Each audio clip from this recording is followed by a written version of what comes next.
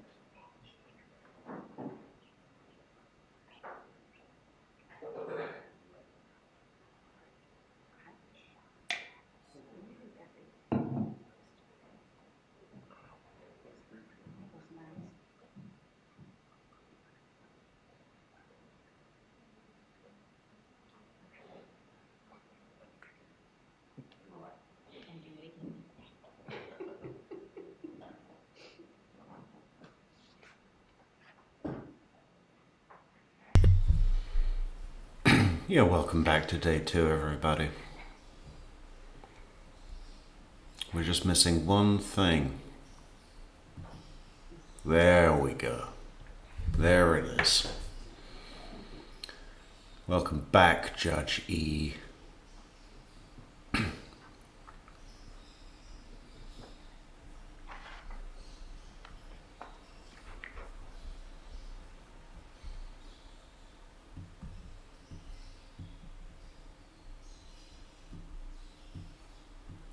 They've been starting so early. 8:30 they start? Oh my god. Oh my god. For another day of what? Another day of waiting around. Another day of sporadic announcements. But we're not going to miss a single moment here on Metrix.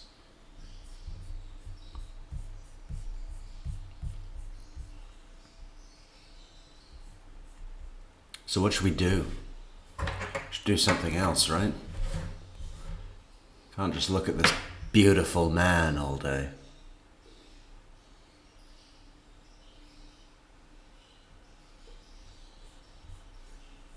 Let's go to the chat. Welcome back, chat.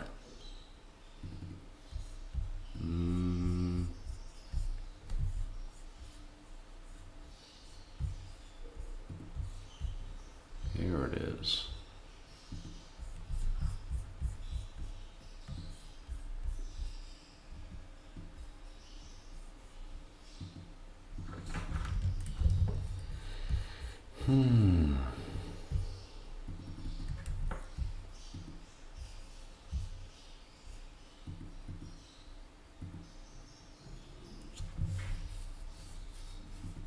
Attorney looks lost.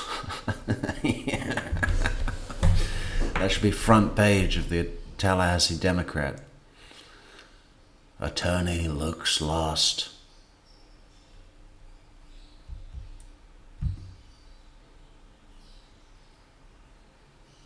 Where's the other lost attorney? Hang on, let's... There she is.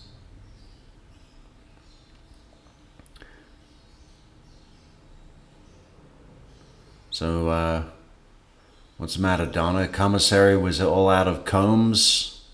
No combs for Donna.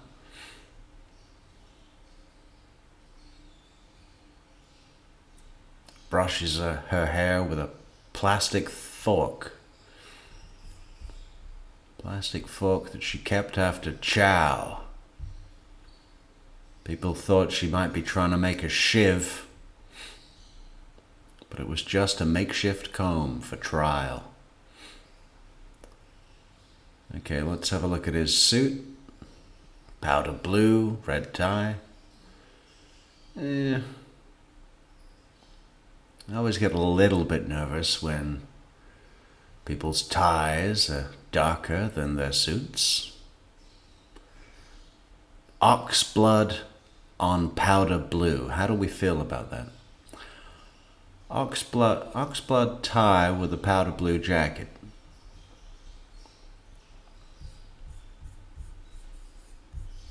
It feels a little bit cabin crew.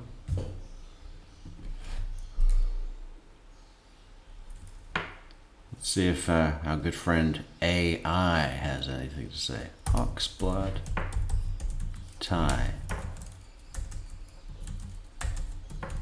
with a powder blue jacket.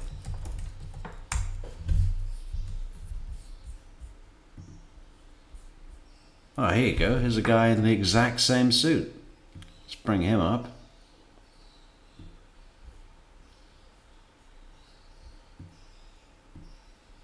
Now I'm not getting cabin crew. I'm getting like the floor manager of a bowling alley. A private bowling alley. And by private, I mean not a chain. It's a mom-pop bowling alley.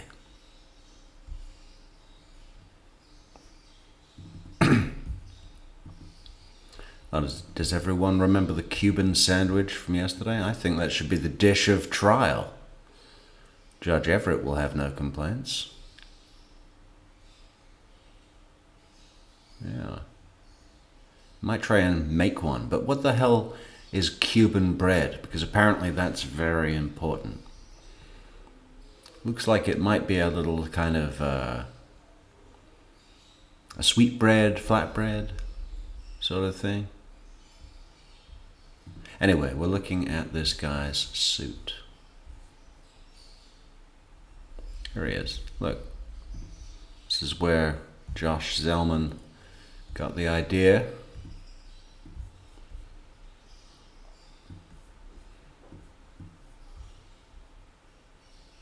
It's exactly the same.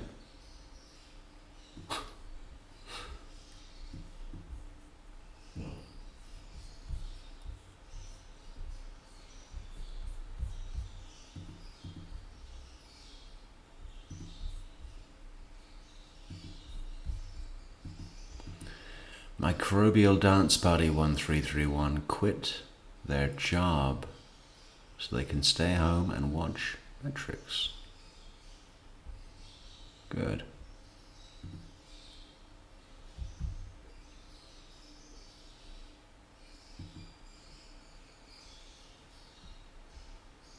Good morning, KOK. Karen, hi, how you doing?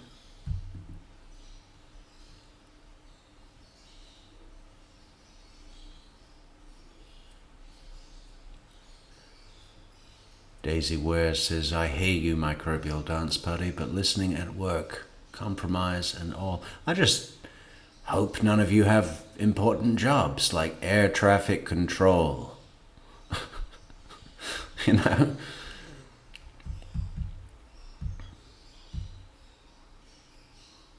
If you work in air traffic control, log off. Log off right now. Control those planes. Does she have another lawyer? No, Karen, that's a paralegal. There's two paralegals. One of them I mistook for Tara Kawas yesterday. I was like, what the fuck is Tara Kawas doing sat at Donna Adelson's defense table? But it wasn't her.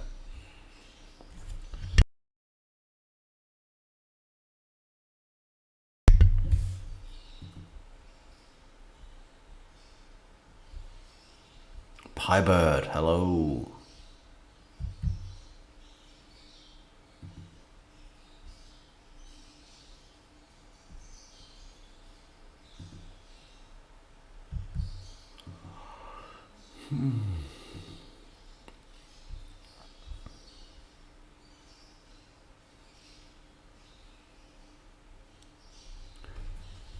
Yeah, hot chocolate's meant to be crooked.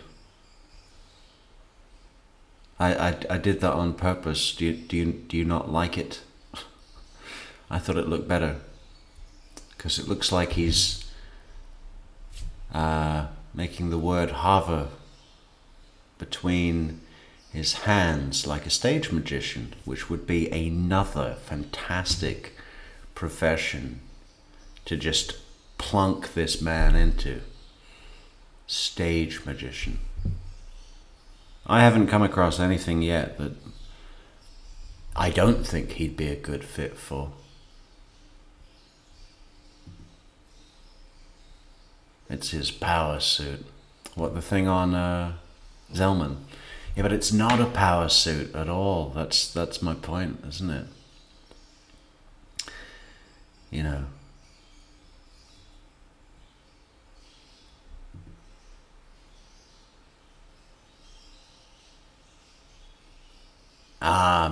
Calculated hair. Okay.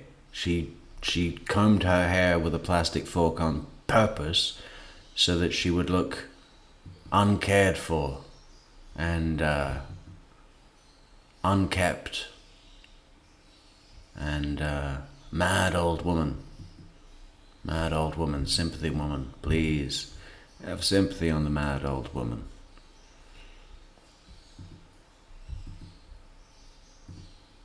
So we had pretty good numbers yesterday, guys. Pretty good numbers on Metrix. But I still think we can do better. And you can help by putting a like on that video and things of that nature.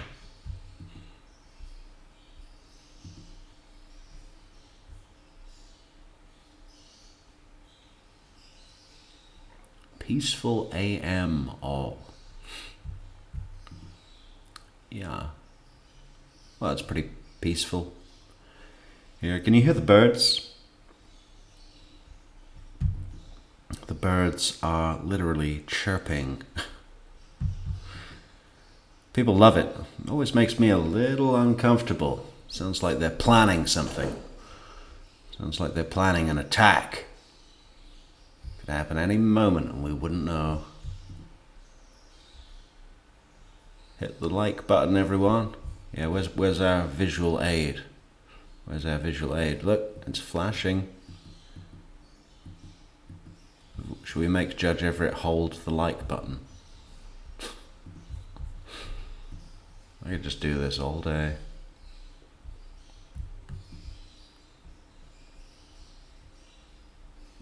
There we go.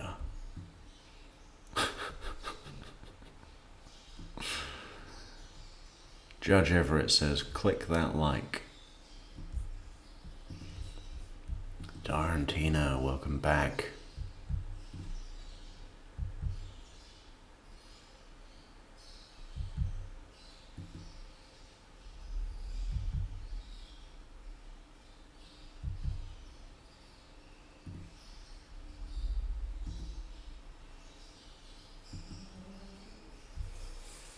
The birds sound lovely. Yeah, I know, it's great having this PTSD flashback.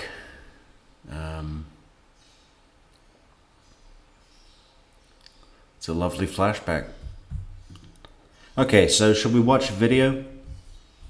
What can we watch here? Let's what did we do yesterday? We did Katie's testimony.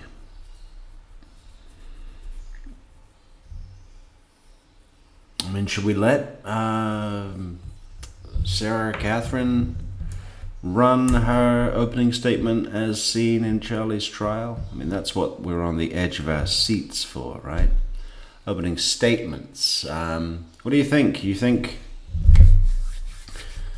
that Sarah Catherine is going to be running opening statement for Donna? I think I would say yes. That seems to be the format. As long as Georgia and Sarah Catherine have worked together, Sarah Catherine handles the opening. Georgia closes the show. So I think we'll see the same again. Why don't we watch that while we're waiting for beautiful Judge Everett to come out and say words?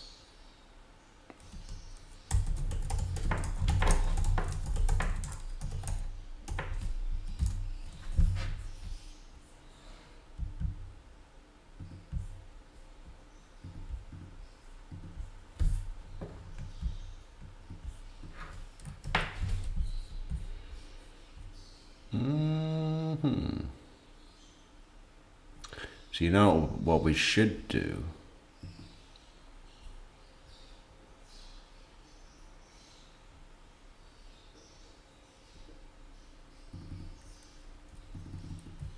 Hang on. Let's get right to it. The reason that we're here today. Let's get right to it. Oh, just a moment, Sarah. Oh, what's happening?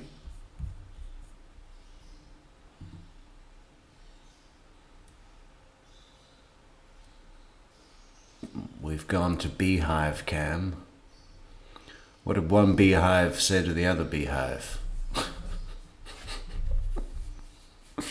Bzzz. Yeah, there's Tarakawas.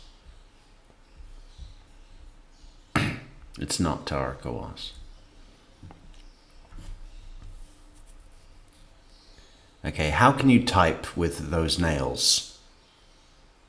You kidding me?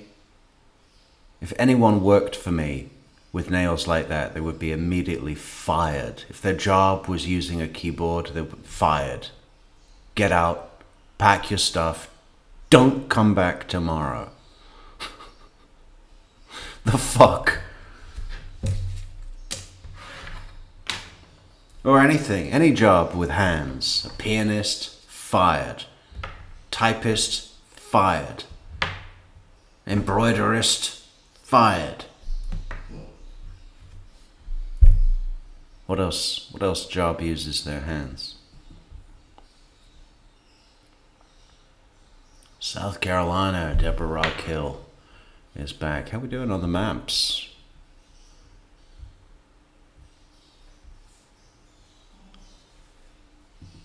We go to the maps. We're still, God, you know, I want that Wyoming. Wyoming is the apple of my eye.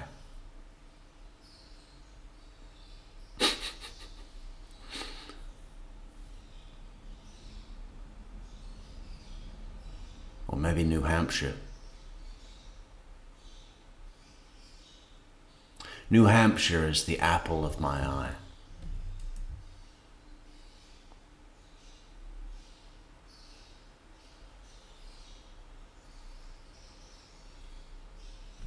Anyway, let's go to Sarah Catherine while we're waiting. They didn't do much with the beehive cam. Back to the seal, so yeah, we'll just make this guy real small down here. Oh no. No. This one. We'll make this guy real small down here.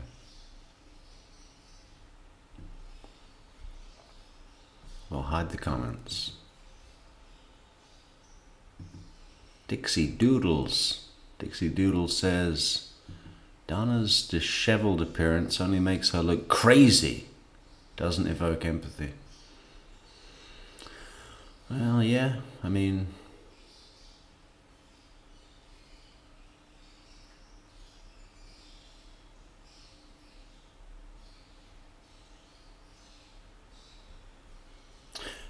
But coming in, you know, bolted down, looking ready for business might not be a great idea either. I don't know. Hey, thanks Madeline P857 for the super chat, super sticker. That's wonderful. Thank you so much.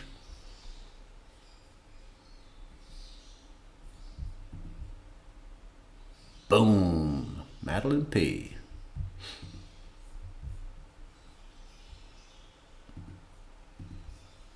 Let's get right to it. The reason that we're here today is because the defendant in this case, Charlie Adelson, hired a hitman to kill his former brother-in-law, Dan Markel. This murder was set into motion because back in 2014, the defendant's family, the Adelson family, had a big problem. And that big problem was Dan Markel. And the solution to that problem was this defendant.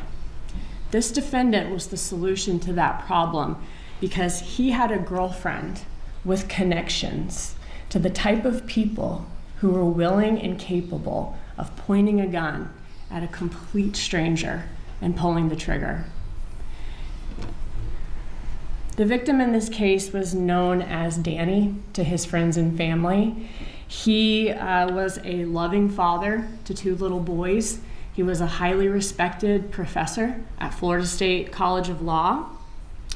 And tragically, on July 18th of 20...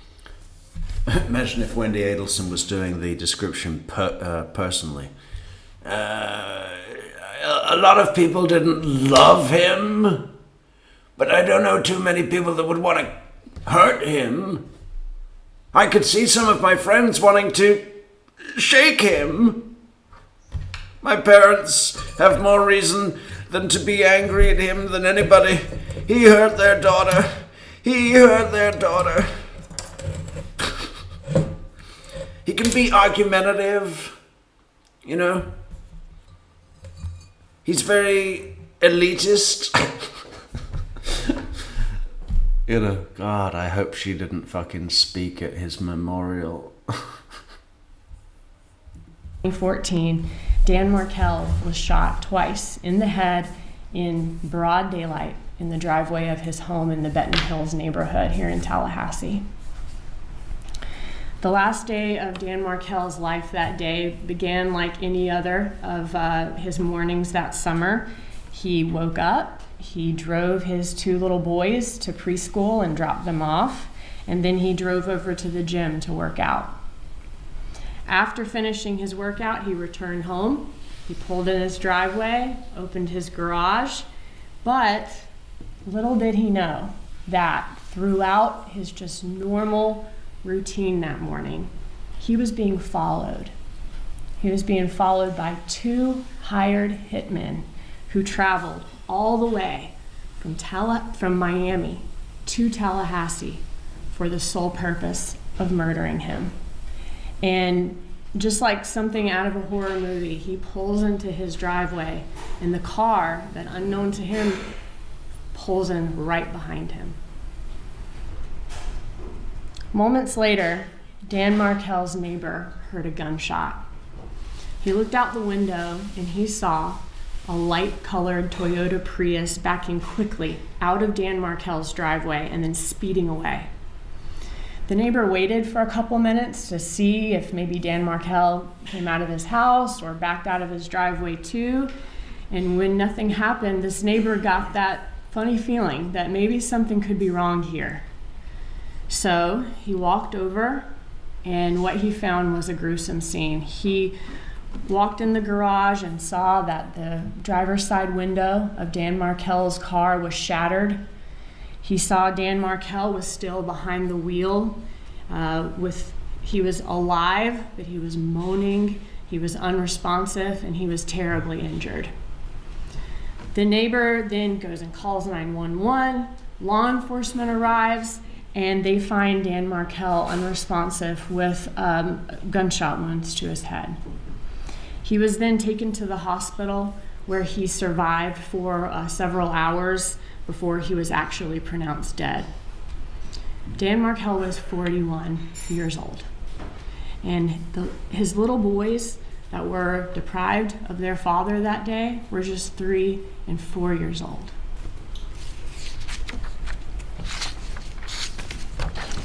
Law enforcement immediately began to investigate to figure out who shot Dan Markell. And the evidence they find sets them down 2 separate paths.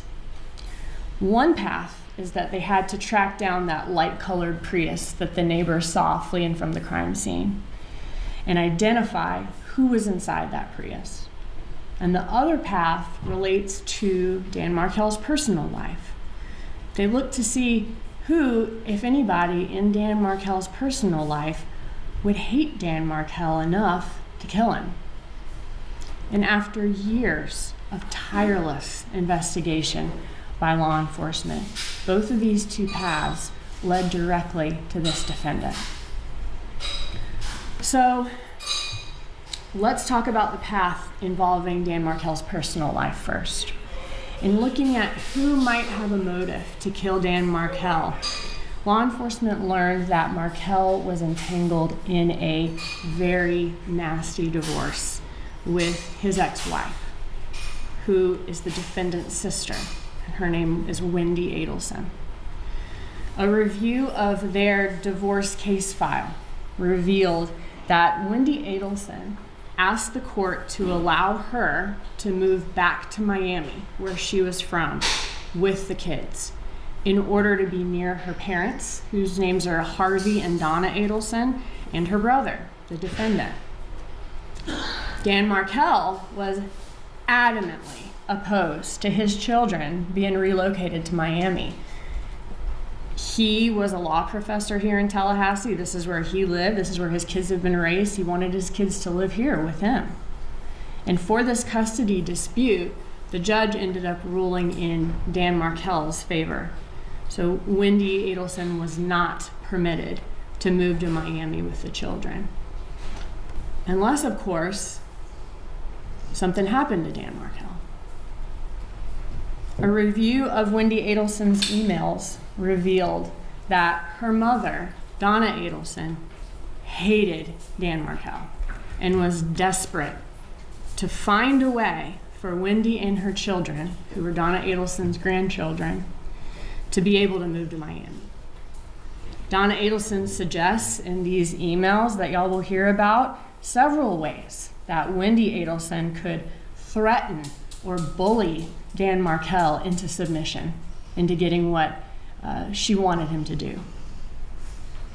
Donna Adelson even suggested offering Dan Markel a $1 million bribe to allow the relocation, and even said that this defendant, Charlie Adelson, would pay a third of that $1 million bribe to Dan Markel to make that happen.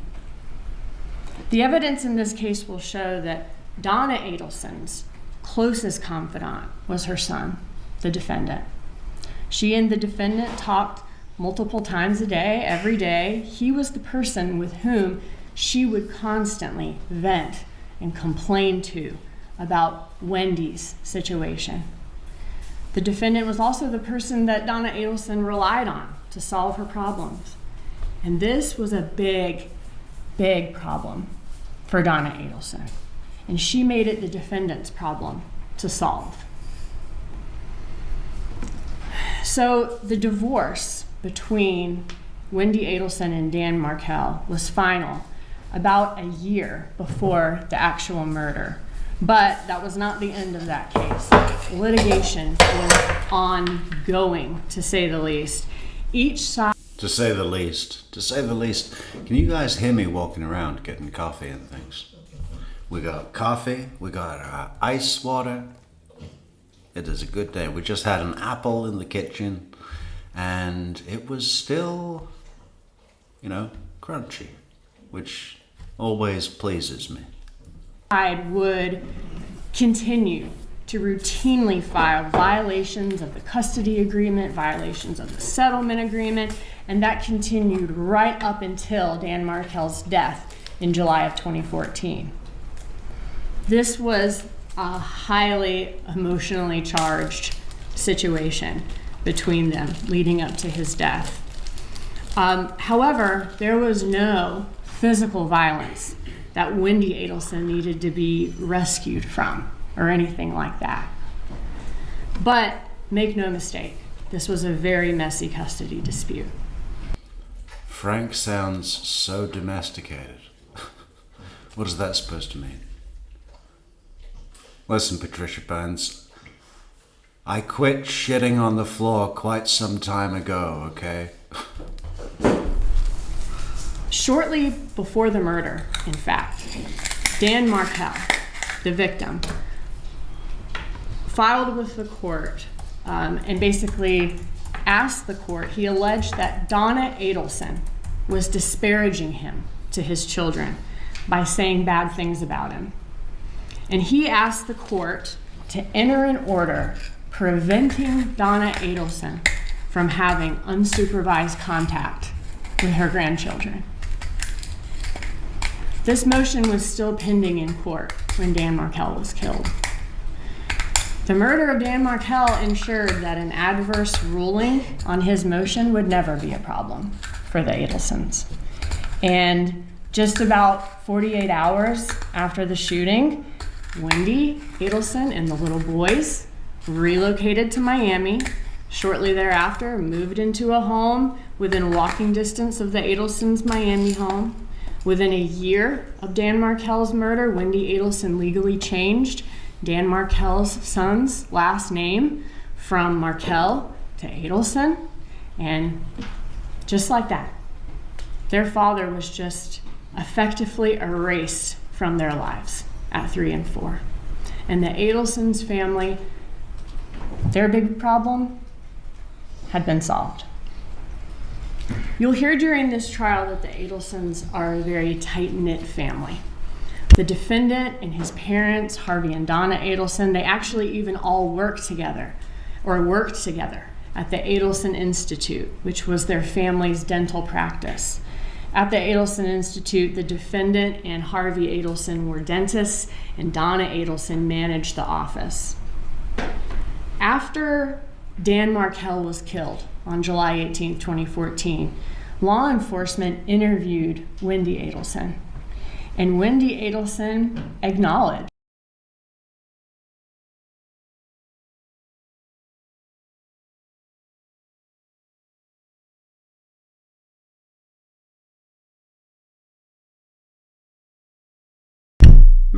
that would be the mute button. Madeleine says, when is court back? We don't know. I mean, they're asking the jury pool questions. They're going to come back throughout the day. I mean, we're just going to be here and catch anything that happens. But, they usually come back mid-morning, then again before lunch, meeting after lunch, mid-afternoon, end of the day. Most of what happens today is out of public view. that her family had a motive to kill Dan Markel or to want him dead. She admitted that her brother, the defendant, had even said that he looked into hiring a hitman to kill Dan Markel as a divorce present to her, but he decided to buy her a TV instead because it was cheaper. And coincidentally, or not, that TV that this defendant bought his sister as a divorce gift instead of hiring a hitman would be Wendy Adelson's alibi for the morning of the murder when the victim was killed by a hitman. So this path of looking into Dan Markel. Patricia Burns wants to... Can we put Everett in red velvet robes, please? What, like a Harvard graduate? Crimson and gold. Why? For what? I mean, we could, but what would be the... I get the feeling that there's some kind of point that would be making. What is it? Markel's life to see who would have a motive to want him dead leads law enforcement to the Adelsons, including this defendant, a man who told his family that he'd looked into hiring a hitman to kill Dan Markel. The defense asked yesterday in jury selection, who's talked trash or heard somebody talk trash. Maybe that should be the test for whether members of the public qualify to be on the jury. Actually, that each one individually goes in to see Judge Everett in chambers. They stand in front of his desk and he says, "Make me a Cuban sandwich."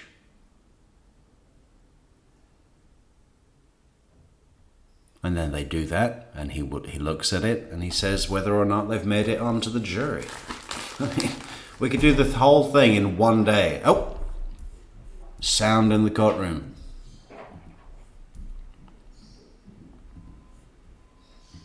Here he is. He's back. They're back! She's looking around. She's looking for Harvey. Oh! What is that colour shirt? What is that, lilac?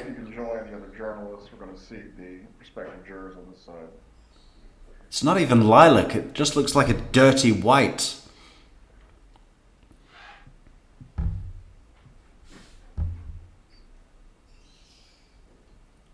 Tara Kawas is back. Who knew that Tara Kawas would be called onto Donna's legal team?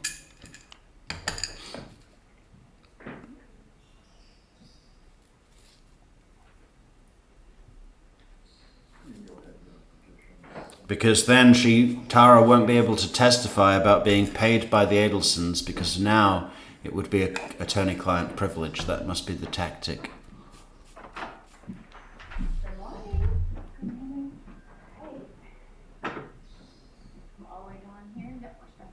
Whoever just said good morning was way too cheerful for me. I don't want any of that. I want a quiet, friendly wave from the other side of the room. That's my limit. Good morning. Shut up.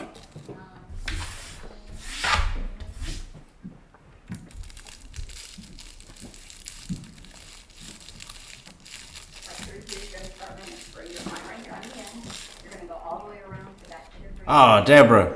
Trash about an.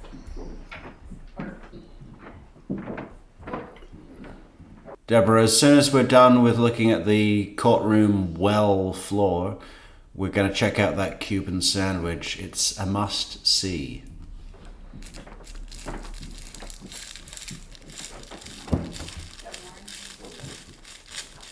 Ah.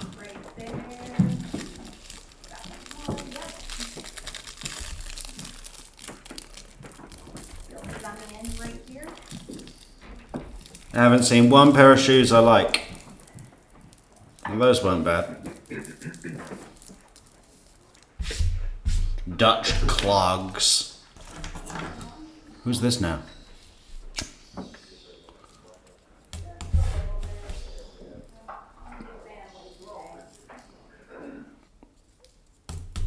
Okay, I think that's it for now. So a Cuban sandwich, Deborah, the most important thing is the layers. And what those layers are is like this. So you start off with the bread. It's got to be Cuban bread. That's how you make it authentic. Cuban bread, mustard. Now, use a decent mustard. Don't fucking use French's hot dog mustard. That's not mustard. Okay, that's just a yellow chemical that you put on food. Use a good mustard, for fuck's sake. Pickles.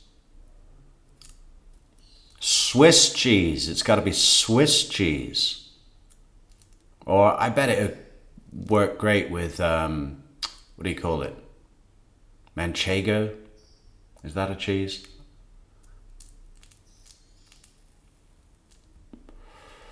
Or just like some,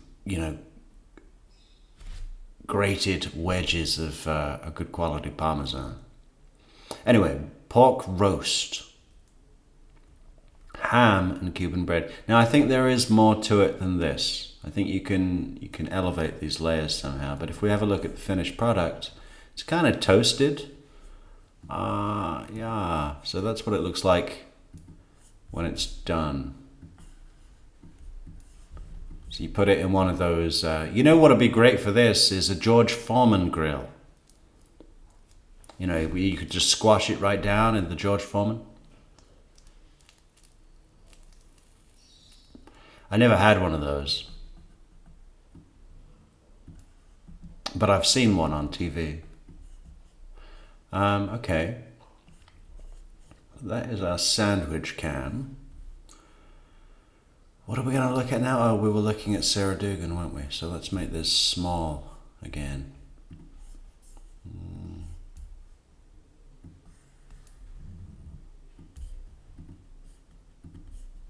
In-law, which is not a rare concept. A lot of people don't like their in-laws. Yeah. But Yeah. True. The difference here is that the defendant's comment stopped being just a little bit of trash talk when Dan Markell was actually killed by a hitman.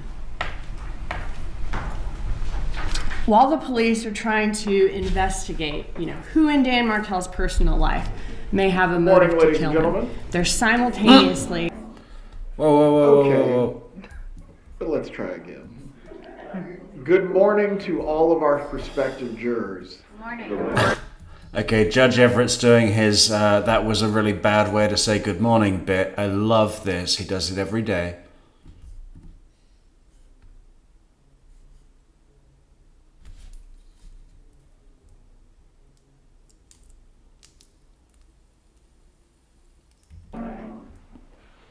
Oh, fuck off.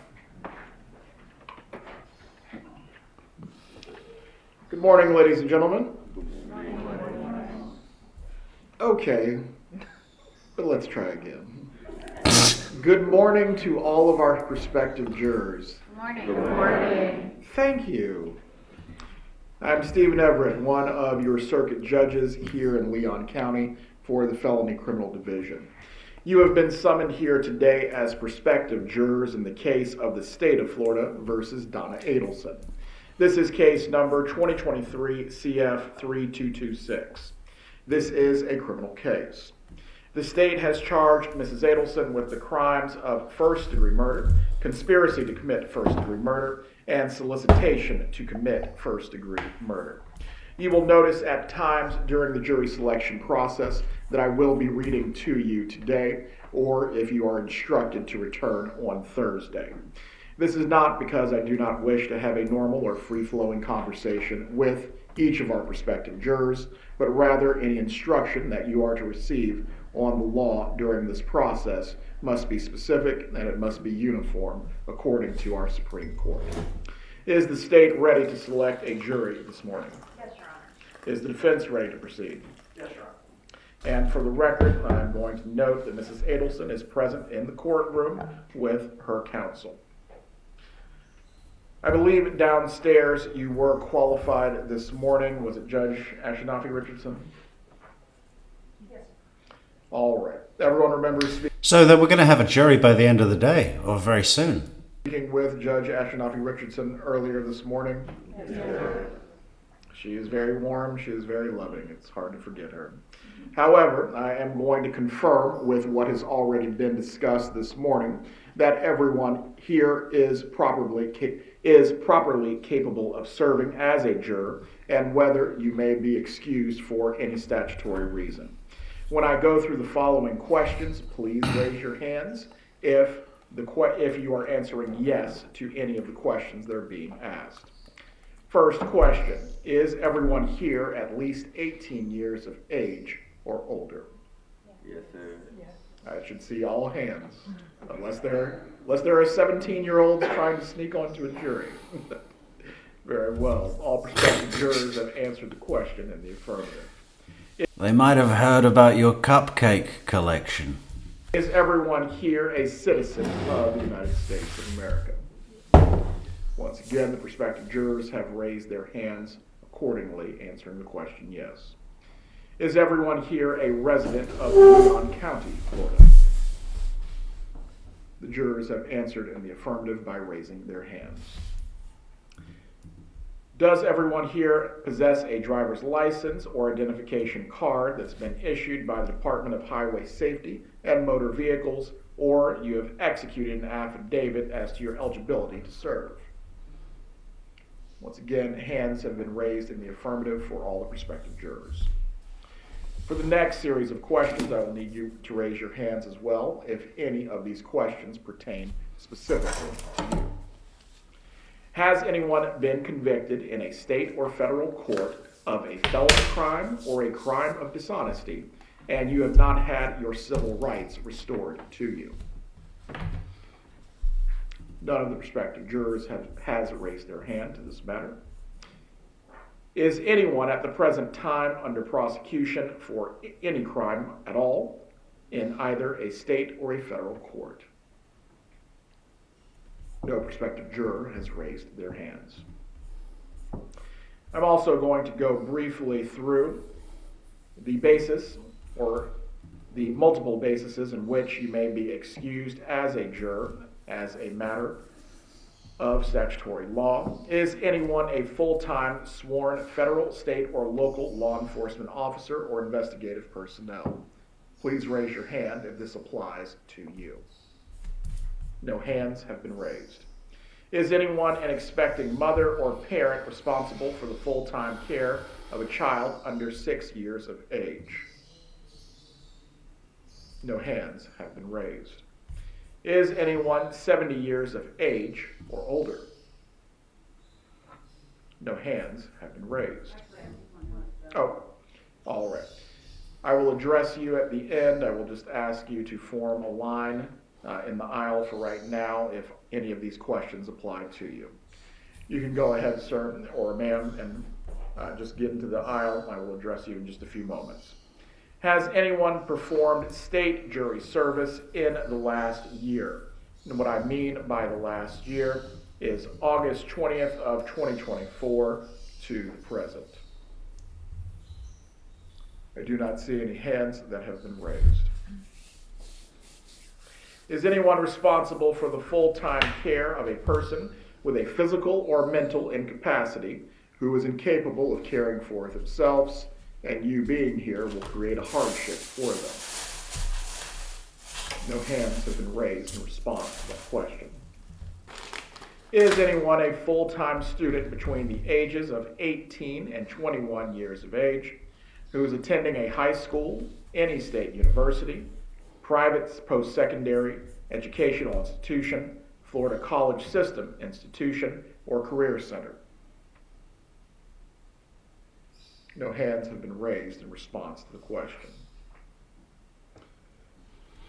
Lastly, there is one additional one that I must inquire about.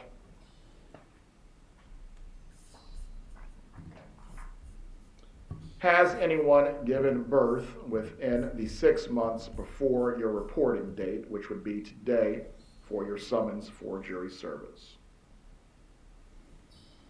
I do not see any hands that have been raised in response to that request as well.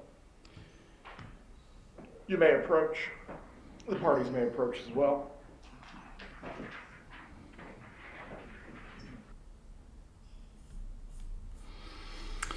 Well, just standard questions, really. More Sarah? Yeah, more Sarah.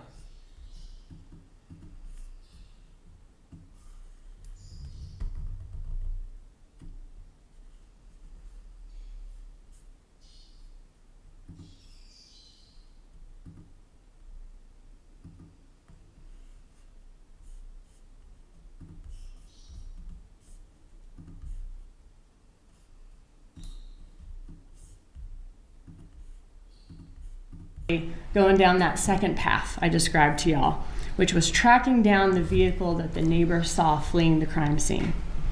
When law enforcement retraced Dan Markel's steps the morning of the murder, they uncovered some chilling surveillance video of a Prius fitting the description of the one seen by the neighbor, following Dan Markel into the Premier Gym parking lot, waiting for an hour while he was inside, and then following him home from Premier Gym back to his neighborhood. They got these surveillance images from city buses, from Premier, from everywhere they possibly could. And these surveillance images, coupled with a massive amount of phone data and SunPass records gathered in this case, helped police to eventually track down the exact car used in this crime. But police still had to figure out who was in the Prius and why did they kill Dan Markel.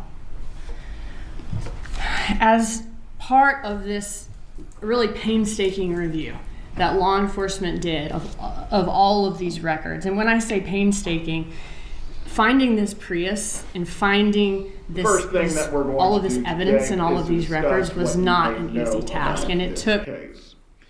This case has received publicity, and there has been a related case that was tried nearly 2 years ago. This process is going to be handled individually because you don't need to know what others may know concerning this case. Before we start that questioning, I'm going to give you some important instructions today. Many of you have cell phones, computers, and other electronic devices. Even though you have not yet been selected as a juror for this case, there are some rules that you must follow about using your cell phones, electronic devices, and computers from this point moving forward. You must not use your phones or devices to search the internet or to find out anything that is related to this case. Longer than Between now and when you have been discharged from jury duty, you must not provide or receive any information about your jury service. Any information at all. Apparently the best Cuban sandwiches, actually, in Tampa are at La Segunda Bakery and Cafe, which is in Ybor. Ybor, I don't know how to say that. Service to anyone, including your friends, co-workers, and family members. You may tell those who need to know where you are that you have been called for jury duty. If you are picked or selected for this jury, you may tell people that you have been selected for the jury and how long the case may take. However, you must not give anyone any information about the case itself or the people that are involved in the case. You must also warn people not to say anything to you or write to you about your jury service or about the case itself.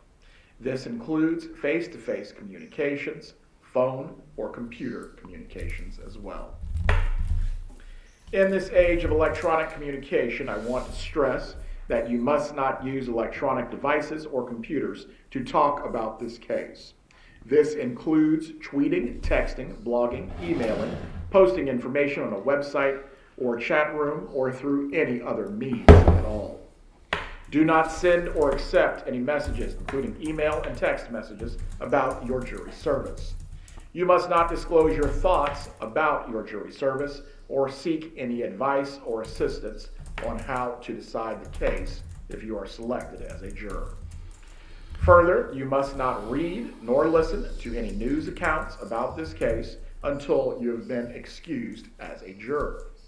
Avoid the newspaper, television broadcast, particularly the local news stations. Also, avoid social media or any internet news sites.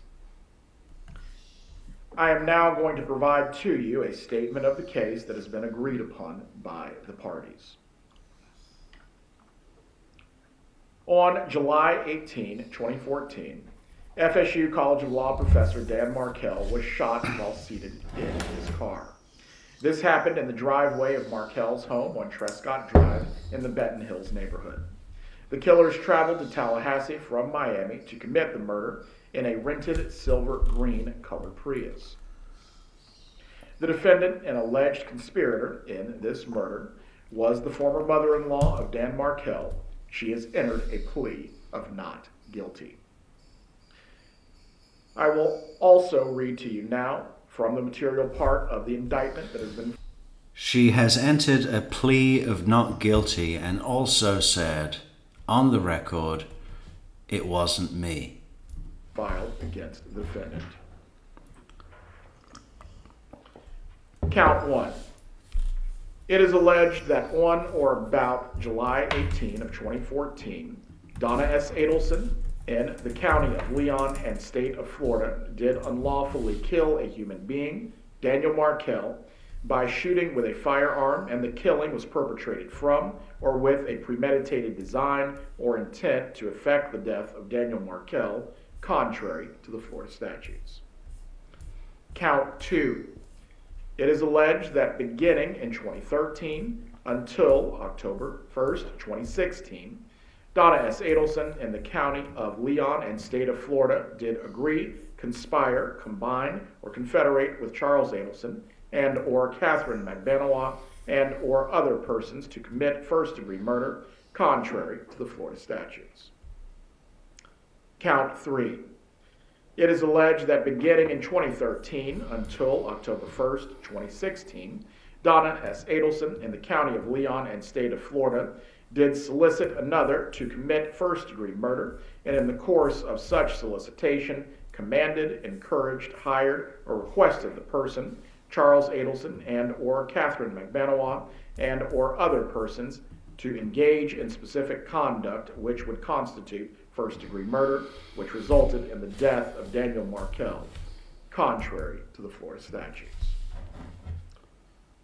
The statement of the case and the indictment that I have just read to you are not evidence, nor are they to be considered as evidence or any proof of guilt. You must not be influenced by the statement or the fact that an indictment has been filed.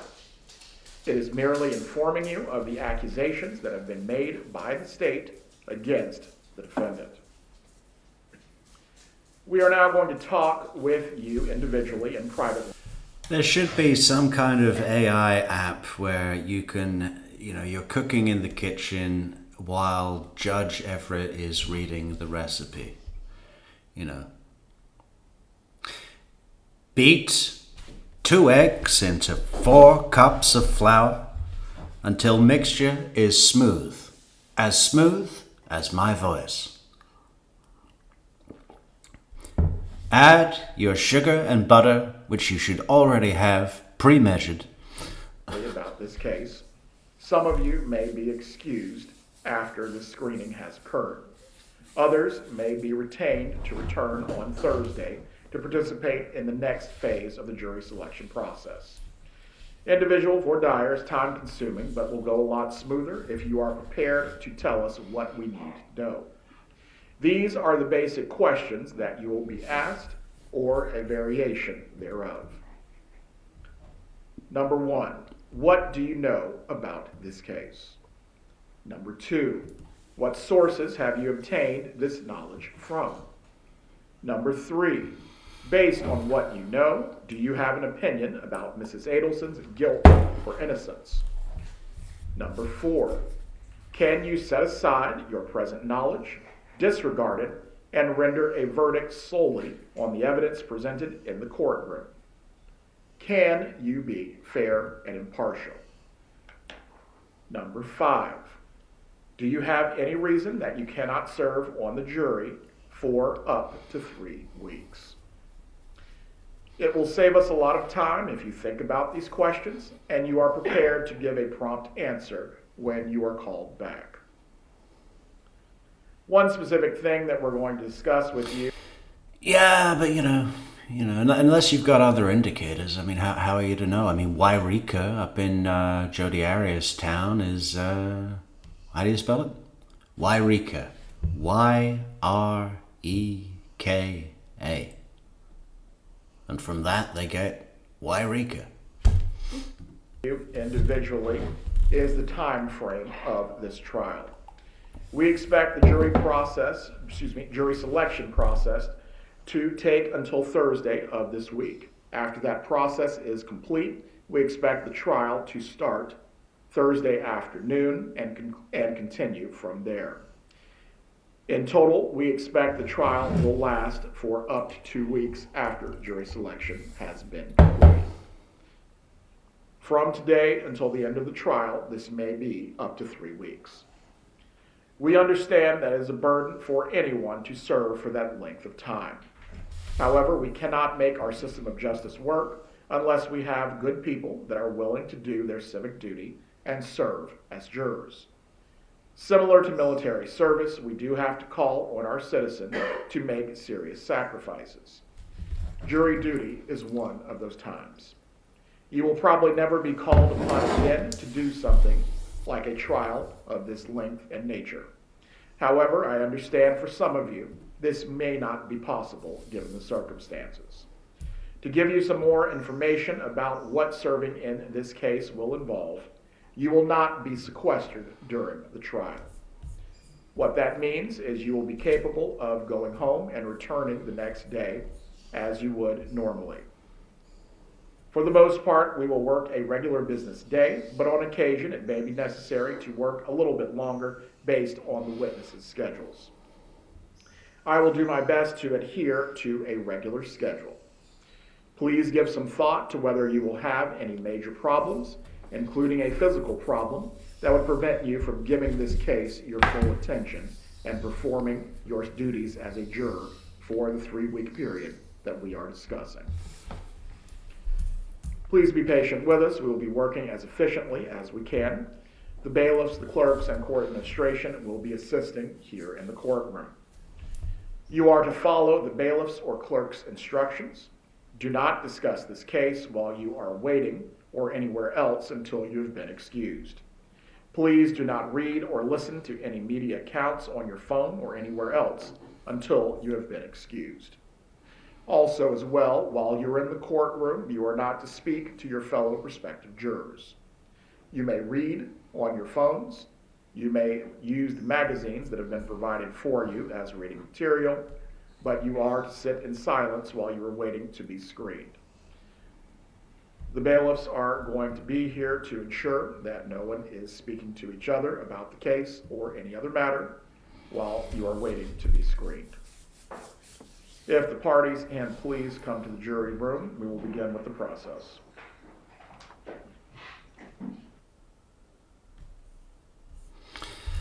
Now they're going to go back to that process. Everyone want to see what the process looks like?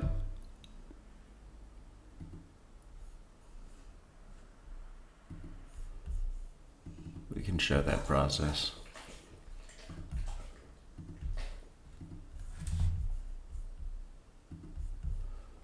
Yeah, it's something like that.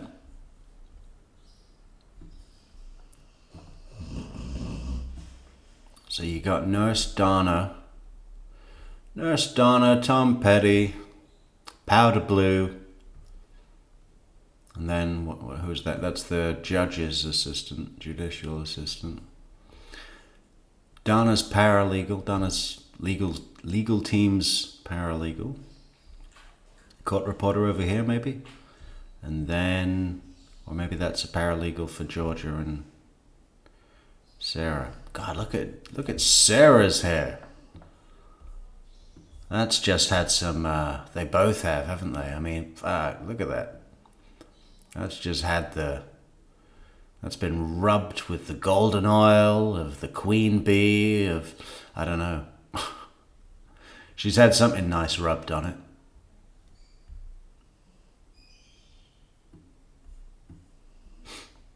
Hey look, Sarah Dugan's coffee cup will go with Josh Zellman's suit.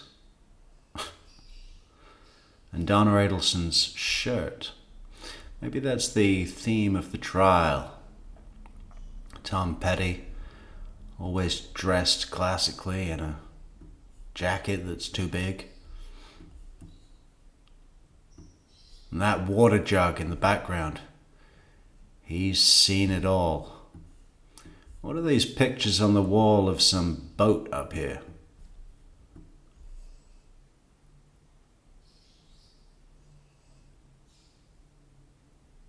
I think it's all the same boat. It must be some kind of significant boat, right? Is that Judge Everett's boat? If we can zoom in anymore.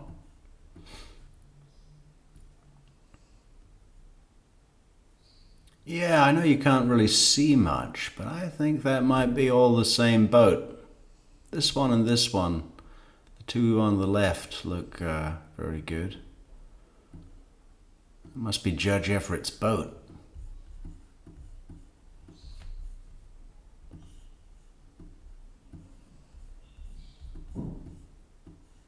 God, doesn't she? Doesn't she, Michelle? Doesn't she look like death? 2 years, almost 2 years in jail, a lot of it in solitary, smack bang in your mid-70s. You know, it's not going to be great for anybody, is it?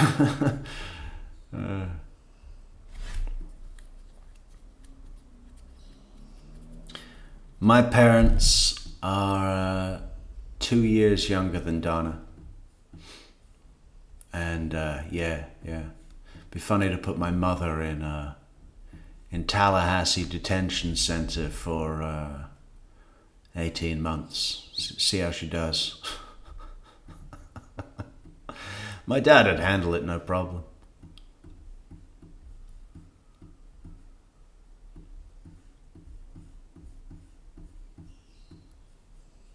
Is that Josh Thelman's pink water jug? It's very modern.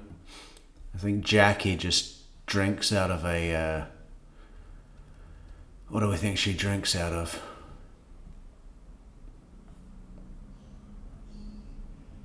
A milkman's pail. Straight from the cow.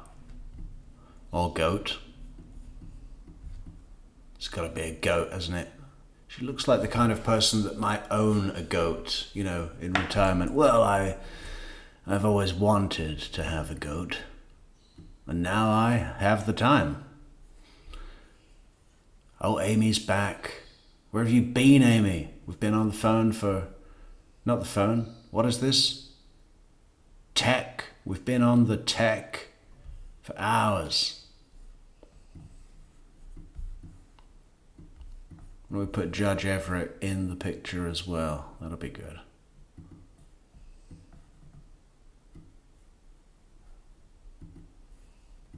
There.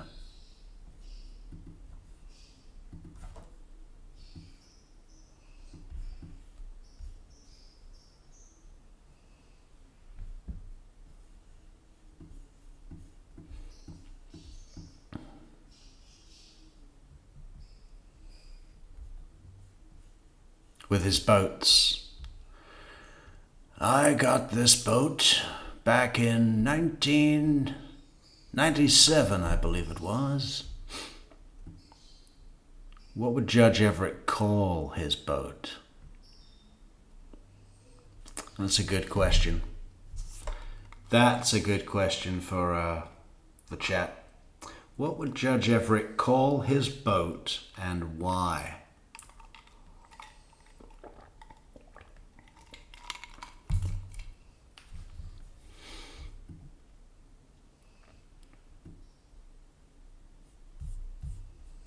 So while we're all thinking of what Judge Everett would call his boat and why, maybe we should go back to the... there we go. There we go.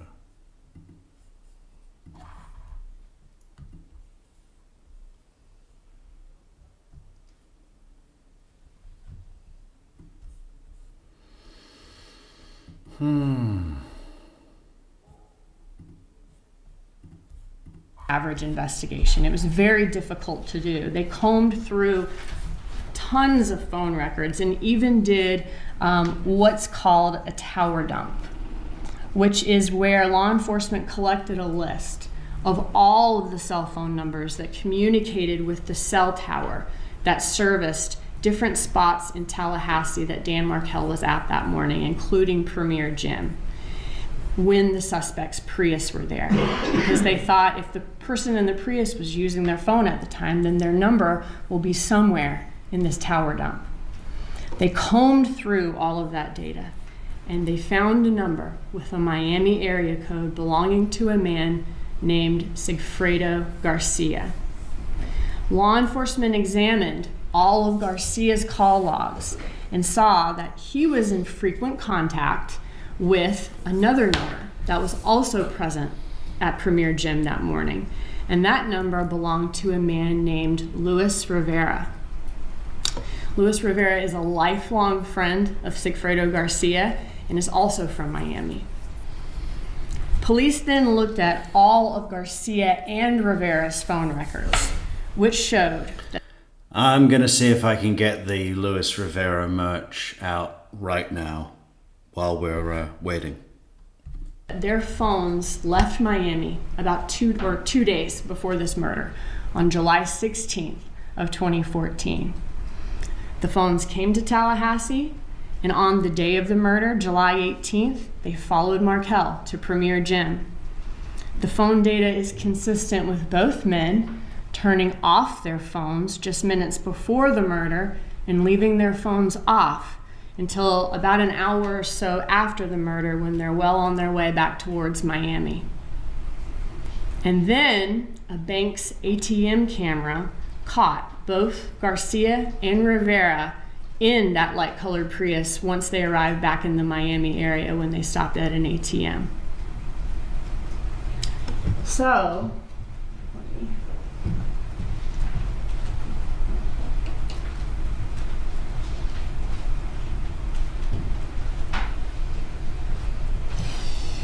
police figured out the identity, and this should appear on the screens in front of you. The identity of the two men responsible for following and killing Dan Markel. Luis Rivera, his nickname is Tato, and Sigfredo Garcia, his nickname is Tudo. But they continued to look for evidence of why two seemingly random men came all the way to Tallahassee to kill a man, Dan Markel, that they'd never met. What or who is the connection between these killers and the victim? Well, phone records reveal that one of Sigfredo Garcia's most frequent contacts was a woman named Catherine McManua. Her nickname is Katie. Garcia and Catherine McManua have a long history of an on-again, off-again relationship over the course of many years, and they actually share 2 kids in common. And lo and behold, when looking at the phone records, Catherine McManua is also one of the most frequent contacts of this defendant, Charlie Adelson. Law enforcement learned that at the time of Dan Markel's murder, this defendant was dating Catherine McManua. She was his girlfriend at the time. So Dan Markel was a problem that this defendant needed to solve for his family. The defendant was looking to hire a hitman to kill Dan Markel. Dan Markel ends up being killed by a hitman. And who ended up being the hitman? It was someone with a close relationship to this defendant's girlfriend. The hitman was the father of his girlfriend's children. So you can see how both leads in this case, followed by investigators. And you think Wendy signed off on that, do you? You think Wendy had full knowledge that that was the plan and gave it the green light without any questions? No. She was not informed. She was not aware that Charlie Adelson hired a hitman that was the baby daddy of his girlfriend's, Charlie's girlfriend's, of Charlie's girlfriend. Don't be ridiculous. And someone, it blows my mind when someone with the passion and the drive and the commitment and the work and the, not just the work in his productions, but in the mental work that comes with the territory if you're going to attack the fucking Adelson case.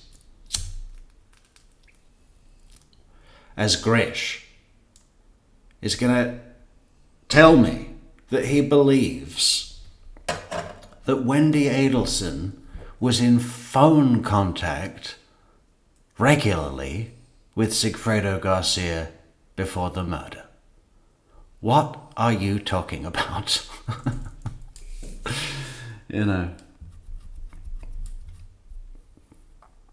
Yeah.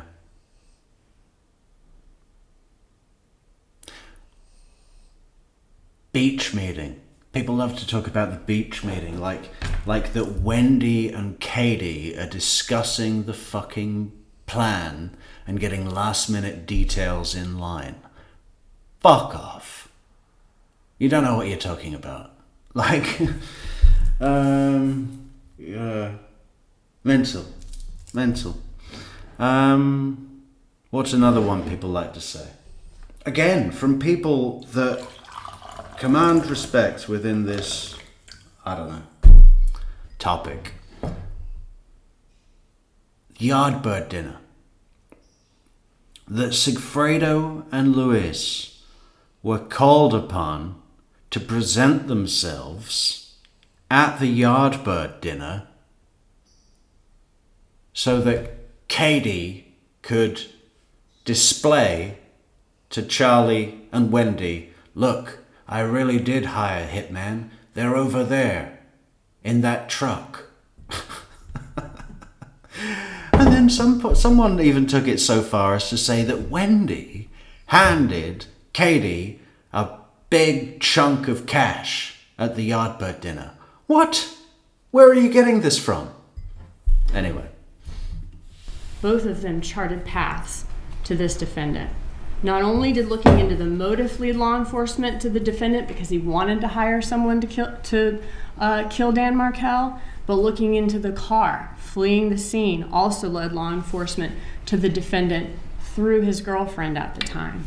So 2 different investigations arriving at the same conclusion.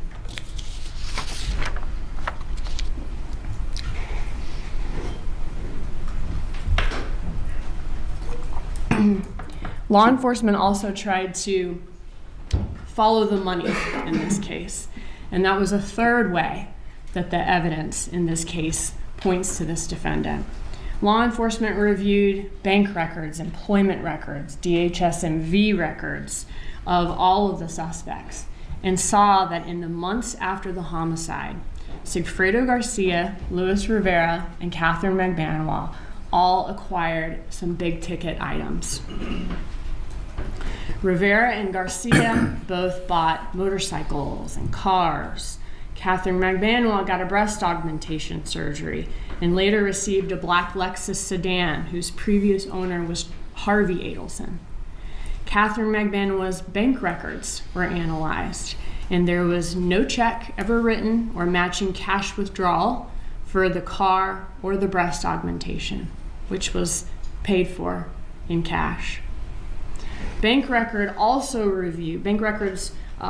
showed that Catherine McBanois's account had a huge spike in cash deposits right around the time of the murder.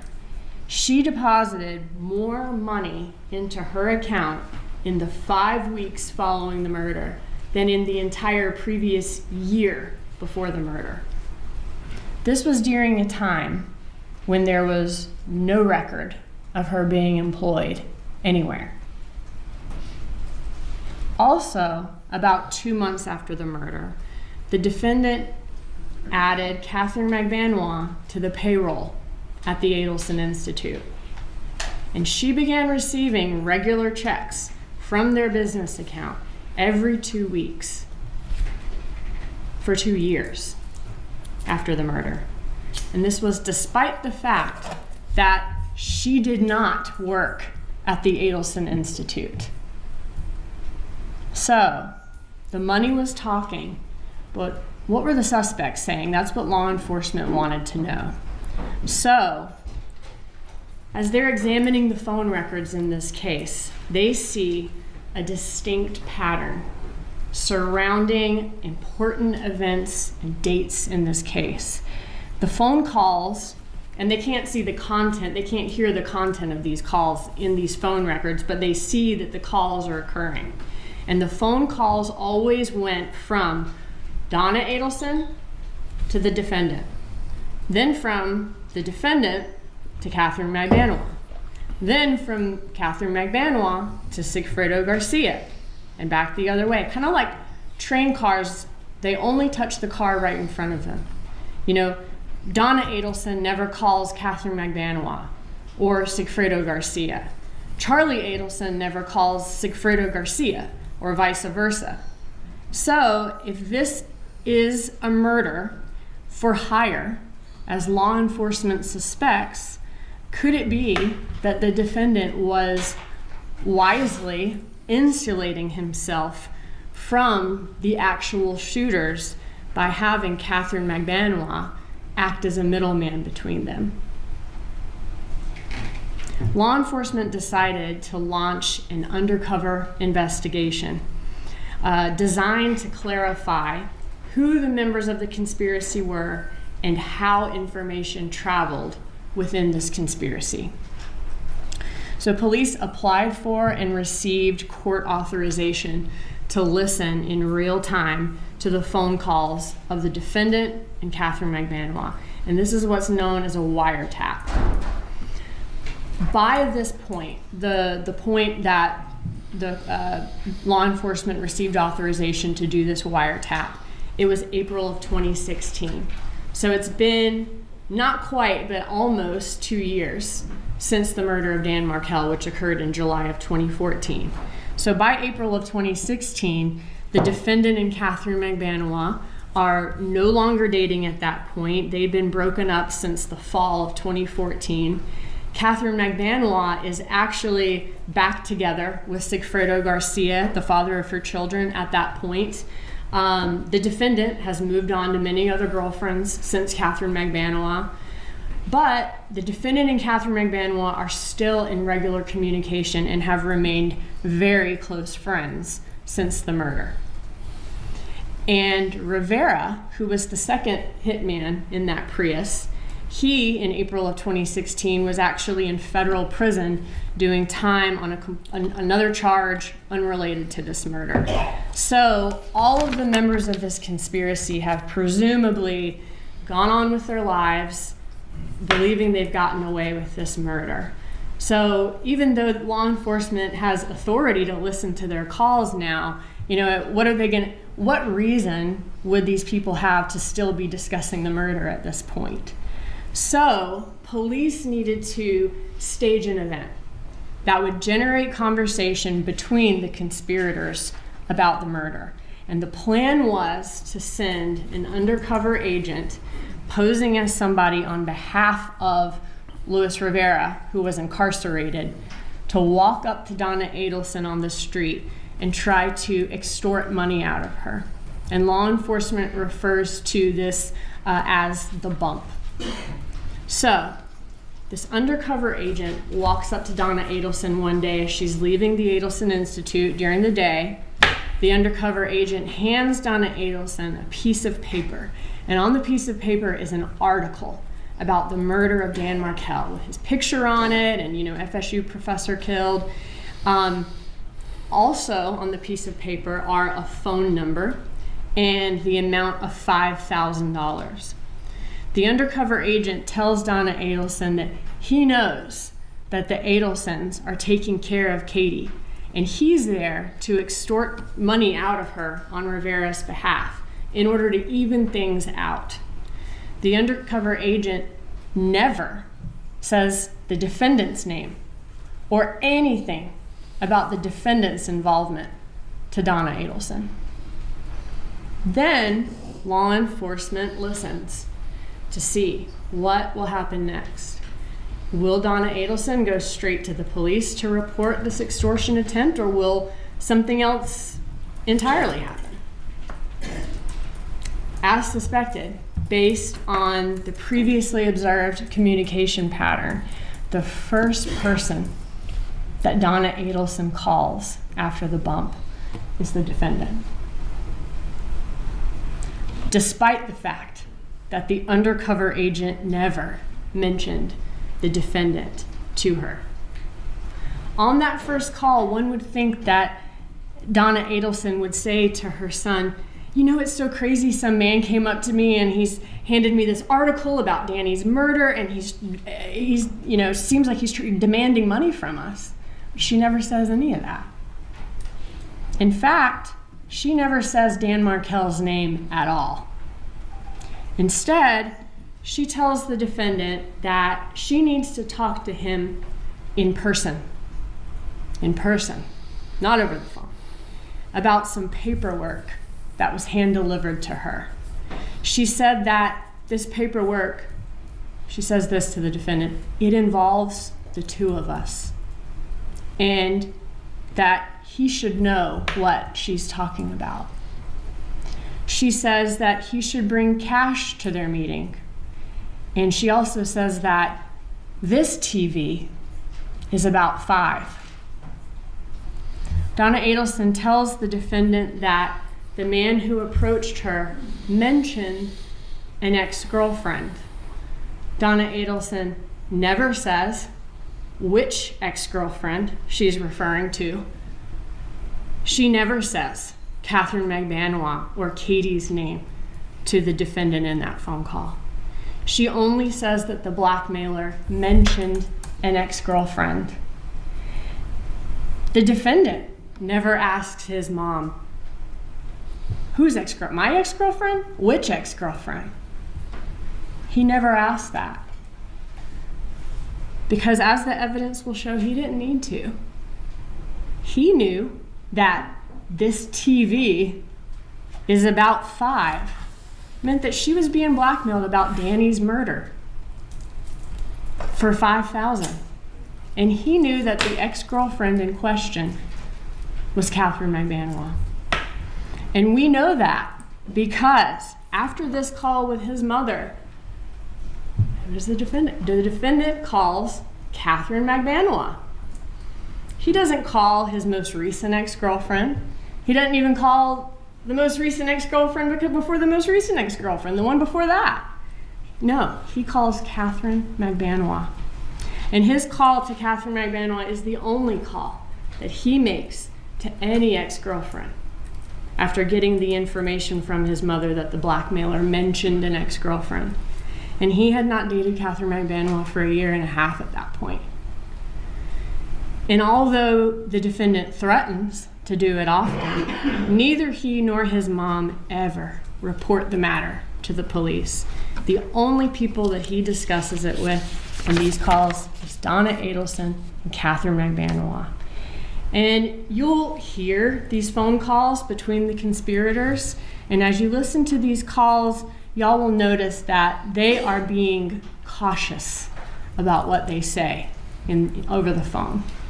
It's very apparent that they are very careful with their words because they are immediately suspicious that law enforcement could be listening to their conversations. So Donna Adelson calls the defendant, and the defendant's first call is to Catherine McBanois. After that, the defendant then meets up with his mom in person, like his mom requested. And his mom gives him this paperwork that the undercover agent gave her. Then next, the defendant and Catherine McBanois meet up in person. And they meet up at a restaurant in Miami called Dolce Vita. And while they sat at their table, in this Dolce Vita is a busy, noisy restaurant, an undercover FBI agent sat at a table nearby with a hidden camera in their bag and recorded this conversation. And in the recording, we hear the defendant discussing whether the man who walked up to his mom could be an undercover police officer or someone who's trying to blackmail them.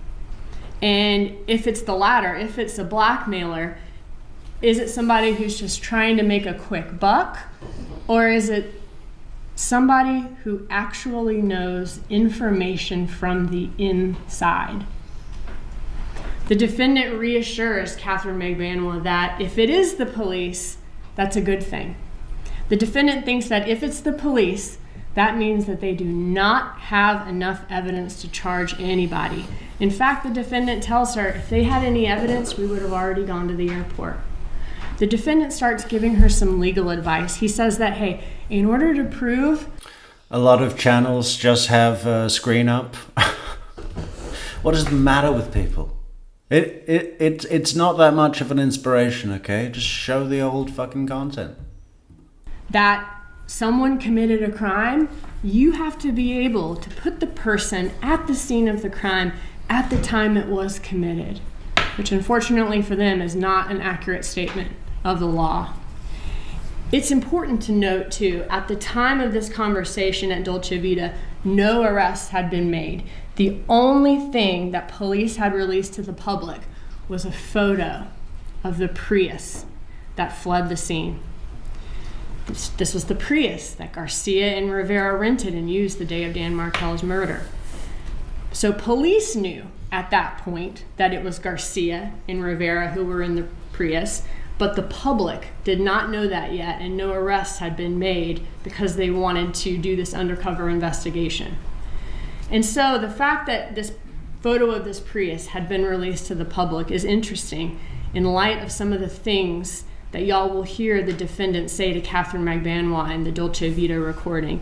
He starts giving Catherine McBanois several analogies, all involving rental cars used to commit crimes. He reassures her that, hey, if DNA is found in a car, all that means is that at one point the person sat in the car. And if that car was later used in a crime, police can't prove that just from a person's DNA being in the car. The defendant points out to her that if a rental car is found that was at a crime scene, police also have to prove who was driving it at the time. He gives her a very relevant hypothetical of her renting a car in Miami and someone asking to borrow it and driving to Orlando to commit a robbery, and how she would be innocent in that hypothetical because she wasn't in the car at the time of the robbery. So through these analogies, the defendant is reassuring Catherine McBanois that even if police identify who rented the car that fled the scene, they still would not have enough evidence to hold anybody responsible for the murder, even if they did find out it was Garcia and Rivera.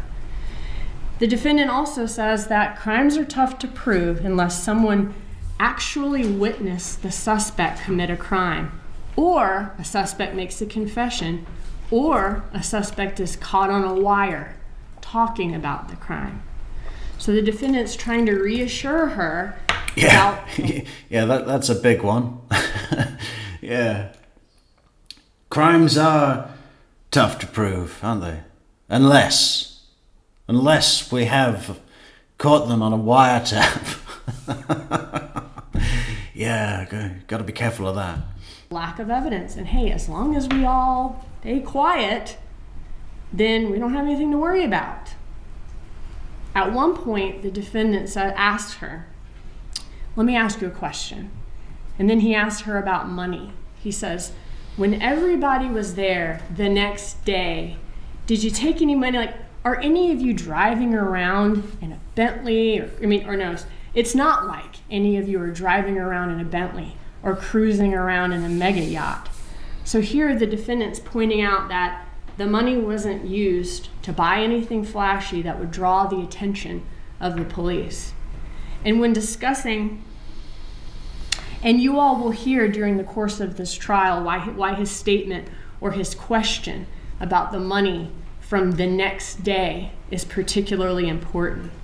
The evidence will show that Catherine McBanois went to the defendant's home the night of the murder, where he paid her in cash.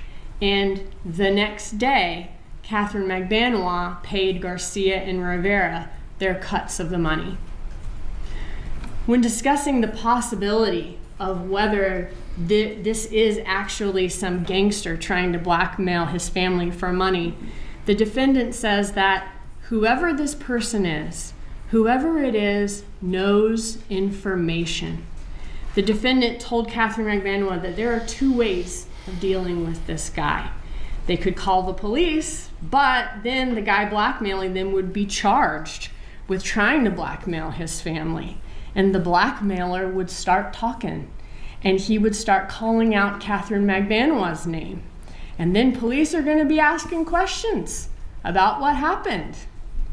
The other option is to pay the blackmailer, but let him know that this is a one-time thing, and try to scare the blackmailer off by saying, hey, if you come around again, we're going to the police. So the defendant then gives Catherine McBanois very precise instructions.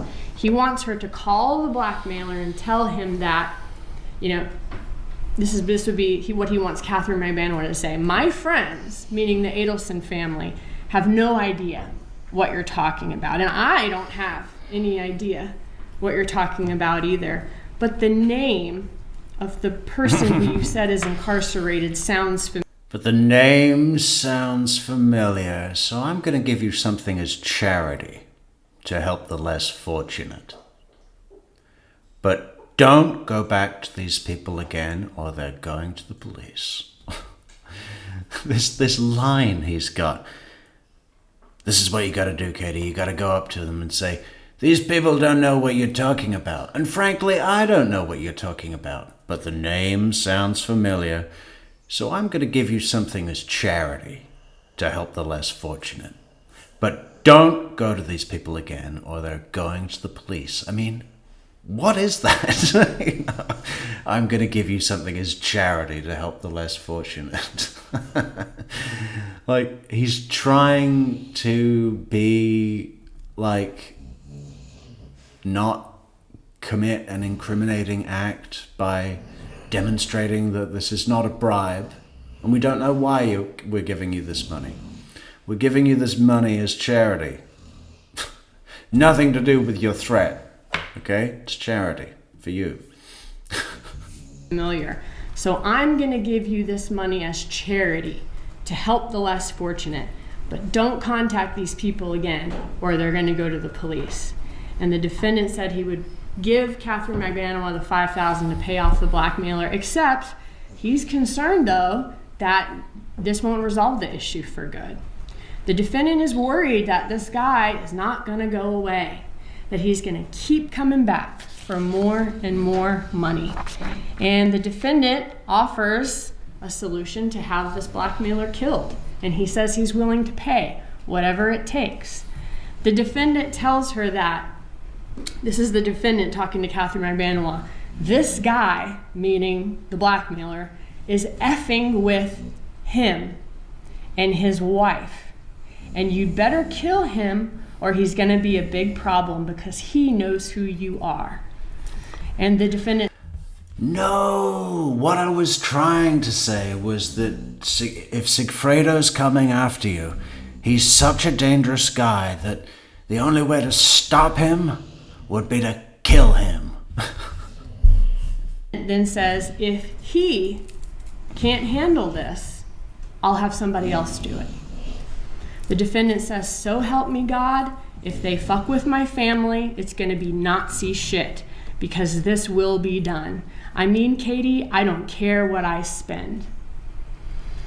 It's important to note during this conversation and the entire wiretap, the defendant never says Sigfredo Garcia's name. But the evidence will show that the defendant was talking about Sigfredo Garcia when the defendant says that the blackmailer was effing with him and his wife. And if he can't do it, I'll find someone else who will.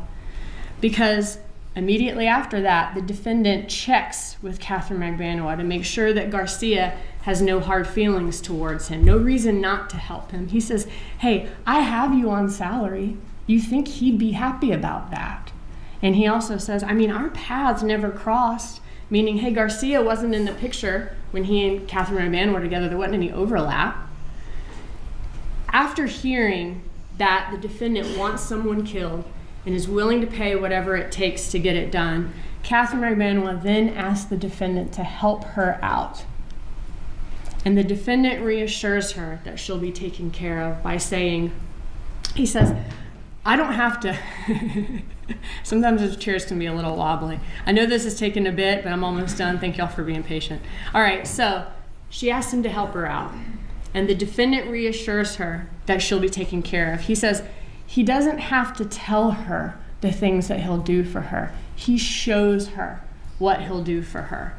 She doesn't have to ask him for anything. He looks for things to do. He says, hey, when someone's birthday's coming up or there's car problems, she doesn't have to ask. He looks for ways to help.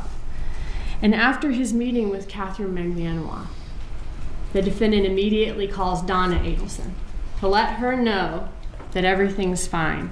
And he does this using some pretty obvious code words, which y'all will hear, and you'll hear the conspirators often use words to mask the meaning of what they're actually talking about. Catherine Magbanua then, also using these code words, tasked Garcia with calling the number on the paperwork and finding out if a blackmailer is a legitimate associate of Rivera or not. And in the series of recorded calls that follow, you guys are going to hear these conspirators talking and using words like TV, false leads, listings, properties, clients, rap songs, CDs, pot-bellied pigs, relationship advice, all these different terms that are normal terms any of us may use, but they're used in context in these calls that, if you're listening to the conversation, do not make any sense. For example, in the calls, the defendant and Catherine Magbanua don't outright debate the pros and cons of whether they should pay this blackmailer. Instead, they talk about the fact that this property is cheap. They might expect a property like this to even be $1 million.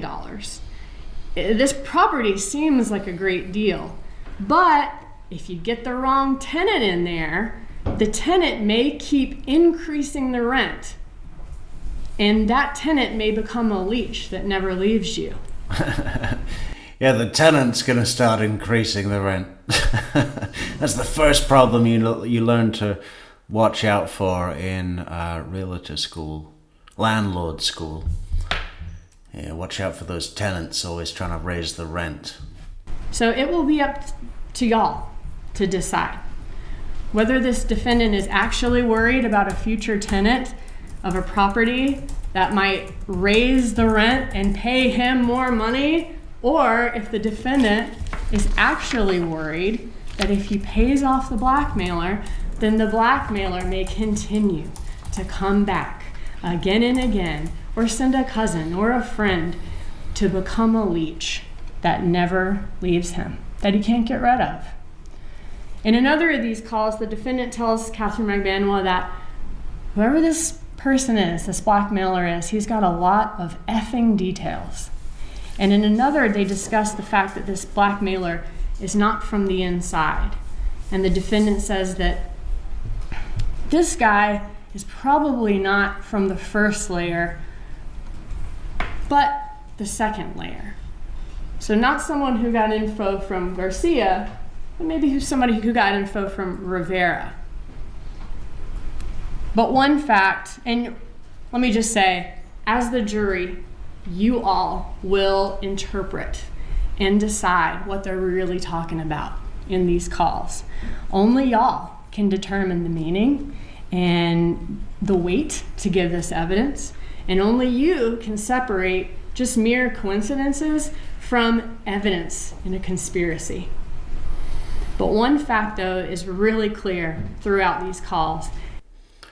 Who else is looking forward to, Sarah Dugan's got about 8 minutes left of her presentation here. And then, of course, we're going to have a look at Daniel Rashbaum's opening statement. Which is really annoying, but it's amazing at the same time. And, we always have the opportunity to look at Daniel Rashbaum through a variety of lenses. Is that all of these conspirators are hopeful that this blackmailer is law enforcement just trying to get information, because they think if it's law enforcement, then the police don't have enough to bring charges, just fishing for information, versus the other possibility, which would obviously be much worse for them, that the Adelsons are being blackmailed by somebody who actually knows inside information about their role. Hang on, I thought the worst case scenario was that it was a bad Yelp review. Not just a bad Yelp review, but someone threatening to go to the board of dentistry. In Dan Markel's murder, and may tell the police what they know. So, after this undercover operation, which was in 2016, Luis Rivera, Sigfredo Garcia, and Catherine Magbanua are arrested. They're charged with the same charges before y'all on this trial. And Luis Rivera ended up cutting a deal with the state to tell law enforcement the truth about the murder of Dan Markel and the people responsible. Rivera told law enforcement that he was hired by Sigfredo Garcia to help kill Dan Markel. And Rivera described how Garcia told him that Catherine Magbanua, the mother of Garcia's children, secured this job for them. And the job was in Tallahassee, and it paid $100,000, with Rivera's being about a third of it, $35,000. Rivera explained that he and Garcia actually made 2 trips to Tallahassee with the intent of killing Dan Markel. The first one was a month before the murder. It was in June of 2014. And the second was when Dan Markel was actually killed in July of 2014. Rivera said that he bought a gun off the street for that second trip, and Garcia rented a car. For the June trip. Rivera bought a gun off the street, and Garcia rented the car for that trip.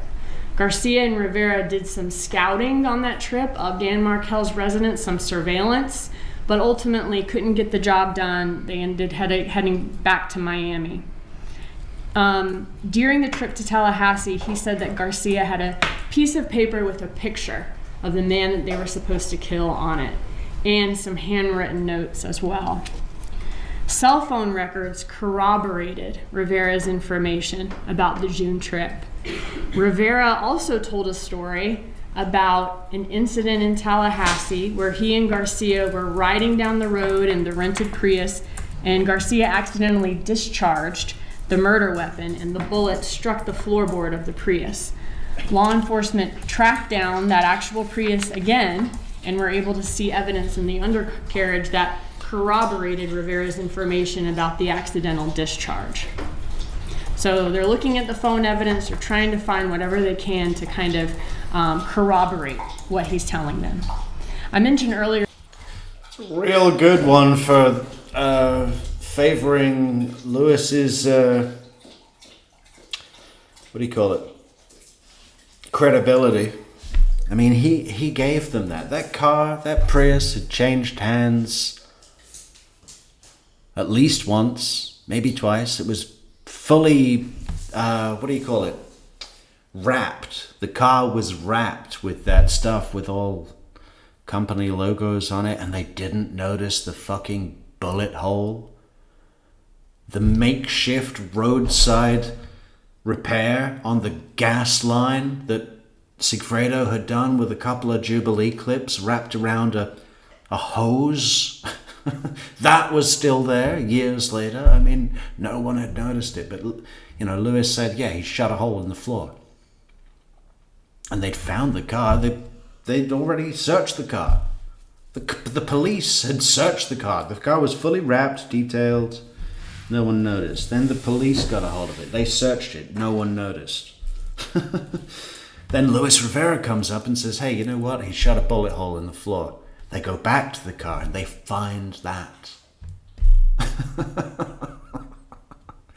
It's kind of surprising that no one noticed, you have to say, what else do they miss?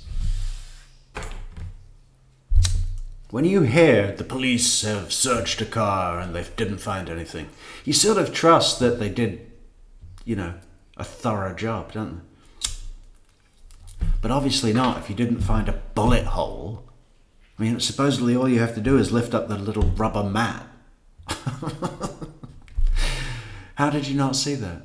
That both men, Garcia and Rivera, cut their phones off from the time that they left Premiere and kept them off until well after the murder when they're on their way back home. Rivera said that the first call that either of them made after the homicide was from Garcia to Magbanua, where Garcia told her that the job was done. And Magbanua assured them that they would get their money the next day, which they did. Rivera says when Catherine Magbanua brought cash to him at his home. And all this information that Luis Rivera provided them was corroborated by, including when the money was dropped off, was corroborated by cell. Hey, we've still got Stevie Ray Vaughan's hat here. Try and put it on Sarah today. You see, anyone looks good in this hat. Can we turn it the other way? Yes. That's better. How do I spin it round? Okay. A little bit like that. Ah! She looks... I bet Sarah Dugan looks fantastic in any hat, as does Judge Everett.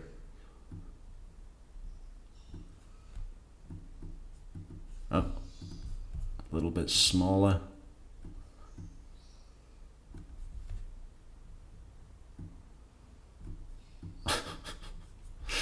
Anyway. Phone records in this case. Luis Rivera told police that the next day after the murder, he was paid in cash by Catherine Magbanua, and that the money was packaged in a very unusual way. The money was in stacks of $100 bills, and the money was stapled together. The stacks of 100s, every $1,000 was stapled together. During this trial, y'all will hear that the defendant had access to a lot of cash, and nothing's wrong. Yeah, if anyone wants a Luis Rivera mug, we've just added that to the merch store with other things.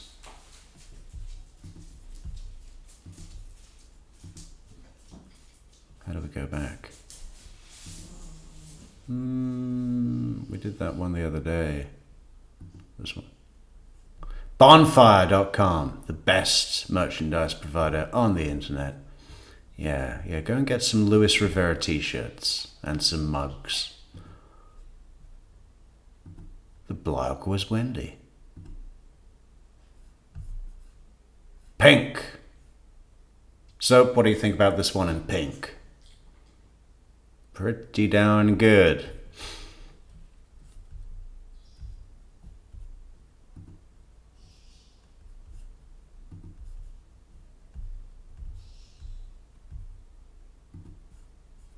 Wrong with that.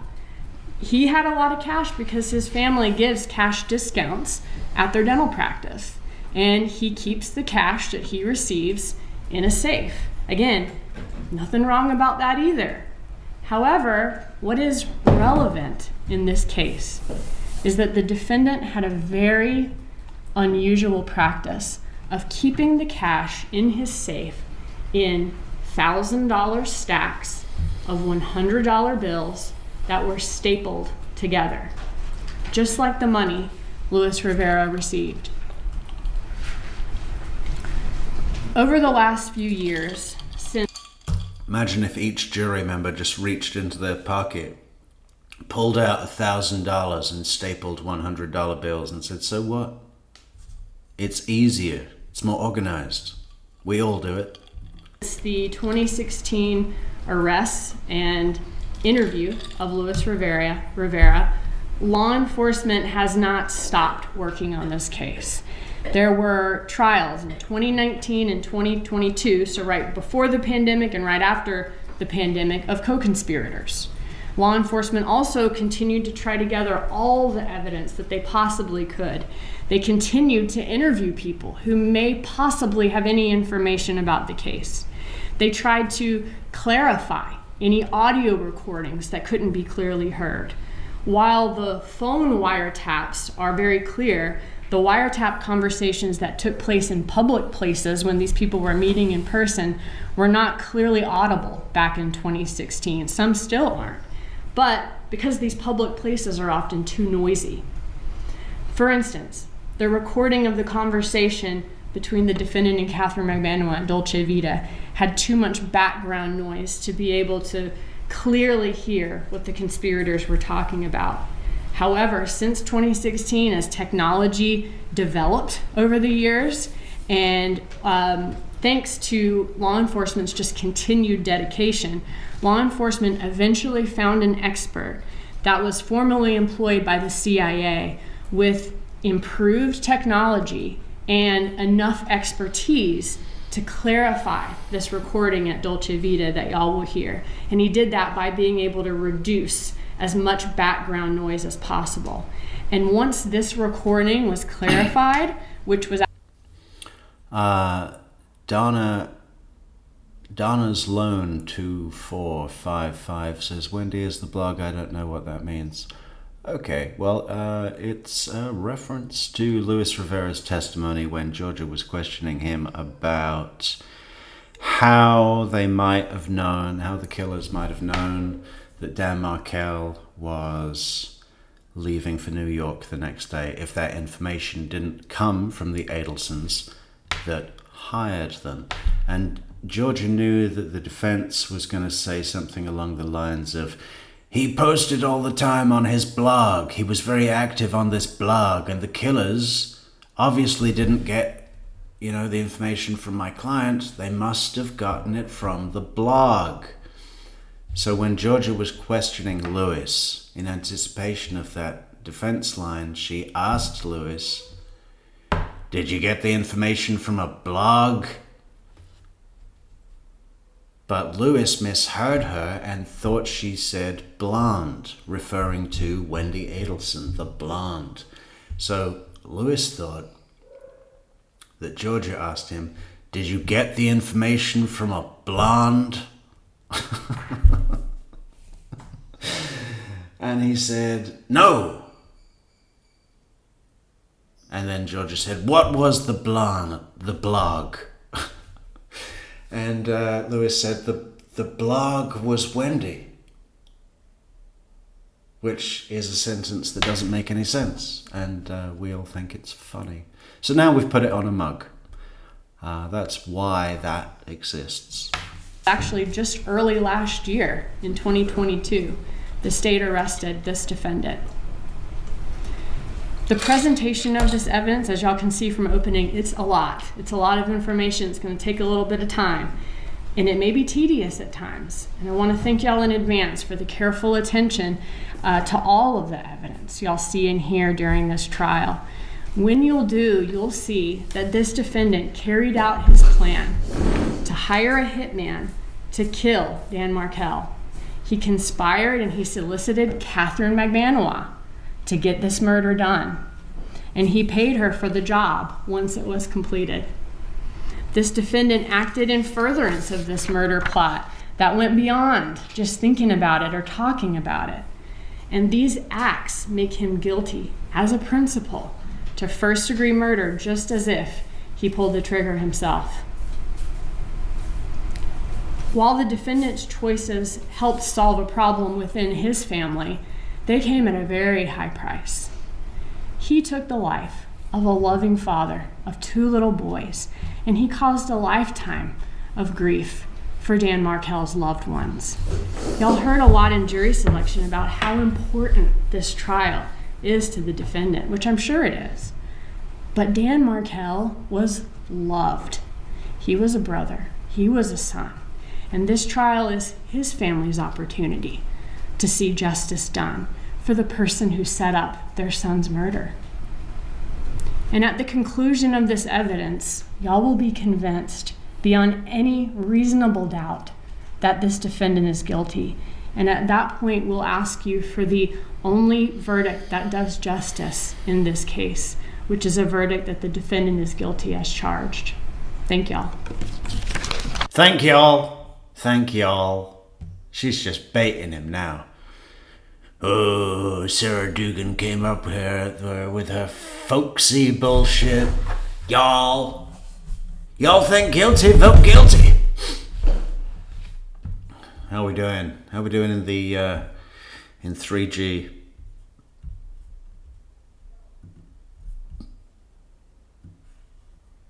Still on the seal, huh? Gotta put Judge Everett on the seal. That should be our next match.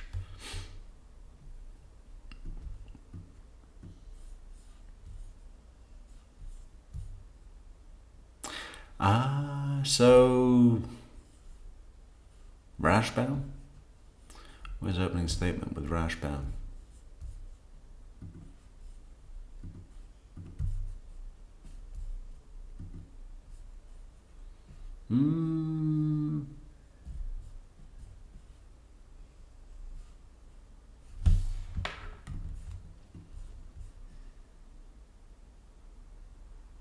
Defense opening statement. Time of the events. Good morning. I didn't get to talk to you that much. Should we try and put a puzzle pieces counter? Can we do that? Let's try and do that.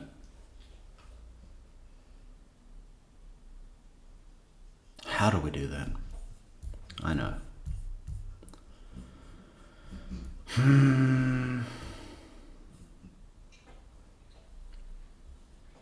Right. I don't think he says it for the first couple of minutes. My name is Dan Rashbaum, and with me is Kate Myers, and we represent Charlie Adelson. Now let me start by saying the obvious. The murder of Professor Markel was a tragedy. The world lost a brilliant legal mind. His family lost a son and a brother. This community lost its sense of security and lost a good citizen.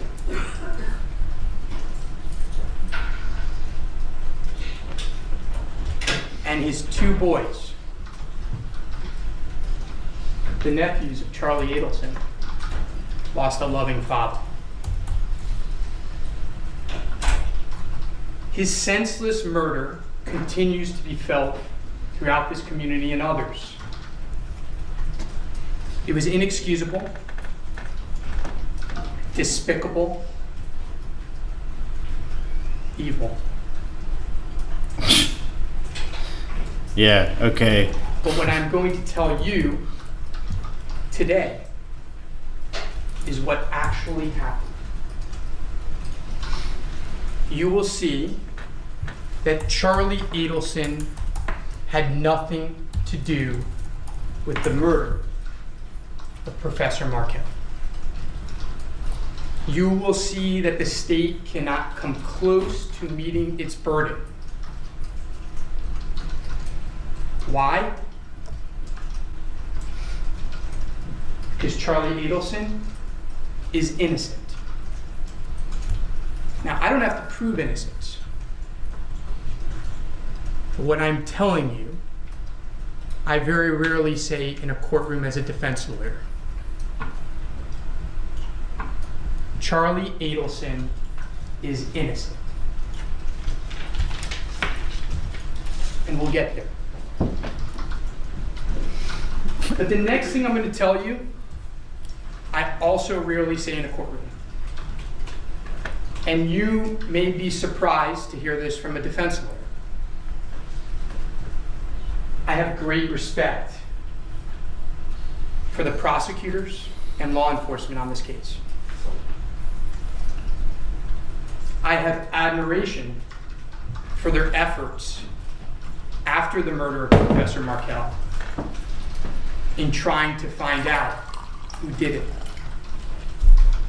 You will see that they spent countless man hours, cell phone tower dumps, surveillance videos from a boatload of places, A boatload. buses, cameras on the street. Great law enforcement activity. Yeah. And it paid off. They got the 3 killers. They convicted them. Sigfredo Garcia, convicted for life. Luis Rivera, Catherine Magbanua, convicted for life.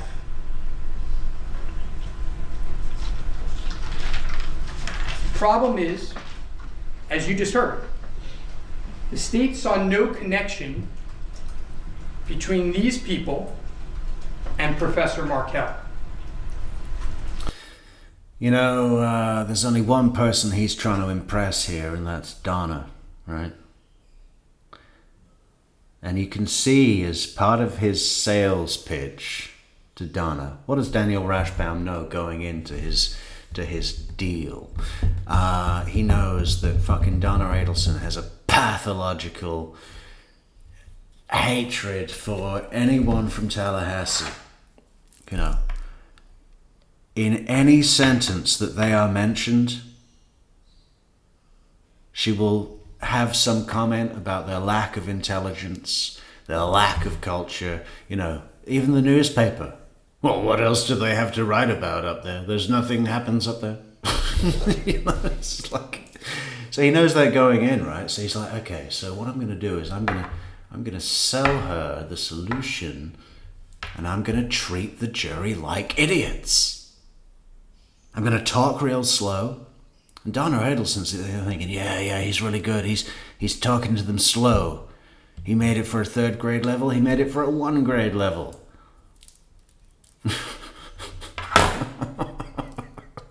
A 1 grade level, I love that. You know, that's all he's trying to do. He doesn't give a fuck. He's not actually trying to present a case for it to succeed. The only thing that matters to succeed is Donna seeing him do a good job. So I guess he's doing a good job, if that's his aim. So from the very outset, the state suspected the Adelsons, the family. You saw the chart. It wasn't limited to Charlie Adelson. Unindicted co-conspirators in this case, the state has said it, Wendy Adelson, Donna Adelson, Harvey Adelson. The state knew, as you heard, that Wendy Adelson and Professor Markel had gone through a brutal divorce. And you're going to see it. But they couldn't find the connection. But then they had their aha moment. As you heard, they determined that at the time of the murder in 2014, Charlie Adelson was dating Catherine Magbanua. And they learned that Catherine Magbanua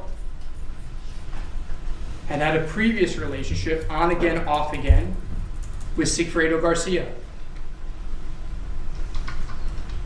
They learned that Sigfredo Garcia and Catherine Magbanua shared 2 children together. They had their connection. The problem is, that's where the state began to guess, began to make assumptions. And you will see, we will show it, that those assumptions didn't make sense. Now, I love jigsaw puzzles. I've loved them since I'm young. The reason why I love them is because they only work if every piece fits. Does that count? No matter. Is that the first one? I'm saying that's the first one. 1. Is this going to work? It's a little long. Shit.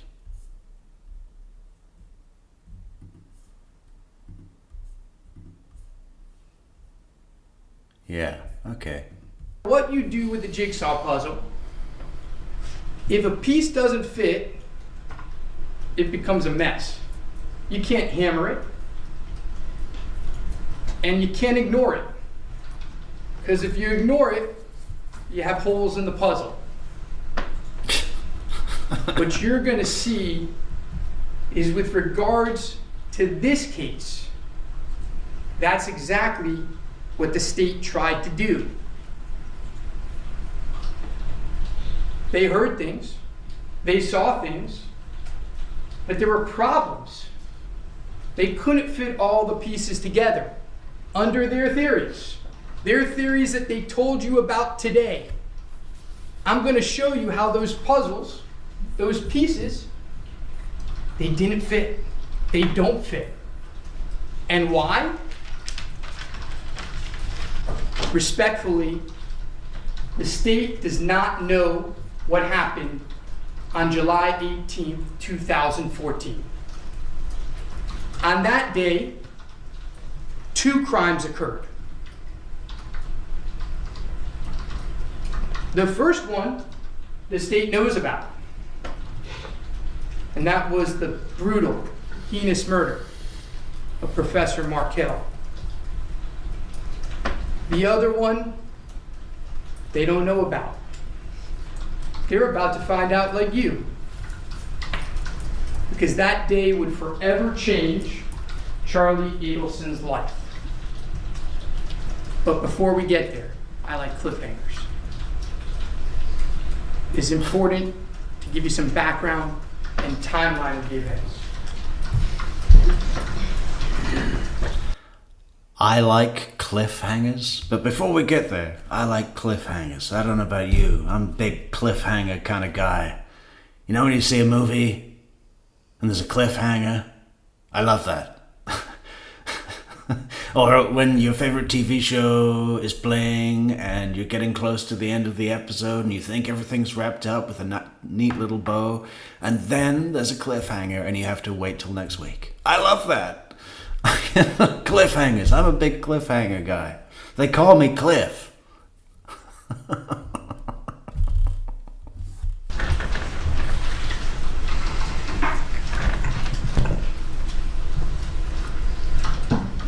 Charlie Adelson is 46 years old, single with a young son. He grew up in South Florida, in Coral Springs in Broward County. His father was a dentist, a local dentist. It wasn't the Adelson Institute when Charlie was growing up. It was a small dental practice with his dad. Charlie is the middle child of 3. He is very close with his parents. Is this like reading Mark Twain? Charlie Adelson was born in Broward County. His father was a dentist. He was the middle child of 3. As they said, he is very close with his mom. Growing up, the family was middle class. And Charlie was not particularly close with either of his siblings. He grew closer with Wendy as they got older. He went to college at the University of Central Florida, went to dental school in South Florida, and then periodontic school. When he graduated as a periodontist, he had an idea. Rather than work in his own practice, he figured that he could travel around to dental practices all over South Florida. He would be a traveling periodontist. So what you are going to learn in this case is that Charlie Adelson had practices from the very south of South Florida to as far places as Jupiter. He was in the car sometimes for hours in a day.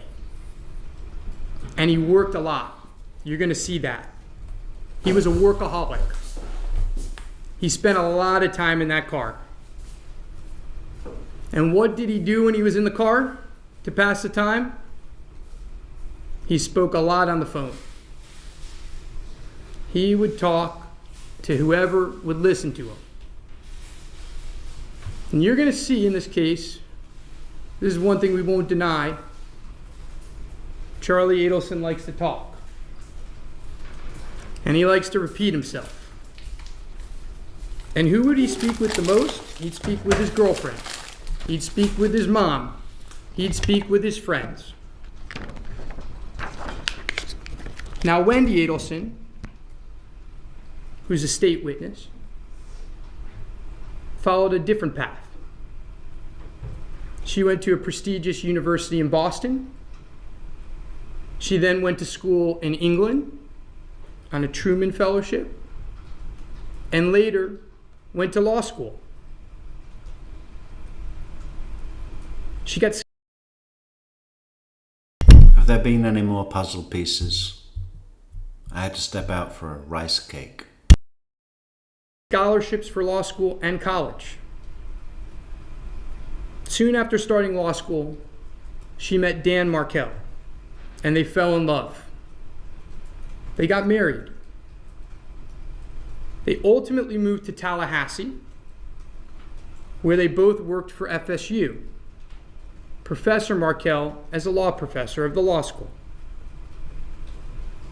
Charlie Adelson didn't have much to do with either Professor Markel or Wendy during their marriage or before their marriage.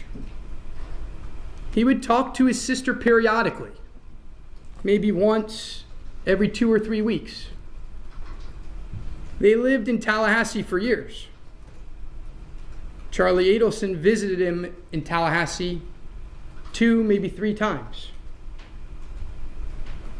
Charlie loved his sister. He sought advice from her, as she did with him every once in a while. But they weren't super close. They were brother-sister. The truth is that Charlie Adelson was a little self-centered. He was building his career. See, that traveling periodontist, in the beginning, it wasn't that successful. But by the time of this case, in the 2013-2014 time period, you're going to see that Charlie Adelson was making a lot of money. His practice was booming. He was working 6, sometimes 7 days a week. You'll see it on the wires. You'll see it in text messages. He would start his day early in the morning, and most days he wouldn't get home till 8, 9, 10 at night. At the time when this murder occurred, he was not married. He had no kids. He had a lot of money. And he was living a very good life. Now, in 2012, Wendy Adelson, on a trip down to South Florida, confides in her brother that she was having problems in her marriage. She told Charlie that she and Professor Markel had been going through marriage counseling. She asked him what he thought. He said, "Look, I want you to be happy, but you have to do what's best for you. I'm here to listen." I'm here to listen. I've got all the time in the world for you to just sit here and listen to your problems. You can offload on me and I'll want nothing in return. My time is yours. My time is for you. I just don't get the feeling from Charlie Adelson that he ever said anything like that. Charlie had no involvement whatsoever in Wendy's decision to divorce Professor Markel. You'll hear that. And in September of 2012, Wendy filed for divorce. And you're going to hear about how she filed for the divorce, and you're going to learn that Charlie had no involvement in her leaving the house. Had nothing to do with him. But we got to talk about TVs. And you're going to hear a lot about TVs in this case. Excuse me.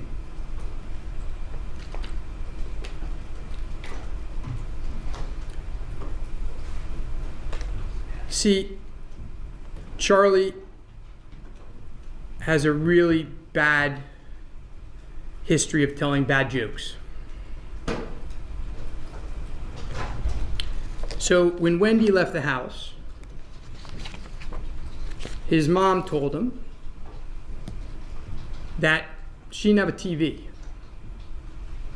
He asked her, he said, "What can I do to help Wendy? She's moved to a new place. She's left most of the stuff behind. What can I do to help?" And his mom said, "She doesn't have a TV." He said, "Okay, when you go to Tallahassee, go to Best Buy, buy a TV for Wendy, and I'll pay you for it." And so Wendy got the TV, and she called Charlie. This is back in 2012. The murder's in 2014. This is back in 2012 when all televisions with $5,000. Don't you remember Tallahassee? And she thanked him for the TV. And he didn't say he looked into hiring a hitman. He joked, a bad joke.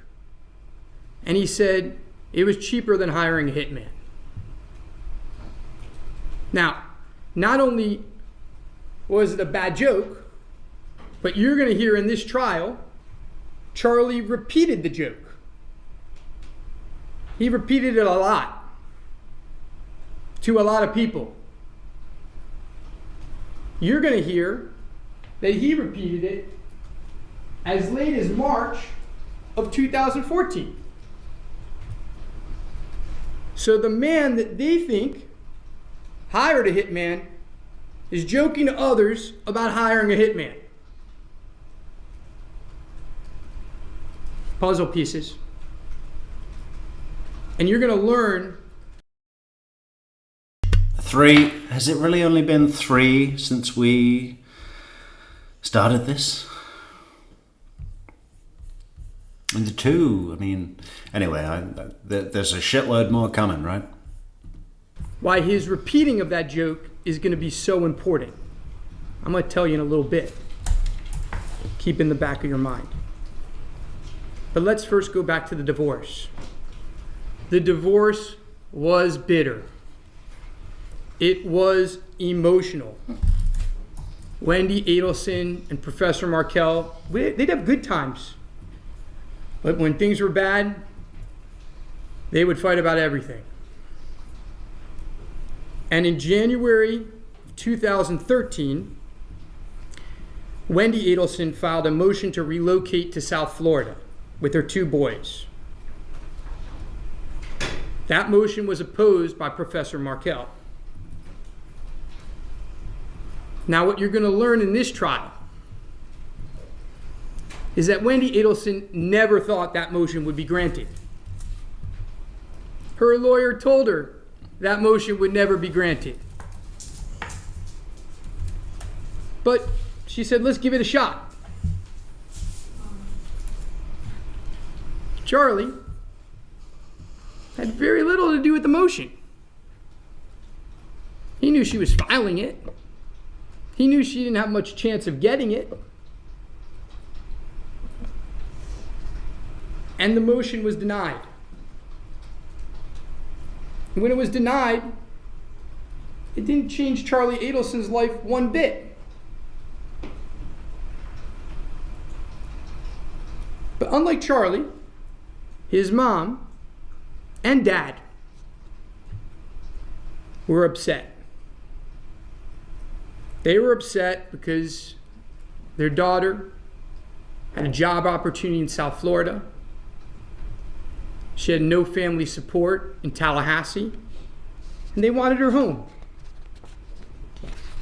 And you will see that Donna and Harvey Adelson are very involved in their children's lives. We won't run away from that. You will see that Donna Adelson and Harvey came up with a lot of crazy ideas. I mean crazy ideas. You're going to see them. You've heard about some of them. When they show you those crazy ideas, take a look if any of them includes murder. Doesn't. Take a look at any of those crazy ideas include anything illegal. It doesn't.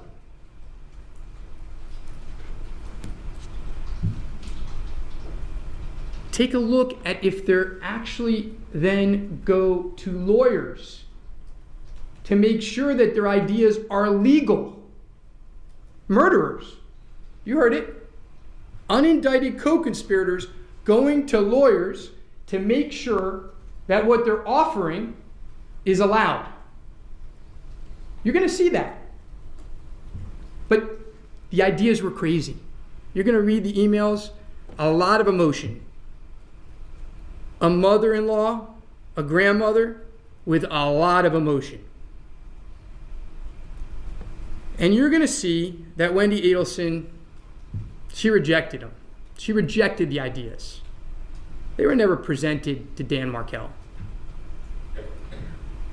And then you're going to see that there was another idea. They mentioned it in their opening, but they don't understand the importance of it.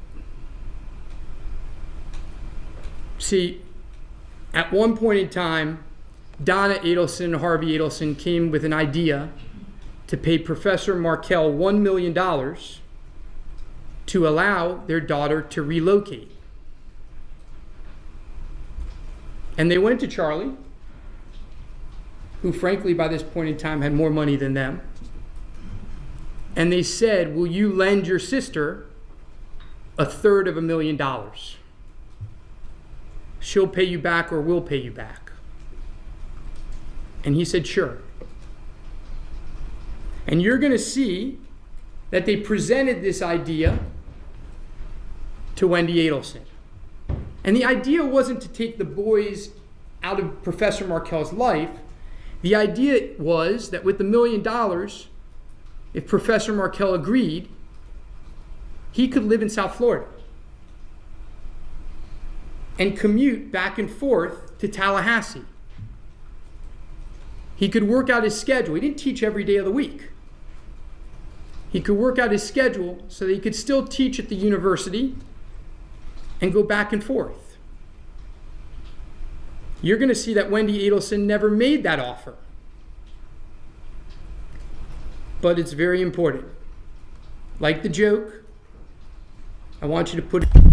Yeah, she figured you could do the same thing for 1/10 of the price. We could give him $1 million and he'll still be fucking annoying us in our lives, invading our space, coming in. You know? Or we could pay 10 times less and have him out of the life forever, dead. Put it in your back of your mind for now.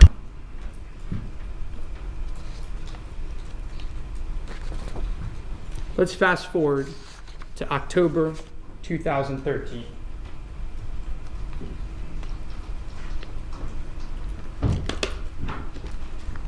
October 2013, Charlie started dating Catherine Magbanua. We'll call her Katie. She was beautiful. She was smart. Like Charlie, she graduated from UCF. She was hardworking. He met her in one of the dental practices. At first, the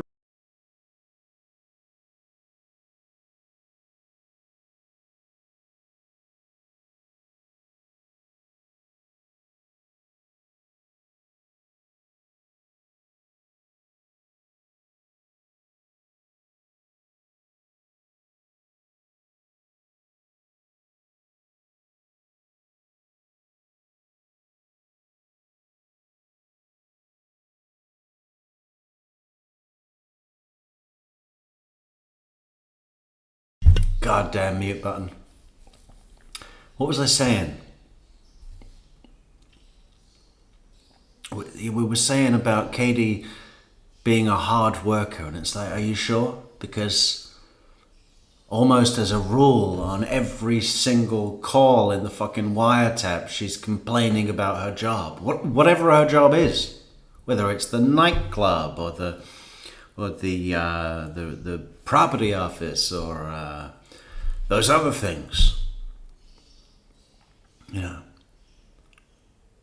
We shouldn't have to tip the busboys and then help them clean up. She doesn't want to tip the busboys, you know, and have to clean up. She's complaining every time about her job in one way or another and doesn't want to do it. Katie was hardworking. Okay. The relationship was casual. They wanted it that way. Charlie particularly liked it and liked Katie because she had 2 children. He worked a lot. His priority was his job. And Katie didn't bother him a lot. He only saw her like once, maybe twice a week. That's what he liked. And she was smart. She was fun. And he treated her very well.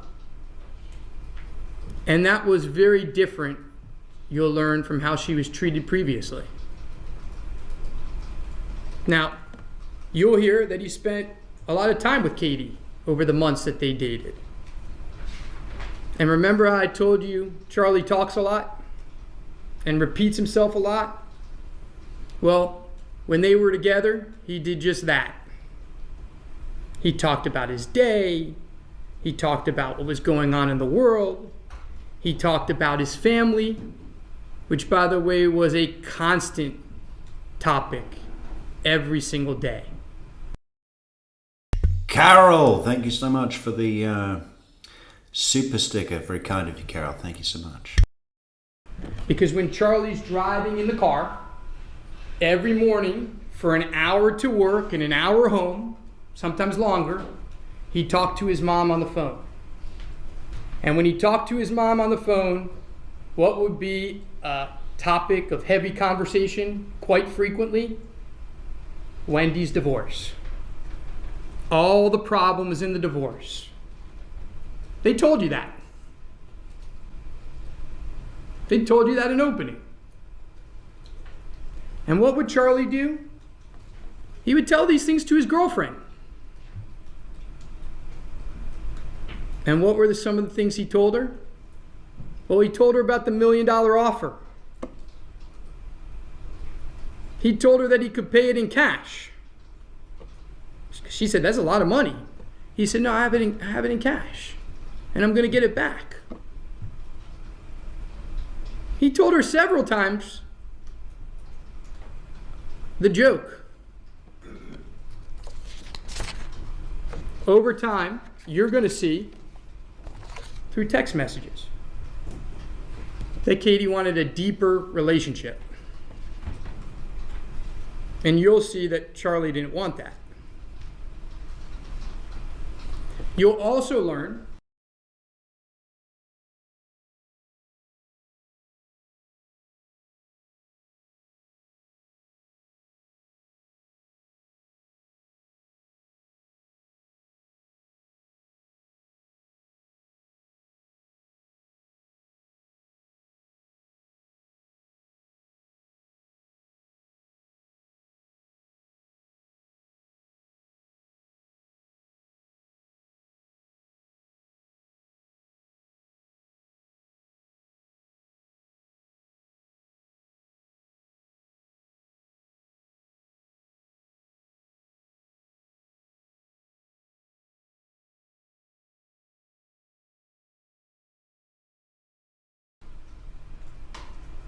and the timeline is important. They meet in September. They start dating in October of 13. You're going to see that over time, it takes a couple months, Charlie starts to learn a little bit more about Katie's ex, Sigfredo Garcia. And what you're going to learn is that Charlie Adelson never meets Sigfredo Garcia officially But by all accounts, he was not a good guy. Violent. Long criminal history. Sigfredo Garcia and Katie had been high school boyfriend, girlfriend. And Katie was the love of Sigfredo's life. He lived for her. And you're going to see that Sigfredo Garcia hated Charlie Adelson. Puzzle pieces. That's four. That's four. So let me repeat it. You saw their chart. The shooter of Professor Markel, the man who murdered him, hated Charlie Adelson, according to them, his co-conspirator. And you're going to hear, not from our witnesses, from their own witnesses, that he wanted to kill Charlie Adelson. You're going to hear that in March of 2014, just 7 or 8 weeks before that first attempt of murder that they talk about, he tried to kill him. He didn't try and kill him. He was stalking him with his buddy for moral support and said, I should run him down in my truck. You know, it's just a comment. It's nothing more than that. He's not... It's just an expression. He tried to kill him. He tried to murder him. Puzzle pieces. 5.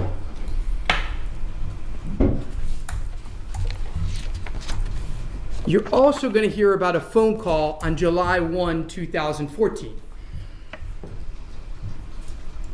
You're going to actually hear that July 1, 2014 call is how they found these guys.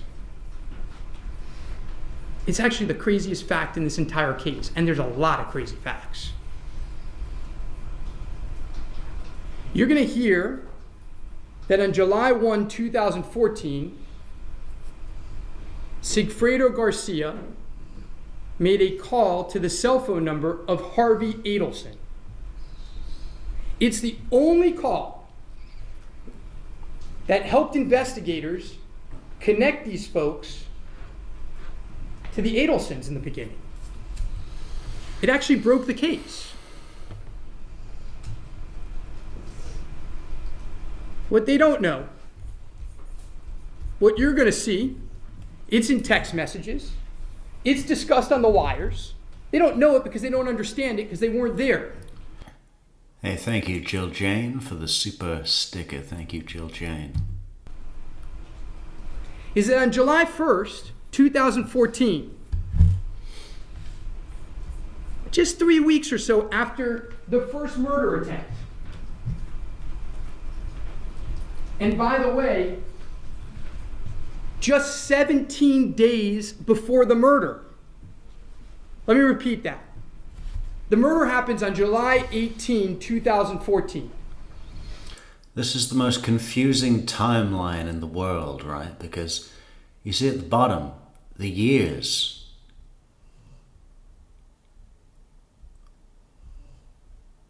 I mean, are they spaced out?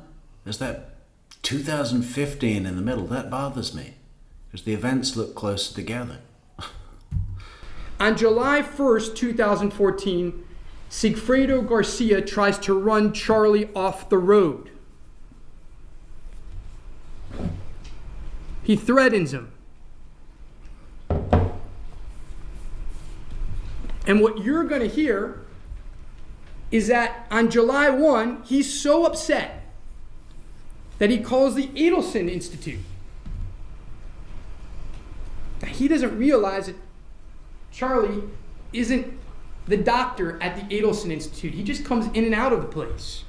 So he gets their voicemail machine, and you know how dentists are? They say in an emergency, call a cell phone number They take your call at home on the cell phone number. Well, he hears in an emergency, call Dr. Adelson at such and such number. He thinks he's calling Charlie Adelson, but he calls Harvey Adelson. And he calls him and he threatens him. He tells him, if you keep dating Katie, we're going to go mano a mano. I'm going to kill you. 17 days before, according to them, he conspired with this man to kill Professor Markel. Puzzle pieces.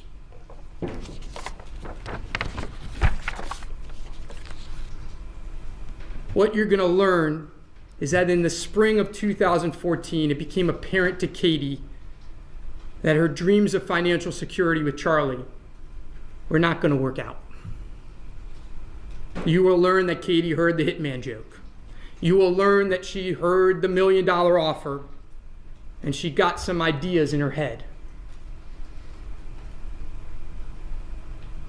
The state itself has called Catherine Magbanawa the mastermind. And that's exactly what she was. So now, let's get to July 18th. I kept you waiting long enough.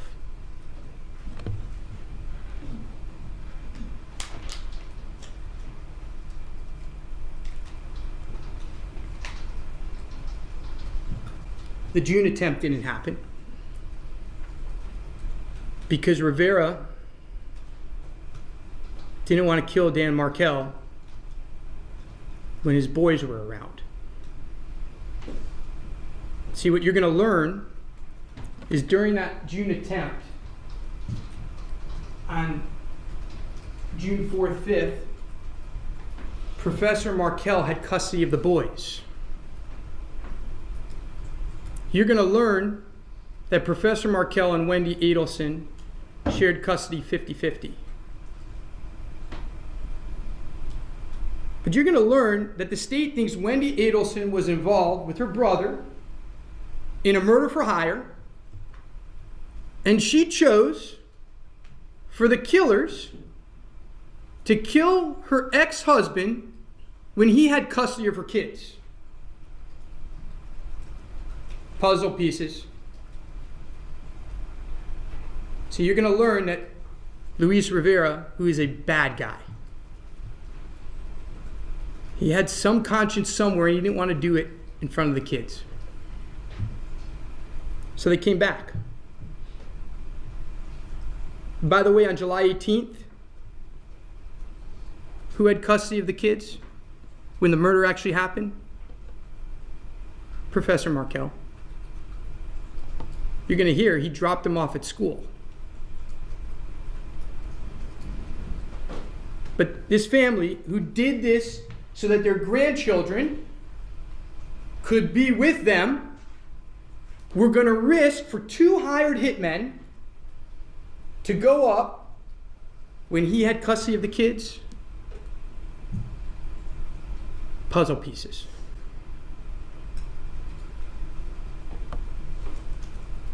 July 18th for Charlie starts as a normal day.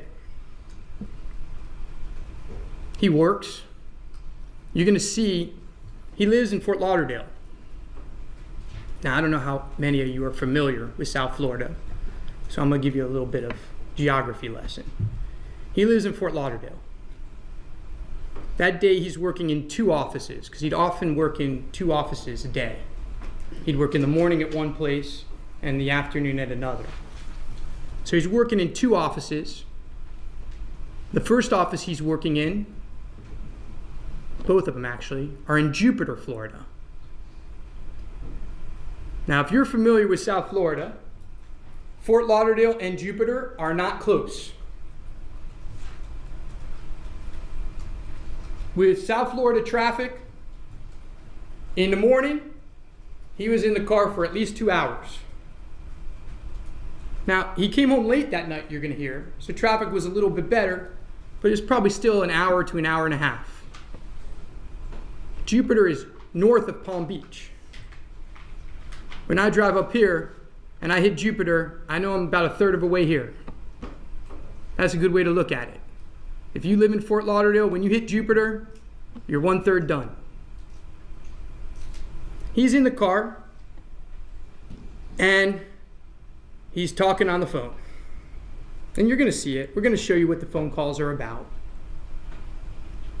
He talks to his sister, talks to his mom, talks to his girlfriend. We'll talk to you about it. There are phone calls. You're going to see it. There are a lot of phone calls. And there are a lot of phone calls to his girlfriend. And there are a lot of phone calls to his mom. We're not going to deny that. And he works in these two offices. And at around 6 o'clock, you'll see a text message that he's about to start a very long surgery, a big procedure. By the way, the text messages throughout the day are normal.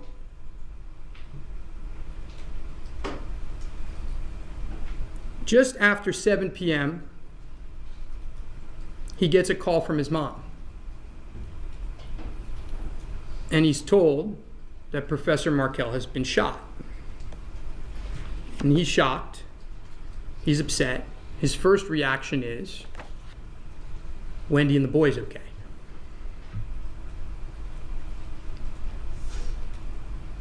He's supposed to have dinner originally with a friend that night. But earlier in the day that changes, and he's supposed to have dinner with Katie. And you're going to hear that Katie and him had gotten in a fight a couple days earlier about dinners. You'll hear it. And what you'll learn is after he finds out what happened, tells Katie he doesn't want to go to dinner. He leaves the office at around 8 o'clock in Jupiter. And you'll learn that Katie tells him she'll come to his house that night to comfort him. He's shook up. Now, let me be clear. You're going to hear he wasn't close with Professor Markel. They weren't friends. They had nothing in common. But he was shook up because someone he knew, the father of his nephews, had been shot. When Katie arrived that night, and you're going to learn more details of how she gets there, what she has to do to get there. It's not. Yeah, it definitely doesn't look like a third. We've got a map here. Map.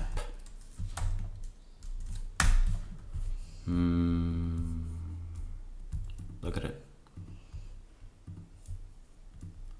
So, just north of West Palm Beach, that little red square is Jupiter. So there's Miami. It's basically right at the top of Miami. How do I make it small? And Tallahassee is way. See, it's not even on the page.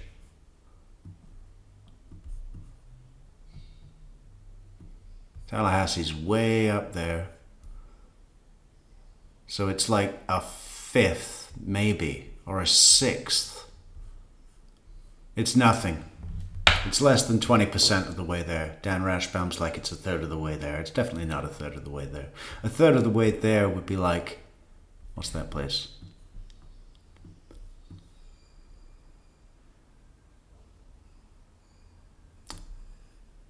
Well, Melbourne, maybe. I don't know. He's a liar. He's a liar. Not planned. You're going to see that. The state's going to put on that evidence. You're going to learn that she's scrambling to get a babysitter. You're going to learn, by the way, that Charlie had seen her for lunch the day before. So if it's a murder for hire, why didn't she get the money then? Puzzle pieces. But you're going to learn that she gets there that night, sometime after 11. And when she gets there, she is frantic. She's upset.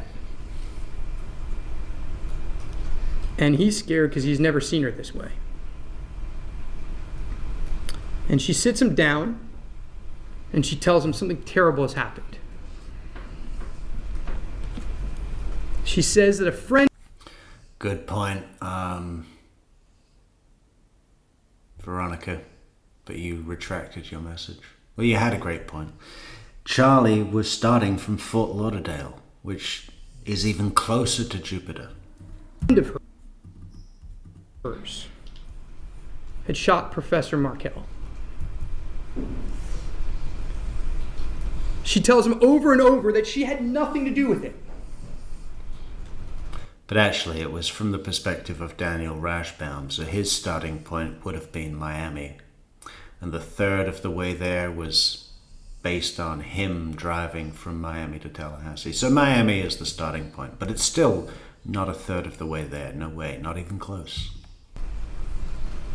But these people, she was talking too much. And her friend and these people learned about the problems that his family was having with Professor Markel. They learned about the $1 million offer. And they got it in their minds to do this. As you can imagine, his life has just forever been altered.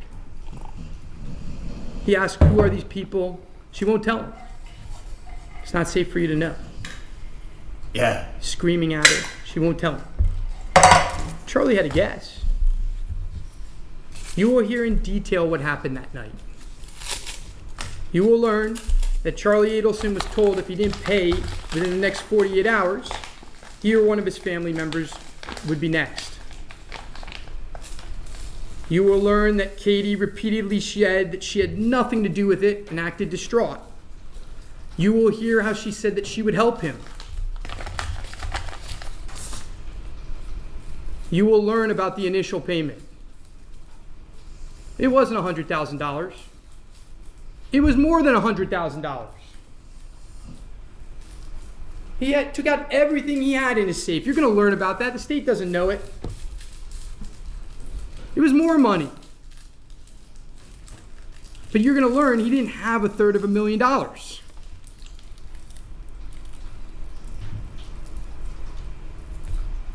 So he had to pay every month.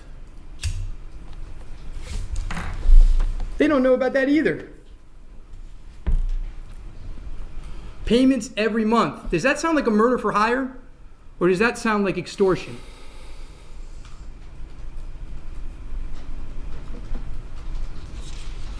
You're going to hear about these gifts. And you're going to learn that the gifts were just that. They were gifts. Because as time went on, he became more and more certain that Katie was not involved. He became more and more certain that she was helping him. And he wanted to keep her happy too because he needed her. He needed her help. And you will hear that the payments changed a couple months after the night of the extortion. 2 crimes.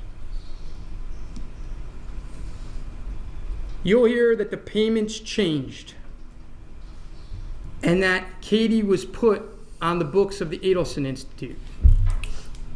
Paper trail. They created a paper trail. Puzzles don't fit. Pieces of the puzzle don't fit. And you'll hear that in order to put her on the books, despite Katie telling him the night of July 18th, you can never talk about this with anyone. You can never talk on the phone about this. You can never talk about it in public. You can never talk about it anywhere, because if they find out, they will kill you and your family. If they think the police are coming to you to talk to you, they will kill you. Look at what they did to Professor Markel. But you will hear that he told someone. He had to. He told his mom. You'll learn that she was the bookkeeper for the Dental Institute. You'll learn why he had to tell her. You'll learn about those checks. They've never been able to understand, why are they so sequential? Why are they back and forth? You'll learn why.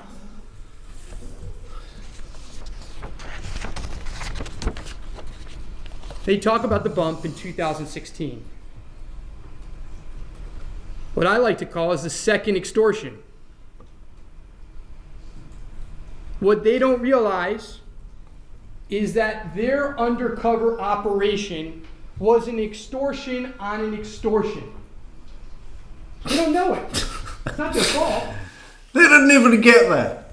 They've been looking at this case for years, and they didn't even notice that it was an extortion on top of extortion 1. They didn't get that. And we're going to go through the wires with you. We're going to go through Dolce Vita with you. And we're going to show you how they actually prove his innocence. We're going to show you how they are talking carefully. They're talking to him. He's talking about an extortion.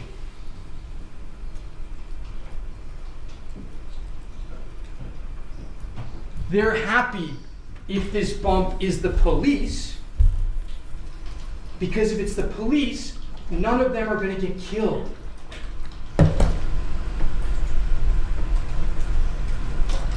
If it's a bad guy, they're in danger.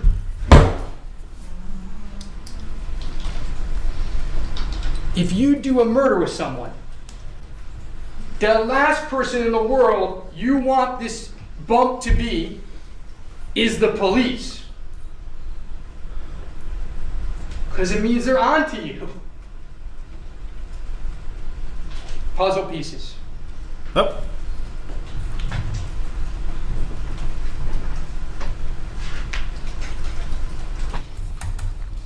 Not Almost. from the first layer, she says, but from the second layer.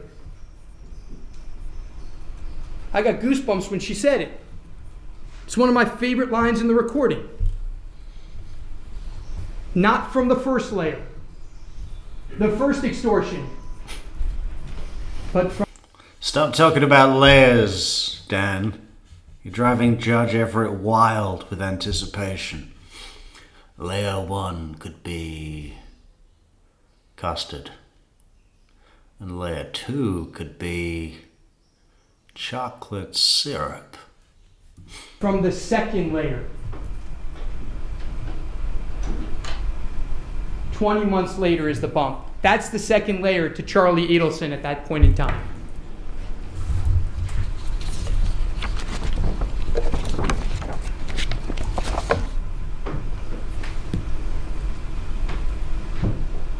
You will also see, and what's going to be weird about this case, ladies and gentlemen, and you're going to start to see it today, much of their case, I agree about. They're going to put witnesses up there. I'm not going to ask them one question. Yeah. Some of their evidence is exactly the truth. It just doesn't prove a murder. The stapled money, it's his money.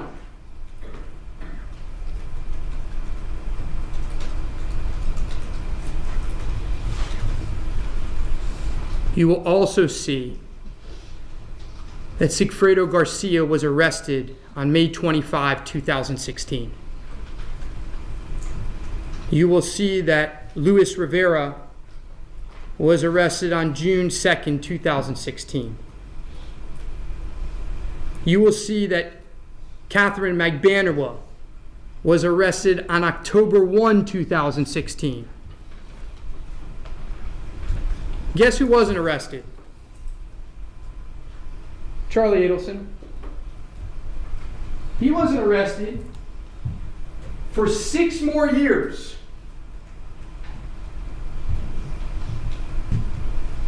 And what you're going to see is that they have the exact same evidence in 2016 against Charlie Adelson that they do today. The same wires.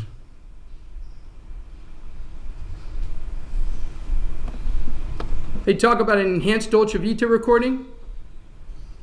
You're going to get both recordings. You determine if you can hear anything better.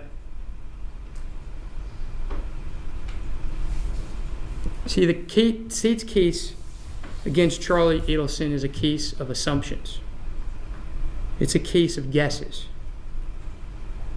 It was not brought until weeks before Katie Magbanowa's trial.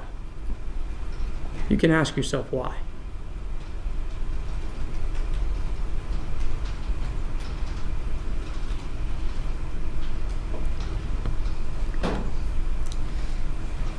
Ladies and gentlemen, I want to thank you for your attention.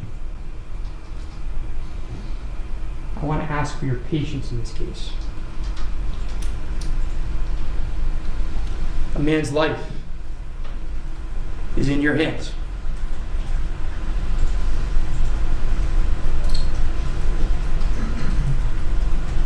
He's innocent.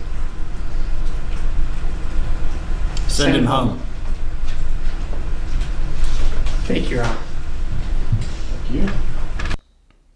Well, if you'd have asked me how many puzzle pieces he would have said in that whole opening statement this morning, I would have said 45, 55. I'm surprised there's only 10. Maybe we missed some, though. Sometimes they just blend right in. We should have a look at... what's his actual name? Sigfredo.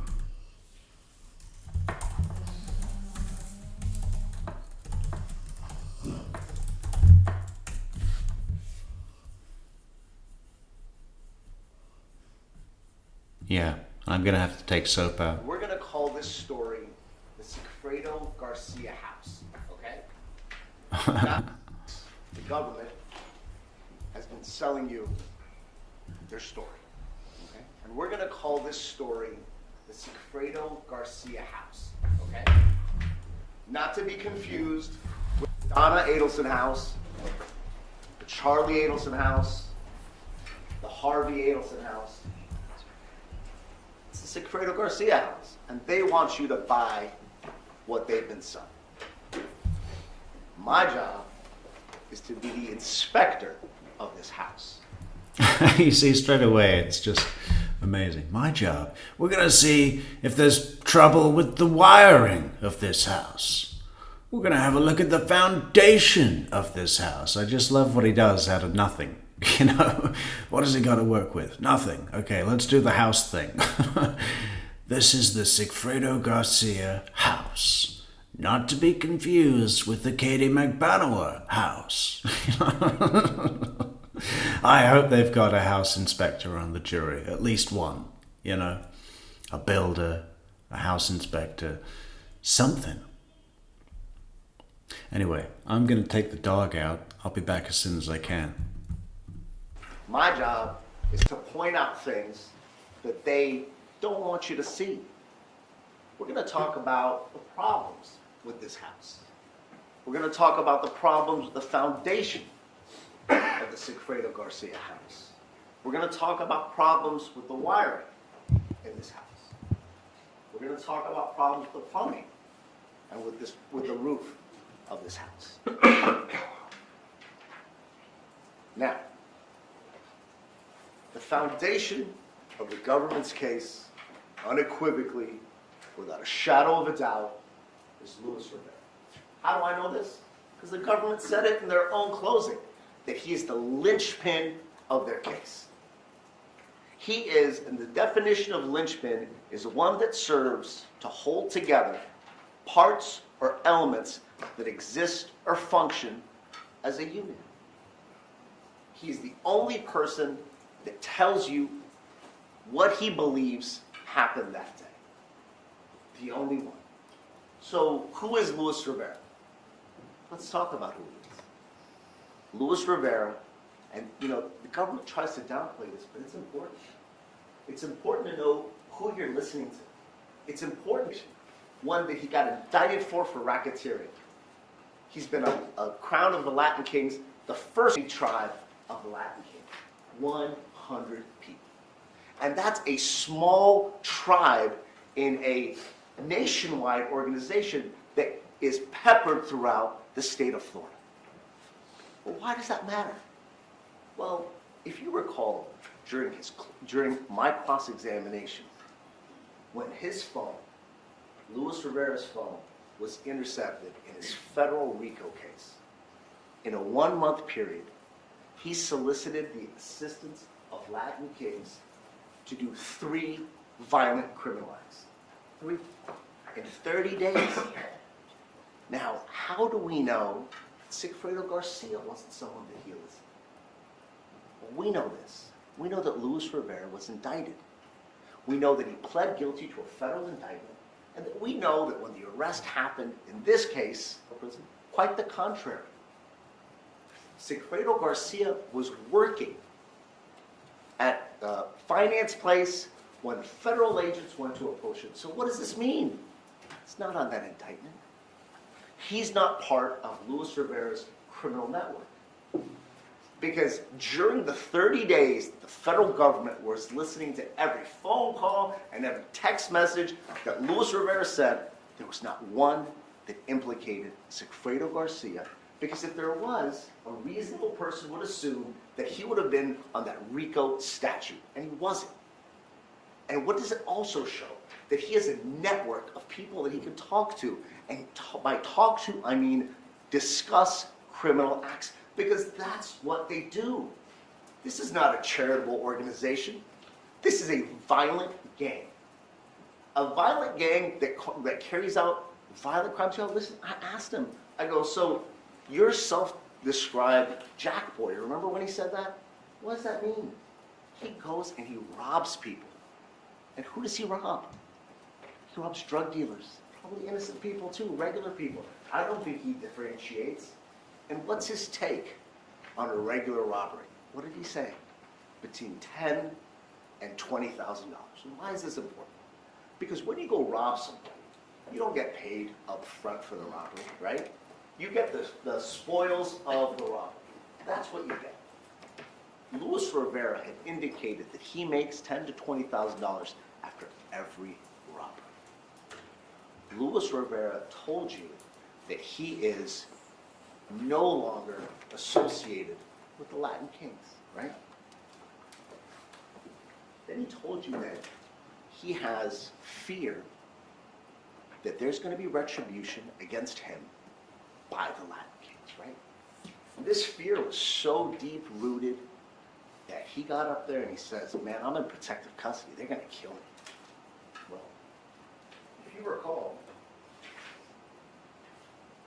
we introduced a letter that he sent from his capital. And the date of this letter was November 3rd, 2016. A hop, skip, and a jump away from when he started cooperating and took his plea deal when it became public in mid-October. And after 2 weeks in isolation, because they put him in isolation to protect him, what does he tell them? He wants out. He wants out of isolation. It's really important, so I want you to read the last line.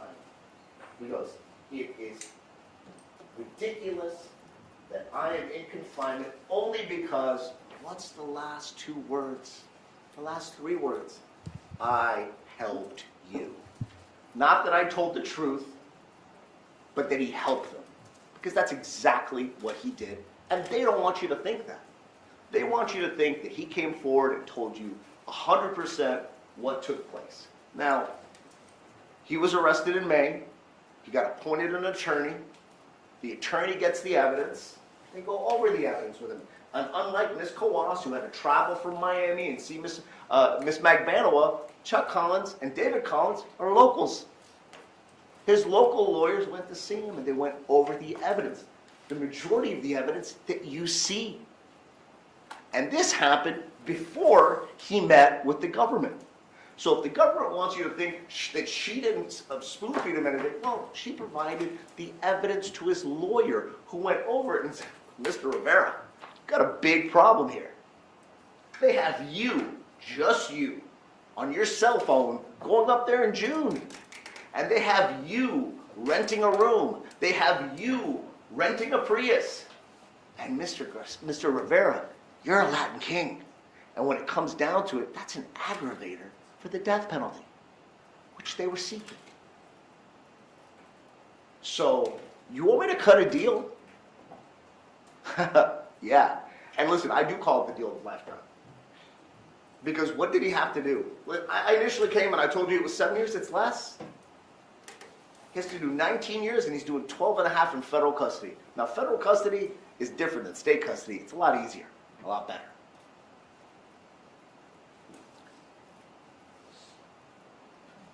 Luis Rivera, as the government indicated, you testified about 10 times.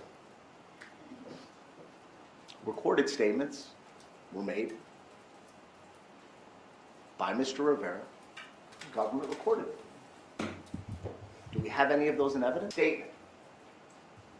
Are you guys going to be able to go back in the jury room? Mr. Zanganay, I think you know, as I've explained to the jury, those are hearsay statements and they're not admissible in evidence. That's not an appropriate argument to make. As I've explained to you, jury, if there's something inconsistent in those statements, that's fair game and they present it. But those statements, along with the police reports and every witness statement in this case, are hearsay statements and they're not admissible in evidence. You may proceed. You made 10 statements.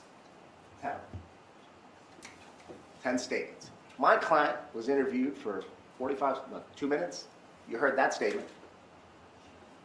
They played that audio for you, right? You remember that? When they went to interview my client, you heard that one, right? They played it for you. They bought it out, they marked it as an exhibit, they pushed play, and lo and behold, exactly what was said. Luis Rivera's testimony is what you take it to be.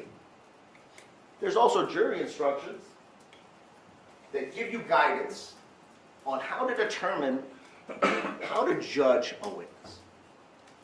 There's an enumerated list that you're going to get to go back into the room with you. It says weighing the evidence. Number 1, did the witness seem to have an opportunity to see and know the things about which he testified? Did the witness seem to have an accurate memory? Was he being honest and straightforward in answering our questions? Did he have an interest in how this case ended? Did his testimony agree with the other testimony and the evidence in the case? Has the witness been offered or received any money, preferred treatment, or benefit in order to get the witness to testify?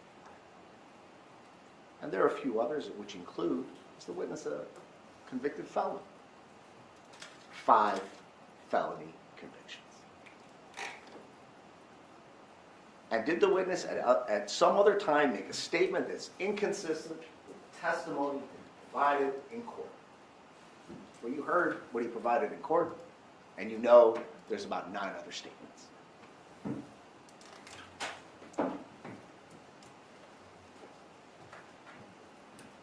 Luis Rivera gives you a story which starts like this. On June 3rd, Sigfredo Garcia approaches him and says, I'm doing a robbery, come with me. And he goes, okay, sure, let's go. And the track on that purported date, here we go, starts June 4th, their cell tower records get at 1:30 in the morning in Miami. And then on his trip, 3:13 a.m. Okay? So somewhere in between, he starts heading north. Now, what did he tell you? He said, yo, listen, Sigfredo came to me and said, look, we got a robbery to do, let's go. So Luis Rivera wants you to believe that he went and purchased a gun from a black guy in the hood, okay? And then went and bought bullets. And then his testimony was, and then we dipped. Look at his phone records. Look at what it says. Do you think there's a gun store open at 2 in the morning? These are reasonable things. You have to say, that doesn't make sense. You know, listen, the whole buying a gun thing, we deem that to be 100% completely not believable, okay? This is a person that has extreme knowledge of how crimes work. He's part of a national-wide criminal syndicate. What does he have to do? Hey, bro, listen, I'm coming up to Tally, get me a gun. Get me a tool. That's what they call it, a tool. Get me a tool. He's not gonna ride with a gun from Miami all the way up to Tallahassee. He's a convicted felon. That's a crime. That's a major crime. So he wants you to swallow that, okay? And then he says, well, Sigfredo also bought a gun, which was never recovered. There's no evidence of it. But he says, you know, because he wants culpability to go both ways, Sigfredo bought a gun too. Okay, so what did you guys do? Well, we did coke, and we drank the whole way up. Now listen, at 3:13 a.m., say it's about a 7-hour drive, taking breaks from Miami to Tallahassee, give or take. How long is this drive? Let's just say he left at 3 o'clock and he gets there at 12:30. It's a 9.5-hour drive. Sergeant Downing pulled him over, right? We know that for sure. There's a record of it. That record shows that Luis Rivera was the driver of the rental car. And Sergeant Downing, when we asked him, was there anybody else? He's like, nah, that's what I check when no one else is in there. Nobody else was in the car. Right? And what else did he say? He goes, well, you know, he'd been a trooper and doing other law enforcement for about 8 years before this. If what Luis Rivera was telling you was Fredo Garcia must have consumed 3 to 4 grams of cocaine during this ride-up. Now, sure, he doesn't have a glass table to do cocaine off of, so what does that mean? Probably took out his key. Did key bumps. There'd be coke all over him. This would be a disastrous, probable cause to search the car, which he purported had guns in it. Does that make sense? Does the evidence suggest that? Trooper Downing, let me tell you, 9 o'clock in the morning, a guy that's been on cocaine all night, someone that's been trained as a police officer for 10 years, guess what he's going to do? Get out of the car. Right? Probably coke all over his face. You know why he didn't say that? A, he wasn't in the car, and B, it didn't happen. Are there records to show where Sigfredo Garcia was during this time? Magically, they're not. They're able to get everything they need, but on a trip that's material to their case, they don't have it.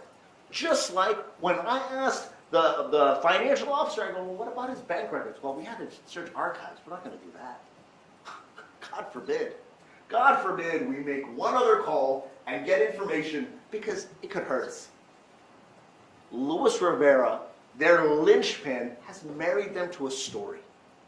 This is the foundation of their case. So they're going to say, well, it's not just him. Shadrick Nobles comes forward. Now, Shadrick Nobles came in January of 2016, right? January of 2016, a year and a half later. They called him in because they think that he's part of a murder. What do they tell him? Well, tell us what happened. Well, do we know exactly what he said? They did say it was videotaped. What he testified to was that my client, after a whole day of consuming a toxic or maybe even a fatal amount of cocaine, wanted more cocaine. And he flags him down without knowing him in Tallahassee, when he's allegedly next to a gang member that has connections all over the state. Does that make sense?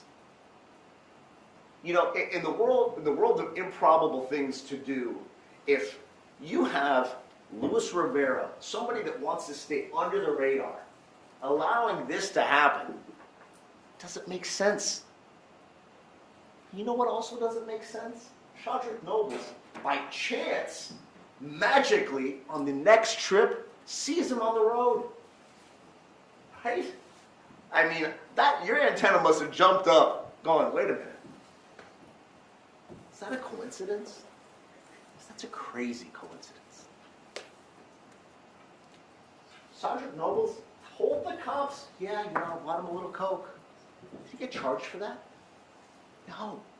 Now, our position is, Sergeant Nobles probably didn't get him a little coke. He probably got Luis Rivera, through him or one of his associates, a lot of coke. Or bought a lot of coke, because that's what it was. When you go up for a day trip, that's a drug deal. And that's what this was for Luis Rivera, a drug deal. Shadrick Nobles admitted it. Now, he changed the amounts, and he changed the intention of it, but doesn't that make more sense? That he's going up there for a drug deal? Right? Because if you're going to go, and remember, hold on, let's go back. Let's go back to what Luis Rivera said. Around Orlando, which let's say it's 8 o'clock in the morning, after about 5 hours, being on the road for at least 5 hours, his alleged best friend goes, oh, you know what? Just to let you know, it's not a robbery. We're going to kill somebody. Okay. The head of an organized crime unit, okay? A crime gang. What is he going to say? What's the first thing that he's going to say? Where's the money? You think he cares about who they're killing? He's going to say, where's the money? How much do we have now? I'm going to kill somebody for free. Right? Does he say that? Does he ask, where's the money? I mean, we've all seen movies, hitmen take half the money up front. But no money is given. Or more importantly, who's paying us? Who's paying us? Because if I'm going to go kill somebody, the person that's paying us knows who I am, they may need to be a loose end. Does he say any of these things? Because candidly, don't you think that's the first? These are the conversations that are going to be had on this monstrous trip. At least even from 8 a.m. till 12:30, right? Aren't they going to discuss where are we getting the money? Who's the person that knows about this? Who's paying us? Did he mention that at all? Wouldn't that be the first thing a criminal in a criminal organization would want to know? Not who we're killing, how am I getting paid? Right? Where's the money coming from? And then, if Segredo would have been like, I don't know, do you think he would have done it? We'll get back to some more of this later. But this foundation of their case, their own linchpin, that's weak. And weak is an understatement. I don't think you can believe anything that he says out of his mouth. And if you do, go ahead. But remember what I am discussing with you to discuss back there. Because this matters. Just because there's a theory and there's evidence, there's common sense. Common sense has to fall in there somewhere. And we're only at June 4th. Okay? We're only at June 4th in a trip up. What Luis Rivera testified to was that they get there around 12:30, and then they went to bed. Right? They've been up all night, according to him, drugging and driving and drinking and God knows whatever else he was saying. June 4th. They stay in Tallahassee a night, June 5th, and then they head back down June 6th.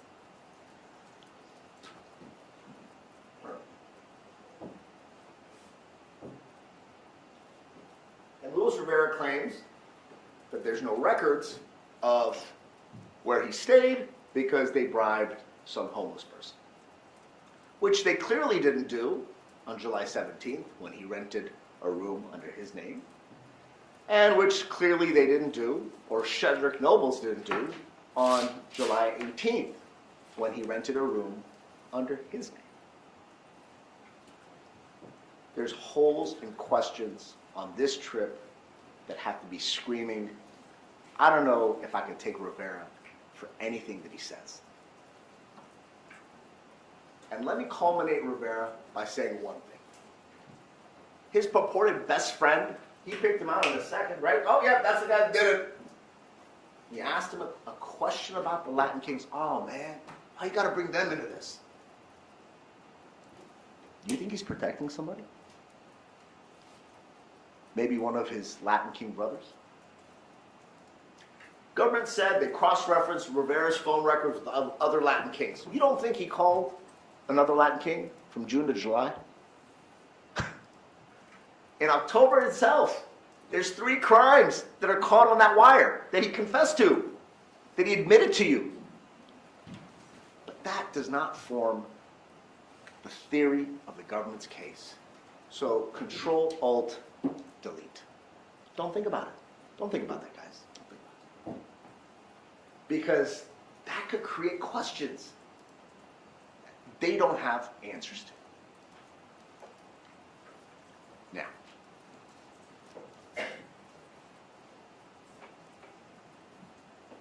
the government wants you to believe someone that's inherently unreliable, and that's Louis Rivera. And they said, yeah, he's a bad guy, but that's your bad guy. That's their bad guy. I know bad guy. I got pulled over. I got cut off today and going down Monroe Road today. I thought that person was a bad guy. Nah, that's a bad guy. That's the worst of the worst. You know, the government's theory is that they believe Louis Rivera when he said, my client's the shooter. Do you think he would have gotten the deal that he got if he admitted to being the shooter?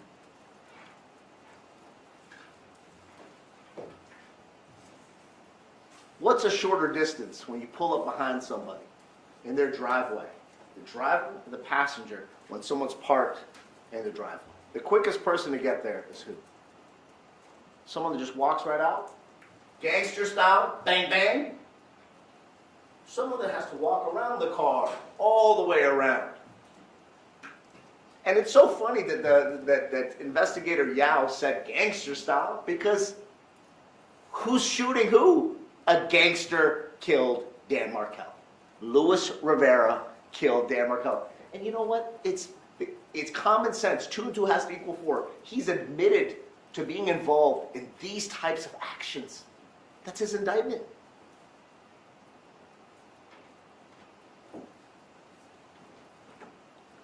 Okay.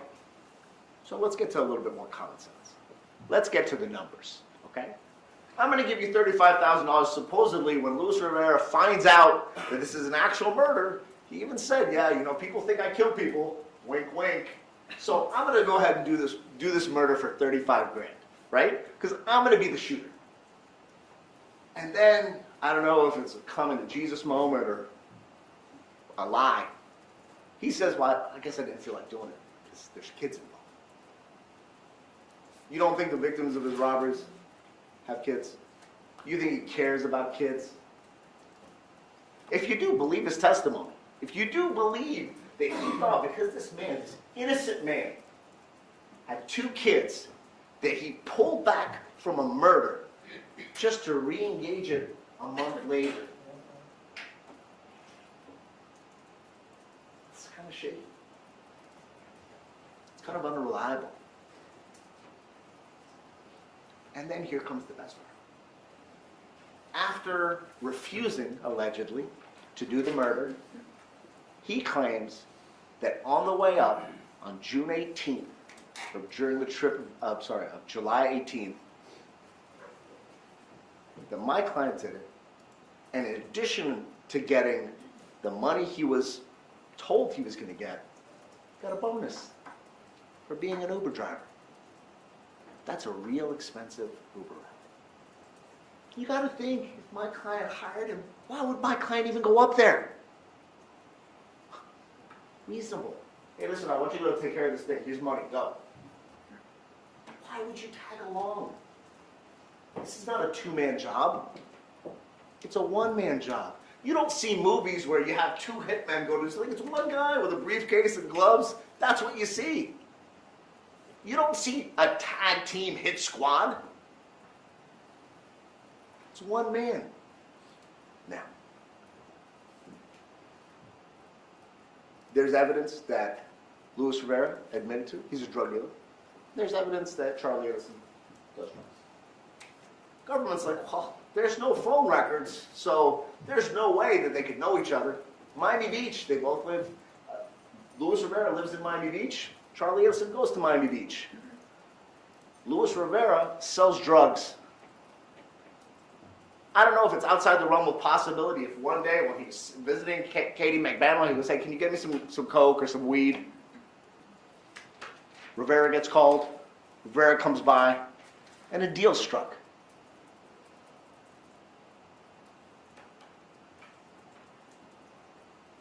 That foundation's weak. It's beyond weak. It needs help. So let's go to the wiring. The electricity, the spark, or the motive in this case. Government wants you to believe that my client agreed with Miss McBanwell to go commit a murder. Okay, let's break this down, okay? Let's start off with the first thing that we've learned over and over in this case, is that Sigfredo Garcia could not stand Charlie Adelson, right? I mean, not only has there been testimony about it, there are text messages. There's one where Charlie Adelson says he wants to take, on July 25th, 2014, Charlie says he wants to take me deep sea fishing. I'll agree with Ms. Calvin, that's a joke. You know why? Then at first he wants to kill me.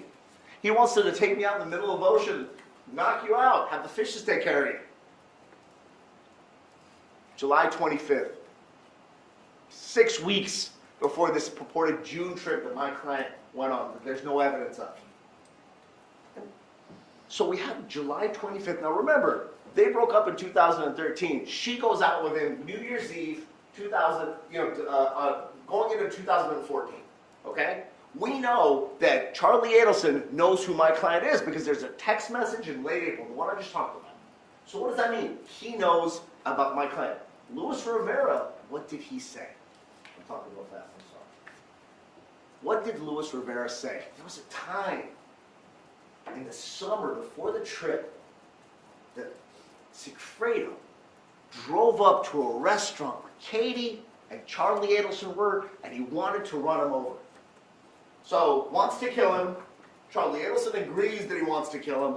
And then on July 1st, on the wiretaps, you hear Charlie Adelson say, reminiscing about a time where he had jet skis. And how, the guy with the 2 kids, my client, July 1st, angrily pulled his car behind Charlie Adelson and confronted Charlie Adelson. So, definitely no April 25th, definitely no July 1st, and there's celebrate text messages between Charlie Adelson and Catherine McManus on July 2nd, highlighting the July 1st incident. Okay, so hates his guts in April, hates his guts in July, right? That's the evidence. It's uncontroverted. Even Miss McManus' good friend, the young lady that's in the picture with Lady Adelson, I forgot her name, but even her, when I asked her, how angry was he about this? She gave a scale of 10, 11, and then 12 when I asked. Okay? Hates his guts. This reverts back to my initial question about Luis Rivera. It asked, hey, you want to go do a job? If Catherine McDaniel, as she's dating a man that drives a Ferrari, flaunts his wealth, and his slick back hair for everyone to see, if you Google him, you see his face, you see his cars. If Catherine McDaniel came and said, listen, I got a job for you, it's $100 grand. Don't you think his first action's going to be from who? Who's paying me? Who's doing this? You heard Sigfredo's own temperament and his own words when the FBI went to talk to him. Pretty calm, collected, thought-out person. Where's this money coming from? They want you to believe that Katie either withheld this kind of information, the kind of information Sigfredo Garcia would spend the rest of his life or even death to commit an act not knowing information. And listen, this isn't, hey honey, can you go down to the store and get me some milk? No questions asked. Yeah, sure, no problem. Can you pick up diapers? Yeah, sure, no problem. Can I borrow $100? Yeah, sure, no problem. You want to make 100 grand for killing someone you don't know? Huh? Huh? Hey, can I borrow $1 for some milk? Hey, could you pick me up something from the store? Sure, no problem. You want to get 100 grand for killing someone you don't know? Huh? You know, that's his legal opinion. That's his legal opinion. I don't want you to think about these pieces, because what do? They cut Sigfredo out of the equation. Because we know for sure how he feels about Charlie Adelson. We know how the government feels about Charlie Adelson. And Wendy Adelson, Donna Adelson, spent the first 21 minutes of their opening statement talking about the Adelsons. Now, if Luis Rivera got the deal of a lifetime, and after a year or 6 months, they arrested Charlie, and he admitted it was just me and Luis. Yikes, right? What a pill that would be to swallow. But we don't know. Because the only people here, the only people that have been arrested, the only people in front of you, my client, Miss McMahon. They're painting a picture with missing people. I'm trying to open your eyes for you guys to discuss some of these missing pieces. That's all. That's all I can do. My job is to point out problems and ask you to talk about them. But don't you think the issue as to why Catherine McMahon, they told you, she's barely making any money. I'm going to give you 100 grand, and then here's the $1 million question again. What money am I getting up front? How do I know I'm getting paid? Hold on, the guy, pardon my language, the guy that's banging you is going to give me 100 grand? How do I know? What kind of deposit am I going to hold up front? There's no testimony to any of this. I guess it was COD, cash on debt. That doesn't exist.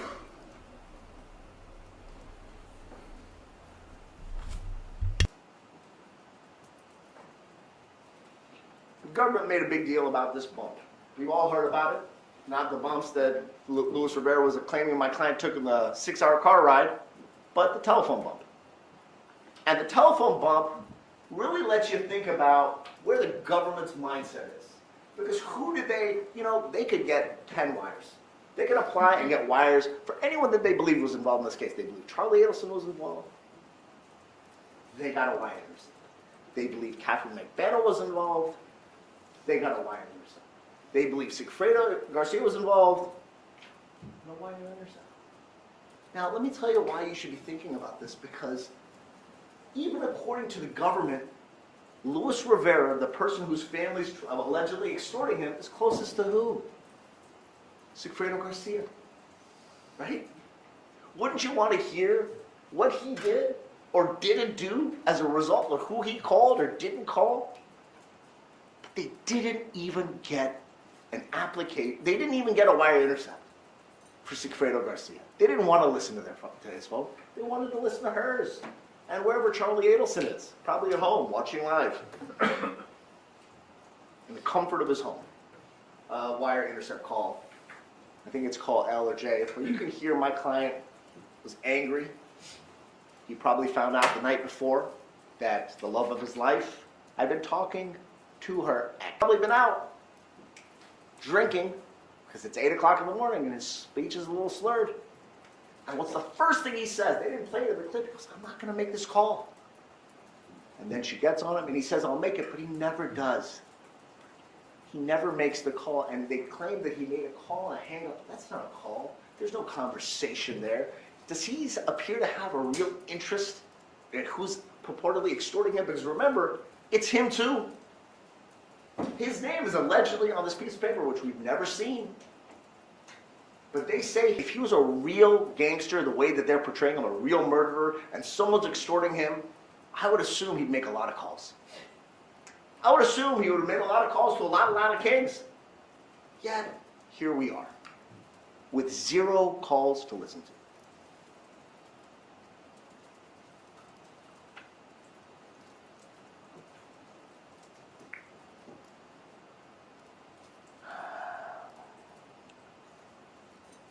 Now let's talk about the plumbing. What stinks? Okay. Ms. Kappelman was kind enough to indicate to you guys during her closing that I didn't act from Ms. Magbanua. And she says, well, I don't represent Ms. Magbanua, but guess who I represent? Her husband. I don't know what kind of shade that was to throw at me, or what kind of insinuation it is that they were trying to make, but look what they're doing. Attempting to make me appear to be improper. They're trying to shine a turd, pardon my language, in Luis Rivera, and then they're trying to discredit me. Now you gotta think to yourself, why would they do this? Well, I'll tell you. There's an innocent man that was murdered, a father of 2, law professor, was killed in his driveway in cold blood. And at no point do I want you guys, with this analogy or anything I say, to minimize from what happened to Dan Markel. That happened. And Luis Rivera has admitted liability in this case. Now, let's talk about what stinks. Let's talk about his plea deal. What smells about the government's testimony with Rivera? Remember Inspector Yao was really tall. He was the ballistic expert, the gun guy. So before, when he had the one point of entry, 49 inches, he said someone between 5 feet and 6 feet tall could do the shoot. 2 weeks before trial, came up with a new theory. Came up with a bunch of things that he was assuming to do what? Increase the height of the shooter. What? This is something you did a few weeks before trial, and what that don't exist. And he even admitted it. And what did the government say in their closing? Well, it was a tall guy. That's not what the evidence shows. The evidence shows it was someone with the one point of entry at 49 inches, someone between 5 and 6 feet tall. They say it's a taller person because Luis Rivera says it's a taller person. Because Luis Rivera received a 19-year prison sentence where he only has to serve 6.5 years for killing Dan Markel.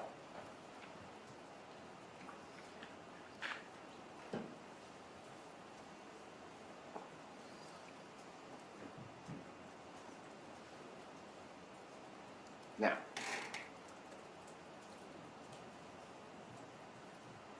there are factors that a jury has to take into consideration when making a determination as to someone's involvement in a crime.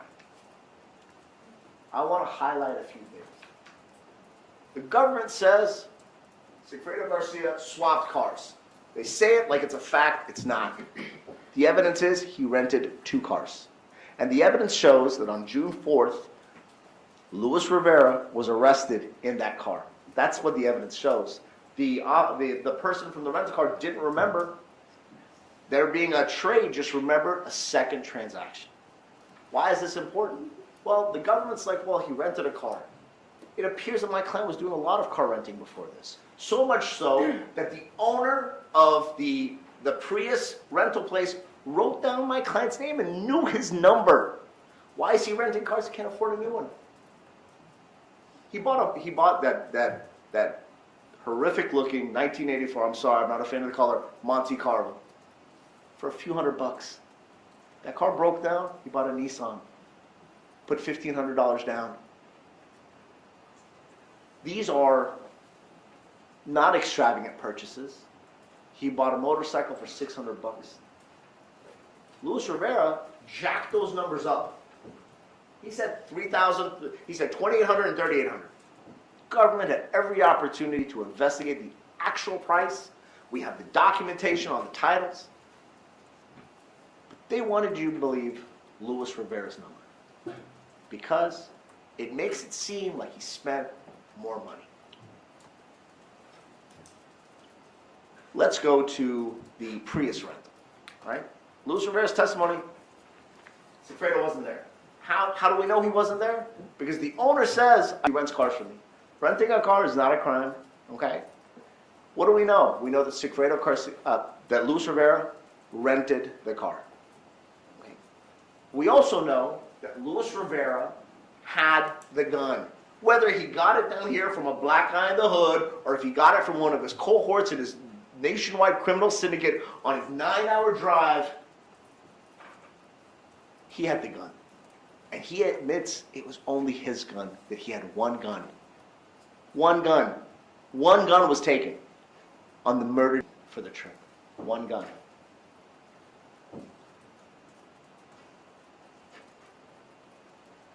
We have a hotel rental.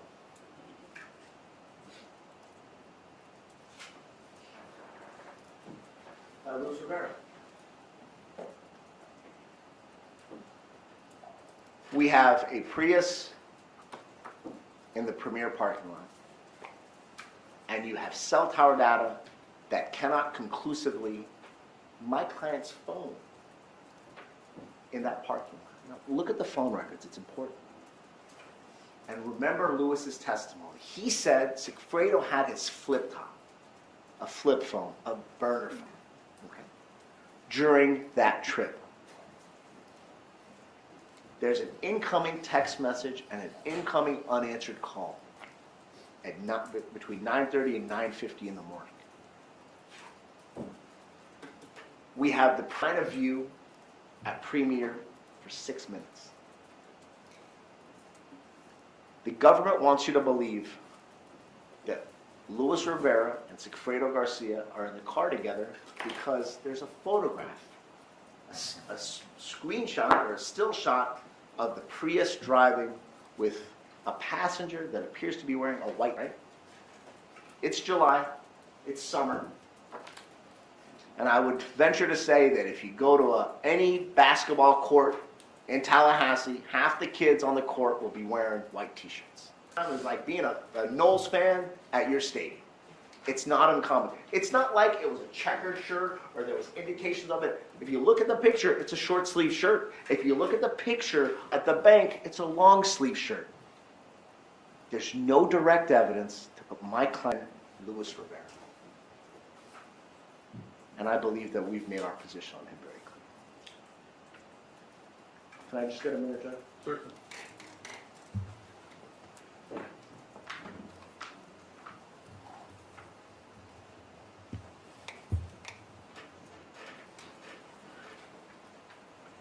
Okay. Gonna get back to Charlotte Nobles. I forgot about him. This young man told you on the stand that he lives in his car, okay? And I don't think it's unreasonable to believe that someone that travels and lives in their vehicle, there's nothing wrong with it, rents rooms from time to time. And I think that this person who admitted to being part of a drug deal could have been facilitating another drug deal on the July trip. Now, here's an important question. Did they prosecute him for admitting to that drug deal? No. There is a jury instruction. Oops. Oh, right. There's a jury instruction. It talks about how. Now this is still under weighing the evidence, okay? And you guys have a copy of this, and you'll be able to take it back to the jury room. You must consider the testimony of some witnesses with more caution than others. For example, a witness who claims to have helped the defendant commit a crime has been promised immunity from prosecution. Right there. I'm going to shift just back to Sergeant Nobles. He went and told cops he was involved in a drug deal, and he wasn't arrested. He assisted the prosecution while he was on probation. No probation violation, no new law violation, nothing. He got a pass, and the jury instruction specifically tells you if someone is given immunity from prosecution, That's something you should consider in weighing their evidence. Now, are there other things to comport or to confirm what he says? No. Didn't he tell us that there was a woman in the car with him? Right? He said there was a young lady in the car with him. Someone that allegedly was at both trips, the June and the July trip. Someone that would have potentially corroborated his testimony.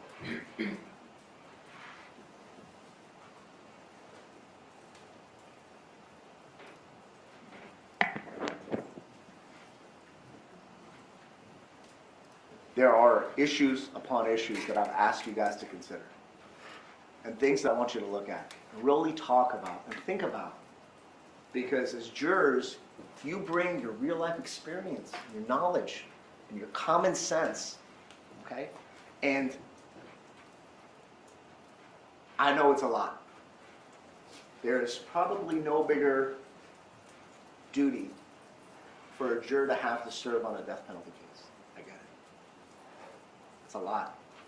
So what we're asking you is to listen to what I said and consider it and talk about it amongst each other. And ask yourselves,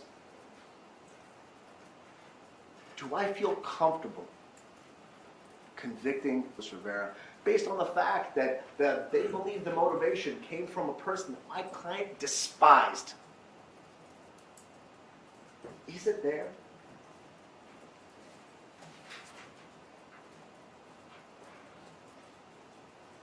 Beyond a reasonable doubt, to find guilt beyond a reasonable doubt, it's a very high standard. We do that because the foundation of this criminal justice system is to protect people. To make sure that when a jury of his peers makes a determination that you have such an abiding feeling of guilt that your thoughts do not waver or vacillate. That means for a second that you don't know, you know what, I don't feel comfortable with this. I don't understand why there's holes here.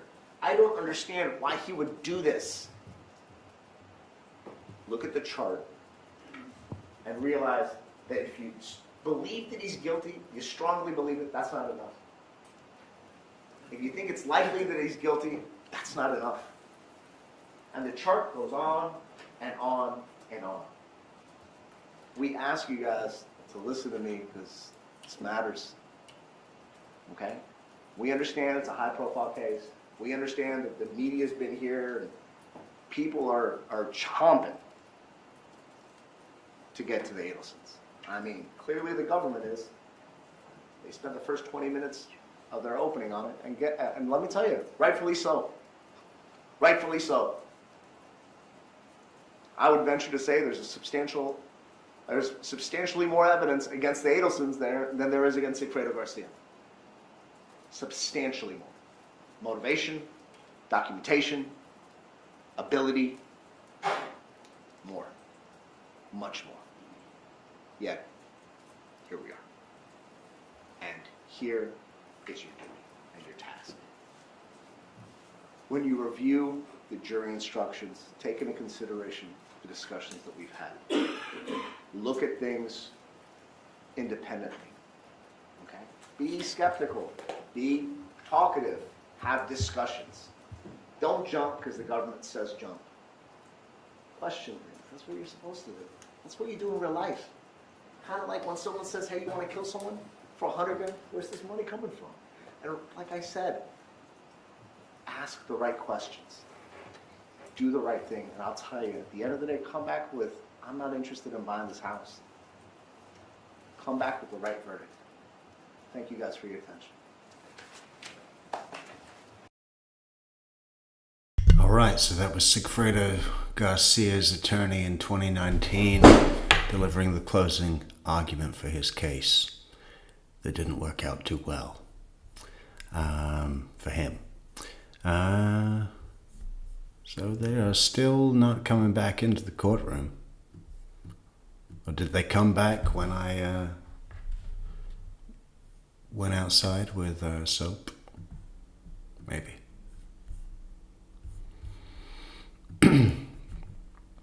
So we need another related video.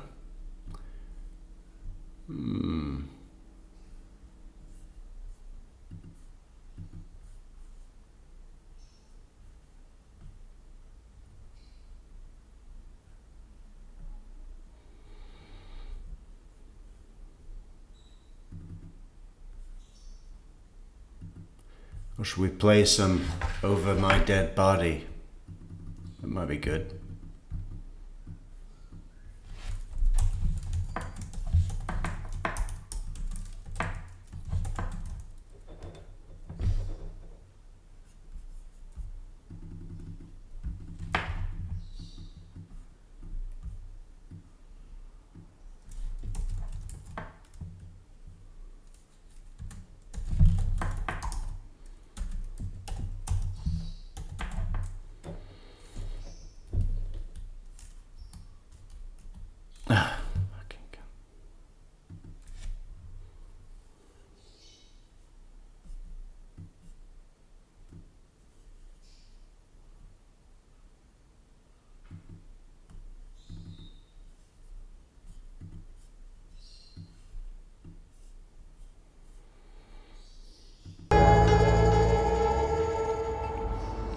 One morning, attorney David Latt was sitting in his apartment in D.C., flipping through the Sunday New York Times, when he arrived at his favorite part of the paper. I have to confess, I am a devoted reader of the New York Times wedding announcements. Latt loves the wedding section, even though the vast majority of couples are total strangers to him. They are looking for people with impressive pedigrees. They are looking for people who are photogenic. But on that morning, he spotted a pair of familiar faces. They were both a very impressive, accomplished young lawyers. They were a very nice-looking couple. So if anyone was going to make it into those pages, it was going to be Dan and Wendy. Latt began to read. Wendy Jill Adelson, the daughter of Donna Sue Adelson and Dr. Harvey J. Adelson of Coral Springs, Florida, is to be married this evening to Dan Eric Markell, the son of Ruth Markell and Phil Markell of Toronto. The bride, 26, is keeping her name. I think it was the best wedding I've ever been to. Avery Kohlers was a high school buddy of Dan's. He made the trip to Boca Raton for the celebration, as did around 200 other friends and family members. The weather, perfect. The venue, extravagant. And at the center of all of it, the happy couple. Dan and Wendy danced for hours with their guests. It just felt like it was overflowing with joy and love. I mean, that sounds so corny. I actually found an email I sent to Dan on March 4 of 2006. Hi, Dan. Congratulations and best wishes to you and Wendy. I'm sitting at home reading the Sunday Times, and lo and behold, there you are. Best, Dave. And it's funny, Dan actually responded because Dan was a very diligent email responder, even though he was on his honeymoon. Greetings from Club Med, he wrote. And then I responded, you're checking email on your honeymoon, you truly are a cyber addict. I thought I was bad. Don't respond to this email. Hope you're having a wonderful time. So what makes a good marriage anyway? I guess I would say that crucial to a good marriage is mutual respect. Love, of course, but also respect. But as you can probably guess, this isn't a story about the happy ever afters, the lucky ones, the couples who grow more inseparable with age. Not even close. I have to be a little circumspect here because over the years I've become very familiar with the libel laws of the United States. So I don't think I'm going to give my personal view here. It's a story about the opposite. A bad marriage, a worse breakup, a brutal divorce. And he stormed out. And did he say something like, I told you you should never be marrying her? This is probably the biggest story I'll ever work on. Probably the biggest story in Tallahassee ever, I would say. And everything that came after. Somebody else fucking knows something because this shit would have not came out unless he told someone else. But there's nothing. I have never said to anyone that my mom is a dangerous person. Oh, are you saying that you think maybe one of your friends would have done something like this? Who would do this?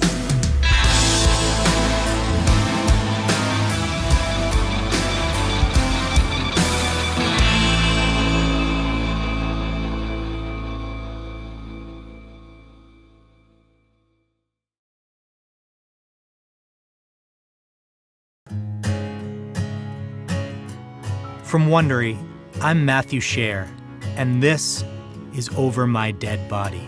Baby, I'm guilty I've got his blood on my hand. Baby, you're crazy.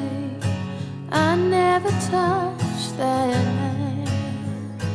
I've been a magazine writer for about a decade now. And during that time, I've made a habit of keeping certain ideas in my back pocket. Ideas that I plan on returning to at some point down the line. But in the past couple years, one particular criminal case has taken up the bulk of my free time. A case that says at least as much about marriage and love as it does about revenge and justice, and the lengths we'll go to get even. This season of Over My Dead Body is called Tally, and this is episode 1, The Husband. Can I just tell him? Leonard Cohen is my cousin and William Shatner. Leonard Cohen died, but William Shatner was there. And he, you know those couples who've known each other so long that when they tell stories, they can finish each other's sentences? Ruth and Phil Markel are just like that. On this particular afternoon, the Markels are sitting on a couch in a home in a leafy residential neighborhood of Toronto, telling stories about their son, Dan. He was very rambunctious, the furthest thing from a serious personality for him. How he got lost in a shopping mall as a boy. He went to the kiosk and he asked the lady, "Can I use your phone, please, to call home? Because I lost my father." How he was ambitious, even as a teenager. By the time he was about 13 and a half, he decided, no, I'm not going to be a rabbi, but I'm going to be the president of the synagogue. By high school, Dan was telling anyone who would listen that someday he was going to go to Harvard. I'll never forget when he got accepted. It was the most unbelievable thing. He was like on cloud 99. He was just so happy because he actually got what he really planned for a long, long time. Then he went on to Harvard Law School. After that, Dan clerked for a federal judge and landed a job at a prestigious law firm in D.C. He had determination and he knew what he wanted, and he basically achieved everything. Dan had it all, but he still hadn't found anyone he wanted to spend the rest of his life with. He was looking for a family life. He was definitely looking for, like, let's call it like a settling. He was ready to settle down, as the expression goes. And children were definitely going to be a part of his life, without question. And then, one day, he met Wendy Adelson. She was a beautiful girl, a woman. Warm. I mean, she was warm. She presented herself as very warm. Dan and Wendy had found each other on J-Date. They exchanged messages, joked, flirted. Soon, he was introducing her to his parents. Dan was proud of Wendy's academic pedigree, which almost matched his. Magna cum laude from Brandeis, master's degree from Cambridge. She was 7 years younger than Dan. When they met, she was at law school at the University of Miami. I mean, everything was very positive. There was absolutely no question or doubts in our minds. I mean, she's Jewish. She came from a Jewish family, originally from New York. Father was a dentist. The mother was whatever. School teacher. The kids, she had siblings, and everything was, I mean, what more can Jewish parents want from their kids? Dan and Wendy had started off long distance, him in D.C. and her in Miami. But it was a rocket courtship. In May of 2005, Dan accepted a tenure-track job at Florida State University in Tallahassee, where he and Wendy planned to start a life together. That same month, the couple took a trip to Israel. In the village of Tiberias, overlooking the Sea of Galilee, Dan proposed and Wendy accepted. On his blog, Dan wrote, "All I can say is, wow, did I win the lottery of life." A lot of other people thought so too. As a couple, Dan and Wendy were charismatic. They played off each other's energy. It was Thursday night, September 1st, 2005, and I'm at this wedding. I'm a single guy. I'm on the dance floor, kind of feeling like lonely, and I walk off the dance floor and I'm just kind of strolling around this big hotel ballroom at the Pierre Hotel near Central Park in New York City. Zach Schreier knew Dan from Harvard. A really attractive young lady stops me and she says, "I recognize you from my fiance's Friendster page." Yeah, Friendster. This was the 2000s. It was like the pre-Facebook kind of, but I guess nowhere near as successful. But her fiance apparently had a Friendster page, and she recognized me as one of the friends in it. And I said, "Oh, who's your fiance?" And she said, "Dan Markel." So of course I was, talking to Wendy and meeting her for the first time. Dan and Wendy wasted no time hatching a plan. They were going to set Zach up with one of Wendy's friends. Dan said, "She's beautiful, she's Jewish, she's brilliant, she's got a great body." And Wendy's kind of blushing and shut up. He goes, "Well, she does, and you have to meet her." So Wendy picks up her cell phone and calls Abigail and leaves a voicemail. And what did the voicemail say? She said, "Abigail, stop dating. We found your Beshert." And Beshert is like your intended, as you probably know. And that was that. Zach lived in LA. Abigail lived in Washington, D.C., thousands of miles apart. So what, Dan said. He'd done long distance too, and look how it turned out. Abigail and I went on our first date, and that's the last first date I've ever been on. The Schreiers got married, and of course, the couple who introduced them were at the wedding. But Abigail didn't want to give Dan and Wendy too big of a role. There was always a fair amount of drama with the couple. I'm not a person who likes drama very much. The drama Abigail mentions, it was no small thing. Abigail says at one point, Wendy told her she was thinking of breaking off her engagement with Dan. Wendy took me for a walk and said, Dan had offended a friend of Wendy's about his feelings about affirmative action. See, anyone who knew Dan knew that he never encountered an argument he wouldn't take up for sport. He wasn't even against affirmative action as a policy. He just liked to debate. He was posing hypotheticals to her, and he had really offended Wendy's friend. And she said she needed to go on a walk with me. We went on a walk, and she said, "I don't know what to do. Can I love this? Basically, should I get back together with him?" Apparently, Wendy decided she could. A few months later, she and Dan were married. Still, that drama, it didn't go away, even on Dan and Wendy's wedding day. Although the Markels and the Adelsons were both paying for the wedding, it was Wendy's parents who'd hired the caterer. Dan had wanted the wedding to be strictly kosher, but when we arrived, the food was not kosher. And we noticed right away they had dairy and meat both being offered at the same time. And that's when we both kind of started to step away, like not sure what's going on here. The Markels were blindsided. Dan was going around to each of his guests who kept kosher, we do, and saying, "I'm so sorry. Please don't eat the food. It's not kosher. I'm so sorry." Dan had recruited a rabbi friend as officiant, and the catering put him in an especially awkward position with his buddy. The rabbi that he had asked to officiate had to leave the wedding at that point. Dan must have felt awful. But if he let the kosher mix-up more than trip him up momentarily, Abigail didn't see it. And this is Dan. He went to every person who kept kosher and apologized to them personally, and then he ran right back to the dance floor and started dancing with her again. After the wedding, Dan and Wendy returned to Tallahassee, where Dan threw himself into life as an academic. He taught, he published papers, he traveled the country attending conferences. And it was at those conferences that fellow attorney David Latt would see him.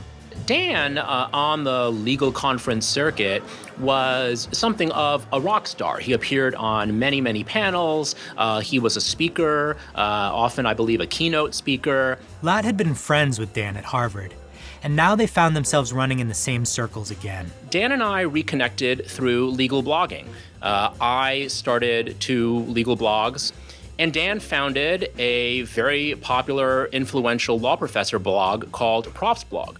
Normally, Dan's blog dealt with the ins and outs of his legal theories of crime and punishment, or the latest developments on the courts. But in July of 2009, Dan had some more personal news to share. Wendy and I welcomed a little and delicious 7-pound, 5-ounce baby boy into the world last night, Wednesday, at 10:58 p.m. Everyone is flourishing. The baby naming ceremony and bris will take place next week on Thursday in the Hassie. More details to follow, but I'm using Facebook Mobile to pepper the world with inanities and new pics. So, if you're interested, Follow Bam Bam's life journey there. With gratitude and blessings, Wendy Adelson and Danny Markel. Next to it, he posted a photo. Here's a pic of the little guy, dreaming of whitefish salad and other smoked delicacies to come. If you were a regular reader of Prof's blog in those years, you would have gotten a picture that Dan and Wendy's marriage was, well, happy. When Wendy competed in a triathlon, Dan gushed about it. When Wendy wrote a novel, Dan promoted her book signing. On the blog, she was Osita, little bear in Spanish. Dan wasted no opportunity to fawn over her, which struck even his close friends as a little over the top. It was really out there. It was really Dan. You know, it was amazingly uncool. It was amazingly, brash. But it was so unbelievably genuine that I kind of don't know how you couldn't have been disarmed by it. Even in person, Zach Schreier remembers the couple could engage in the kind of PDA that's usually reserved for teenagers.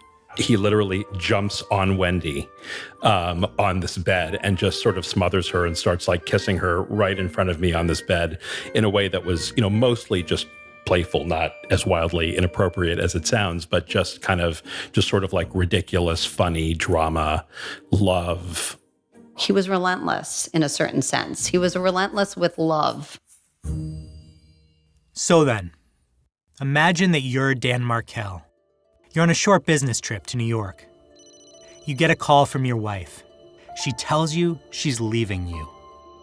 You cut your trip short. You're sure you can still convince her to reconsider. You get the first flight home. But as you open the door, you notice the house is weirdly quiet, echoey. It's never this quiet. Then you notice a lot of the furniture in the living room is gone. The kids' room, mostly empty. In fact, pretty much everything is gone, including your wife and the kids. You walk into your bedroom. The bed is still there.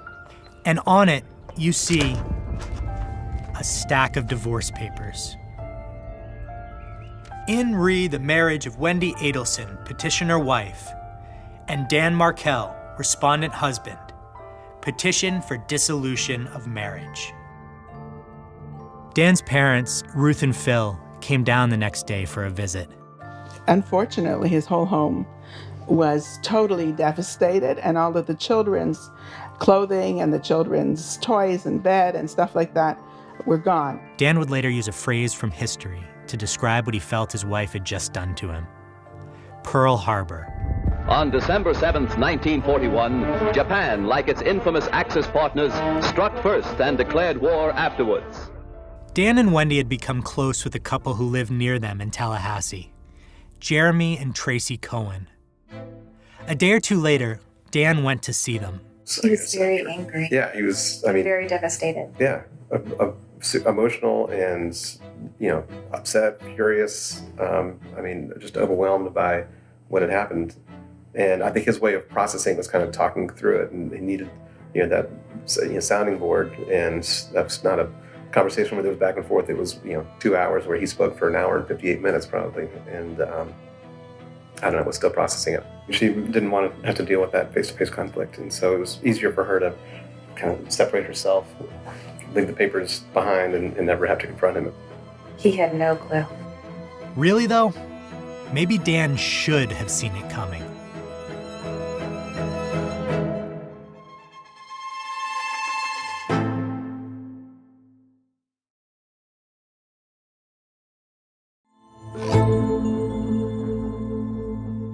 Last year, together with a reporter friend of mine, Eric Benson, I traveled down to Tallahassee to talk with some of the people who had known Dan and Wendy best. Basically everywhere we went, people told us, Tallahassee is sleepy. Tallahassee's quiet. Tallahassee is basically a village. Sure, it's the capital of Florida, but it's North Florida, a big difference from, say, the area around Miami. It feels more like the Deep South. Spanish moss, humidity as thick as a blanket, bugs the size of your fist. Tracy and Jeremy Cohen live in one of the nicest neighborhoods in town. The neighborhood's called Benton Hills. If you look at the sign, it's modeled after the Beverly Hills sign, so it has aspirations. Kind of suburban neighborhood. They've been here a decade. They have 2 kids and run a small business together. For the most part, it is houses that were built in the 50s and 60s and 70s. And so it's kind of a mix of older retired couples and then more and more young families with children. They ended up moving to this neighborhood, Benton Hills, where Dan and Wendy lived. We had our first child in 2007, and then I guess met them shortly after that at a party. Right. We were still kind of in the mode of trying to meet new people and meet new friends in Tallahassee. Wendy was charming, with blonde hair and big, bright blue eyes, which Tracy would later find out were enhanced with teal contacts. Dan was chatty, intense, with light brown hair and glasses. There was kind of a spark there, and we talked to each other pretty much the whole party and made plans to hang out after that, and started hanging out. It had been a job that brought their new friends to Tallahassee, Dan's job. And the law school had offered Wendy a teaching position too, on a contract basis. To get these attractive candidates like Danny, the law school has often to accommodate their spouses, right? And Tallahassee is a notoriously difficult place for that. Fernando Tesson is an Argentine diplomat and a retired member of the faculty at FSU's law school. He helped hire Dan. We're not New York, we're not Washington, we're not Chicago. There's not stuff that the spouses can do. Tallahassee certainly wasn't Wendy's first choice, but she tried to make do. In order to please Danny, gave her a clinical job. And I think that in that job, she did pretty well. She connected with the people who do human trafficking, and she did pretty well there. Her performance, I think, exceeded a little bit expectations. Over time, Dan and Wendy became a kind of Tallahassee power couple. A lot of Fridays, Dan and Wendy hosted big Shabbat dinners in their home. He and Wendy loved pulling together people from the Jewish community, but also outside the Jewish community, and sharing this meal with a pretty broad array of really interesting people. But the Cohens also saw the cracks in the relationship. A bunch of small couple-type things, like arguments over chores. I could see him being a tough guy to be married to. He was not the person who mowed the lawn, right? He didn't do a whole lot of dishes. But there were some bigger issues, too. Ones that dated back to their wedding day. They were very careful about keeping a kosher home. I will say Wendy broke that every once in a while, and I think that was a point of contention between the two of them. But for Danny, he took it very seriously. Their friend Abigail Schreier says that Dan's Jewish identity mattered to him a lot. He was a very thoroughly Jewish guy. It's sort of hard to convey that sometimes, but he really was. It's something that was in his bones.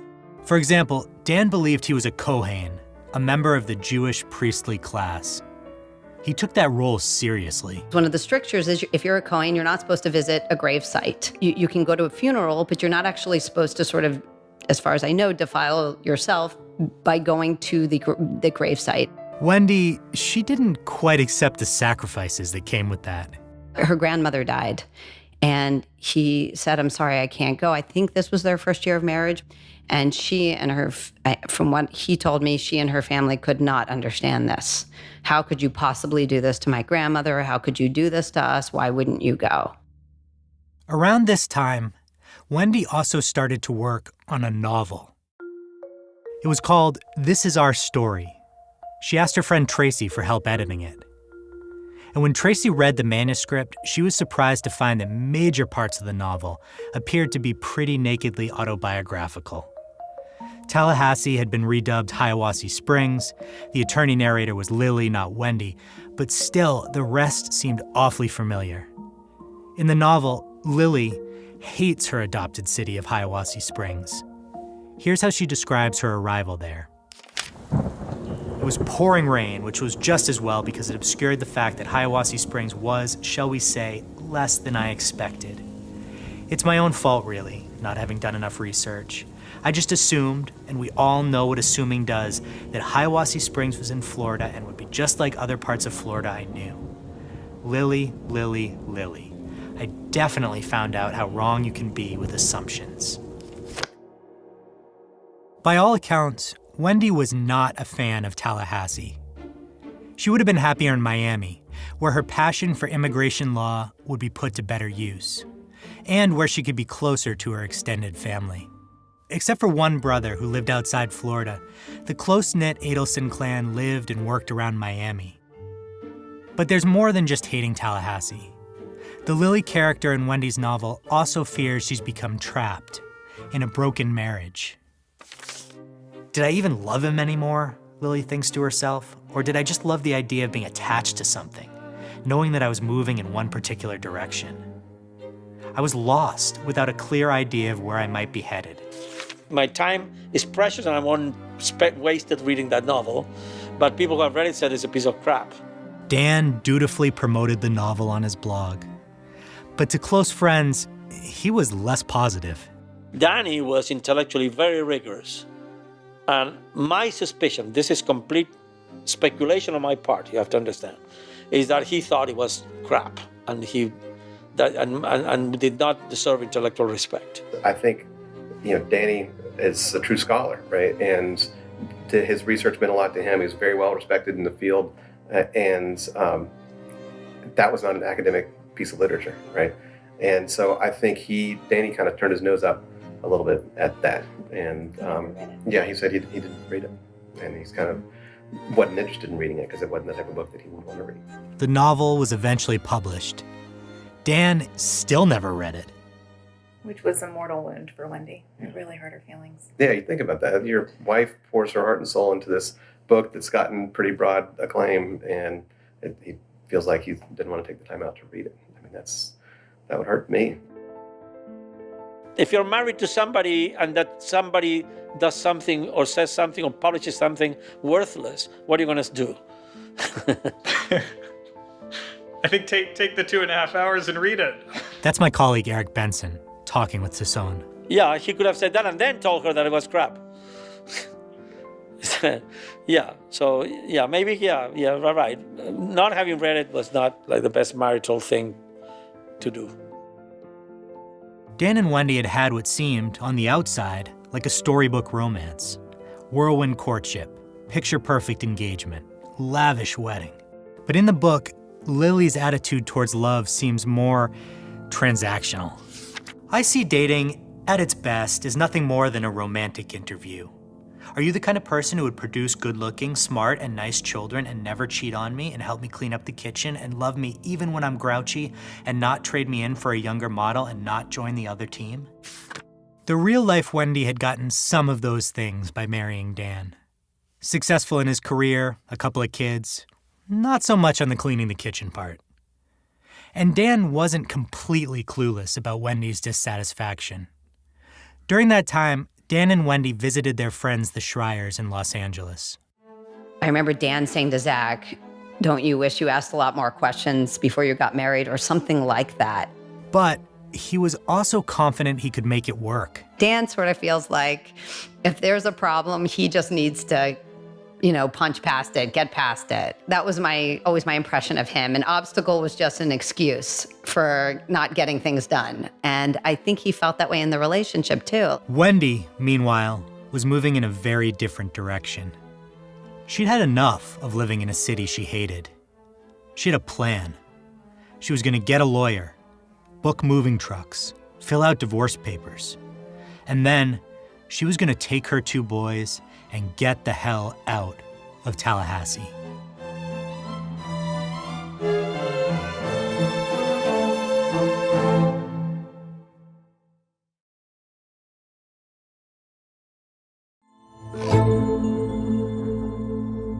A couple weeks before Pearl Harbor, Wendy and Dan went on a trip with some friends, including their neighbors, the Cohens.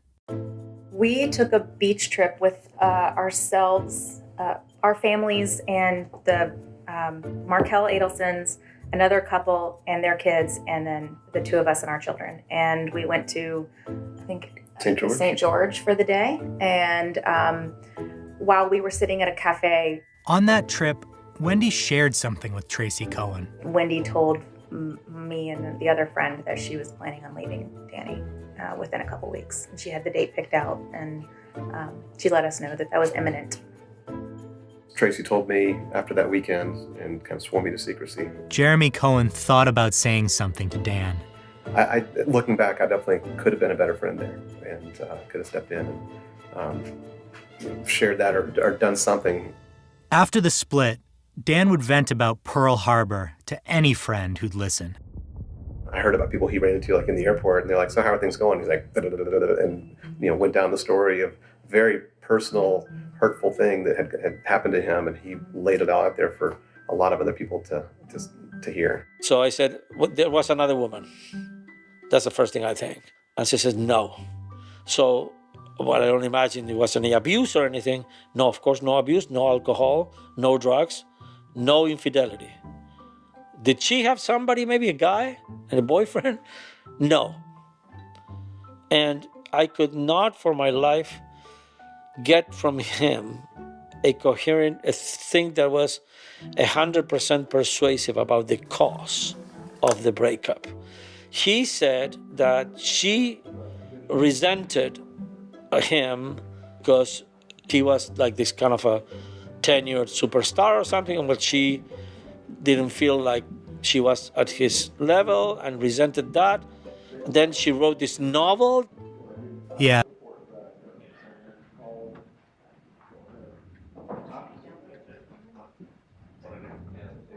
Are you taking care of it? Here we go, Donna's back.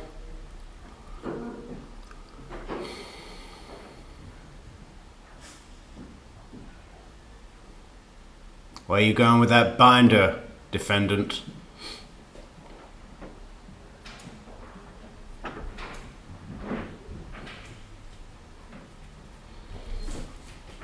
Just more of the same, Deborah.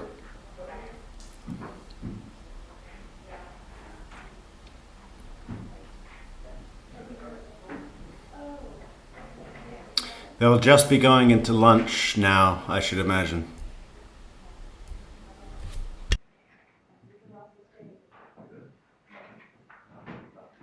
Donna Adelson's getting lost. She's just too damn old. Too old to lock away.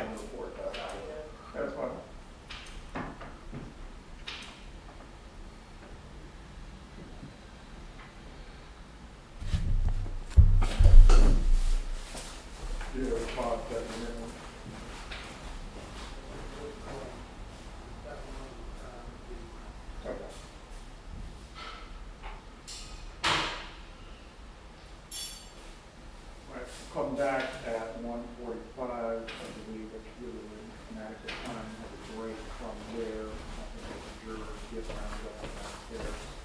We'll go back and finish out the process as we described.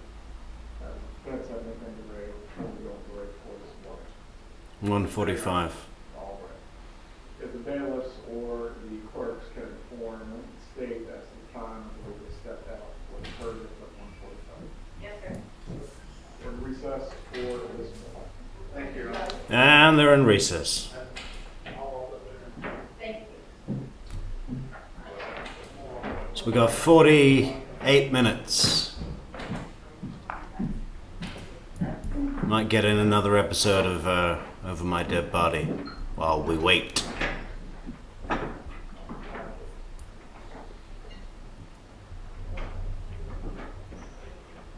There we go.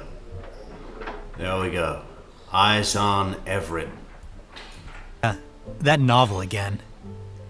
Maybe if Dan had read it all the way through, he would have gotten a stronger hint of what was coming. At the very end, the character Lily finds her purpose through her work, adopts a baby one of her immigrant clients must give up for adoption, and ends up separated from her husband. There are many bad things about being a lawyer, I'm sure, but one thing about being a lawyer is that we are trained to hear both sides. So I always told Danny, when he was telling me all these bad things, I said, well, okay, Danny, if Wendy was here, what would she say? Well, she said she would say that she could not stand being with me in Tallahassee, that she felt frustrated within the marriage because I didn't respect her, blah, blah, blah. She would say that to me when I asked him about what would be Wendy's story, but I never got Wendy's story. Dan blasted out an email to a bunch of his friends. He sent out an email about how devastated he was, how determined he was to get Winter back and make it work, how confounded he was by what was going on. And he concluded it with, "Love mightily while you can." And that was very Dan, to turn it and then just wish the best for the rest of us. Tell us like what we should be doing and hope for the best. Abigail picked up the phone and called Dan. She led with a joke, a callback to the fact that he and Wendy had been the ones who'd set her up successfully with her husband. "Dan, I've got the girl for you." Dan laughed. But as they talked, she could hear how broken he was. He started to cry, and he said to me, "What's going to happen with my boys?" He said, "Their connection to Yiddishkeit, to Judaism, is already so attenuated. What's going to become of them?" And I'd never heard Dan cry. It was really heartbreaking. For 2 weeks after she left him, Wendy didn't even tell Dan where she and the boys were living. So he would wait for Wendy at their kids' school, a morning drop-off, an afternoon pickup. I think that was one way of kind of seeing her, and he tried to figure out when she was going to be there and be in the parking lot and to try to confront her. But not legal confrontation, not yet. Because Dan was still holding on to the hope, however distant, that he could woo Wendy back. He could make the family whole again.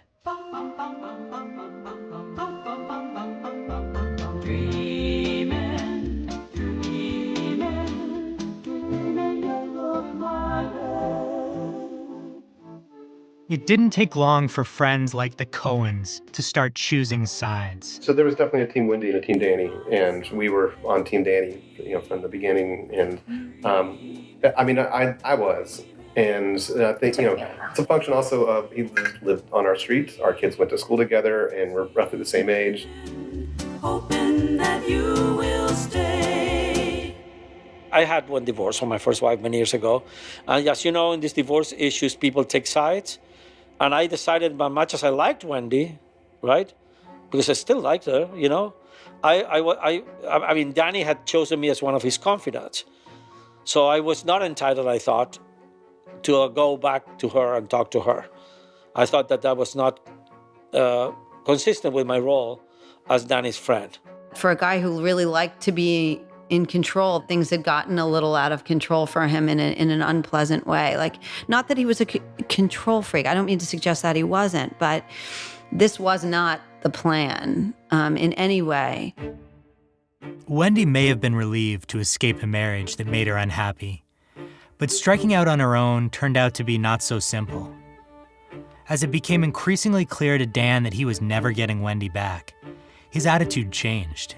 Yeah, I'd say that there were 2 phases to the post-divorce life for Danny. The first phase was it was immediately after this Pearl Harbor moment where she dropped the papers on the bed, and he was committed to winning her back. And when it was clear that wasn't happening, then he shifted into the second phase, which was fighting it like hell. Dan Markel became famous in the legal world, in part due to his unique theories on crime and punishment, which he often discussed on his blog. To Dan, a big part of why we punish criminals is to reinforce the unspoken pact we all have as a society. Dan was taking the side that, no, it's a positive good for offenders to suffer in the course of being punished, because that's part of how we right the scales. That's his law school colleague, Mark Spotswood. That's part of how we signal to them that, what you did was wrong, and you as a sort of equal moral member of society deserve to be held to account for that. So, and I'm summarizing here, Dan's theories are building on one of the oldest ideas around, that justice is all about getting even. So once the gloves were off, once it was clear their marriage was never going back to how it was, how would Dan and Wendy get what they wanted? You live in, the modern world where most of us are, pretty safe, and then completely out of the blue, someone walks into their garage and shoots them in the face. If anything, it's like, okay, a robbery, all right, drugs, okay, but a murder, I would never, ever be expecting that. Ever. That's bullshit, man. You know exactly what I'm talking about. We know what the fuck is going on. Find out who the fuck it is. That's all I'm asking you. That's on this season of Over My Dead Body.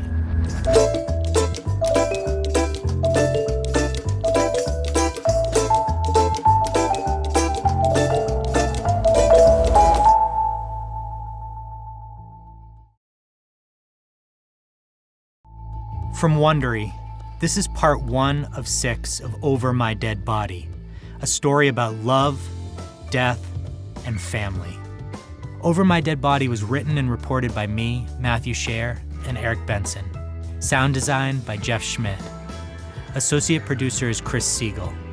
Executive produced by George Lavender, Marshall Louis, and Hernan Lopez for Wondery.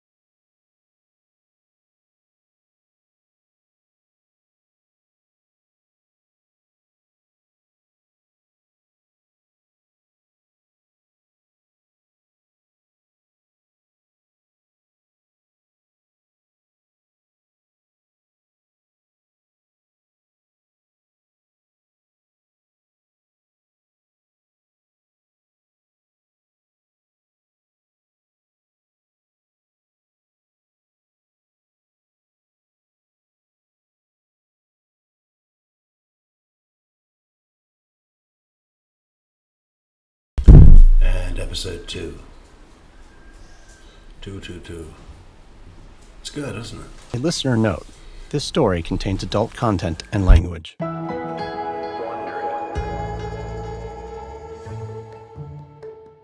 I think that lawyer-lawyer divorces have a tendency to be uglier than average.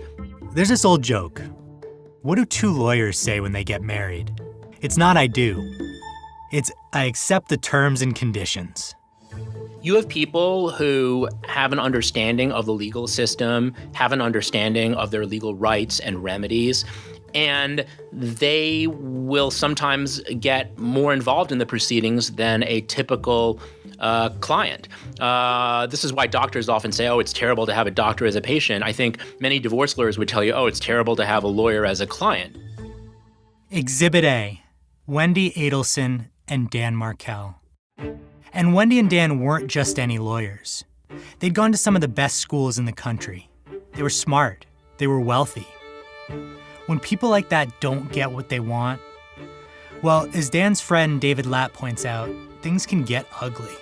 In their divorce, there was a lot of motion practice, which you could view as the trench warfare of divorce court. Still, it wasn't all bomb throwing. Not all the time. Even as they battled over the terms of their split, Dan and Wendy tried to move on with their lives as best they could. And that meant they both started dating other people. Is this on the record as I give you this? Yes, it's on the record. Jeff Lacass is a social work professor at FSU. He met Wendy through a mutual friend. He's got messy brown hair and glasses, more surfer dude than professor. Still, you wouldn't be wrong to point out that Jeff bears more than a passing physical resemblance. More surfer dude than professor, okay? To Dan Markel. Lacass later walks Tallahassee police detectives through his relationship with Wendy. They had fun together, he explains. But he also heard a lot about the divorce. 2 conversations that we had every single day for 9 months were, Danny is an evil monster. Tallahassee's the worst place in the world to live, and I can't believe I got stuck here because of Danny Markel. Lacass would read some of the motions Dan was filing against her. It's the rantings of a lunatic, basically. But every time she got one of these, she would melt down for like 2 weeks. Lacass really wanted her to move on. You care about her a lot? Oh, yeah. I love with that girl. I mean, I don't think there's anyone that's spent more time with Wendy in the last 9 months than me. But there's something else. Something Lacass wants to get off his chest. Third thing, some family members. Something about Wendy's relationship with her parents and her brother. They're pretty protective of her. Want her to live in South Florida.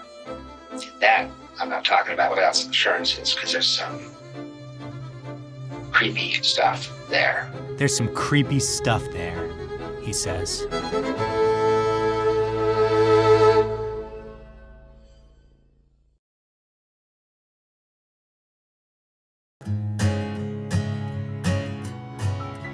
From Wondery, I'm Matthew Scher, and this is Over My Dead Body. Baby, I'm guilty. I've got his blood on my hand. Baby, you're crazy. I never touched that man.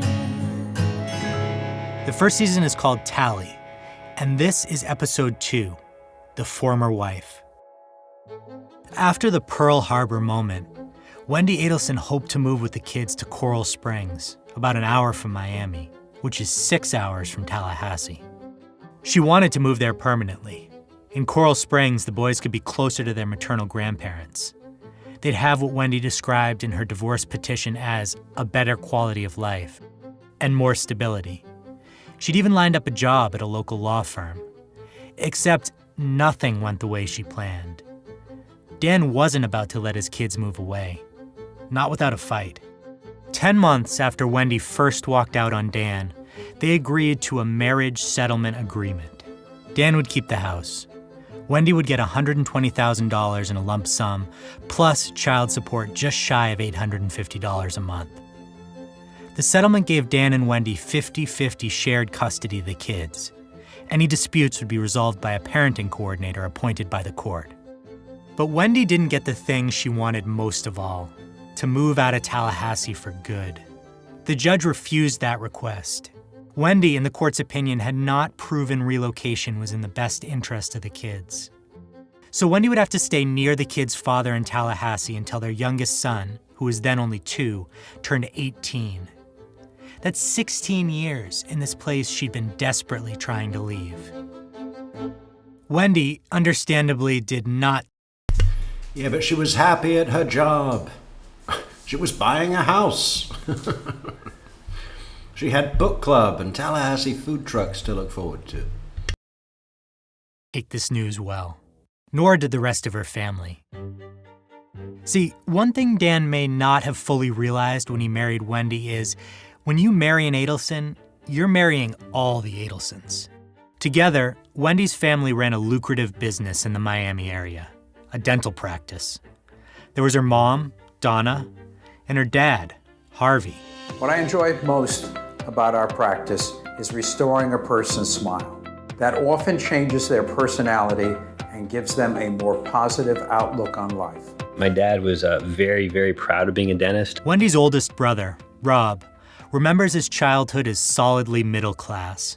We had a station wagon as our main car for much of the 80s. I think the station wagon, the Chevrolet station wagon, the blue fake wood panel station wagon is much more accurate depiction of my memory of our childhood financial situation, which was great and comfortable, but not extravagant in any way. But things went well for Harvey, and his practice grew. You know, it's funny, my dad always wanted to have, I believe it was a Mercedes, and I remember him at some point when I was very young buying this Mercedes, and we actually drove around the neighborhood to show off this Mercedes. And then things got even better. Somewhere around age 14 or 15, they put a tennis court in the backyard. My wife likes to remind me that I was deprived because I only had a tennis court for the end of my teenage years. In total, there were 3 Adelson kids: Rob, his younger brother, Charlie, and Wendy, the baby of the family. Charlie, in his 20s, decided to follow in his dad's footsteps. He's a periodontist and has a very successful practice doing implants and extractions. In fact, Charlie was so successful, he was eventually able to buy the family practice from his dad. And my dad would always joke that he has a very understanding boss. It's his son. Donna Adelson had worked for a while as a teacher. But once the kids came along, she'd given up her job to stay at home. My mom certainly did everything she possibly could, perhaps to a fault, to make things as perfect as possible for her children. Jeremy Cohen, the friend and neighbor of Wendy and Dan's in Tallahassee, remembers that the Adelsons frequently drove up to see their daughter. And they'd come driving in their big old Lexus, and when their Lexus was parked on the street, I was like, oh, you know, Donna Harvey here. After the divorce, the Adelsons were making that 6-hour drive every week to help Wendy watch the boys on her days. Wendy would contest in a court filing that when they were married, she'd been the one stuck at home with the kids. Her, not Dan. Although the wife acknowledges the great love that both parties have for the children, she submits that she has been the primary parent of the boys up until the date of filing the petition for dissolution of marriage. The husband has traveled a great deal during the course of the marriage, attending conferences and giving lectures. Much of the parenting prior to the petition was the primary responsibility of the wife. Wendy's long-held resentments against Dan were becoming her legal ammunition. Dan argued in court that Wendy was breaking the agreement because the kids never called him when they were with Wendy, and Wendy rarely picked up her phone when Dan tried calling. In Wendy's view, Dan was the one breaking the agreement by not paying a lot of the money he was obligated to pay her. Dan should either pay or be held in contempt of court, Wendy told the judge. Things only got worse. Over the Christmas holiday in 2013, Wendy took the kids to Miami for almost 3 weeks. Of the 19 days the boys were gone, Dan complained, they'd called him on just 7. It was perverse, he'd later write in a court motion. Dan was saying outright that Wendy had violated that marriage settlement agreement. It's not just, oh, your divorce has been resolved with a settlement, and that's it. That's attorney David Latt, Dan's old Harvard buddy. It's an ongoing thing, which is why it can be really unfortunate because you have these two people who decided to part ways, but if there's continuing dispute over the terms of their settlement, they're basically locked in combat with each other for months or even years after their divorce was supposedly finalized. Dan, being Dan, was also handling much of the legal work himself, according to his friend Fernando Tesson. Of course, he hired a divorce attorney, but like 2 minutes into the relationship, he decided that the divorce attorney didn't know anything. So he wrote everything. He kept the lawyer, but he wrote his own briefs, which I thought that was a bad idea. Dan, in one motion, made his fury clear. The former wife took a simple divorce and made it complicated, nefarious, and expensive. He was writing his own divorce motions and keeping up his teaching workload. It was a chaotic time, but Dan felt like it was worth the fight, if it meant keeping his kids close. On Valentine's Day of 2014, Dan filed a motion alleging that Wendy had given false testimony to the judge in the divorce about how much money she actually had in the bank. He claimed Wendy was hiding thousands of dollars in assets. If she wanted to leave the marriage because she fell out of love, that's one thing. But she could have done so without also taking more than the necessities so that a proper and fair distribution could have immediately followed. Wendy had unclean hands, Dan said. And that phrasing wasn't accidental. Unclean hands is a legal term, an allegation that one party or another, in this case Wendy, was acting unethically. There were motions and responses and new motions and counter motions. It was a very messy and convoluted docket. You don't need to be a divorce lawyer to just glance at that docket and realize that this was a very bitter battle. Wendy quickly disputed Dan's claims, adding a few barbs of her own.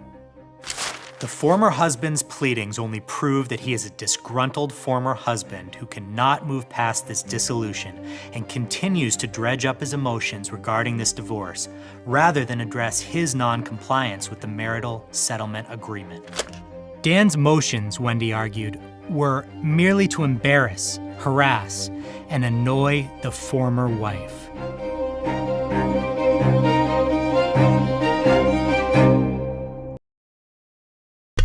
Yet again, it's always the other way around. They just take what they do to others and say that they're the ones that are doing it to them.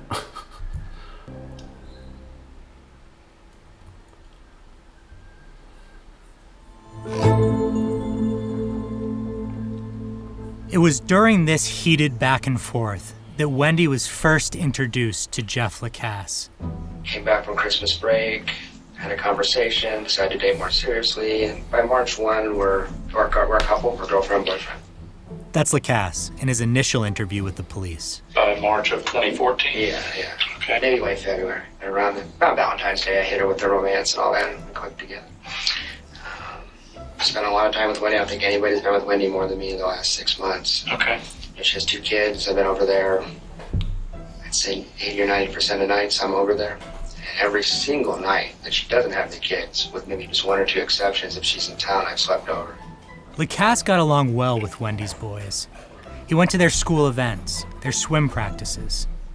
But Dan, yeah, no love lost there. I probably said 100 times in public that I like to kick his ass because he kept really making Wendy suffer and things like that. Dan kept up his legal attacks on Wendy with his most serious accusation yet. That his ex-wife had lied so much that she should not only be held in contempt of court, but she should be sanctioned by the judge. That kind of thing, it's a stain on the record of any attorney, a demerit, a black mark. If Wendy's leaving Dan with the kids in the first place was Pearl Harbor, then this was, well, dropping the A-bomb on the other side, because most of the time lawyers will fight, but they kind of think that everyone is at least fighting cleanly or fairly. That's most of the time. When you see a motion for sanctions, that's one side essentially calling out the other side, saying, you guys are playing dirty, you guys are playing unfair, the judge needs to come down on you hard. And Dan wasn't done. Soon he'd reached beyond Wendy's actions and directly called out her family. In a motion filed in March of 2014, he claimed Donna Adelson was attempting to turn his kids against him. Oh. Grandma says you're stupid, Dan said his sons told him. Grandma says she hates you because you are trying to take her sunshines away from her. He thought that that was wrong. So Dan asked the court to prohibit Donna from having unsupervised time with her grandchildren and to impose some limits to prevent the kids from hearing negative or disparaging things about their dad. Wendy would later insist her parents had never... Imagine what a social stain that would be on Donna's record. Her friends would say to her, so how's the grandkids? Are you loving being a grandmother? And she's like, yeah, I see them anytime I can. With my court-ordered supervision representative, that I'm not allowed to have contact with the children without that person there. Oh, that was a big one, wasn't it? Never said a bad word about Dan in front of the kids. Her family was getting tired of Dan's legal attacks. He's depoing Wendy to death. The question is, I mean, Wendy really is this multi-layered, you know. The question is, did Wendy make it happen? Did she need to? Was Donna really that open-mouthed around the children? Probably. Can't think of any reason why she wouldn't, but I can see Wendy saying to herself, I need to, you know, help along my mother's distaste for Markel, and then get her to badmouth him in front of the children, and then I'll encourage them to repeat that to Abba, who will file a motion that'll piss my mother off so much she'll speed up with the murder. That's how Wendy asks for things, you know. All of this stuff about, well, do you think Wendy was in touch with Katie McBenoit? No. Do you think Wendy was in touch with Sigfrido Garcia? No! But Wendy doesn't do things like that. She'll ask for stuff like that, right? That's her way of speeding up the murder. The house. She'll pretend to buy a house in Tallahassee because she'll know that will send the signal to her mother. I've given up. Dan's going to win. Dan's going to prevail. He's walked all over the Adelsons. I've given up. And I'm just going to set up roots in Tallahassee, and you guys can drive 6 hours a week there and back. Yeah, you know, that's how Wendy asks for things. Wendy doesn't phone someone up and say, hey, we need to speed up the murder. She pretends to buy a house and puts pressure on you. Here, I'm about to sign the deal. About to get locked in. About to get locked into this deal. That's how she does it. That's a phrase they used more than once. Meanwhile, Dan was telling friends, like his old friend Zach Schreier, that he was getting the best of the Adelsons in court. He mentioned to me that they were, trying to have him declared as an unfit parent, and, he had parried that blow legally. And, he had a sense of confidence about him that he was going to win these encounters. Jeff Lacass, Wendy's boyfriend, saw how effective the strategy was. He was constantly manipulating the legal system to keep her in stress, and it was punishing her very effectively. And also, Wendy didn't want to be in Tallahassee. I mean, she wanted to live in South Florida. Oh, really? Absolutely. I was probably the only thing in Tallahassee. If we were doing well, she's like, yeah, I'll stay here in Tallahassee for you, and because I have to, because Markel's got this custody. Right, she can't leave. She can't leave with the kid. By now, Donna and Harvey were so upset about the whole situation that they allegedly told Wendy she should offer Dan $1 million to let her move with the kids closer to them. Around that time, Jeff Lacass was out in Tallahassee when he spotted Wendy at a local cafe with another guy. I walked into All Saints one day, they were having coffee. She would say it wasn't platonic, and I said, well, I don't appreciate not knowing about this, so it became a whole thing. I got real. Thank you, Patricia. That's why we're here. All the trust, I was like, this is screwed up. Yeah, sure. And she was real weird about it. Like, Wendy's not the best liar ever. I mean, she just gets so anxious that, like, it was a thing. I told her not to see this guy again. I said, if you want to talk about it, that's fine. I just don't want to see him ever again. Did you confront him then? I didn't. I started walking towards him, and temper started firing. I thought I do not need to end up getting arrested for assault on All Saints coffee, so I just went into the bathroom. The way Lacass tells it, his suspicions grew. He started combing through Wendy's calendars for evidence that she was cheating. They fought. Wendy took off and spent 2 weeks in South Florida with her parents.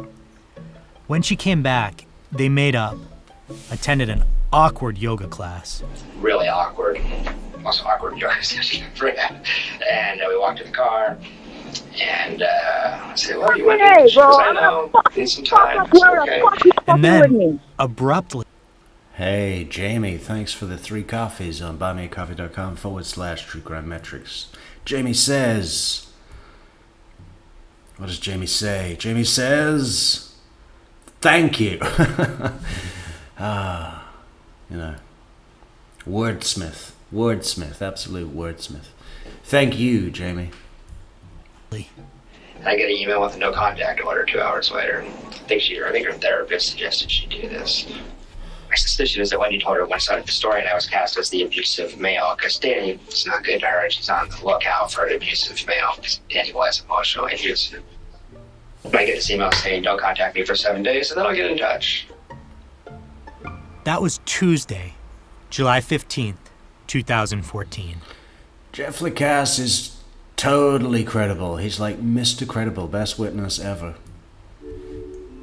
A few days before, Dan had gotten in touch with his friends Tracy and Jeremy Cohen. He was saying, hey, are you guys around this weekend? We'd love to get together. I've got the boys. And Jeremy responded saying that he was going to be out of town, but I would be in town. Danny reached out to me several times that weekend. I was busy. It was just a busy weekend for me. And then on Sunday, I had not returned his phone calls yet. And he shows up in my driveway and says, hey, we're going to the pool. You're coming to the pool. And so I was like, okay. They hung out for a while, Dan and Tracy and their kids, and they spent some time chatting about Dan's new girlfriend. That's right. Dan had also started dating again. I mean, I think his mindset shifted from, being completely head over heels in love with Wendy to, okay, she is, my opponent in this case. And that switch flipped off for him. And I think then his mind was open to dating again. So there were stories of him going off to some legal conferences and finding some dates there, having some success on the single scene. And then he met Amy. Dan wasn't exactly someone who took things slow when it came to romance, and it was no different with Amy. We're going to leave out her last name here. He leapt in, head first. Amy lived in New York, and Dan found himself spending more time up north, doing long distance with Amy in the same way he'd once done with Wendy. That day at the pool with Tracy and the kids, he was talking about how wild he was about his new girlfriend. We talked about, what was We're expecting the courtroom to come back in 18 minutes. going on in his life. We talked about what's going on in mine. He was the happiest he'd been in years. The following Friday, July 18th, a neighbor on Trescott Drive sees something strange out his window. He calls 911. Okay, tell me exactly what happened. How the hell old is Jim Geiger now? I mean, he wasn't young in 2019. The garage door on one of the other houses is open. I thought the gentleman was backing out, and I went back to my house, but he never backed out. And I came back over, and his driver's side window is shattered, and he's battered and can't answer. He's inside. On that Friday, when the news broke about the shooting in the neighborhood, I got a text from my sister who said that there was a shooting on Trescott. And so I started to look it up, and I just had a weird feeling. I then called Tallahassee Memorial Hospital and asked if Daniel Markel was there, and they said yes. We were on vacationing with my family in Rome, and we were at the hotel, and my wife was checking her emails, and she suddenly gasped and showed me the email. We got the call and just knew not much, but that he'd been shot. Dan's friend and law school colleague Mark Spotswood rushes to the hospital. It got to a point where they knew he wasn't getting better, and the hospital staff shifted to kind of trying to set up a phone tree to let people know, this is what's happened, and if you want to see him before he's dead, you need to come. So I saw that, and I just started crying. I would have just left the hotel. I had to go. I remember I left the hotel and went to a bar just to be alone, where a bunch of Italians wanted to talk to me about soccer, and I didn't want to talk about soccer. I started to get texts, I think, from mutual friends saying, have you heard what happened to Dan? And I said no. And then details over the next few hours started to trickle out. Abigail and I keep Shabbat, so for 25 hours, we don't use the internet or any electronic media of any kind. And then Saturday night, we're allowed to again after nightfall. Is that what it said in the Torah? Moses came down with 11 commandments, and the 11th one was no electronic devices. So on Saturday night, we were about to go out on a date, turned on, her computer to look up a movie time or something like that. And we saw on Facebook a law student who might have been mentored by him at some point, posting that she was shocked to have just heard that Dan Markel had died. Not long after dawn, less than 24 hours after he'd been shot, Dan Markel died in the hospital. I remember I got this text and I started to feel dizzy. I started to feel kind of ill, woozy. I think I was reeling a bit. I mean, it was just like a kick in the stomach. I mean, shock and horror, The really shocking upshot was that Dan had been murdered.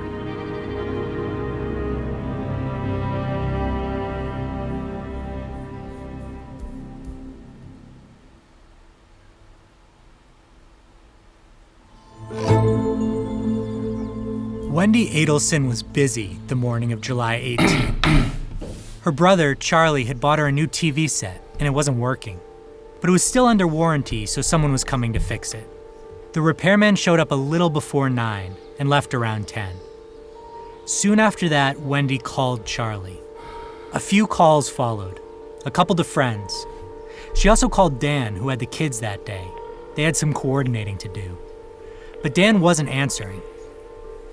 Around 12:30, she left to go to the liquor store to pick up some bourbon for a party she was planning to go to that night. On her way, she passed her old street, Trescott, but it was blocked off. She saw a police car. She said she didn't think anything of it. She figured that maybe a tree had knocked down a power line. At 1, she had lunch with some friends, a lunch she spent partly complaining about Dan. Wendy got a voicemail from her old real estate agent about something happening on Trescott, but she didn't listen to it. Around 2 p.m., an officer showed up at the restaurant and brought Wendy to the police station to tell her what had happened. I wonder if she did listen to it. Because in the interview, Wendy, just before they get started, Just before Ison comes in and tells her what's going on and starts asking questions, before any of that, Wendy has her phone on speaker listening to her voicemail. Which was brave if she didn't know what it was. What if it was someone to say, "I know this was you and your family. We've always suspected you of no good." Would she really take that risk? I mean, Tamara Demko could have worked it all out and flipped and called her up and said, "I know it was you." That wouldn't look too good in front of the detective, right? But if Wendy had listened to that message previously, which was, if you remember, a message showing concern about Wendy's well-being, no suspicion at all, you know, like Jane said, "Oh, my first thought was that Danny had assaulted you because you're a poor, innocent, simple mother woman." So I think maybe Wendy listened to the message from Mosaic before the cops even got there. Then when she was in the interrogation room, pretended to be playing it for the first time, cold, right? Possibly. We may never know the truth, but it's quite possible. It's not until 2:47 p.m. at the police station, as she's waiting for the officer to tell her what's going on, that she finally hears the message. I just listened to my voicemail. What'd you hear? Yeah. Who was your voice? Wendy. And that's what shows like this, as good as it is. Nice production and story, and it's great for introducing people to the case, like Jamcracker says. But you know what it misses in its effort to, you know, produce a polished narrative podcast.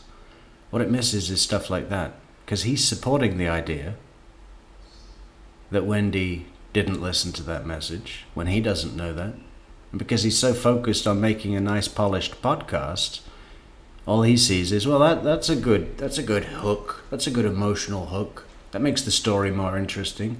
She didn't listen to the message. The first time she played it was in front of police. That's exciting, right? But is it the truth? Maybe not. She's dressed in a blue t-shirt and jean shorts. Her hair's pulled back, with sunglasses perched on top of her head. And you want to just hit play again for me? Sure. Hey, it's Lisa Curie. It is Friday, and I feel like an idiot doing this, but I just heard that there was a shooting over on Trescott, and I promise I'm not trying to be dramatic or even nosy. I don't know, just checking on you, my friend. I hope all is well. I hope your sweet boys are well, and if there's anything you need, let me know. It just ran a chill down my spine when I heard that there was something going on Trescott. That's all right. You can stop it. Or does it stop automatically? It's done. Okay. Do you have your identification with you? So you never took the last name of Markle? No. A-D. As the investigator writes out her name, Wendy begins to shake her head. Her eyes widen. Her breathing noticeably quickens. All right.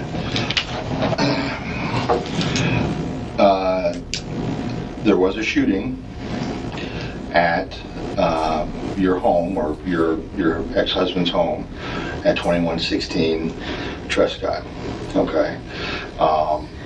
Your ex-husband, Daniel, all right, has been taken to the hospital. He's not going to survive. Oh my God. Okay.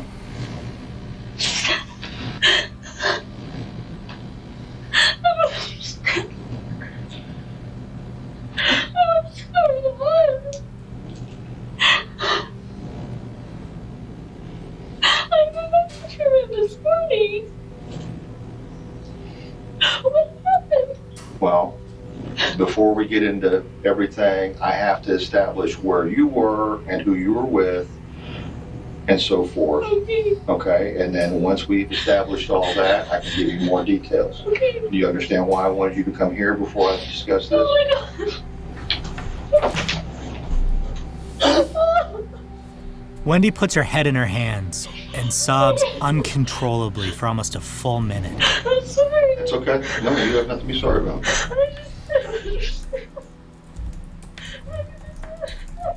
A few days later, a memorial service for Dan Markel was held at a local synagogue.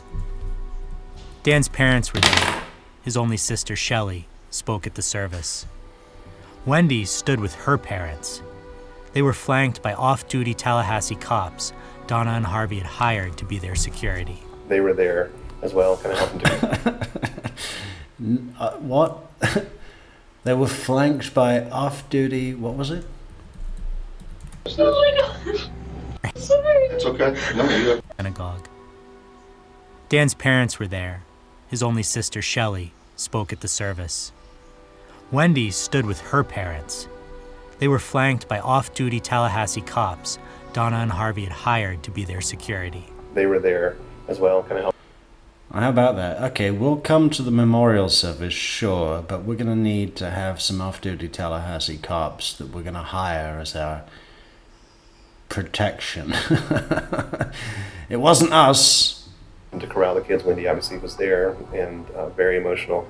And did you talk to her at the service? Mm-hmm. Yeah, we did. We talked about. So she said, I'm tears streaming down. That she's a single mom now to these boys, and that she needs boys. For the sake of the boys, we need to kind of get together and help be that support network for them. And they don't have a father now, and they need to be around other fathers and parents and other kids right now. And so it was kind of an olive branch, I guess. We'd been on Team Danny at that point, and that was Wendy reaching across and saying, hey, let's all kind of pull back together here. Wendy left town the next day, and Jeremy says she's never been back. There was just a lot of shock and trying to process and figure out how this could have happened. And again, it was, no one had any, it just was a complete bolt out of the blue. He wasn't the sort of person you thought of as having enemies who would do him physical harm. He was a very gentle person, it was as shocking as you can imagine anything being. It's not only the issue of a loss of a child, which is horrendous, but murder is unthinkable. Murder is not part of the vocabulary that I would normally be involved in. It was up to Dan's parents and his sister to arrange for his body to be brought back to Toronto. You're not dealing with a natural death. This is not an illness. This is not an accident. This is nothing which has any kind of a normal grief period. And I think that even makes it more complex. Ruth Markel has a good point that she makes about how that there's a word for a child who's lost their parents, orphan. There's a word for a wife that's lost a husband, widow, widower, so on. But there's no word in the English language for a parent that's lost their children. Because it's such an unthinkable thing. It's a really good point. I'm not good at a lot of things, but I am good at sort of reaching through the truth. Dan's old friend Abigail Schreier read all the obituaries and felt they were missing something. This isn't Dan. They're not getting him. Yes, he was a brilliant law professor. Yes, he was, Harvard trained and all these things, but they're not getting him. And I just sat down and I just said, I have to write about him. I want to tell people who he really was. And so she began to write. So I started with, I think something like Dan was abrasive, which he was in a wonderful way. He got right in your face as a friend, as in every sort of way, but not aggressively. It wasn't ever aggressive, but it was just, hi, who are you? Tell me everything. I'll tell you who I am. Let's get to know each other right away. And I just thought that somebody needs to say who Dan was for his children.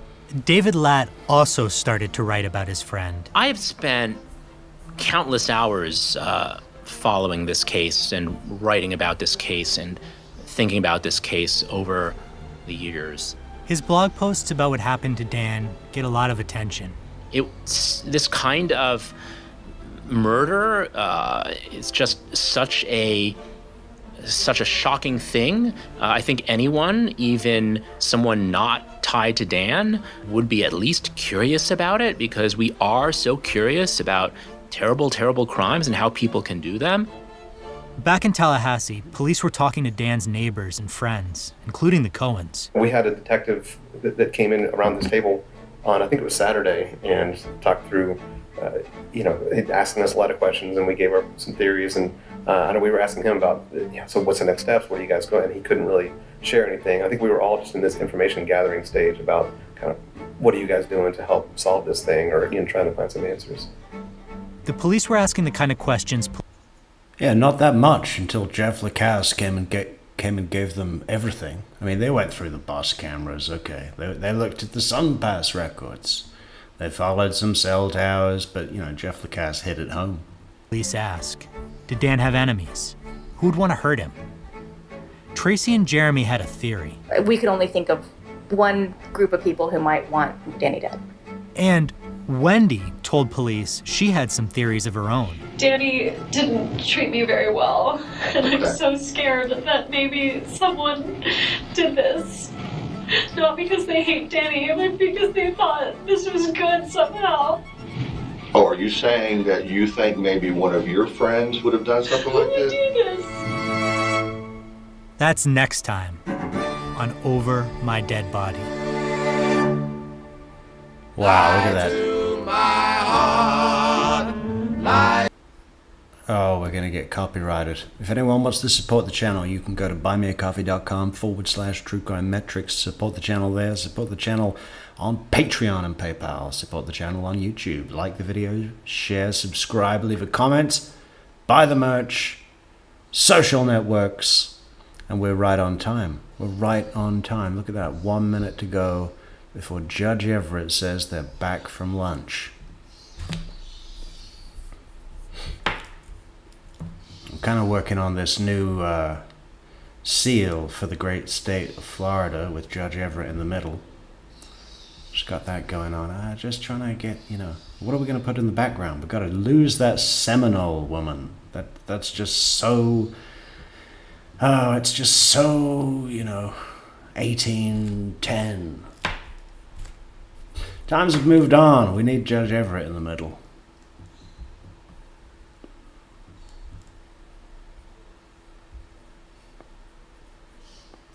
For the modern Floridian. The modern Floridian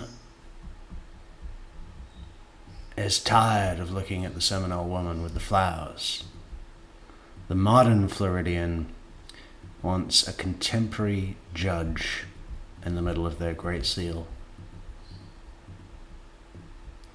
which is what we're providing for them right now. I wish we could get flags made. That'd be good. I want to see this on people's lawns.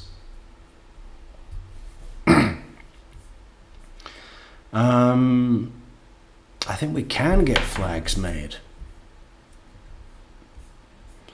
I'll check that.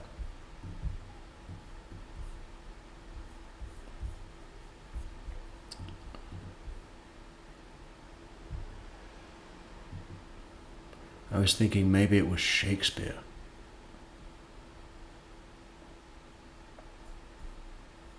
What was? I agree. Wendy Fletcher says, I agree. Faked response. Denial comes first. What, why, how, disbelief, then shock and denial, finally tears. Well, traditionally, it's, what is it?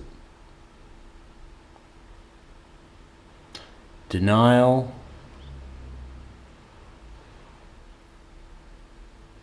anger, depression,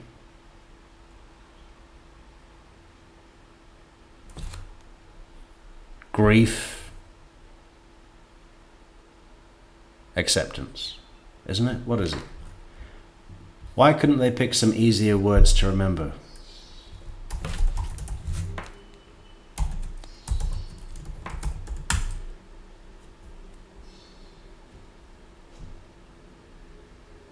Ah, yeah, we forgot bargaining. That's a good one. Denial, anger, bargaining, depression, acceptance. Bargaining is the most exciting one.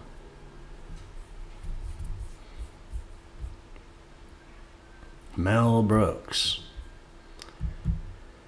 Yeah, what did he ever do that wasn't brilliant?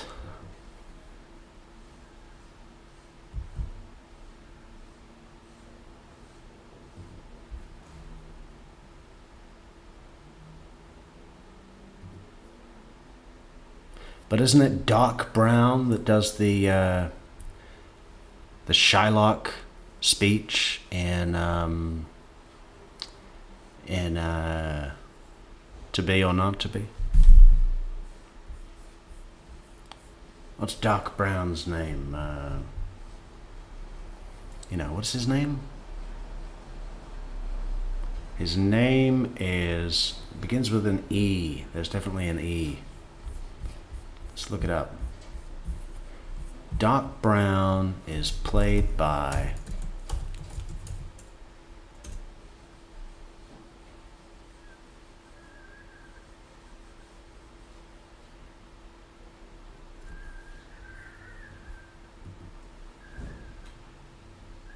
Christopher Lloyd, playing Emmett Brown. That's where I got the E.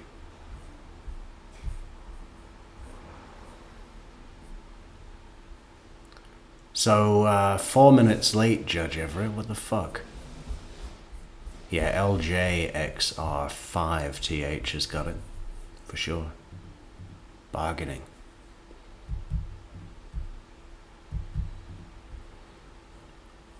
I feel terrible for his children. Wendy is so self-centered. Someone mentioned somewhere that one boy looks exactly like Dan. The other boy has his cockiness attitude of Uncle Charlie. Well, I'll show you something tonight that I'm sure you'll like.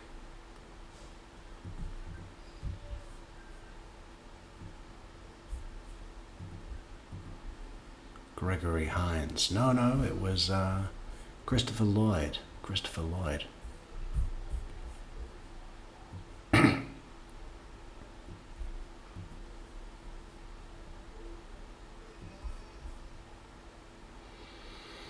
Well, I don't want to start another episode because, we're just going to have to stop that to come back here and it's be a whole thing.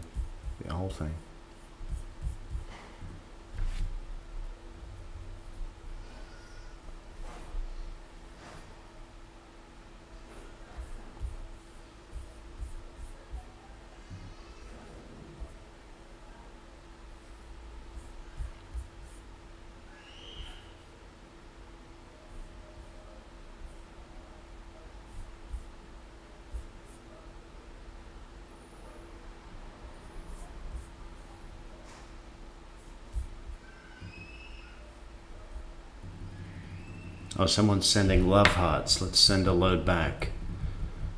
And some of these 100s, those are cool. And smiling face. Yeah, love that. That's so great. And what's this one? Party, what do you call those things? Party popper. And hearts again.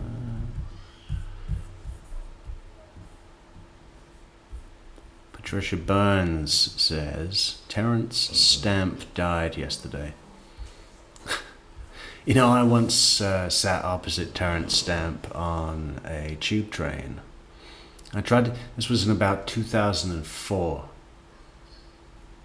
And I had one of those phones with a camera on it when that was like,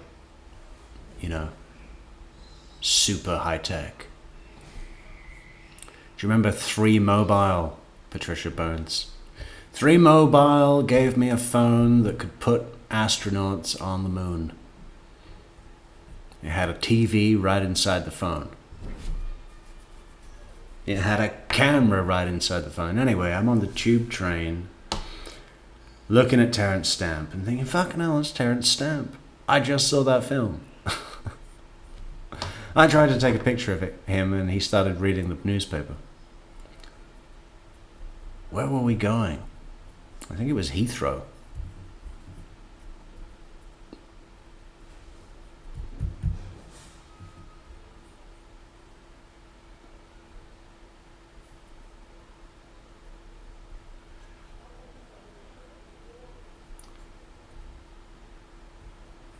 I mean, you could have Judge Everett. I would have agreed with you. I was thinking of Sheriff Bart from Blazing Saddles. Sheriff Bart. Gene Wilder. Another genius. Well, my real name is Jim, but most people call me Jim.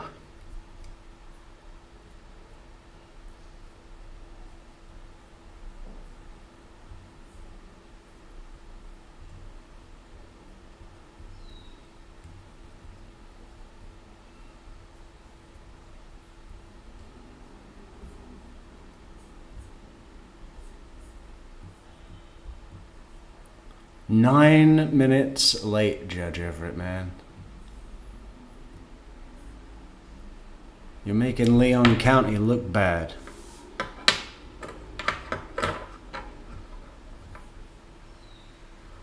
So we've really got to come up with a time management plan. I mean, I think it'll be different when we really get going, you know. Because at the moment, when we've got to put a load of filler in and waiting screens and watch this old video or watch that old video, you know, it's way too much. But when we finally get going, I mean, then there's the weekend. You think we're stopping on the weekend? No way. More. Hype.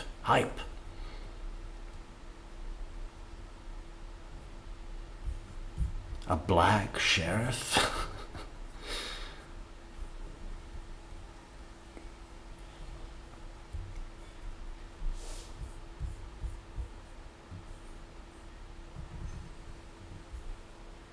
What do you think Judge Everett does when he goes up to Maine for vacation? We look up the top 5 things to do in Maine. Top 5 things to do in Maine. Okay, so Maine offers a diverse range of attractions. 5 top activities include exploring Arcadia National Park, hiking the Marginal Way, visiting the Coastal Maine Botanical Gardens. That sounds nice. Touring the Portland Headlight and experiencing the charm of Ogunquit.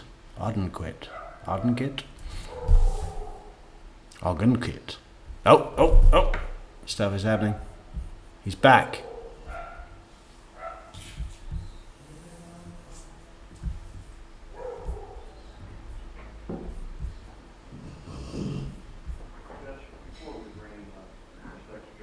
Go ahead.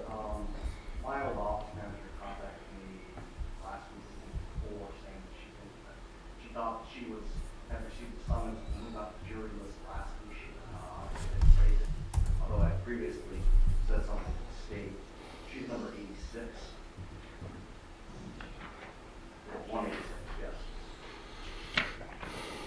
Councilman, concerning this, do you still wish to inspect the prospective juror?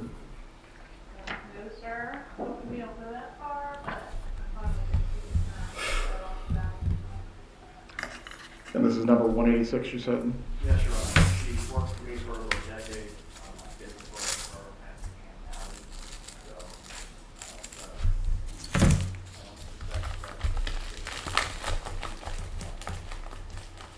the Well, please let them know downstairs 186 is excused from further consideration.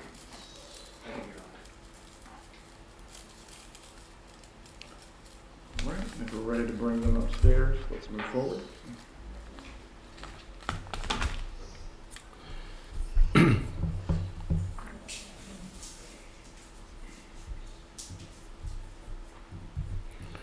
So apparently, Ogunquit is a charming little town. The beach is nearby, tons of restaurant, little shops, lots of restaurants. Thank you, Ashley Rose. I'm in Norfolk County, home of the Karen Reed trial. Oh, we don't talk about that around here. Ugh, God. I almost had to take my own life when all that was happening. Just because it was so, I don't know, just drew so many arguments. People all love to argue about Karen Reed. Not me. I didn't really give a shit either way.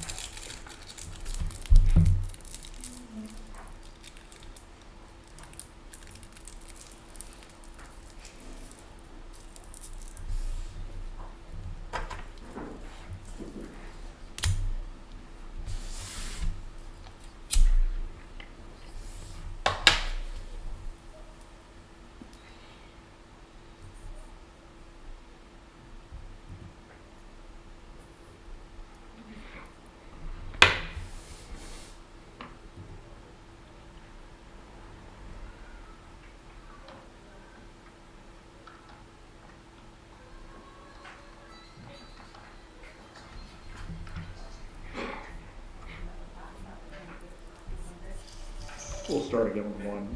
Yeah. Okay.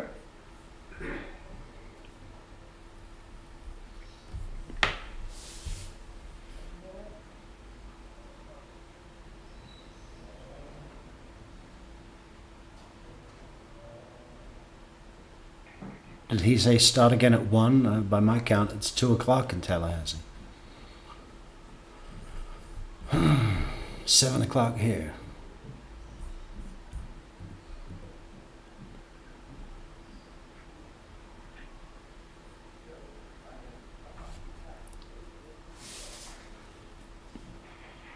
Judge Everett doesn't drink beer.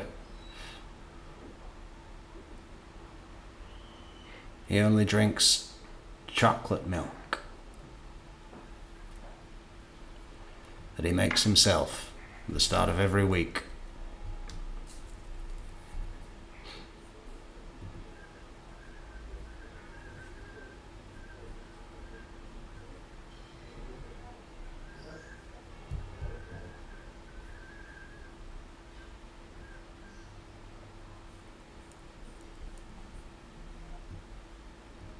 Ah, more of the ceiling.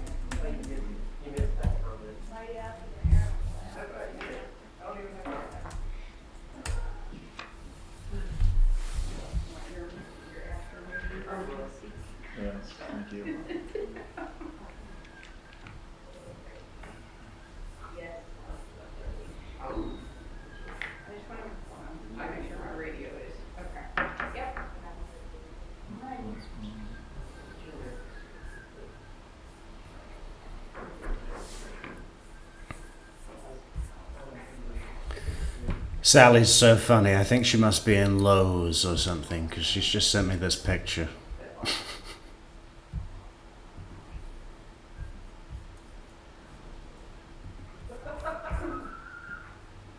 Look at this. If you've got anything like this in your house, take it down today. Take it down today. Have a word with yourself. Take it all down. If you've got it all over your house, this stuff. You know this stuff? In this house, we laugh a lot, we count our blessings, we forgive quickly, we make mistakes, we make memories, we love deeply, we cherish friends, we say I'm sorry, we live life. I mean, if it's going to say all that, it really should say all the stuff that we wouldn't tell people. In this house, we always steal the last piece of cake and don't save it for guests. In this house, we spray diarrhea all up the bowl and blame someone else.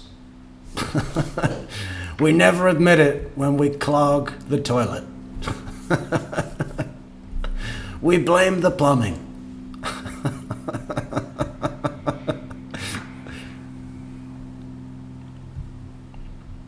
In this house, we dream about running away with my brother's wife.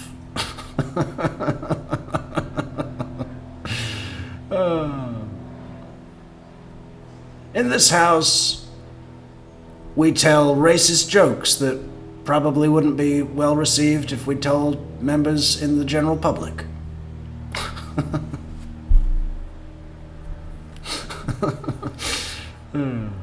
Say it all. If you're going to make a list, make an honest list.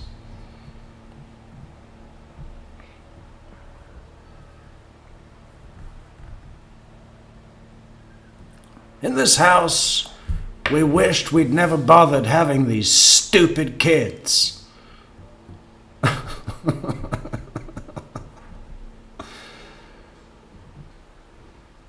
In this house, our children ruin our lives. Thank you, Sally. Maybe what's Sally going to buy, do you think, everybody? Some butterfly borders. It's her color. We know she likes the sort of stone blue. Blue lace agate. That's what it is. Hey, Sally, I've got a beautiful piece of blue lace agate.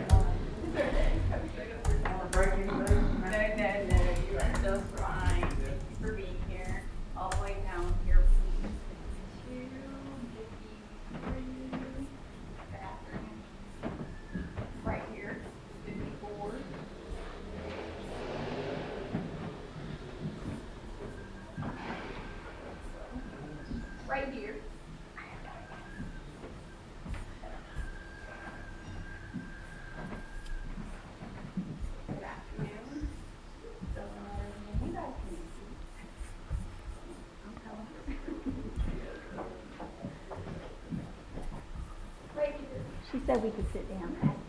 Thanks.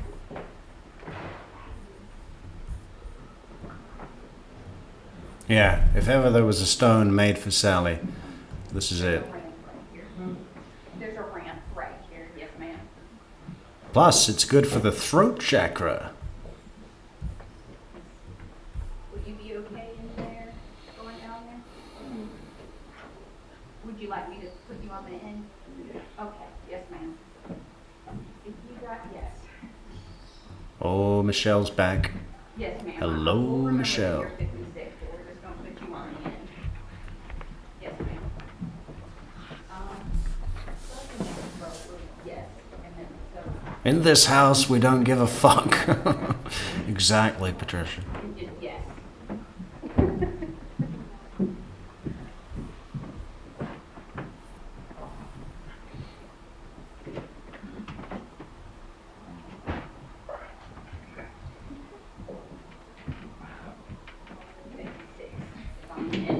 It's not real windy, Deborah.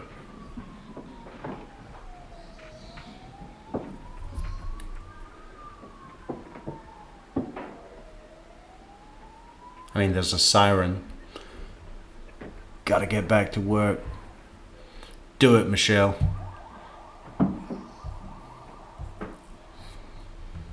Do it! Do it!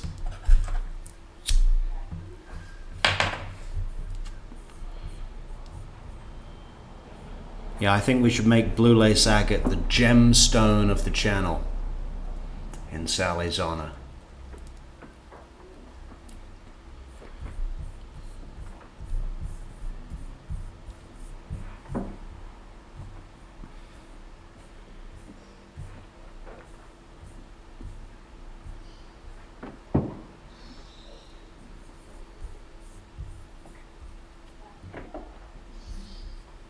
So this will probably be the last announcement of the day.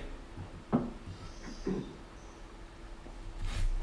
I went through all that coffee already. Oh, that's not good.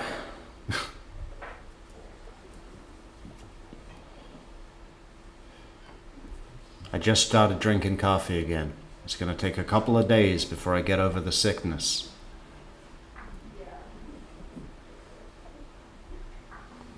Helmut Flieger.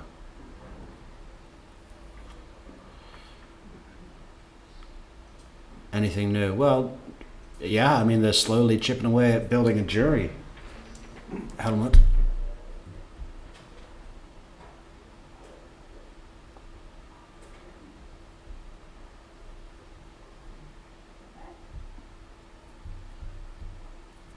KDG Music. Who's that?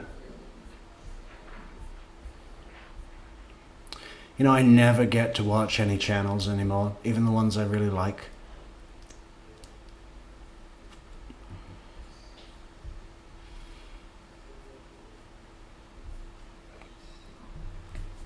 STS, we all know that guy.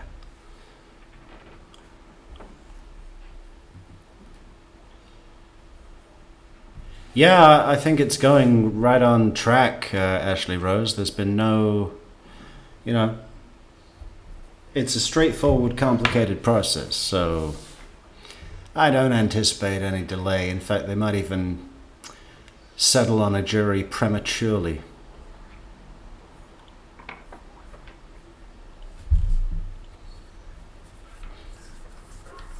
This lady's making an Everett sandwich.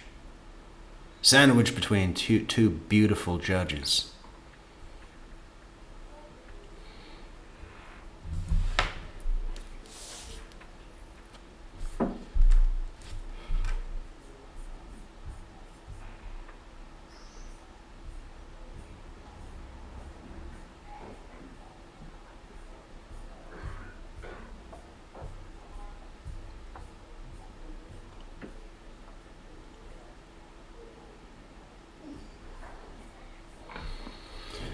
Well, let's go to the maps. Don't forget, people, if you are in a gray state, don't forget Alaska. Everyone can be seated. Oh.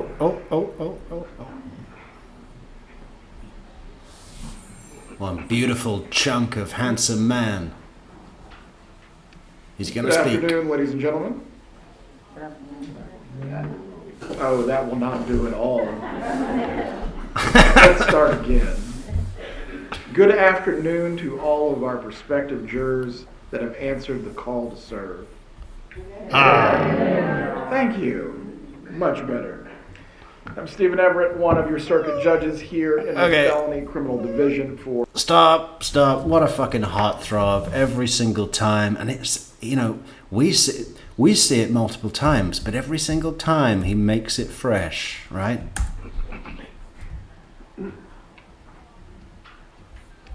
Good afternoon, ladies and gentlemen.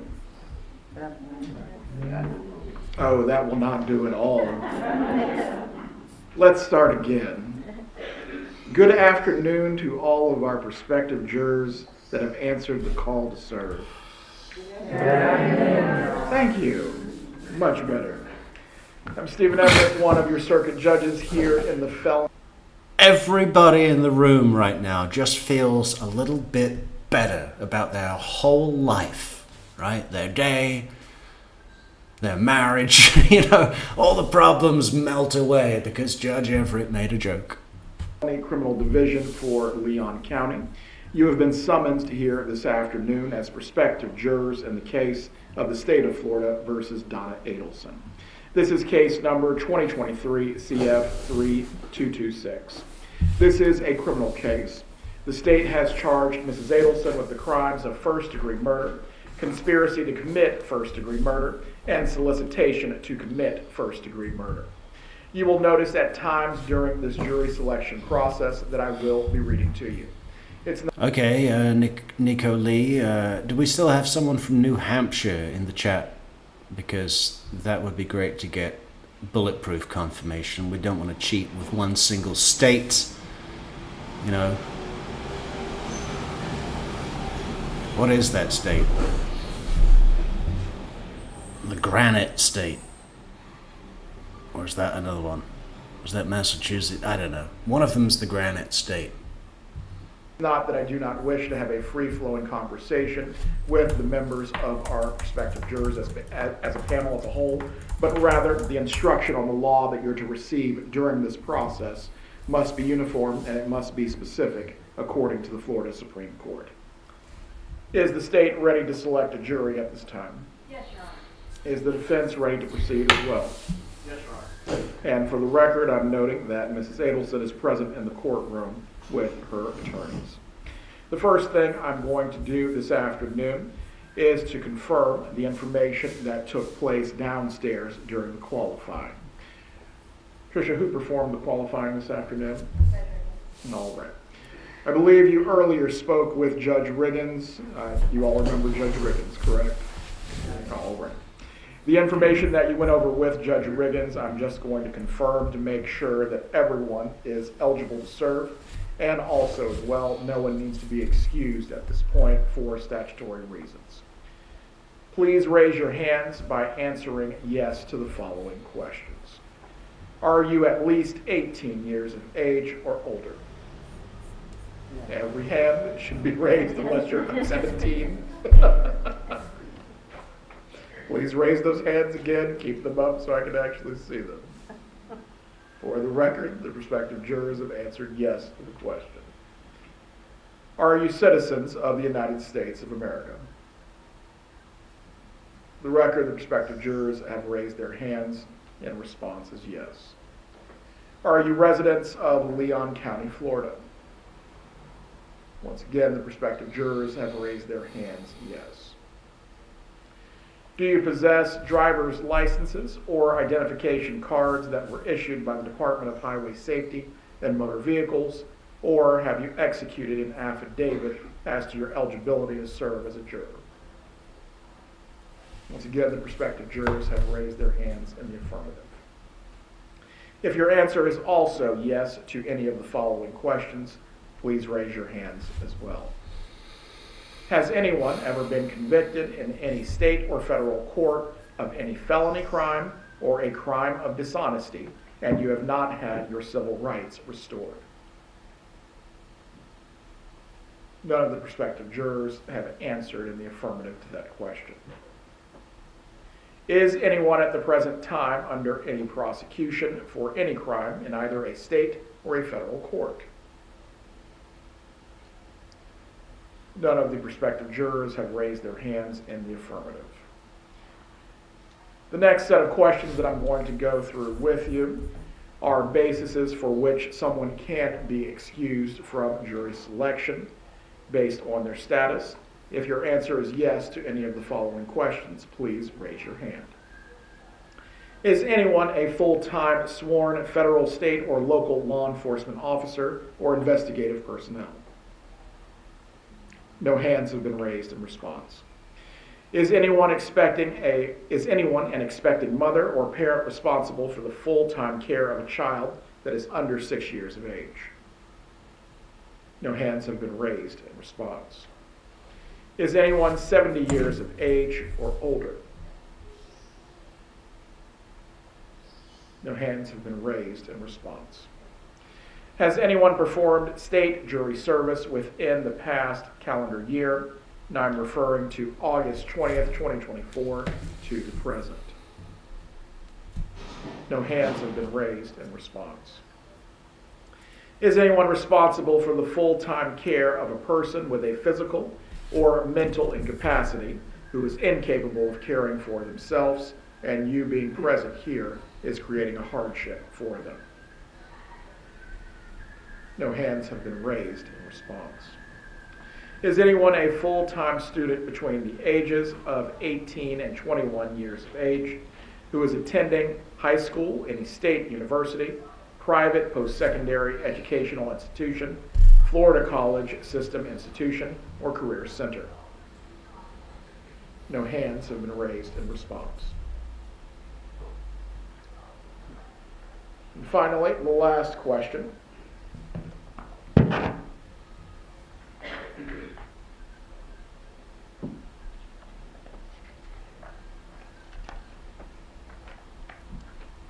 Has anyone given birth within the 6 months before the reporting date on your summons, which would be today? No hands have been raised in response. The first thing that we're going to do this afternoon is discuss what you may know about this case. This case has received publicity, and there also was a related case that took place about 2 years ago. This process is going to be handled individually because you don't need to know what others may know concerning this case. However, before we start the questioning, I need to give you some very important instructions. His tie is made of candy floss, Paul. Many of you have cell phones, computers, and other electronic devices. Even though you have not yet been selected as a juror in this case, there are some rules that you must follow about using your cell phones, electronic devices, and computers from this point moving forward. You must not use your phones or devices to search the internet or to find out anything that is related to this case. Between now and when you have been discharged from jury duty, you must not provide or receive any information about your jury service to anyone, including your friends, co-workers, and family members. You may tell those who need to know where you are that you've been called for jury duty. If you are picked for the jury, you may tell people that you have been picked and how long the case may take. However, you must not give anyone any information about the case itself or the people that are involved in this case. You also must warn people not to try to say anything to you or write to you about your jury service or about this case. This would include face-to-face phone and computer communications. In this age of electronic communication, I want to stress that you must not use electronic devices or computers to talk about this case. This includes tweeting, texting, blogging, emailing, posting information on a website or chat room, or any other means at all. Do not send or accept any messages, including emails and text messages, about your jury service. You must not disclose your thoughts about your jury service or ask for any advice on how to decide the case. Further, you must not read nor listen to any news accounts about this case until you have been excused. Avoid the newspaper and television broadcast, particularly the local news stations. Also, avoid social media or any internet news sites. I am now going to provide to you. I think this is the fourth group, Nico Lee 1395. Yeah, I think it's the fourth group, because we had two yesterday, one this morning, and this is the fourth. A statement of the case that has been agreed upon by the parties. On July 18th, 2014, FSU College of Law professor Dan Markell was shot while seated in his car. This happened in the driveway of Markell's home on Trescott Drive in the Benton Hills neighborhood. The killers traveled to Tallahassee from Miami to commit the murder and were able to return home each day and return the next. For the most part, we are expecting to work a regular business day, but on occasion it may be necessary to work longer based on the witness schedules. I will do my best to adhere to a regular schedule over the course of the trials. So please give some thought to whether you have a major problem, including a physical issue, that would prevent you from giving this case your full attention and performing your duties as a juror if you are, in fact, selected. Please be patient with us. We will be working as efficiently as we can. The bailiffs, the clerks, and court administration will be assisting here in the courtroom.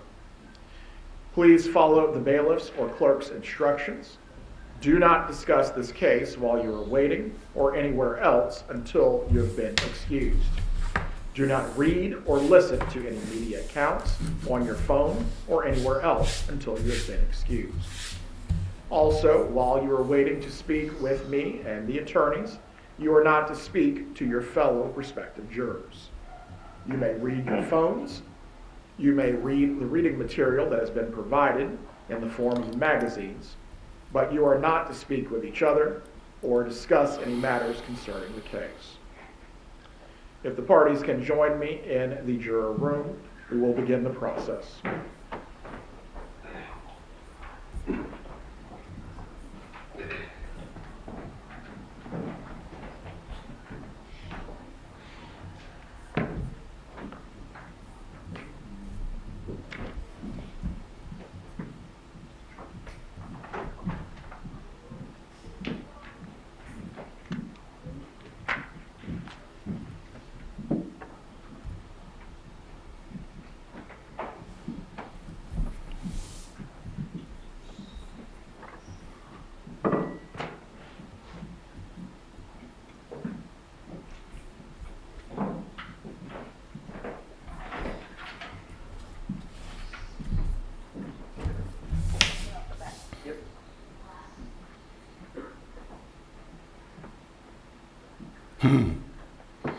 Well, what should we do now? I mean, they're going to be out there again for what, a couple of hours? Ugh. I hope this is done tomorrow. I want to see opening statements tomorrow afternoon. Hopefully they'll get through this next round of jurors. Then tomorrow they'll have their final, tier of jurors. Then it'll be time for each side to blackball the jurors they don't want and whittle it down till they have 12 plus the 3 alternates that are going to sit in for trial but not go back to deliberate unless one of the main jurors has a medical emergency or something. So what are we going to do now?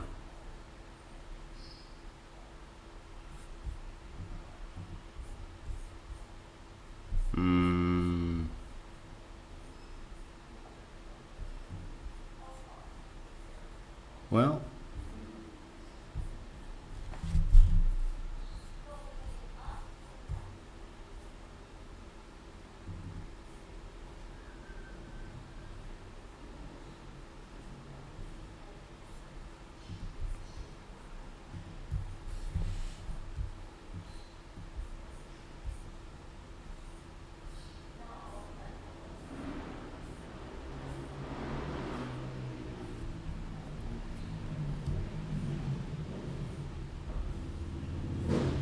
I'm looking for something.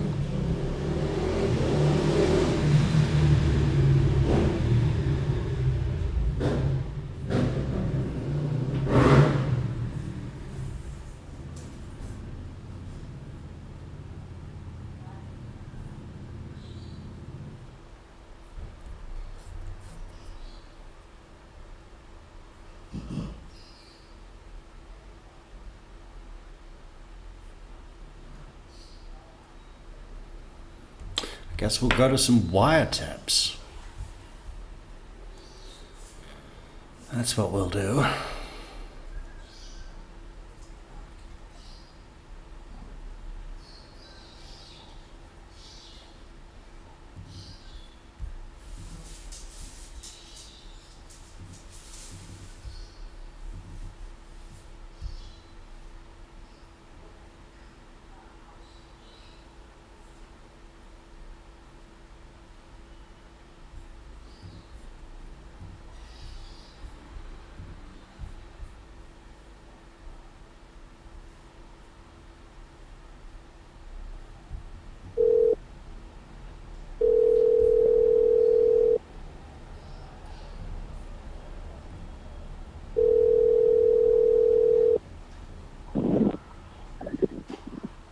Hey. Can you hear me? Now I can. What's up? No, I hate this phone. Like, I have no idea. Like, now it's working when, like, I'm Didn't supposed I to get buy my you new an phone Apple later on. phone? You didn't buy me shit, nigga. What the fuck you talking about? I thought I bought you an Apple phone at one point. No, you didn't. Alright. Maybe I'm just old. Maybe it was somebody else. Oh, yeah. It must have been. Yeah. You just buy everything for everybody. Yeah, I buy it for everybody else but you. Hey, I just wanted to let you know I called them again yesterday. She said she was sending another text to the owner. She'd done it before and he never responded. You just want that Saturday night, right? Well, yeah, because, I mean, if I go there for Friday, would I be able to go Friday after? Because that would be wasting a day. I mean, it's kind of silly if you go there Friday at like 10 o'clock at night. Well, no, I wouldn't get there that late. But it'll have to, like, you know, at least once I pick them up from school, I can drop them off earlier. Right. And get off of work. I'm happy to do it. It's only an hour away. It's not far. Key Largo is closer. Island Murada's, it's probably right there. It's an hour and 25 minutes. Island Murada. Yeah. Island Murada. It's Isla Murada. Isla Murada, the purple island. Carmen, your feet are so sucio. Listen, you let me know. I think you love that line. Like, you love it. I know. Well, let me know, and I'll do it. I'd like you to get as much use out of it. Like, even on Sunday, like, they'll be like, oh, you got to check out by 1, but they'll still let you, like, hang by the pool and just fucking keep a bag of clothes in the car, do your whole day. You could always come back to the pool at, like, 5, 6 o'clock, go for a swim, shower and change there, and then go have a nice dinner, and then leave the Keys, like, 8 o'clock so you don't hit fucking rush hour traffic. Yeah. You know, I think it's going to be, like, like, if you're like, oh, we got to leave Sunday at like 11 o'clock, it's kind of stupid. But if you get the whole day, it actually feels like you're down there a lot more time. Go to that place, Chef Michael's, where that Hogfish is. It was awesome. We went to. Like, wasn't it further down, right? It was. They'll tell you where it is. Not further down, but like on the way back. Yeah, like from the mornings, literally like 3 blocks away. Yeah, I think I remember. Go there and like get the Hogfish and go there at like 6:30, and then get on the road by 8, and then be home by 10 to get use of it all day Sunday. And they're cool as shit. They don't care. Yeah, and then get ready. My kids ready because they have school on Monday. Well. Oh, I have to tell you. I need to tell. Actually, I'm gonna text Quint. Like, I'm gonna do like a part-time. Remember I told you after the guy wanted to speak to me? Right. From one of the realtors? Right. And he's like, Yajir was telling me, he's like, he's in love with you. He wants you to, like, work for him so bad. Like, once he found out, like, that I was looking for part-time, like, he's like, when can she start? But I had to meet, he had a partner, and the girl, like, she's very, very pretty. Like, some Russian shit there. But their English is not well, you know? Like, he's from somewhere else. I mean, I fucking forgot. Or, I don't think he's like half Argentinian, half Mediterranean or some shit. Right. He just has a stronger accent. And then I was like, yeah, sure. Like, they have no organization skills. And I'm like, don't worry. Like, let's take care of that. But I'm like, oh, I can only do, like, the girl was saying, like, only 3 days. But he's like, oh, but can you start a little bit more, like, during, the beginning? And I was like, yeah, I'm pretty sure I'm going to become a workaholic and I'll do more hours. And I want to do more because I'm not getting paid much, but my commission's going to be good when, like, I close and shit. Right. I just want to make sure you don't stop working for us. No, I'm not. Like, I'm going to still work for you. Like, I have good. to. Like, I'm getting paid nothing. I was fucking worried for a second there. You're doing such a good job. I'm not kidding. All right, thank you. All right, now you can tell. I'm not leaving anywhere. My heart was in my mouth. I'm not young. I can't take. Oh, I thought you were going to be like, oh, since you're like employee of the month, you've been working for us for like a year and a couple months now. Like, you were going to raise me. So I'm legit not getting paid anything, but I kind of wanted to talk to Quint because he's a realtor. Like, a little bit more, so at least I come in there like on Monday, because I told them, let me, because I have things I have to take care of. Let me take care of everything first. I have to actually like go all the way to Progress today and pick up a suit that this guy wanted so bad and spent so much money on. Like, I want a suit. I don't have a suit. Let me get one suit. I'm like, all right, whatever. I don't even have a suit. Bro, but that suit, like when he put it on, I was like, damn. But the guy that was helping him, he was like also hot, so I was like, okay, I'll wait outside. Dude, do you want to hear the funniest thing? I got pulled over by a cop yesterday, right? I don't have my fucking driver's license because I was on the boat with on Sunday. I was on the boat with Clint on Sunday, so I'm like, dude, hold my license because I didn't want it falling out. He had So he had it. Whatever. He So had it. I'm in my car. I've got my limo tent. I'm driving in the fucking HOV lane. I know, right, Daphne? What did he say? Hey, go to that place, Chef Michael's, where they have the hogfish. You'll go to Chef Michael's about 6 or 6:30, and then you'll be on the road by 8. Throw the key in, and it's like you get a whole extra day. But make sure you go to Chef Michael's, where they have the hogfish. Yeah, get there about 6:30. What the fuck? Even if you were making a suggestion to be helpful, you'd say it like, hey, I tell you where's really good to eat, if you're close by, is Chef Michael's. They have this hogfish dish that is amazing. Try it, if it's convenient for you. As a suggestion, go to Chef Michael's, 6 or 6:30. I get pulled over by a cop, by Florida Highway Patrol. So going fast? And this explanation about Charlie getting pulled over by the Florida Highway Patrol is so funny. I mean, it just shows what kind of world Charlie Adelson lives in. Yeah, and I was going fast too. So I passed him. He was in the regular lane, and I fucking passed that thing. HOV. So I hand him my concealed weapons permit, and I hand him my registration. I go, officer, I said I left my license at my friend's house the other day. It's totally my fault. He looks at me in my scrubs. He goes, what do you do? I go, I'm an ER doc at Broward General. He goes, okay. He goes, you lie. He goes, do you have a weapon in the vehicle? And I say, yes, I do, sir. He goes, where is it? I said, it's underneath my seat. I said, but I'm not going to reach for it. I go, can I get out of the car and let you get it? He goes, yes, thank you. He goes, good call. So I got out, and he ran everything. And he goes, okay, you can come back in the car. He took the bullets out of the gun, came over and handed me the bullets. And he goes, here you go, sir. And okay. And I was totally at fault. I said, I'm just late to the hospital. And he came back over. He's like, he does it to his mother as well, Ashley. I mean, he's like, you and Dad are going to Costa Rica? You've got to take the mountain package. Head up for the mountain package about 6:30, get a massage, and then dinner by 7. Apologize. It's taking a while to run the serial number on the gun. He's like, can I have your social? So I gave him my fucking cell phone number first. I'm like, wait, no, that's my cell. He's like, yeah, I figured that. He's like, what's your social? So I tell him my social. He comes back. Yeah, nigga, you're cracking, huh? You're getting scared? And he's like, he goes, all right. He goes, listen, just drive carefully. Try to stay out of the HOV. He goes, I'm just writing you basically it's a $10 ticket for not having your driver's license. I go, officer, be safe today. He goes, thank you, sir. We shook hands, and he said, have a great day. Be safe.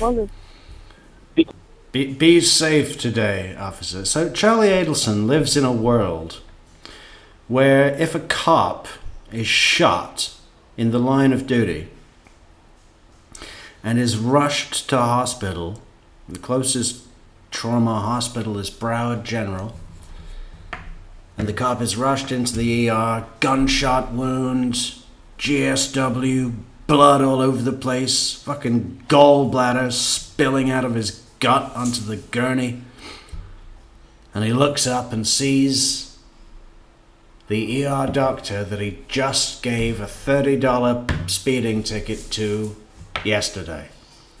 And Charlie lives in the world where that ER doctor that got the $30 ticket for something he was doing wrong sees his opportunity for revenge on the cop that was doing his job and decides not to save his life, but to make sure he goes into critical condition at least and is in a lot of pain. I mean, you know, whereas I think in a world where if there is an ER doctor that got pulled over by the cops and fined $30 for speeding, sees that cop the next day being rushed in to his ER at Broward General with a gunshot wound, with blood all over the place and his gallbladder spilling out onto the gurney, then that cop would put aside his hurt feelings about losing $30 for something he was doing wrong and help the guy that was simply doing his job yesterday. You know? But Charlie doesn't live in that world at all. That's what cops do. Loaded. Yeah, when they hand you a gun back, it's just standard procedure. Like Scott Jones was telling me, Scott Radius was telling me when he was a cop in Plantation, he pulled over a guy and the guy had a gun on him, motorcycle guy. He said he literally, he said they teach you take the gun, and they'll actually... You have to unload it. Unload it, and when you hand them back a gun, you always hand them back either unloaded or like a disassembled gun. That way you don't hand them a gun, turn your back, and then you're like, and then you get shot up in the back.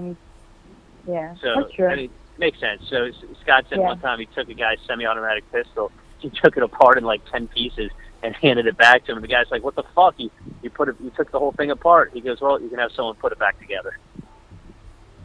You don't hand someone a fucking gun and turn your back on a stranger." Yeah, of course.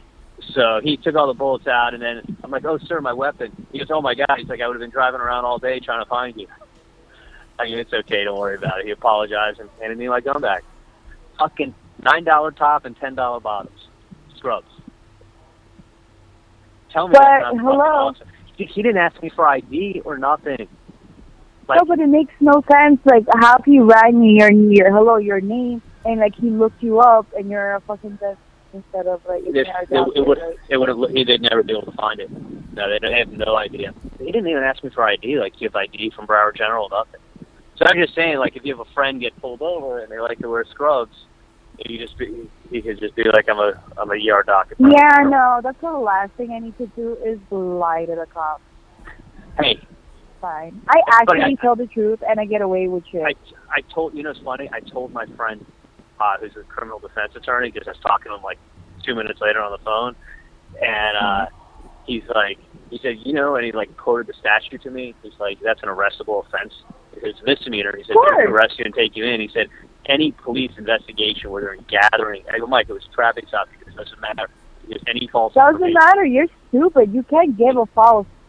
Yeah. You can't give anything false. Come on, you should know that. You see, this is the stuff that like some people don't know. But I look so good in my scrubs. But I look so good in my scrubs, and he knew it too. Yeah, but I have a blood in the car and a blood in the compartment, and this was like a couple of years back, and somebody has a record.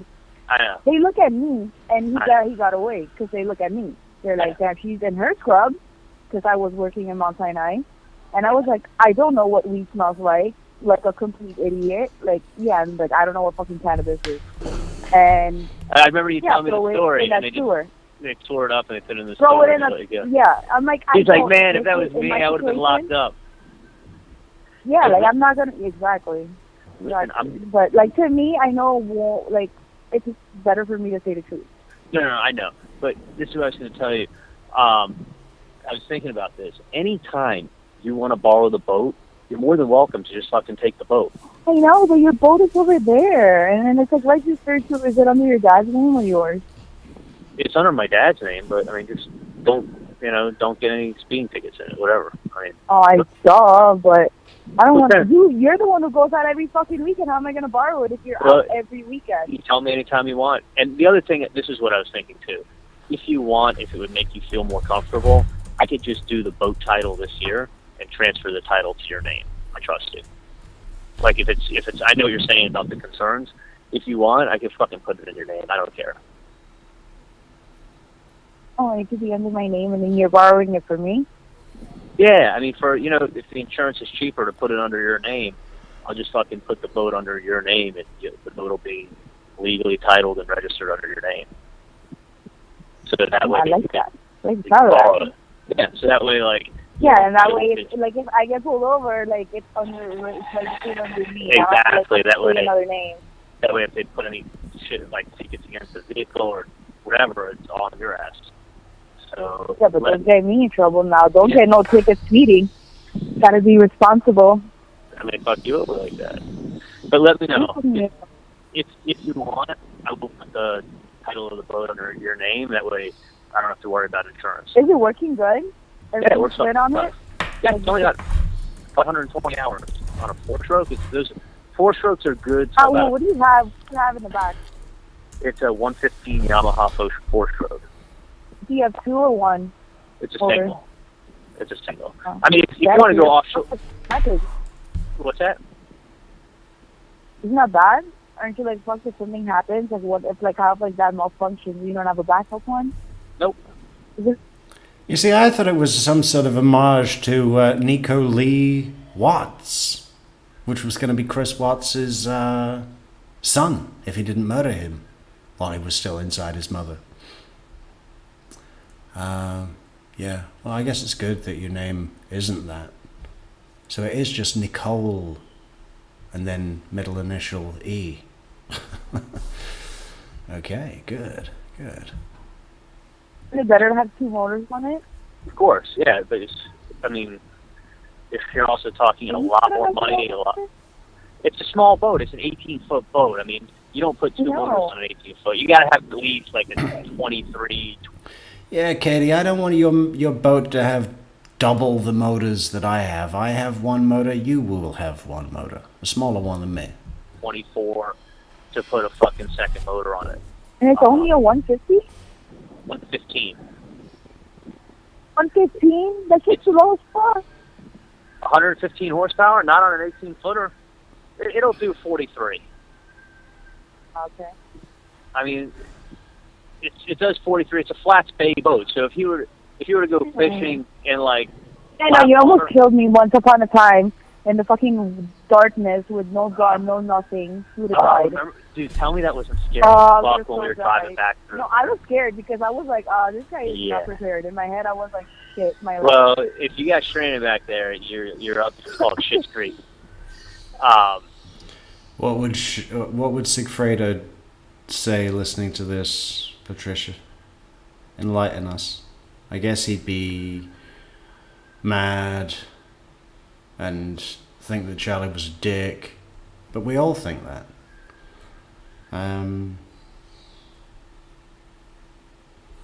Yeah.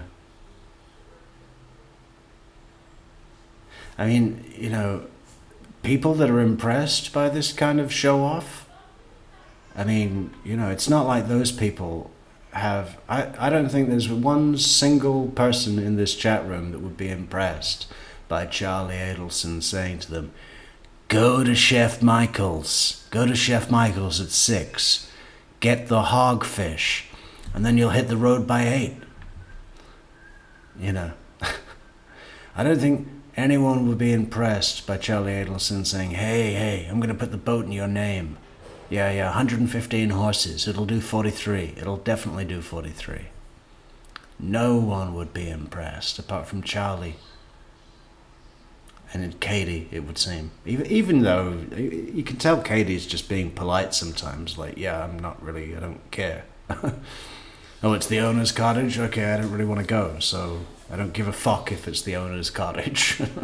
But hey, you want to hear the other thing that I think I may be doing? And if I do this, I don't have to get insurance for it.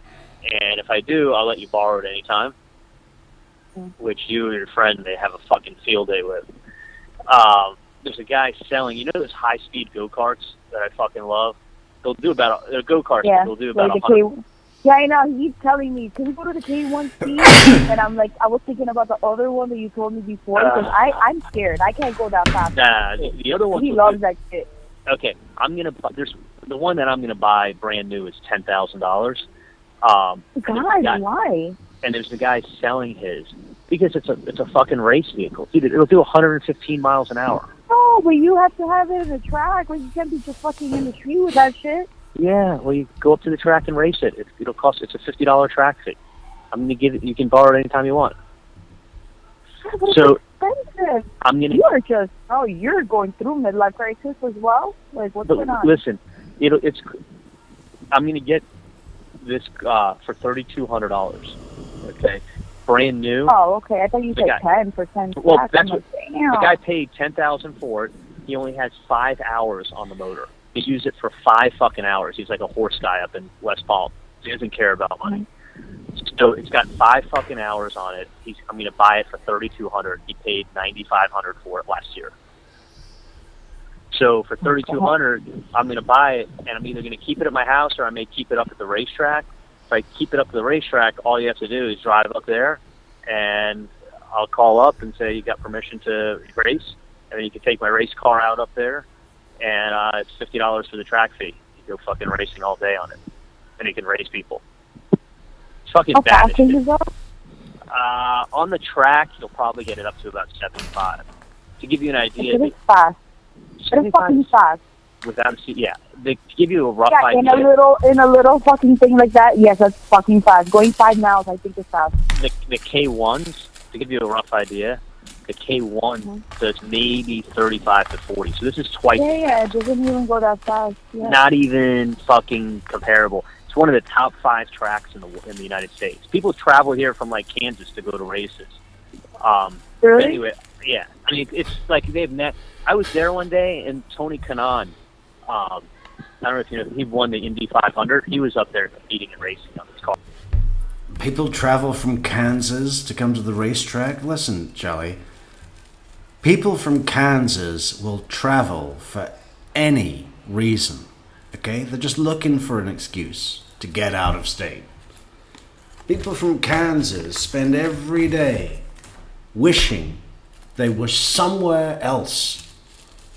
So if you're gonna, big up your racetrack, I'd choose a different location than one that people were so desperately looking for any possible, attraction to take them away.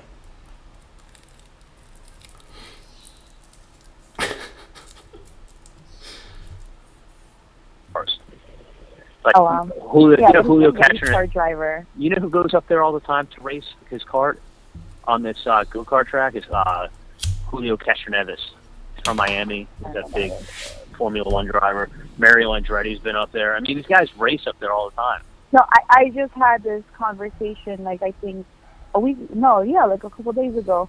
And I was like, because we were watching, like, some racing, like, we were flipping through the channels. And I was like, Dan, you know what? Why weren't you a race car driver? He's like, because my dad was a piece of shit. He got me all the brochures and everything when I was like, he's like, since I was 6 or 7, I knew I wanted to be a race car driver. So listen, and he was gonna take them to the thing, to like the Daytona, like some school there where they teach you everything. Yeah, I know. Anything that racing. But listen, and he's like, this track is 1 mile long, and it's one of the top 5 in the United States. I'm going to fucking definitely buy it, and then whether I keep it there at the house, I keep it at the house and just grab it from there. If I keep it at the track, you can go up there and just take it anytime you want. How the hell are you supposed to keep it in your house and then drag it over there? I'm going to get like a little trailer for it, but you could tow it behind the Lexus easily. Listen, I'm 20 minutes late. I'm in the parking lot. Let me call you later, but I'm definitely going to get it. You can borrow it anytime. No, it's yours. I don't like borrowing people's stuff. It's your stuff. I don't give a fuck. I'll call you later. Bye. Okay, follow. Oh, we need another wiretap. Just double check that courtroom. Double check the courtroom. We're good. We're good. With another wiretap though. You know what I'd like, Soap? How about a nice cool glass of lemon water? Make one for yourself as well, so what are we doing? We want to do this. So that was April 15th. We're getting very close to the bump.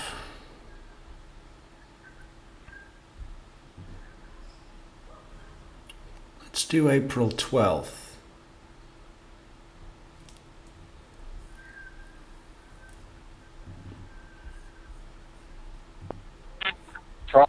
Hey, Dad, how are you? Good. How are you? I'm at 519. Oh, we did this one. What's the 519? We did this one the other day. Okay, we're going to have to go forward in time. Forward in time to... how about April 13th? That sounds good.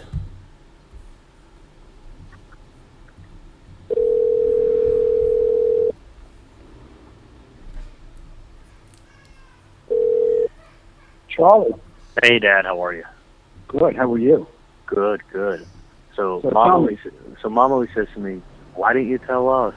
So I'm telling you, so you can put it on your watch list, and you can watch it Just till put it up. on my watch list. Mom is downstairs. She typically work out a little later. Brad asked her to, so I'm up here all by myself. And I see that my son says it's going from 90 to 135. It'll go from like, well, it's 0.9. 0.9, yeah. 0.9. It'll go Right. at least to like 135. So, just thought I'd tell you. So when you say, Tell me that. well, yeah, but I'm just saying there's information that's going to come out next week or soon it'll go up. Well, if you were me, how much would you buy? I'd bought like 20,000. Okay. I mean, I'd What if say like 15, 20. I mean, if you put 20,000 in and it goes up to $135, you'll make like 10 or 12 grand. Yeah, make about. I wouldn't do more than 8. What's that? Make about 8 or something. 50%. Well, you're getting, if you said, at 90 cents, you're getting 9,000 shares. So, well, just half of 9,000 45. shares. So 45 is 135, and Yeah, it's about 90 8. to 45 is 50%. Exactly Yeah. on the nose. So tell me, I mean, like, did you buy it through Steinberg, or how did you buy it? Well, yeah, you can buy it through Schwab on your Schwab account. So unless you don't have money that you can trade with. Oh, the money that I had was all controlled by Steinberg. Yeah, so they get a fee on it. Well, it's minimal. It's probably bullshit that they charged you, even tried charging you to manage your cash position. Well, remember in the beginning when I called them out on that? That's like the oldest trick in the book. Like, well, we have to manage the cash. Like, really, you charge me a percent interest on cash that's sitting there? You're doing Oh, no. nothing. Mom just walked in. She wants to talk to you. Hold But on. anyway, a second. it should go up. So I bought some last week. All right, so I will buy 20,000. Charlie has a stock that he wants me to buy, so it's going to go up 50%. But this is the thing: you don't put it in at market order because you may not even get it because it's the volume. So you can only buy. I think it's only trading like 40,000 shares a day. It's 40 to 50,000. So there's supposed to be information that's going to come out either this week or next week, and it'll pop. But you can only, you don't want to get yourself too many shares because the problem is if it's only trading, you can only offload what the volume allows. Right. Well, it's $20,000. You get what? 18,000 shares. No, the volume said it's 40,000. That if the share price is less than $1 and you buy $20,000, you're going to get like 22,000 shares. It's less than $1. Right, the other one. Okay. Yeah. So, but anyway, it's a pretty good source. So. All right. Hold on. Mom wants to talk to you for a minute if you got a minute. Okay. The old lady just worked out. Nice. I like it. Oh, thank you. Isn't that cute? I thought that was so adorable. So, fill me in. Tell me about your conversation, if any, last night. Oh. Just with Wendy. Everything okay? Everything good? Just more about hearing how Dave is disappointed. Oh, about her not spending her birthday with him? I didn't even get to that. Yeah. So, I mean, I guess just Wendy's not. I just need to talk to Wendy. Yeah, I think you do. Yeah, I didn't want to make it too much of like that because then I didn't want Bree to feel like she was getting like a temporary on that. But I just need to hang out with Wendy, talk to her a little bit. I mean, me and Bree were talking. We're like, yeah. I mean, as soon as Dave's dating somebody else, like, no, Wendy will not be over there. The boys will not be over there. She will be in for it's called a rude awakening. She's a fool.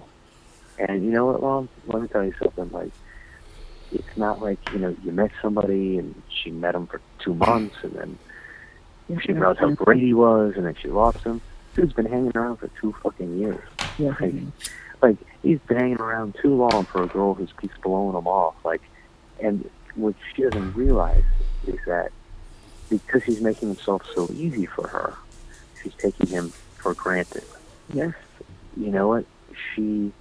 It's like anything that people get so easy, they take for granted. It's like, you go Like your whole life, Charlie?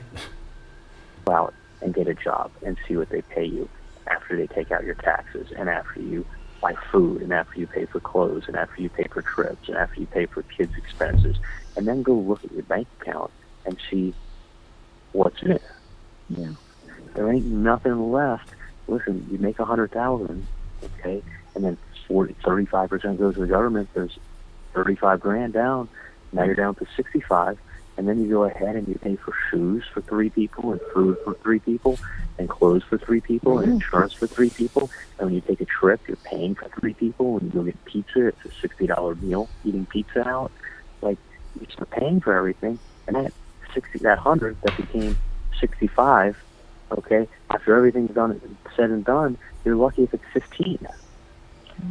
So when you make 100 grand a year, you're lucky. You're lucky, and I don't know how you do it if you've got 12 or 15,000 left over at the end of the day. But what happens to somebody when someone walks over and they inherit a trust fund and they have millions of dollars? They have no fucking earthly idea how hard it is. Amy, should we leave something on again? Because this courtroom, where is it? This courtroom right here is going to come back briefly, and Judge Everett will say, everybody come back tomorrow at this time or whatever. I mean, that's pretty much all that we can expect from today. But I got to take Soap out, She's only been out for a very short time, and she's got to go out. So should I leave something on and play for everybody to enjoy? I don't know. And then I could come back and we could do more things. To earn money, pay taxes on it. I was so tempted to say to her, I don't understand. What you didn't ask you out on your birthday? Yeah, Mom, don't even do that. She'll read between the lines. That's the words you'll say, but she'll hear in her head, Mom's messing in my fucking business. That's what she's going to hear. So, but can I just? I'm just telling you what the words ain't. It's not the words. It's who's saying and what's being said. But hey, okay, I'll be there in 2 minutes. Okay. But I'm still waiting for my office. They're not there yet. But this is the thing, is that to go earn $100,000 is a great fucking job, and then to go pay the taxes, and then go do your expenses, and then you go take a look at your bank account at the end of the year of working and paying for everybody. If you have $12,000 left over, you did really good saving that year. Okay, but you go ahead and you take somebody whose daddy owns an oil company, and they have a trust fund for millions of dollars. Okay, guess what? They have no earthly idea what went into earning that huge sum of money, paying the taxes, paying for everybody else, and being able to have $3 million or whatever in a bank account, or have access to that, or have checks coming each month. I get checks coming in each month because I killed myself, I made money, I paid taxes, I invested it, and I bought real estate, and I get a check that comes in. But so I can understand what that money means. When someone inherits a trust fund, that's how they become trust fund babies, because they have no fucking clue the stress and the backbreaking work that went into earning the money to be able to look at a bank account and see those dollars in it. And you didn't even mention her birthday. You just said she just said that David was disappointed. Yeah, Wendy's just kind of blowing them off a little. But I thought they were over there and they're still kind of whatever. But it's but my point is this: is like he doesn't want to be her best friend. No, and the thing is this: that's fine for a point, and then you want to move on. When something comes out, I gotta go. But someone must. re-cement and clean out all. Yeah, re-cement, dry it up, re-cement, and then I suture. And unless you want me to sew them up first, I'll sew them up first. Okay, I'm coming in now. Okay, go ahead. What I'm just saying is that when something comes so easy to somebody, they don't appreciate anything. And it doesn't matter if it's a trust fund baby or her just having to look out and, oh, it's just Dave and the kids. Like, guess what? There ain't a lot of guys sitting with a house in South Beach who wants to deal with two kids that aren't his. And he'll be alone. He'll be very foolish. And who's a multi-millionaire and wants to take care of her. Like, that doesn't, Mom, it don't exist. The problem is it was thrown in her lap on the first week. It's like, oh, Dave's hitting on me. Like, guess what? I've been around a long time. I can't name one person that would fit his category. Yeah, you need and you need her. And Daddy does. So wait, let me just ask you something. Charles, you want to know if he bought it in his IRA or his personal? Yeah. I bought it in my the one that has, if he's looking at my accounts, it's the one that has like 160 in it. It's the one that has 160 in it. He doesn't know. Okay, he's not looking. Okay. Yeah, he'll be, I know what you're saying. You know, let me go. I'll play later. Bye. All right, I tell you what we're going to do. We're going to play our comparison video of the unredacted Jeff Lacass while we're gone walking the dog, and then we'll come back and we'll see the courtroom and we'll see the final statement of Judge Everett today. Could be opening statements tomorrow, Thursday the 21st.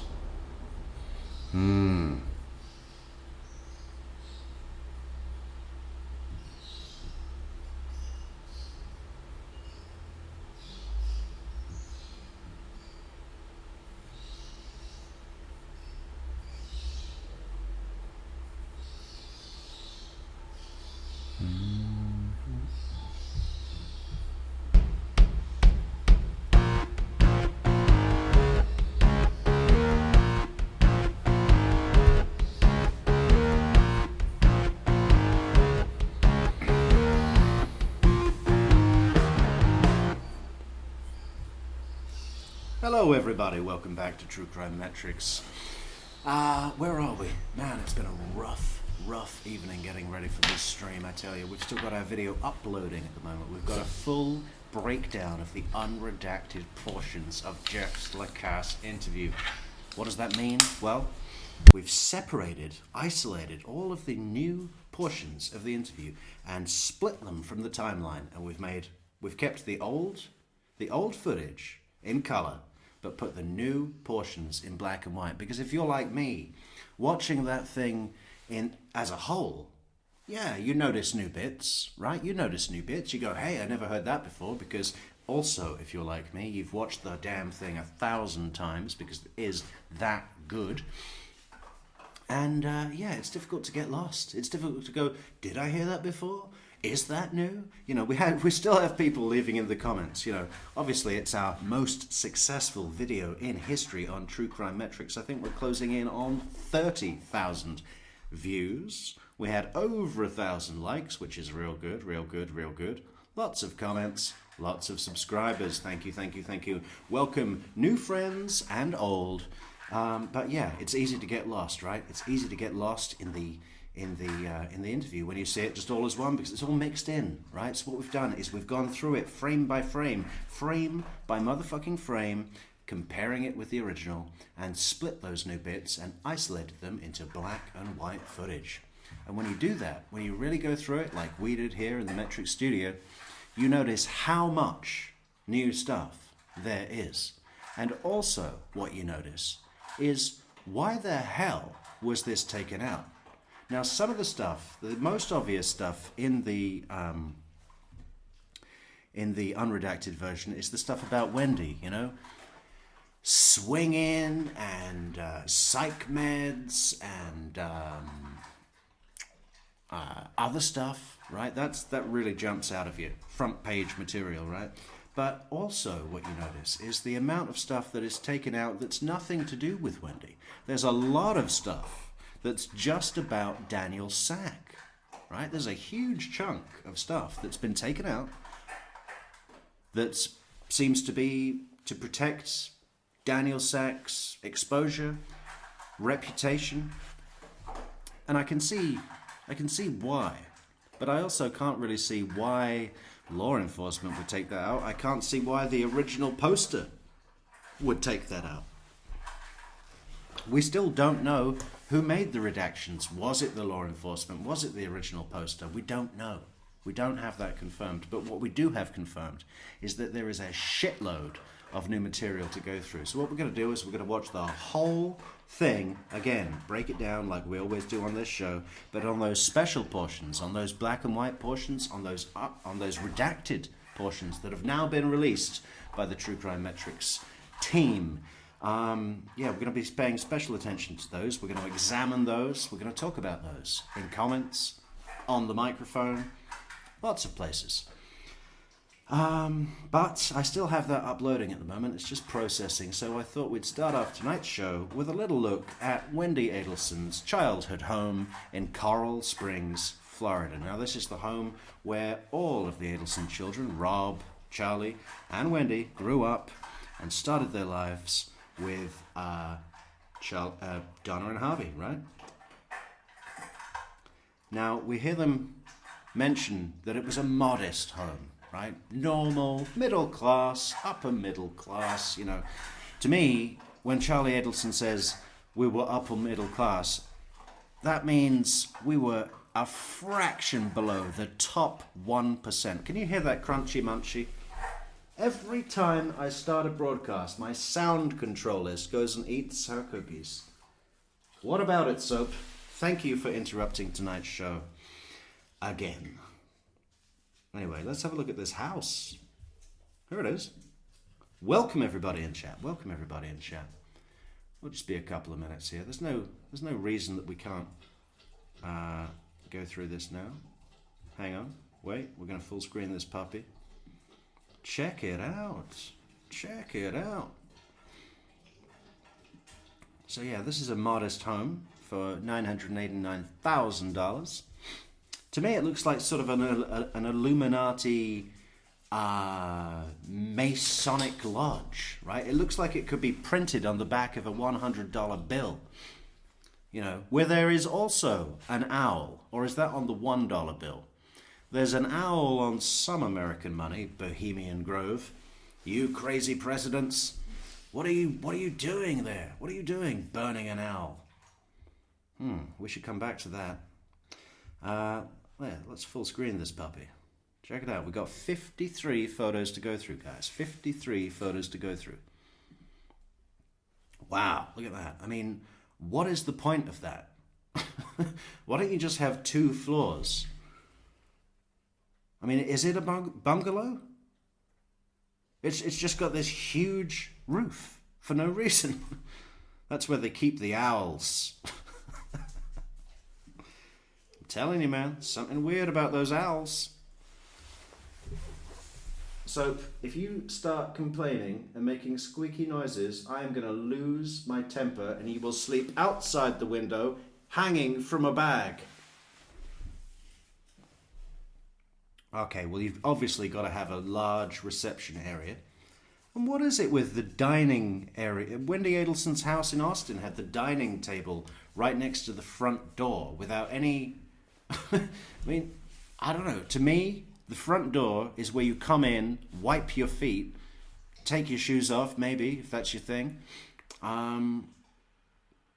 It's just, there's something a little bit dirty to a front door, you know.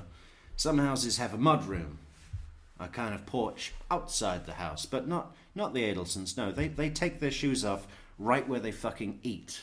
And not just eat lunch, but eat a sit-down, you know, dinner party style holiday gathering at the dining table deal, right? Right next to the front door where everybody wipes the dog shit off their shoes. You know, if you're unlucky.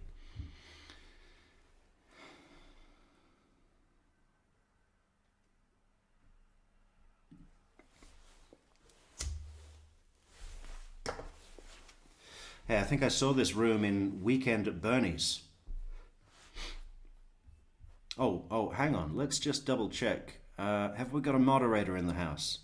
Oh, hey, look, a super chat already. Thank you, Victoria Girl. He's back. She's back. Welcome back, Victoria Girl. You got to get back into the comments. You know, you've got great comments. You sort of disappeared for a while, but now you're back. Stay with us, Victoria Girl. Make comments. Amy, can we confirm that the microphone is on? Or anybody. It doesn't have to be a moderator. Just tell me if you can hear me. It's been a nightmare getting ready for this stream. And I didn't know that I was already late, and then I realized that it was daylight saving time in the US, so we're an extra hour later than late. I mean, fucking hell. Why do you have the daylight saving time so early? Yes, it is. I assume the microphone. Thank you. Okay, let's go through this puppy.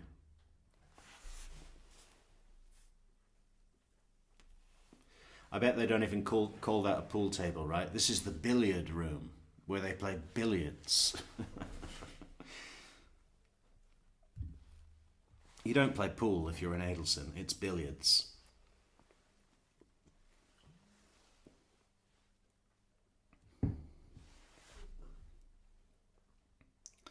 I've never really liked the idea of living in a bungalow. I don't think I like to sleep upstairs, you know.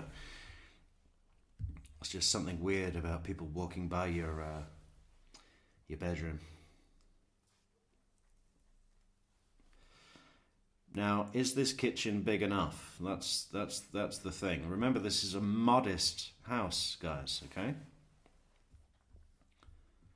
What's our rule? The sink, cooker, fridge triangle. That's the rule in the Metrix kitchen layout. It's okay. It's not bad. Okay, this is what is this? This is Harvey Adelson's wank cave. I can smell the masturbation through this photo.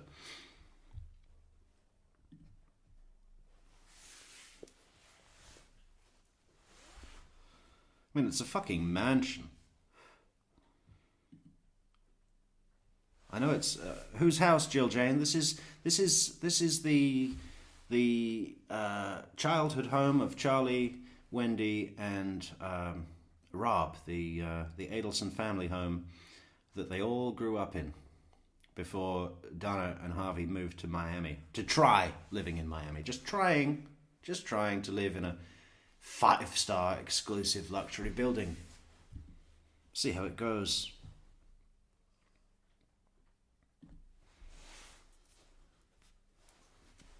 I guess that's the master bedroom. I guess we've got an ensuite there and a walk-in closet.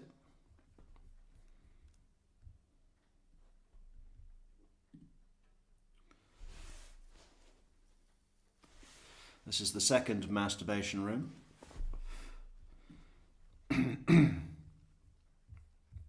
A black bathtub. I never really understood that either. I saw a video of a cruise ship the other day.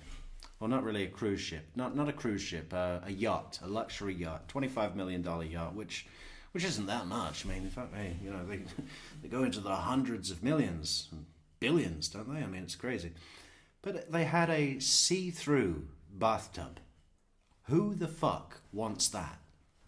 Hey, what was that? I think we have a coffee. From Amy. 16 coffees? Whoa. Thank you for working so hard. Oh, we got to read that. Thank you, Amy. Thank you, Amy. Wow. It says, thank you for working so hard and letting me contribute behind the scenes. Thank you for contributing behind the scenes, Amy. That is appreciated more than you will ever know. Yeah, thank you for the coffees, Amy. Good move. Good way to start off the stream. Everybody else, follow suit. Okay. Now what is this area here? This is just a pure vanity area. A sauna. I saw this picture the other day, right? And I was talking about it, and I pointed out that they have a sauna in their house. And one of the reasons I haven't been on the streams for the last few days is because I am actually living in a house now. In a house. Get that. A 4-bedroom house that I have all to myself for 3 months.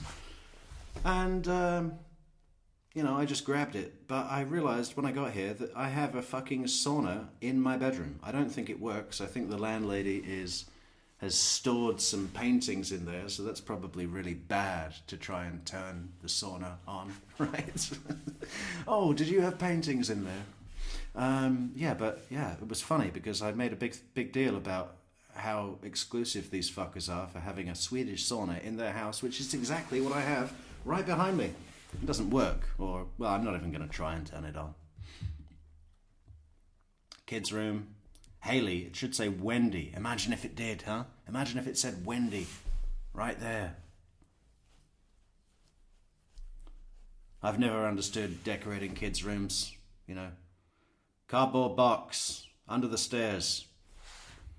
Foil blanket. Charlie's room.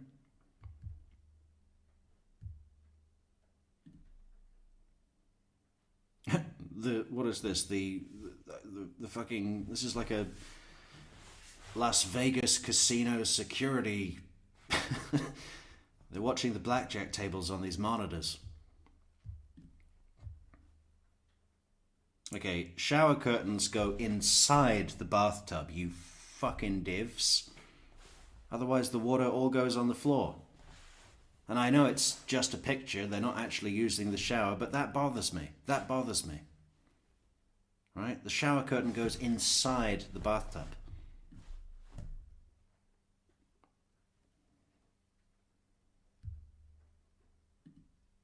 That's obviously for guests leading onto the pool, right? No pissing in the pool. I bet they still do.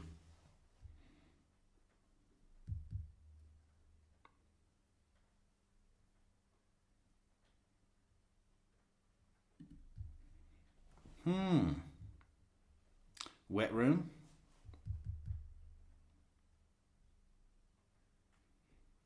I wonder where they keep the roll of toilet paper, because the proximity to the shower, it's going to get damp. It's going to get damp and then it's going to stick together. It's going to be a nightmare. It's going to be a nightmare.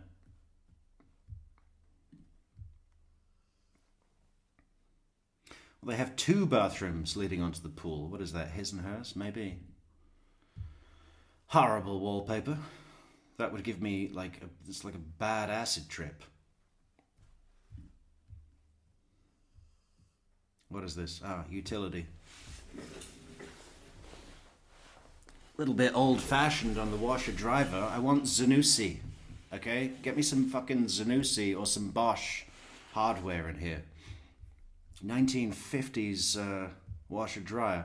I like it. I like the retro thing, but I'm surprised. Okay, so this is sort of outside, not outside. They've got a big old sort of, what do you call that in the States? We call it a conservatory. Sort of. I don't know, it's not really a conservatory, or what, it doesn't matter. What do we got here? Little fireplace. Fireplace on a carpet. Well, that carpet's going to get ruined, embers are going to fly off, burn a hole in the carpet, bad move, bad move. When people are showing a house, stuff like that really bothers me. The shower curtain, the ember tarnished carpet on the under the fireplace, terrible, terrible.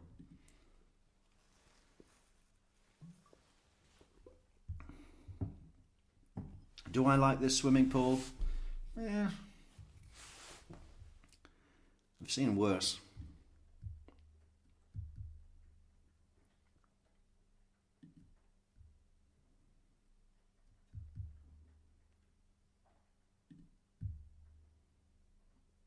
So the photographer had to come back at dusk to show off these shitty lights.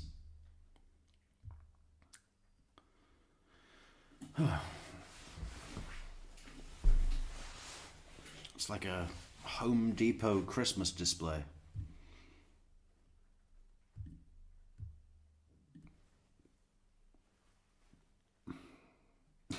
Not much into growing your own veg. I mean, this lawn has never been touched. Big though. What's that? What's that box?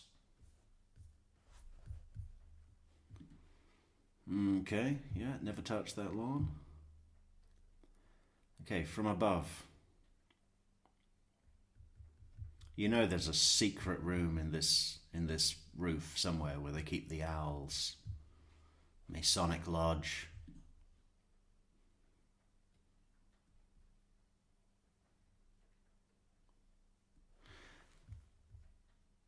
Contractors had a geometric nightmare with this roof. Look at it. I can't even work it out. It doesn't make any sense.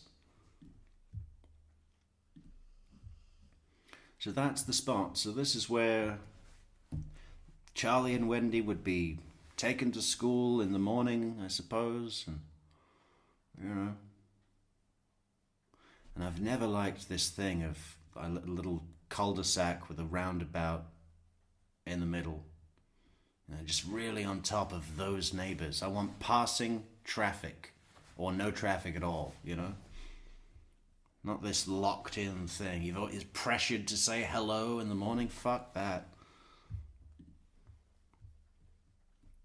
Almost done, guys, and then we're going to get to the meat and bones of tonight's show. Don't worry, don't worry.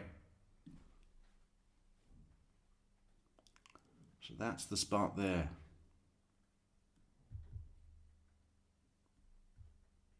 I mean, what do people think? Is this particularly exclusive, or is this just Coral Springs living, you know? Looks pretty exclusive to me, but what the fuck do I know? And that's it. 53. We got there. Okay, let's go and get our video for tonight. Where's our video for tonight? We've got a... Uh-oh. 10 minutes left. Shit. Let's see if that's a lie. Yeah, we've got it. Don't worry.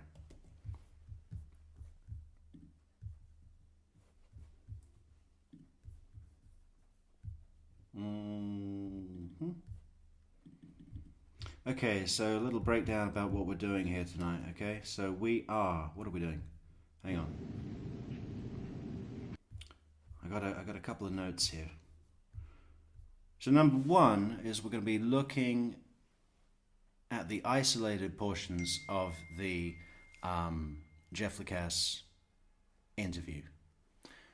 Much easier to pick apart the new details when we see them in isolation that we've split apart for you and put it very obvious so we can tell what is new and what is old. Okay, that's number one. That's the main thing we're doing. We're also going to be running through just the general tone of Jeff's interview, because every single time we watch it, we pick up something new, right? Every single time. I'm sure everybody's the same. We're also going to be poking some lovable fun at General Isom, because I just can't help it. You know, I really, really do genuinely like the guy. I don't have anything bad to say. Well, I do have one thing bad to say about him. You should not have let Wendy Adelson out of that fucking interrogation room. Are you mad? And don't come at me in the comments saying, yes, but he knew that if he arrested her, he would lawyer up and he wouldn't get anything. Well, he didn't get anything because he let her escape to southern Florida and didn't she's still out there. So don't tell me that was some tactic. He believed that she was completely innocent.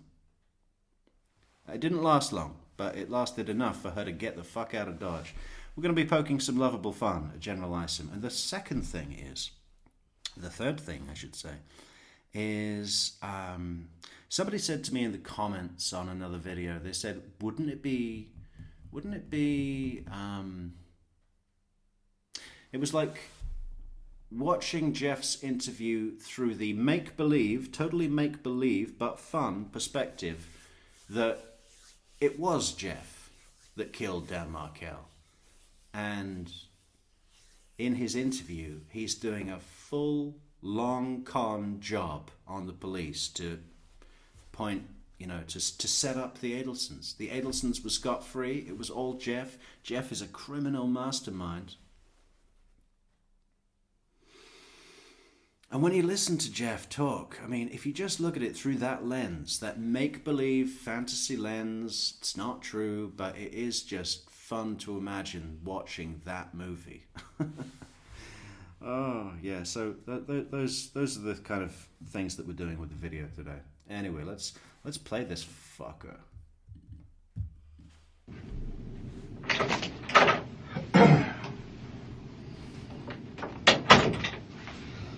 I mean, just look at him there. Just look at him there. I mean, this guy, it's been 8 months since the murder, since he was talking to Investigator Hale and came in for the initial interview, came back, but was all kind of messed up. He's had 8 months to process. He's kind of moved on with his life, seen other women, begun to pick apart things that were bothering him, things that have come back to him over time. He's been going over the receipts. He's been talking about it with a therapist who's got obviously a ability to be, what is the word? Objective about the situation. He's also spoken with mutual friends, heard bits and pieces, spoken to Wendy, heard a little bit from Wendy. Something doesn't seem right. And it's been bothering him. It's bothered him so much that he's now come into the Tallahassee Police Department and says, listen, I got to talk to you guys. I've got something here, right? You guys, I haven't heard that there's been an arrest, so do you not know? I've got to tell you these details. I mean, he's got his notes prepared. He's got copious amount of notes, right? But just look at the way he's prepared. He's come in. But, his last experience talking to Investigator Hale, who basically wasn't interested in his opinions and findings. Luckily, General Isom is here to save the day, slowly.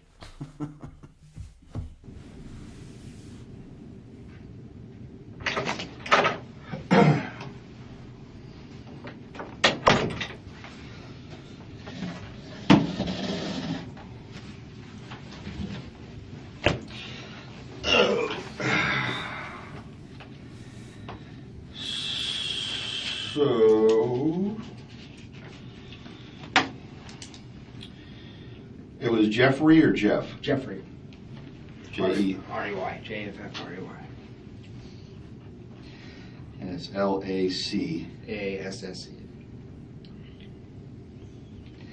Let me get your date of birth, Jeff. Sure, 10/18/71. I really want to collect a clip show video of every time General Isom spells out a word or counts. It happens a lot.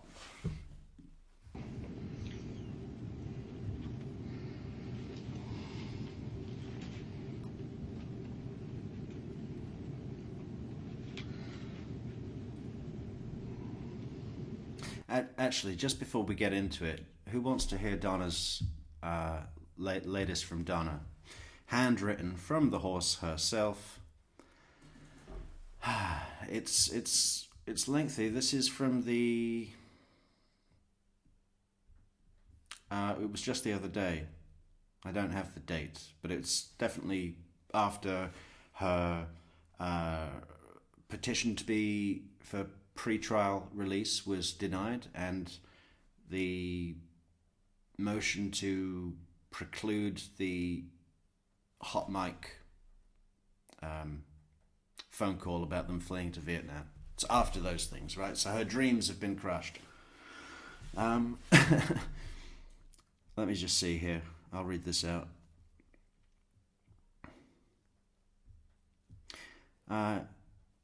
It's always a pleasure to hear from you. Yes, you're right, I do get mail from many people, but I'm not necessarily interested in writing back to the majority of them. You're different. I am not always the best judge of character. Anyone watching Charlie's the videos we put out on Charlie yesterday? I'm an excellent judge of character. I am not always the best judge of character because, as my family always tells me, I tend to trust and believe people, always seeing only the good in them.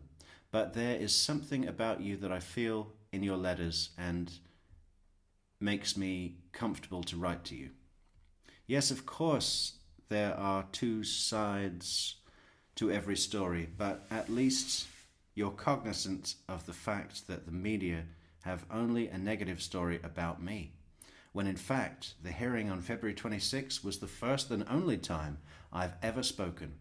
My hope, of course, is when the truth is told, and at my trial I will be able to return home and enjoy whatever is left of my life with my husband, my children, my grandchildren, and my dear friends who have stood behind me through this awful ordeal. You asked about the amazing relationship my husband and I have. I truly wish I could give you words of wisdom, but I do believe in luck. My husband went to Stuyvesant HS.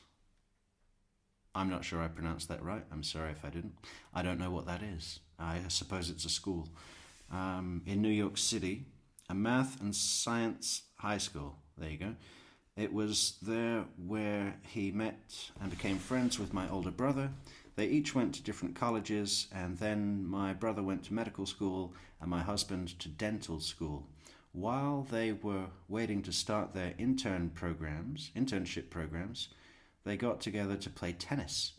It was then that I met Harvey, and I think the stars were just perfectly aligned that day. I was enamored with him not only for his good looks, which didn't hurt, but for his fabulous sense of humor. Looks can fade through the years, but his sense of humor has always kept me laughing. It's true when they say laughter is the best medicine. That medicine has kept us healthy and smiling for a long time, no matter how difficult a hurdle we have to jump. Laughter and a good sense of humor definitely helps you get over the challenge. You asked about my personal background. I was born in Brooklyn, New York, to a lower middle-income family. My childhood was great. I had very loving parents who always pushed my brother and I to do our best in school. They knew that was the key to success. Neither of them had a college education, but they did want that for their children. My brother became a physician and I became a teacher. Teaching was my dream job, and I always loved my time in the classroom. There was no greater satisfaction than teaching a concept and seeing your students get it. When I was in an open pod, general population setting, I taught a few women algebra and reading. Here I'm alone 24/7 without any social contact. It's pretty awful, but I've started counting down the days till my trial, and trying to make myself stronger to get to that point. I hope...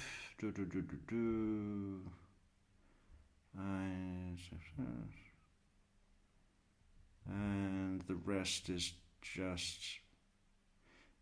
Even in this depressing environment, that's what I try to do every day. It definitely helps. Take care of yourself, Donna. So, I mean, she seems in fairly good spirits. Always nice to hear from Donna. Okay, back to Jeff.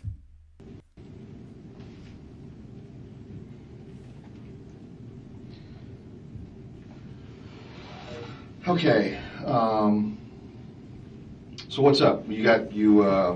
Corey said, and we talked on the phone a little bit, that you want to do. And Yeah, you can yeah. start at the very Yeah. beginning, however you want to do it. I got don't some mind. notes. Do you mind that? No, absolutely not. I don't want to forget stuff, so I've been writing stuff down the last few months. So that we might end up in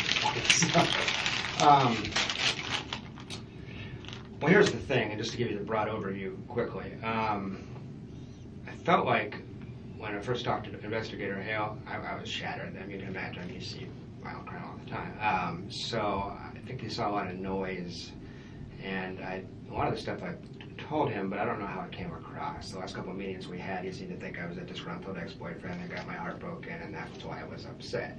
And there was some truth to that. I was upset. But over time, I've got some clarity on some things. So I guess I'll just give you my overall impression. And just want to tell you things I saw with my own two eyes that were very suspicious to me that I didn't feel really heard previously. Or maybe they were heard and not seen as credible. I don't know. But just so you get the context for it, as far as the relationship stuff, that sucked. But, you know, that last 3-4 months, I moved on with my life, you know. Actually, her moving away was the best thing that ever happened to me in terms of my personal life. It was a bad relationship.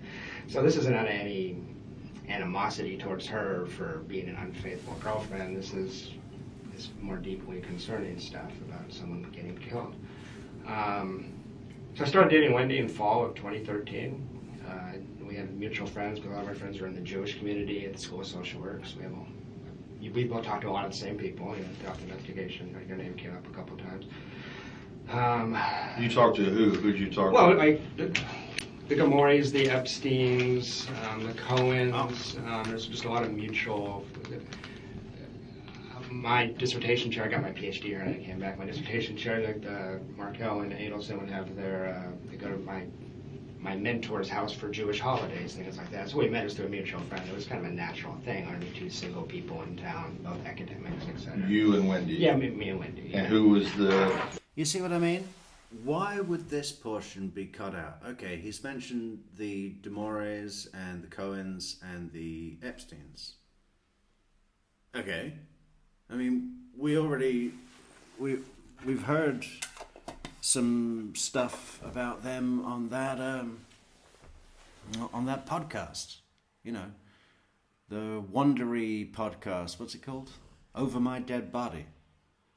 I think they actually speak on there. Or, you know, I mean, it's just strange when you break it down. Why are certain points taken out? We don't know. It gets stranger. Stay with us. Introduced as a guy named Stephen Tripodi, who's a professor, but his wife used to hang out with Wendy. We just have a lot of like mutual friends and stuff. So that's how we met. So we dated casually in the fall. She just got divorced, so had I actually. And at the time, I mean, I came in here before, like, I thought Markel was a dick. I mean, that's what I had been taught by Wendy. Over time, I realized I was kind of misled. But in the fall, it was interesting. Let me start. Danny had been heard describing Wendy as a pathological liar and a mentally ill narcissistic sociopath in a semi-joking manner, but... To you? To other people. I just heard that through the grapevine. Because people said, be careful with Wendy. She's a little unbalanced. And I said, well, she seems upset about her divorce, but I don't know if she's unbalanced. I didn't take it seriously at the time. It sounds extreme, right? I thought these two people were having a nasty divorce. He's calling names. I thought it was totally out of line. It's one of the reasons I was upset with him. Because, you see in the court documents, I mean, he got sick of her and really went after her legally in a really aggressive way. And not knowing the background, I thought it was inappropriate, you know. I thought it was taking things too far, trying to disbar your ex-wife, you know. But one impression I'm left with is, I don't think I said this before, like in December or January, I thought that was totally out of line. By May, I don't know if those are technically the correct words, but by May, I knew exactly what he was talking about. And this is a very troubled person, Wendy Adelson, deeply troubled person. And at first, she's gorgeous, she's smart, she's funny. I mean, I fell for this girl like a ton of bricks. Most men would. I mean, that was one reason I stuck around too long. But just an overall impression of her. And Danny says this in court documents, actually. Very manipulative person, a pathological liar. Wendy was an alcoholic while I was with her. She drank her dinner most nights. Extremely fragile, extremely depressed. Many, many nights sitting, hated Tallahassee so much that thought we're a bunch of country bumpkins and we liked Tallahassee because she's from Miami. Didn't hide that fact. Thought it was bizarre that I moved here from Phoenix. And the two conversations that we had every single day for 9 months were Danny is an evil monster and Tallahassee is the worst place in the world to live, and I can't believe I got stuck here because of Danny Markel. And she was obsessed with those two concepts. So I got really tired of hearing that, but I heard that every day for 9 months.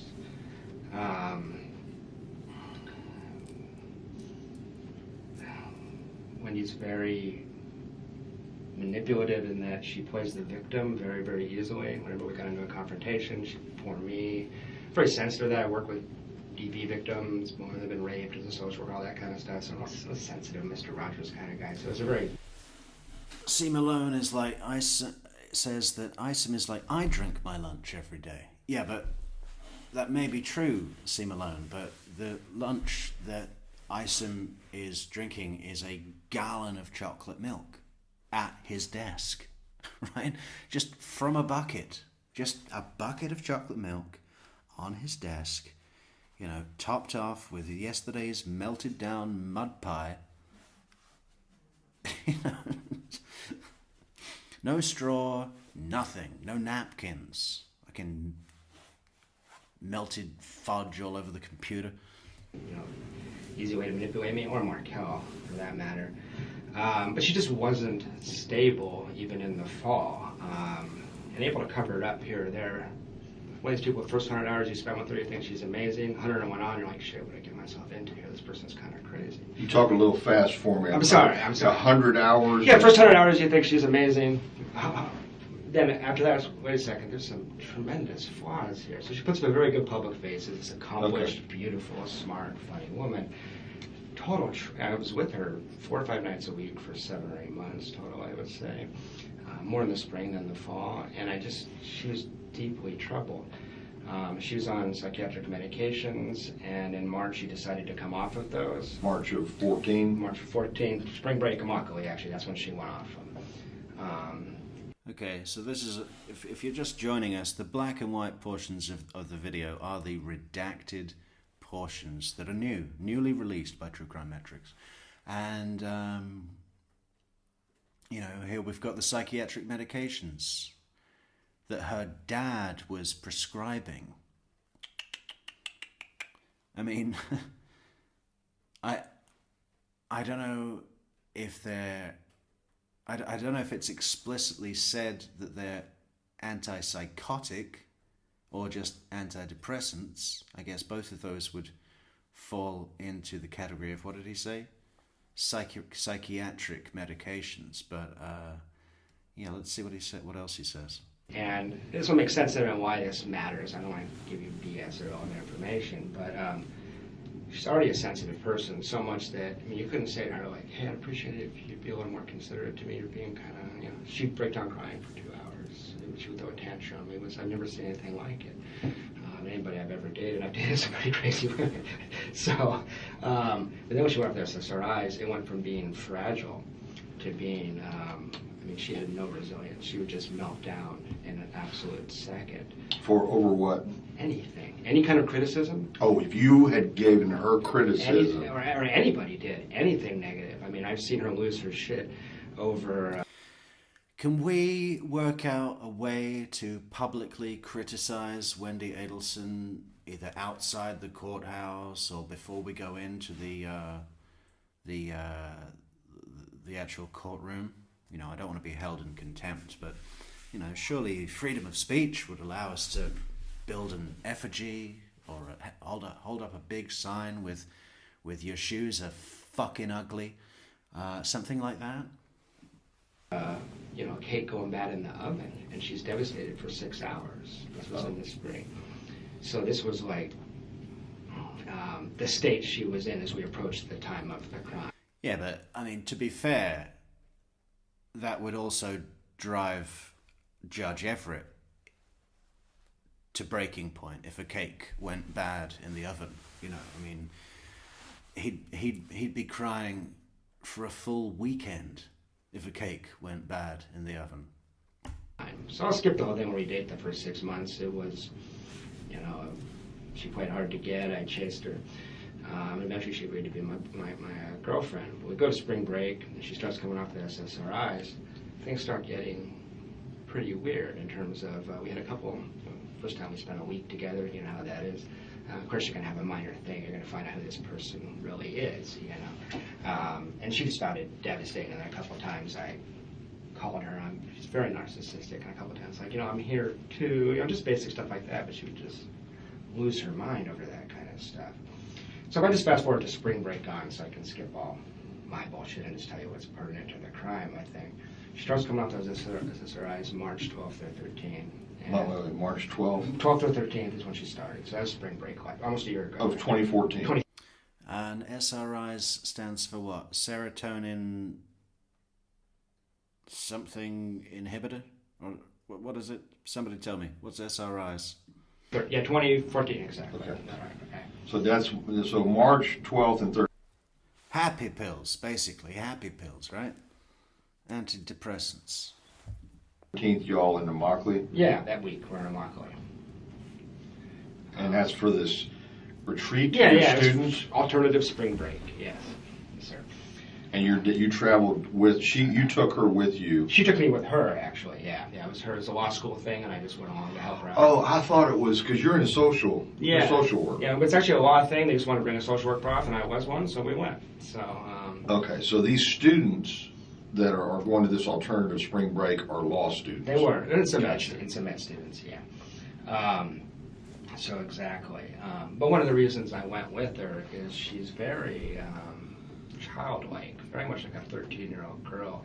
I don't know if she could have handled it on her own. I had to do an awful lot of things for her. Her parents, if you investigated, you've probably seen them. I mean, she needs to be taken care of. She's such a fragile person. When she would travel to Miami, her mom would drive or fly up here and then go down with her every single time. And she didn't travel on her own? No. It was real weird. And at first I thought, what overbearing parents. And then over time I'm like, oh, I don't want to let her go on spring break by herself either. She's won't be able to handle it. She'll lose her shit, you know. So February, March, yeah, I think she was cheating on me, all kinds of stuff like that. But that's pretty. This is that other Daniel guy. Daniel Sack, yeah. Sack. Among others. I think I'll get to that in a minute. There's I think a long list, and I don't know how many of them you guys have considered. But as far as seeing stuff pertinent to the crime, I met her brother Charlie when I was down there in Miami for Immokalee. You may recall that I said I found him to be a very strange person, very aggressive, verbally. He takes sex tourism trips to South America to have sex with underage prostitutes. Wait a minute, back up a second. Yeah, he takes sex tourism trips to South America to have sex with underage prostitutes. Sex tourism? Yeah, okay. Yeah, South America. I'm kind of a sheltered guy. Well, I was shocked not only that he would tell people he did that, but that he would tell his younger sister. That was strange to me. Very odd. And there's this odd dynamic between them. The whole family is real weird. Most people that spend time with them say this is, you know, social workers might consider incest in this family. Is there violence in this family? Something's up with this family. But I mentioned to you that he talked in the hot tub about punishing a girl by anally violating her in front of Wendy and I, like bragging about the fact that he'd hurt this girl because she had got him in an uncomfortable situation. So he came off like an offender to me. He came off like a, kind of sociopathic, like this is strange. He just met me. He's telling me this. It was really, really weird. Okay, Yeah, go ahead. I know. I'm just trying to rein you in a little bit so I can make sure I get it right. Yeah, please. I do recall something about a hot tub. Yeah. But I think it may have been something I read from Corey Hale's report. It might have been. Yeah, I talked to him. But are you saying you're in the hot tub after the Immokalee retreat? Exactly. We went from Immokalee to Miami and hung out with their brother. Okay. So you're in Miami at his place, I guess? Exactly. It's very welcome. He's got a really nice house. Leslie says the fact these videos were redacted to cover for Wendy, was it Meg's? Why?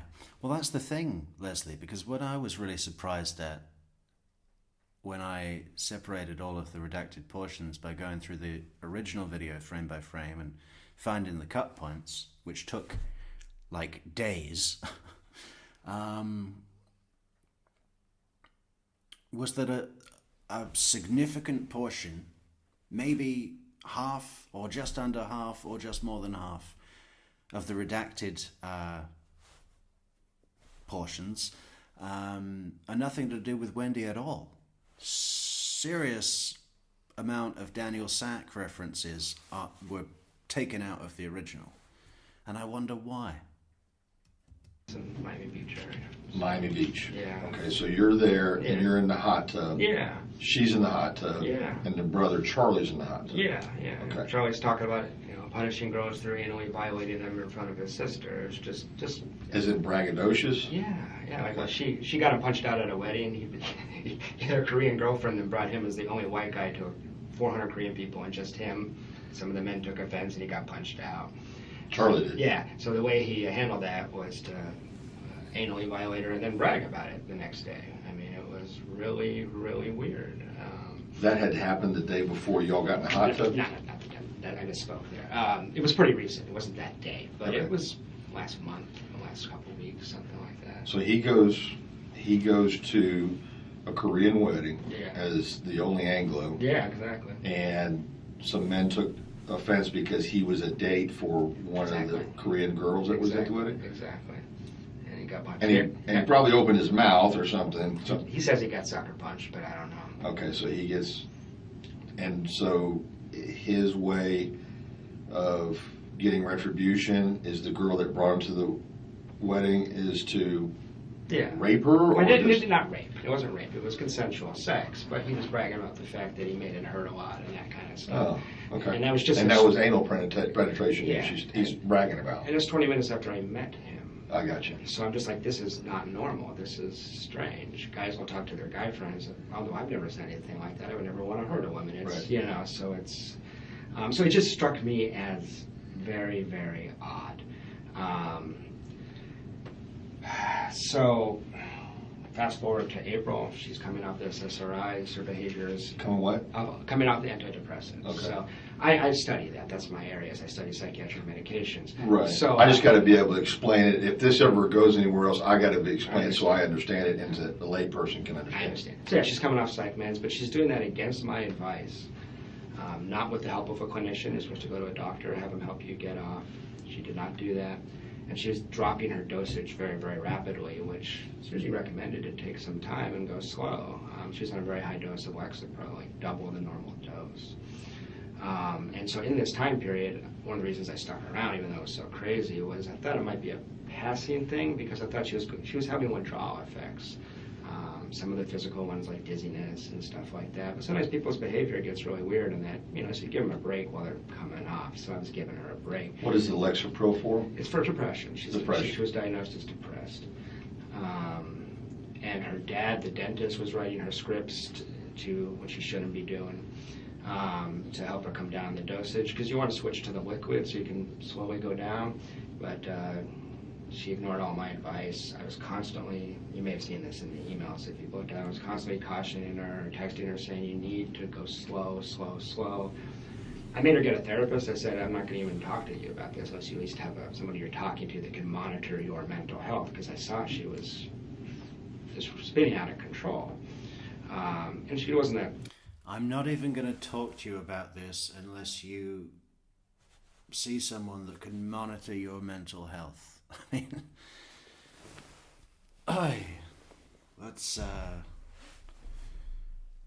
that's a clue, Jeff. It's not going well. Controlled to begin with, but it was getting worse. Her drinking was really increasing in April, and she had times where she's just losing her mind. I mean, with the kids in the house, drinking a bottle and a half of wine by herself, falling down in the bathroom, bruises. I flew to a trip to Chicago. When I came back, I had to go right from the airport to the house because she was just doing so poorly. So she was just not well. Fast forward to May, we have that incident in the coffee shop that we discussed, that Officer Hale and you were, I assume that's one of the reasons you guys were interested in talking to me in the first place. But just to remind you, I just walked into All Saints Coffee and there's my girlfriend with another guy. There's no stalking. And she knew that. But there's been no complaint of stalking against you. There has been informally. She tells people this. Yeah, so. but I'm saying there's no... Oh, no formal legal You charge. shouldn't have been contacted from anybody from this department Never, for a never. complaint about it. No, never. I'm not worried about that. I mean, I didn't bring an attorney because I didn't do anything. Right. I'm not worried about it. But that was a big deal in our relationship. And Right, because you see her there and she's with this guy and and you don't know who the guy is. Maybe I got that wrong. You knew that she was seeing a guy? Well, that's one of the things that concerned me, is that she would bring him up from time to time, and there was other signs. I mean, there's, I think, 5 to 10 other men. I was in denial about it in this time period. That's not a crime, obviously, but she's very impulsive, very erratic, doesn't think things through. She will do them and then worry about the consequences later. She was remarkably sloppy about cheating on me in terms of, well, that's what was interesting. Up until about early June, she was covering her tracks pretty well, actually. I'd heard of Daniel Sack. I knew he was an ex-boyfriend. But after that fight, we had not a huge fight, we had a mild fight about that. And things started to get really, really strange. And this is what I think I had a hard time getting across to Investigator Hale. So we have that fight. She goes to Portland for a weekend. She comes back. It's now June. In June, I was walking around saying to all my friends, I don't know what is going on. Something is going on. We had that very frank talk about that and decided to stay together. She said, it's one guy. He's gone. He literally moved out of the area, as you probably know. So Sack, yeah. So I said, okay. One thing about Wendy is she's very... Sack. Who's in the sack with Daniel Sack? This is where I worry about the crime. She's very easily influenced. She doesn't have much of a sense of self. And when she was with Danny, she kind of became Danny's extension of Danny, attached herself to him. She didn't attach herself to Sack. He was into polyamory and having multiple partners. He's bisexual. I mean, so she started doing all this crazy. Daniel Sack is into polyamory, having multiple partners. He's bisexual. Well, it is 2025. Stuff. Sack was encouraging her, from what she said, to have sex with lots of people, not just him. I worry about her. So I've just seen her, and doesn't want to be controlled, but she does want to be controlled. I mean, she into a lot of sex stuff and things where she wants to be told what to do. And one of the things I worry about is that somebody came up with this idea and she went along with it because she doesn't know how to say no.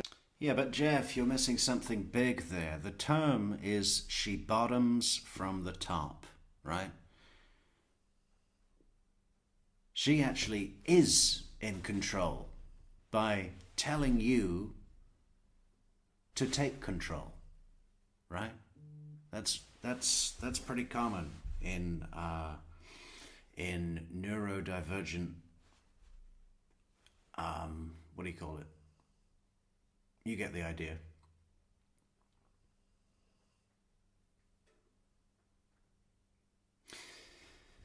Yeah, let's examine that a little bit more. What's that? So I've just seen her, and doesn't want to be controlled, but she does want to be controlled. I mean, she into a lot of sex stuff and things where she wants to be told what to do. And one of the things I worry about is that somebody came up with this idea and she went along with it because she doesn't know how to say no. She hates confrontation, things like that. So in June, I was walking around saying to my friends, I don't know what's going on. It's just uncanny to think back on it now. I said, I don't know what's going on, but something's gonna happen. Like, it feels like there's drum beats. It feels like we're moving towards something. It's really, really strange. I don't know what's going on. And one of the strange things that happened was we had a trip to California scheduled to see my parents the week that Danny was killed. And in early June, she rescheduled that trip. And I said, what's the problem with the trip? She says, well, I'm worried we'll get stuck in the airport and we won't be back on Friday. I have to pick up the kids from school. And I said, but we're coming back Thursday night. It's not winter. We're not going. Atlanta in the winter, I would understand. There's no way we're going to get stuck. We can rent a car. We have friends that could babysit. This is strange. I said, fine, cancel the trip. And that was going to be in early June? The trip was going to be the week that Danny was killed. Oh, okay. That was the trip? 11th to 19th was supposed to be the trip. So we had a trip planned, and she was real strange about the fact that we had to reschedule this trip. It just didn't make sense. And I even said, if you just don't want to go because you don't feel comfortable right now, just tell me. That's cool. She goes, no, I have to pick up the kids from school that day. I just have to. I don't want to do anything to stop that. You know. And she said, I'll miss the kids at that point. I said, okay. A couple of days later, I say, well, she said, but I want to spend that time with you. I was leaving for Tennessee on Friday. And she said, I want to spend that Monday through Thursday with you. I said, great. You want to go to St. Augustine? She loves the beach. She hates Tallahassee. This, again, is just very strange and suspicious to me. Wendy Adelson tells me, what I want to do is a staycation. I want to stay home in Tallahassee. I said, you want to stay in Tallahassee the hottest week of the year? She goes, yeah, we'll go to Tom Brown Park. We'll do this. I said, you hate it here. I'm offering to take you away. Why wouldn't you? It's just really strange at the time. I remember saying to my friends, like, Wendy wants... People laughed. I said, Wendy says she wants to stay in Tallahassee. Like, she leaves town. Sure, you know, every chance she gets, she leaves town. Why would she want to stay? I said, I don't know. I have no idea. I finally managed to convince her to do a trip to St. Augustine, but we had to schedule it so that we were back basically by the time of the shooting. So that was just strange. It was peculiar at the time. And she was, when we scheduled that trip to St. Augustine, I was sitting there, she has her calendar open. You have to schedule everything with her. That's just how she was. There was just, at the time, I can remember sitting in her office trying to schedule this, and there was this weirdness about that weekend. We're scheduling other things, no problem, but that weekend, she just was intent on. That day meant something to me before Danny was shot. Like, there's something weird about that week. I don't know what it is, but there's something weird about that week. If we keep going through June, other things I noticed in June that were really crazy. Let me back up a second so I get this right. Yeah. July 11th through 19th, you're supposed to go to California. Yeah. Leave on the 11th, come back on the 19th. I can look it up for you. It might be 12th to 19th, but it was the week that Danny was shot. Yes. Okay. Yeah. So when is she saying, I can't do it? What date? What date are we talking about when she's telling you I can't do it? Early June. I can pull up the exact Early date. June. Early June, yeah. So you're supposed to go to California with her, just you two. We have plane tickets purchased. And she sat me down, I think it was June 5th or 7th. I will find out for you if you would like. Yeah. And she just said, I can't do that, and it just didn't make sense. It just didn't make any sense. So she'd already said that date was that. What's up, Leslie? Why is Metrix screen so blurry? Are we streaming on a Motorola Razr? No. What's blurry? Shouldn't be blurry. It's not blurry for me. Is it blurry for anyone else? Does the video look blurry? Let's get some feedback. Window of... She said, this is the one week I have to go see your parents. And I 11th said, through the 19th. But that was in May we booked them. Then we have the flight. I find out about Danielle Sack. And afterwards she says, I feel comfortable with that. She just had an appointment with her therapist, and she said, my main concern is I want to be able to see the kids on that day, the day that Danny was shot. We had people volunteering to babysit if they needed to, if we were delayed. We weren't going to be delayed. And she insisted it was not because she didn't want to go with me. She wanted to spend that week with me. She just wanted to spend that week with me in Tallahassee. She did not want to leave Tallahassee that week. Okay. And I mean, there's 3 different times. There's that time, then there's the staycation thing where I'm like, what are you talking about? That's bizarre. And then there was which we scheduled the trip to St. Augustine. If I fast forward a little bit, we have the trip to St. Augustine planned until July 15th or 16th, and she canceled that the last second.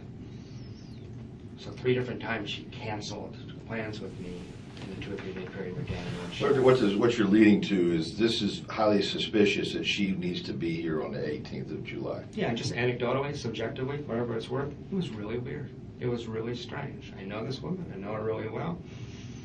And there was something at the time with me saying to my friends, what's going on? It's just really, really strange. It's just really... She'd never done anything like this before? No, she had canceled and recanceled, and she did that all the time. Completely disorganized person. But it usually made sense. It usually had a reason. And usually the reason was something about court with Danny, or her parents wanted her to come down to South Florida. Every other time but this, I understood. This time I was completely puzzled. It didn't make sense. And it was very, very strange. Okay, so she cancels this trip to California. Did you go anyway? I did No, not. of course you didn't. You were okay. Wish I had. Yeah. And so what happens to these plane tickets? Her ticket, I have no idea. Oh, she bought her own? Yeah, we bought separate plane tickets. As a matter of fact, I don't know that she did buy a plane ticket. Oh. But she told me she did. Same airline? Same So. flight? I can find out for you. I can send you my reservation. Because we had a discussion about getting our seats moved together, so I think she probably bought a ticket, actually. But I never saw the ticket. It wasn't discussed any further?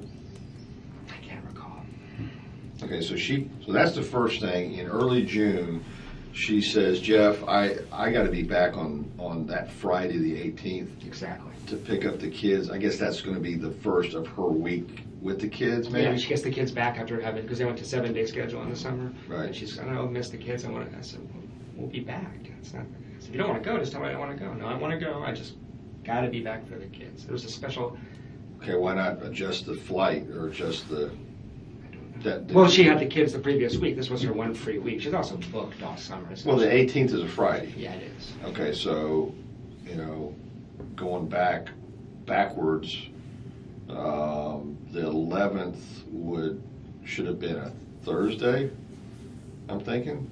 I can look it up, but it just. I mean, that is a little bit difficult to do sometimes, isn't it? When you have to count back the days. It's much easier to look at a calendar, which he should be doing as an investigator, right? If it's the 18th, we know that's a Friday. So the 11th would be let's work it out together, like Isom's doing in his head, trying to do right now. 17th, Thursday. Wednesday, 16th. Tuesday, 15th. Monday, 14th. Sunday, 13th. 12. No, he's wrong, isn't he? It's Friday. The 11th is a Friday.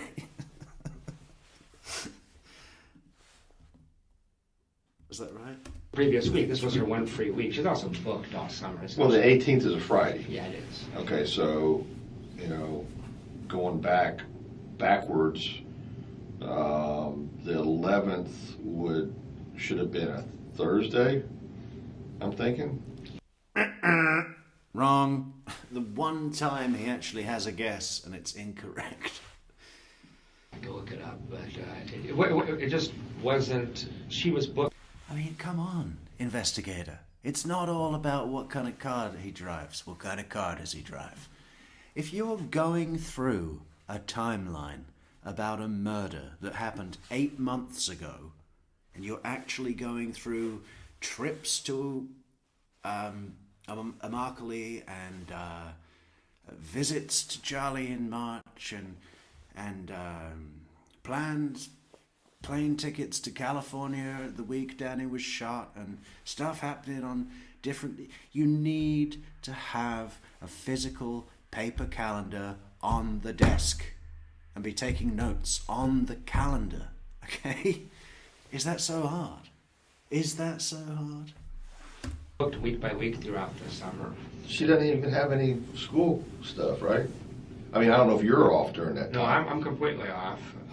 She has a lot of obligations to her parents. Her parents want her down in Miami every chance she gets. All through this counter, there's parents.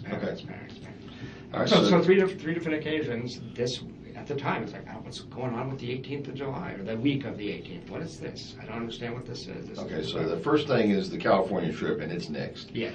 Then you want to take her to St. Augustine. She Did says, you know? Yeah, and she wants to stay, and that's just bizarre. But did you ever make plans to go to St. Augustine? Yeah, so a week later, again, we sat in front of the calendar, and it was really strange. There was this hesitancy about that weekend. She says, I'll go to St. Augustine, but we have to be back early on Friday. Early on Friday? Early on Friday. What does early on Friday mean? We were going to wake up and come straight back from St. Augustine, so we would have got up at 7, been here by 9 or 10. Okay. She had to pick up the kids from school until 4. It didn't make sense. Okay. So I said fine, and my thing was I was going to drop her off and then drive up to Atlanta. I was going to drop her off and go. So that was just strange. It just stuck in my head. Like what? Because your trip to your friend up in Tennessee, what was the date you were supposed to go? I was supposed to leave at about 10 or 11 a.m. on Friday the 18th. Okay. To because I was supposed to the original trip was to go straight to Atlanta, stay the night in Atlanta, then go to Tennessee the next day. So I was supposed to leave here at 10 or 11 and get there at 4 or 5. On Friday afternoon. Friday afternoon. Yeah, Okay. that changed, but that was the original. No, because you left on Thursday. Yeah, I did. All right, well, let's jump to that so I can fill in this blank. Yeah. Why did you leave on Thursday? We'd had a huge fight in late June. I discovered some other cheating. I was very upset with her. And she had sent me, we had sort of broken up, basically. But she put me on a 7-day hold. Oh, yeah. Okay, I remember that. She sent you an email or something? Exactly. So the night before, I was so upset. I was just like, fuck this, I'm going. I said, get out of town. I was upset. But that's something my friends have said to me that, I've never said this, but my friends have said, Jeff, because sometimes it's hard for me to see this clearly, they can see it more clearly. Jeff, you do realize that if you left Friday at 11 a.m. for Atlanta, what this would have looked like, you would have been in custody. You're really. Oh. Now, I'm not saying that, but some of my friends, it was like a clumsy attempt to take attention off her and put it on me. I'm not saying that's true. It sounds a little far-flung to me. It sounds a little clumsy to me. But she knew exactly when I was going to leave. I'm a late riser, and she didn't know I changed my plans, obviously. So I'm glad I changed my plans. I wouldn't blame you guys for being a little more suspicious if you didn't. I mean, if I leave at 11, I don't get a flat tire. You just see me driving north 10 minutes after Danny shot up. So that looks suspicious to a lot of people. I know it makes it sound like a criminal mastermind. It may sound crazy to you, but that's what my friends say. So can I go back to the stuff in June? Absolutely, I'm sorry. You know, I have any questions you want to ask? I know I talk fast, and I... Just a little faster than I'm used to. My dad's from Boston, so I'm an adopted Southerner, but I haven't slowed down yet. So in June, there was a slight chuckle of recognition there, wasn't there, General Ison? I think General Ison met someone from Boston once and just, immediately drove away from that person. Back to the South. These are just my impressions, but it was 5 or 6 times. He was probably there for training, cop training, and just immediately knew that it wasn't going to work out. In June, I'm playing with the kids. We had a good family life, terrible romantic relationship because she was cheating me all the time. But I'm home with the kids with her, nice family life. You're at her house out on... Every time, yeah. Cameron. Exactly, off Aqua Ridgewood Lane, yeah, nice house. So 4 or 5 times in late June, I'm playing with the kids, reading them stories. I was very close to Ben in particular, spent a lot of time with those children. And I look out of the corner of my eye, and Wendy would be in the kitchen crying for no reason whatsoever. And at the time, what it looked like to me is she was like taking it all in, and she looked like she was grieving something. And I would say, what's wrong? And she'd say, nothing's wrong. Or make up some bullshit story. And she lied so much, it was hard to know. But in retrospect, it makes me worry a lot because it looked like she was wrestling with something. It wasn't suspicious, it was just weird. But in retrospect, it's like, wow, let's assume she knew something was going to happen. That's how a person might react, She made a choice, but... That's late June? That's late June. So that happened enough times that I talked to my friends about it.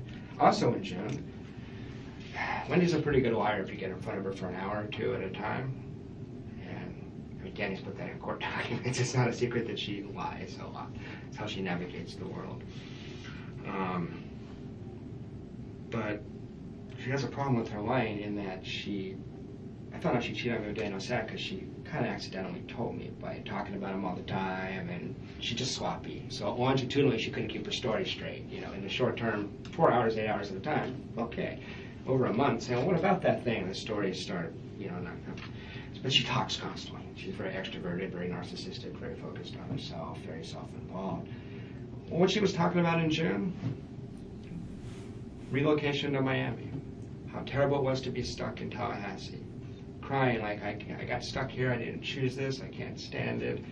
And she talked about the fact that the only way she could ever relocate is if something happened to Danny. Now, did she actually say that? Yeah, she did. Yeah, This is the first time you've mentioned that. I don't think so. I think I did mention that to Investigator Hale. Okay. I think I did. Well, no, it wasn't. I had 3 interviews with Investigator Hale. And Okay. The next 2 was me trying to tell him things like this, and I don't think he was hearing me. Okay. So, no, she didn't say I'm going to kill Danny. She didn't say that word for word. But it was, because I was saying, hey, we're about to, like, get serious here. Are you going to be here? Because she hated it so much. I need to know what's going to happen. And she's like, well, the only way that, let me give you the context. The only way I could leave is if something happened to Danny. But if that did happen, that would be a tough decision. I would probably need to go back to Miami to be with my parents. So that scenario came from her. Yeah, that would be a really tough decision. You know, I've been viciously complaining about Tallahassee and how much I hate it, and how the movie theater sucks, and how I'm stuck here with these country bumpkins with no decent sushi whatsoever in northern, sweaty, muggy Florida. But it would be a tough decision. You know, I'd really have to weigh it up. You know, if something happened to Danny, I would have a tough decision. I'd probably have to move to Miami, you know. For the boys, you know. Nothing to do with my failed court petition to have them sanction, do I need to explain this to anyone listening to the show? No, I don't. But it's ridiculous, right? Did she buy a plane ticket? No. Why would she? Oh, hey, Carrie Sue. Thank you for the coffee, Carrie Sue. And enjoy the coffee. Yes, we will. Tomorrow. And maybe a piece of toast. Yeah. Did she buy a plane ticket to Miami? Why would she? To meet Jeff's average, non-millionaire, non-upper crust, pathetic parents. Yeah, I'm sure she was really broken up about that, right? I'm talking from Wendy's perspective. I don't think they're pathetic. They're probably very nice. His dad's from Boston, talks a million marathons an hour, you know? And they have a marathon, don't they, in Boston? And maybe that's why everyone talks so fast. To keep up with the runners. But it was a response to a question from me, so I mean, I guess I need to be fair about that one. Sure. But it was, and it's true, right? I mean, it was. I asked if Danny might move with her. She said she would not be willing to do that. But she was talking about that. She would not be willing to do that. Hey, thanks so much for the super sticker, Evan. And welcome back. Welcome back. No, she didn't. Well, Danny had job offers from all over the country constantly, and she didn't want to live in Houston or St. Louis or things like that. I mean, she was miserable here. She was here just because she came. No, Jeff, it would be a tough decision. St. Louis, Wendy Adelson moves to Missouri. You think she's going to miss the chance for that? That sounds like a movie, doesn't it? Wendy moves to Missouri. With Danny, she didn't like her job. She didn't like the area. She didn't like split custody. I don't know that people knew how upset she was. I mentioned to you before you came into the room when I said this, but this is the time period. I don't know. Yeah, Tay drinks her dinner most nights. Bottle and a half of red wine. They didn't specify a colour, but I'm telling you now, it was red. For sure. A bottle and a half of red wine to yourself while you're looking after 2 infant children, falling over in the bathroom, bruising your arm. You know. But going back to our lens of looking through this make-believe movie-esque idea of what it would be like if Jeff Lacass set the whole thing up and now is setting up the Adelsons with this bulletproof finger-pointing interview. Statements like, oh, she was falling down in the shower, drunk, bruises on her arm. Imagine if it was he that caused the bruises through some domestic battery, and now he's excusing that away in this very long, painting the picture kind of way. It would be genius if that were the case. I need to speak to a director because, you know, if this is going to be a shitty ass fucking Lifetime movie or even a Netflix deal, I'm not going to be holding my breath for the best. This needs a solid director, you know. Don't waste a story like this. Any directors out there, contact me at truecrimemetrics@gmail.com or join us on Discord and support the channel on buymeacoffee.com/truecrimemetrics. That day, I'm so distracted by relationship stuff, I can't quite remember it. But she told me that Charlie had looked into having Danny killed in the summer of 2013. She meant it dead serious. I wish to God I'd follow up on that. At the time, I'm trying to figure out us. And Jeff is going to crack the case for Wendy. Thanks for helping to keep this alive. You're welcome, Mary, and thank you so much for the coffee on buymeacoffee.com. Thank you, Mary. that one, Charlie's crazy, I can imagine that. But certainly he's not crazy enough to do that, so I didn't worry about it. That's your interpretation. It's not mine. No, let's back up. Yeah, go ahead. Let's get into the context of your conversation with her where that comes up about Charlie. Please. So She just, she's talking about Danny. She is completely... Where are we at? We're at her house in the living room in late June. In late June of 2013? Yeah, 2014, yeah. I'm sorry, 2014. Yeah, late June.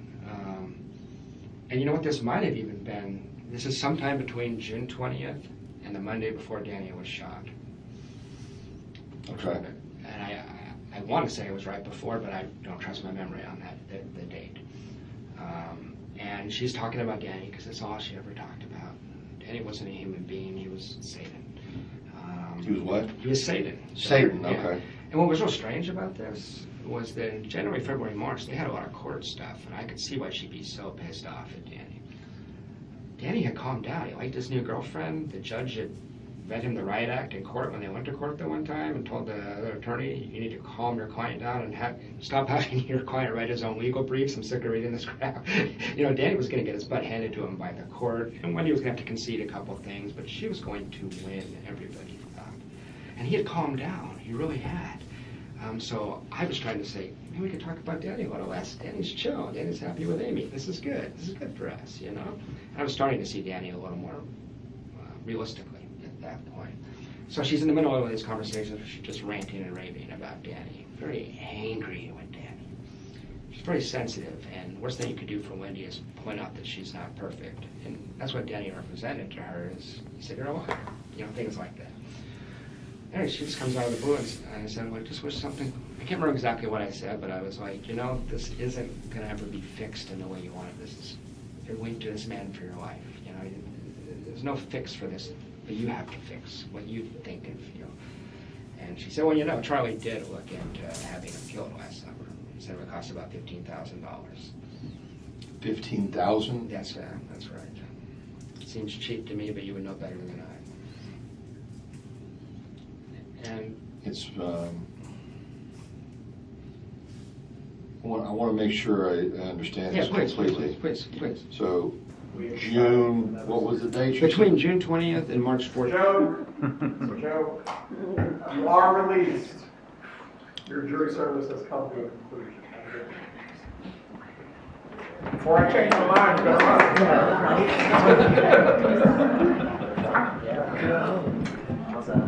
I'd like to go back to that never-ending marriage again. What's that? Yeah.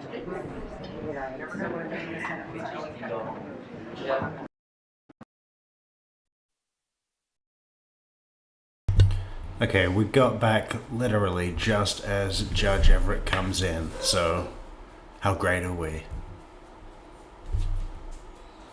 Look at him there. Sharp as a whip. Brick wall, baby, brick wall.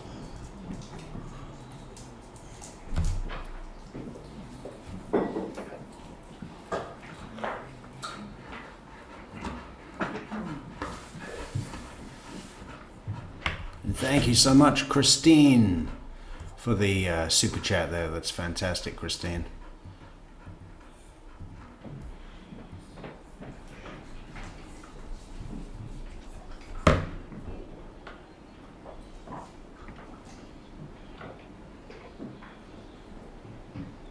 Everyone can be seated. Well, I do have some good or bad news for the rest of you, depending on your perspective.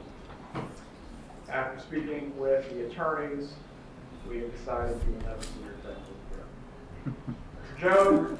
It's a joke. You are released. Your jury service has come to a conclusion. Before I change my mind, you better run. Wow, so none of the fourth group got in. After speaking with the attorneys, we have decided that we will never look at your faces again. Like to go back to that neighborhood. Were they all like, yeah, we saw her over my dead body and we made up our mind. And then when her son went down, we all watched that too, and we cannot put our opinions aside. Sorry. What's that? Yeah.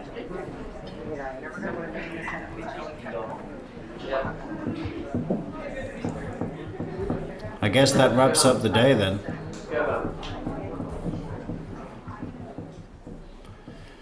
I guess that wraps up the day.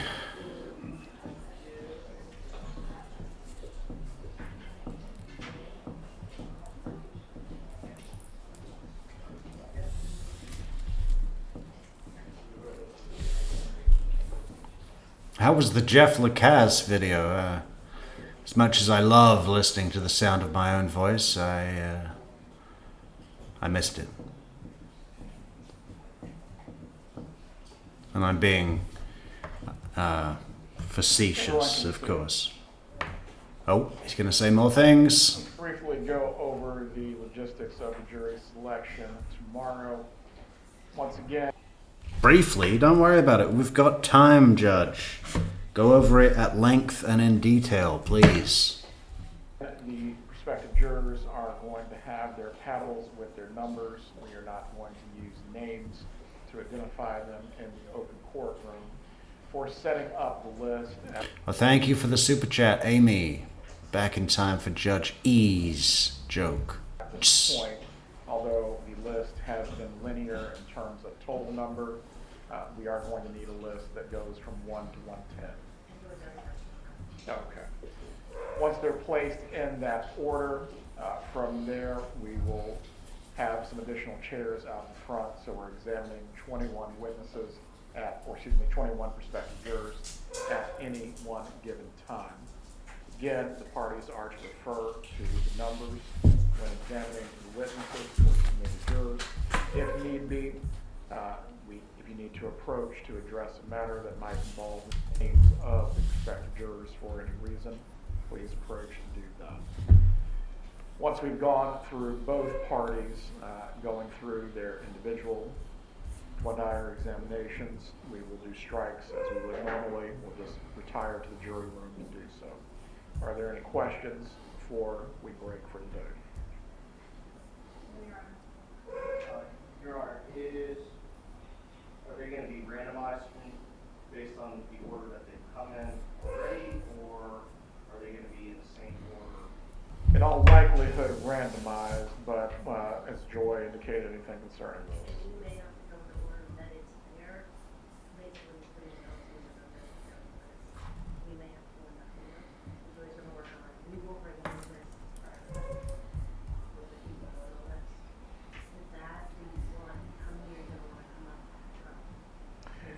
Well, with that, really, we'll have the 21 in the box. We'll probably have another 30 plus on the benches. So more or less, half will be up here, half will be downstairs. Downstairs, do we have enough bailiffs to ensure no one is speaking to each other downstairs while we're waiting?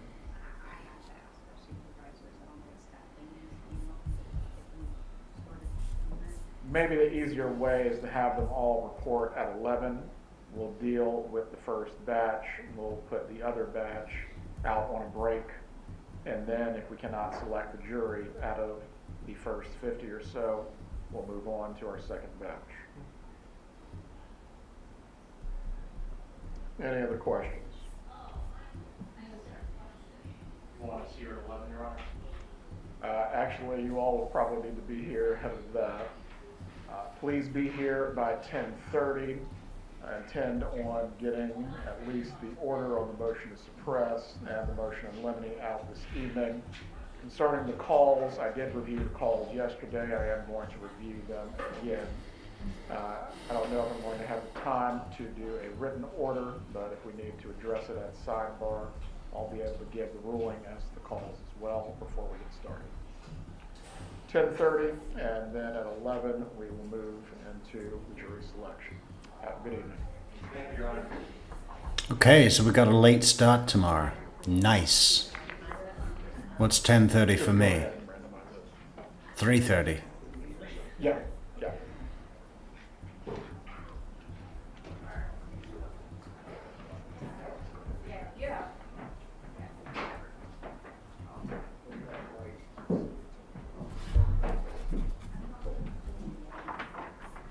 Oh, you want to see it again, Deborah? We can do that. We can do that.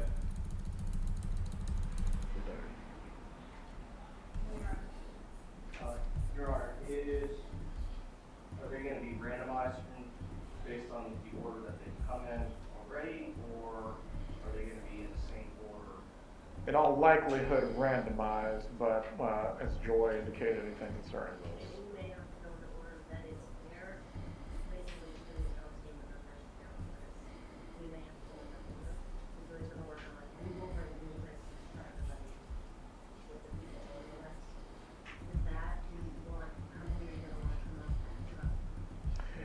Well, with that, really, we'll have the 21 in the box. We'll probably have another 30 plus on the benches. So more or less, half will be up here, half will be downstairs. Downstairs, do we have enough bailiffs to ensure no one is speaking to each other downstairs while we're waiting?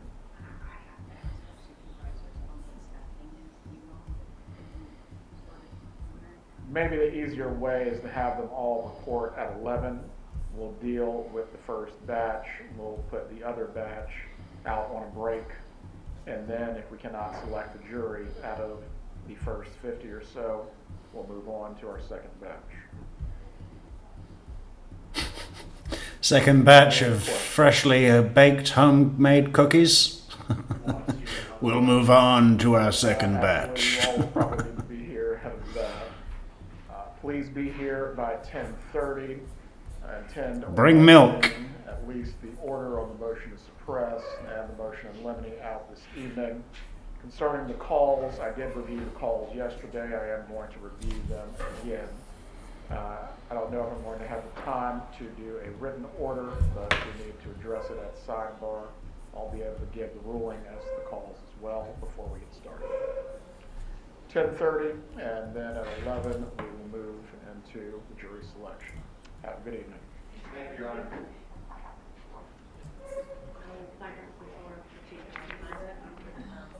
Just go ahead and randomize it. Yeah.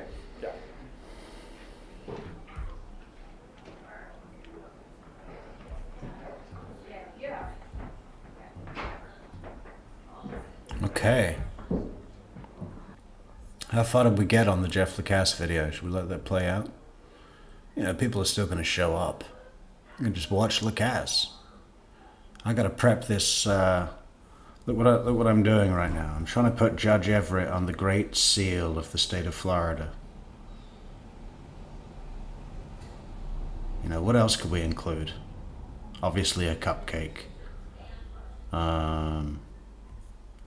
Ooh, handcuffs. A cupcake being handcuffed. How about that? You're in custody. custody cupcake. So what about if we try this? Okay, we got about a third of the way through. I mean, what was going on with that? I think it's probably I think it's closer to July, between June 20th and July 14th. I think it's closer to July 14th. Yeah, I would think that opening statement will be Friday now, Deborah, if they're going to be handling those motions to suppress in the morning and then more jury selection. I mean, maybe if they were done by lunchtime with the jury and they had a jury, they'd do opening statements tomorrow, but no, it's not going to happen. Opening statements will be Friday. So we'll have one more kind of fun day tomorrow, and then it's straight down to business, right? Straight down to business. Opening statements. The first witnesses. Of course, Wendy's going to be an early witness, but I doubt she'll be... usually what they do is they start off with Jim Geiger, right? They get Jim in, they get him to tell us all what happened, and then they'll go to the first responder, and then they'll get the cop that saw Wendy at the roadblock, and all of those. So it's going to follow the same format, at least for the beginning. Okay. She says, Charlie. Charlie did actually look into having him killed last summer. And he was told it would cost $15,000.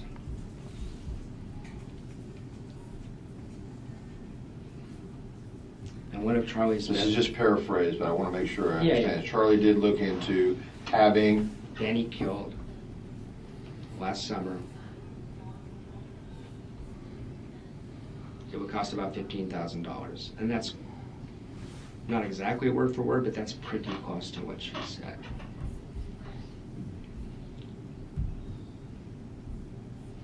Wish to God I had followed up. But how do you respond to that? What do you say? What did you say? I changed the subject to us. I was interested in working our relationship out. She ever bring that up again? No. Never again. But what worries me is that the speech pattern, I'm not trying to play FBI profiler here, but it's kind of similar to when she would say, Daniel Sack and I had coffee yesterday.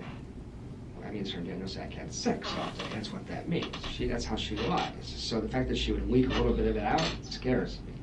Which is kind of like, I told you half a truth instead of half a lie. That's how she lies. That's exactly. I'm sure you've done that on anyway. So it doesn't have the impulse control just to say nothing in high-stress situations, but gives you this half-assed version. So I thought about that a lot. But you do remember the amount is $15,000? I do remember that.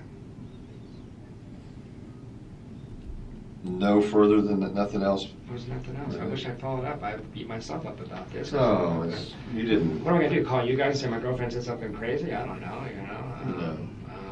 The thing that worried me about Charlie is he has a very close friend and goes on these trips with him who's ex-special forces and is known for being kind of deranged, and I thought that guy was done by somebody who knew what they were doing. So I told you guys that. What's his name, though? I never got a name.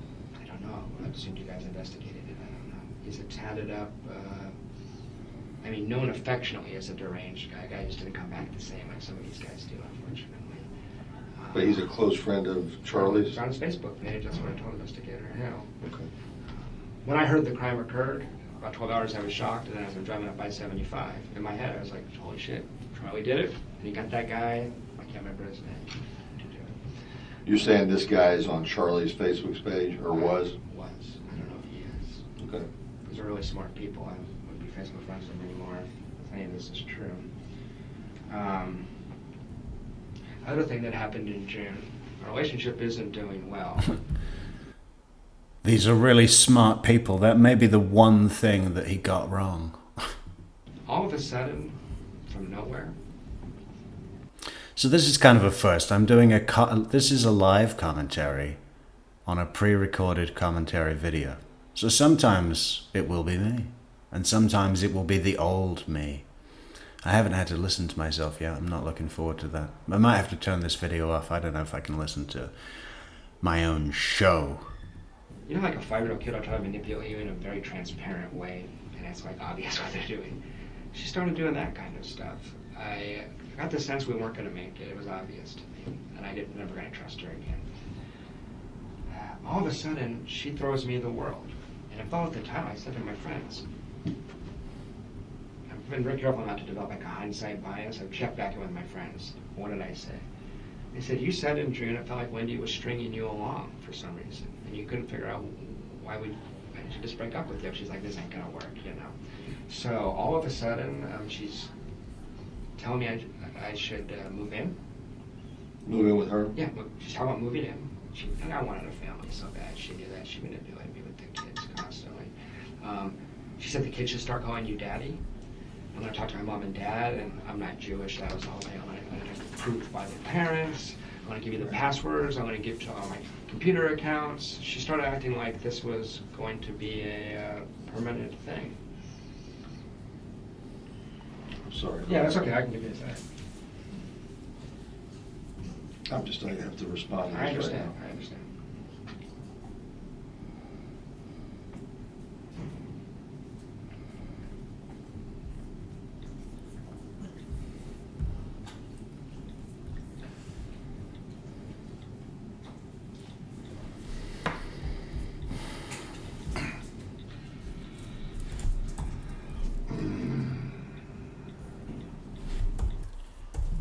Thank you, Victoria Girl, for the super chat. Who's this idiot? Reminds me, we do have a goal, but I don't think. I mean myself, today, not the. I need to explain it. Not to the you. super chatter. We want real goals. Oh, shut up, man! But yeah, please Play the video.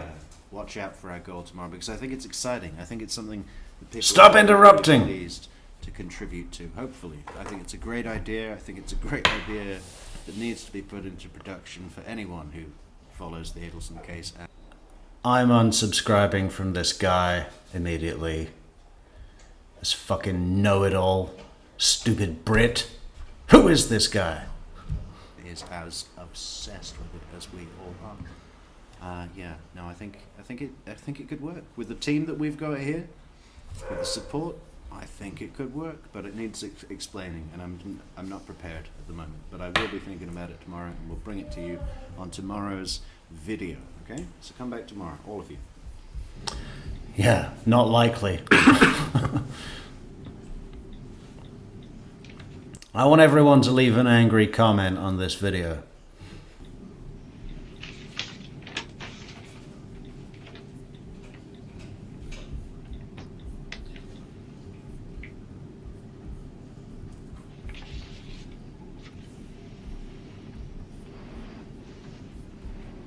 Okay, that'll suffice for a while. No problem.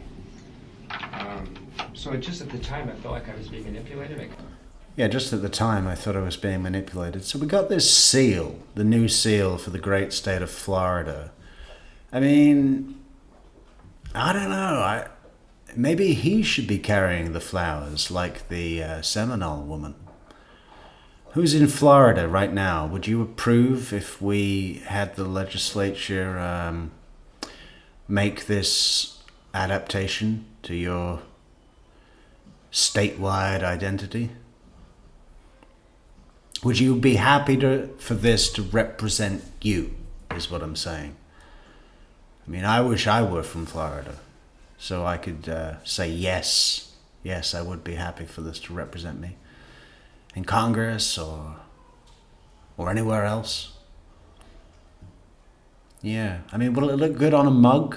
Should we do anything else? I'm really asking here. Let's open it up to a, what do you call it? A focus group. What do we need to do to this to make it worthy of being the great seal of the state of Florida? Needs something extra.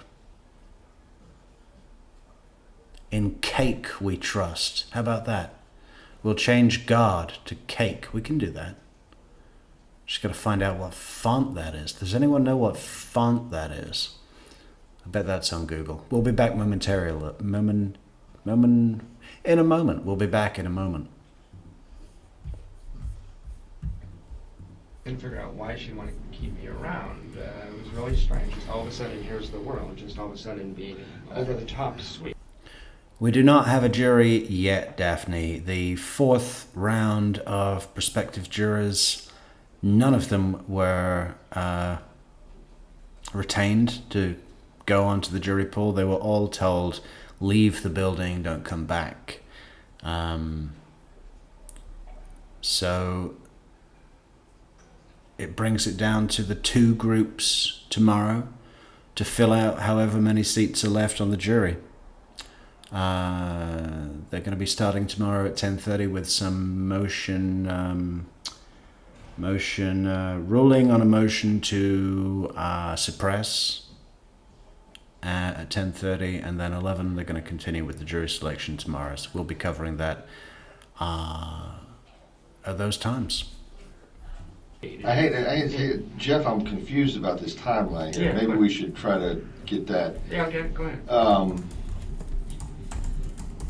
Okay, where's this week off? What That's is in the- July. I've been going. Okay. I've been going in order.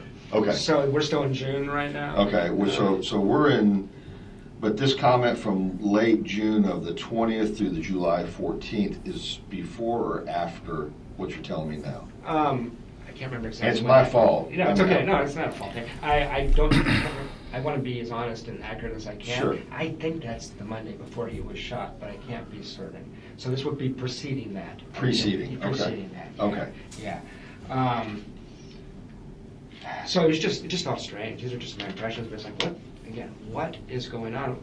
I'll give you an example. I would just be kissing Wendy, and all of a sudden she's like, Okay, we're about to head into Porn Star Wendy. I'm sure everyone remembers this. This is easy to spot, right?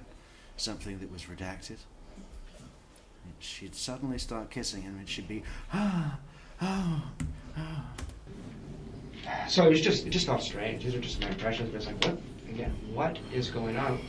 I'll give you an example. I would just be kissing Wendy, and all of a sudden she's like, like a porn star. I've been with a lot of women. Women don't behave like it's just. And we've been together 9 months. I've never seen this before. It's brand new behavior. Yeah, brand new behavior. I'm going. What's going on? All of a sudden she wants me to. It just didn't make any sense. It was just really strange, erratic behavior. Oh, that's what we did with this one. We put the new sections in black and white, and the sections that were available previously are remaining in color. That's why it's doing that. What though? Well, I was threatening to leave at this point. Okay. So, and I guess if I'm putting on my cop show hat, I'm wondering if it would have looked weird if you broke up with your boyfriend and then a week later someone gets shot. You know what I mean? I don't know. So, get to mid to late June. She went down to South Florida. She came back. I could tell she had cheated on me. I was very upset. It's very obvious. And we went to Gainesville, June 27th. She accompanied me down there for a work trip. Okay. 27th? Yeah, that weekend together. Had to use the GPS on the way down there, and in it I discover that, the last 50 destinations get recorded. I didn't mean to look at this one, but I see she's been in the Hilton in Orlando like 2 weeks ago when she wasn't supposed to be anywhere near Orlando. She had put the Hilton in. Assume that's like a sex trip with one of these other boyfriends. So I got really upset with her. We finally had it out. In Gainesville? Yeah. Saturday I tried to...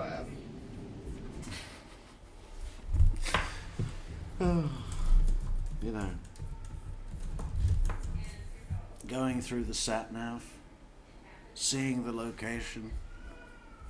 You're in Orlando at the Hilton when you said you were in Miami at book club. And you remember the bit in Wendy's interview, which I think we'll be starting tomorrow, guys, where she's going through her phone, like it's way at the end of the interview when victim advocate Sarah, Wendy's act is over. It's already clear. You've seen the Cheerios in the car. You know I'm a simple mother that had nothing to do with this murder. And they're just kind of waiting around, right? It's done. It's over.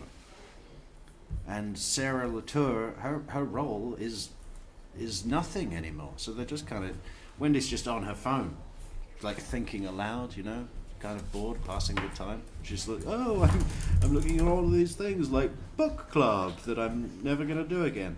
We know, I mean, was there even a book club? Donna had a book club. She mentioned that in one of her letters, right? She ran the book club at the Icon. That was her deal.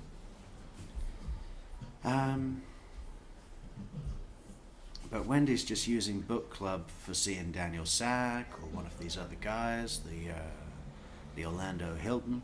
Should we have a look at the Orlando Hilton? You know, because not all Hiltons are nice. Hilton, Orlando.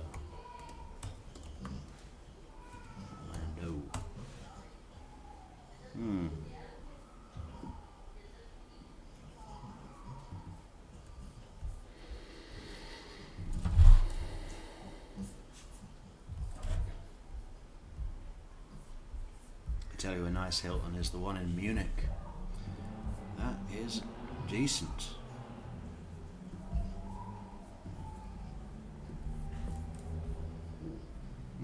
Of course, there's a load of fucking water park shit.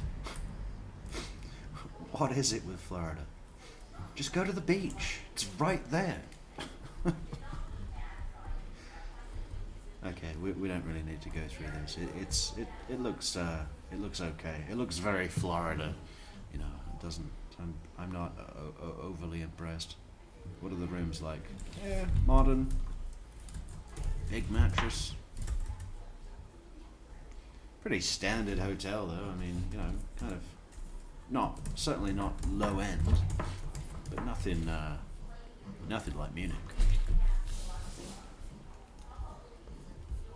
The thing was, she was going back to Miami for 2 weeks. As soon as we got back, we drive back to Tallahassee. Then she drives down to Miami with her mom. Oh. So that was because her mom has to come up to take with her because she's not allowed to go herself. I knew it was the worst time in the world. Riding Shotgun, welcome back, Riding. Good to see you. It's been too long, but we're back. We're back with a vengeance. Good to see you, Riding. Have a fight. I just found lost my mind on her. Right? So the only reason this is relevant to the investigation. And Neverly, hello. Is it precedes this crime by a couple weeks. I did not touch her. I did not call her names, but I lost my shit on her. I told her exactly how upset I was. I chewed her ass. She decompensated in a way that I've never seen an adult do before. She ended up in the fetal position, sobbing like a 3-year-old, and completely fell apart when I said, you know, I looked at you, left your planner out on the table, and I looked at it, and they know Sack's names all through it, so can we cut the bullshit and just have an honest conversation, you know? As in, she was still seeing Sack recently? Yeah, she saw Sack September to May. Okay. And she insisted that they had broken up in the fall, and then his name's not very clever. I mean, it's the thing she's leaving out on the table, and it says Daniel Sack dinner, you know? And she was doing very erratic things, like...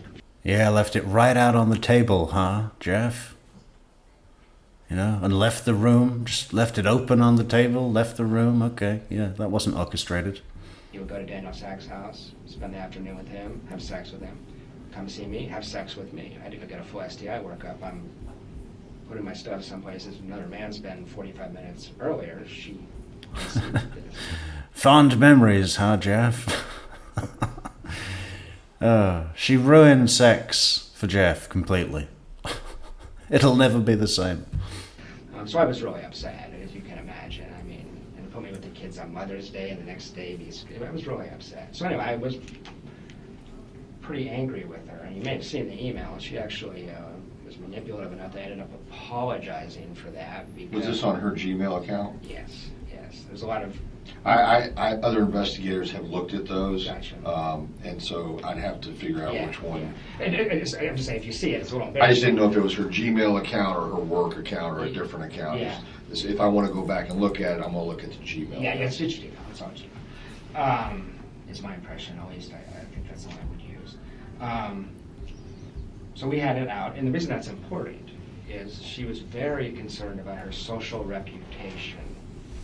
are you going to tell anybody about this? About what? Her having sex with Daniel? And Miguel and Mahul and other men. Yeah, and I said, we stay together, I won't. If we don't, I won't slander you, but let's be adults here. This is Tallahassee. You know how many people I know have cheated their wives and stuff. I must be realistic here. I said, I'm not going to try to destroy your reputation, but you made these choices. And by the way, I'm not... Did she give a reason? It's deeply important to her she be perceived a certain way. No, did she give a reason why she was having multiple sex partners? Not a good one, no. I mean, she said she didn't, actually. Well, Isom, did you give a reason that you had to have that third sandwich this morning? She said she was very upset by my behavior in Immokalee when we had two that you or I would probably consider normal range, uncomfortable conversations for 30 seconds. Where I said, like, she said, you were just, I was afraid in Immokalee you were going to be a jerk. I was like, I said, could you please be more considerate to me? That's literally all I said. Yeah, that's a jerk, Jeff. She said, care, trigger. I think she didn't want a boyfriend, is my suspicion, but I think I was awful helpful with the kids and stuff like that. Okay, I got you. Yeah, I think she enjoyed using me as her... Okay, let's narrow this down. Yeah. Okay, June 27th, you're telling me is the date that you're in Gainesville and you have this blow up. Yeah, we have a total blow up. Okay, so is the comment about Charlie and the 15 grand after that? It is after that. Okay, so we can narrow it down to the 27th and Yeah. after. You know what? I just want to be as conservative as I can, but I'm almost positive that was July, the Monday before he was shot. If I had to bet money on it, that's where I'd put my money. I love stuff Jeff says like that, you know. He's cautiously assertive, right? He doesn't know, but he's like, listen, I am almost positive. If I had to bet money, that is where I put my money. I am almost, you know, that's as good as knowing in my book. So, when I was talking to her about that, I was struck by how cold and callous and basically sociopathic she was.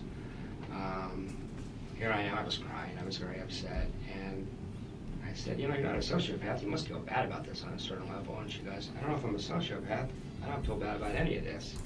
And she was laughing and describing some of the experiences she'd had with other men, actually. She was making it clear they were very enjoyable and stuff like that.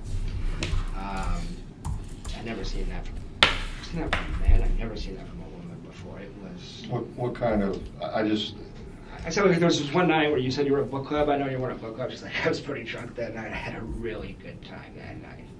she rubbing this in your face, you think, or is it? She was, but I hadn't. I mean, it was just strange because I'm not the one that did any. I was completely faithful to this woman, and I was very dedicated. Well, you could ask anybody. But had there ever been a confusion about, okay, Jeff, I'll just do. So how about now? See how it says, in cake we trust?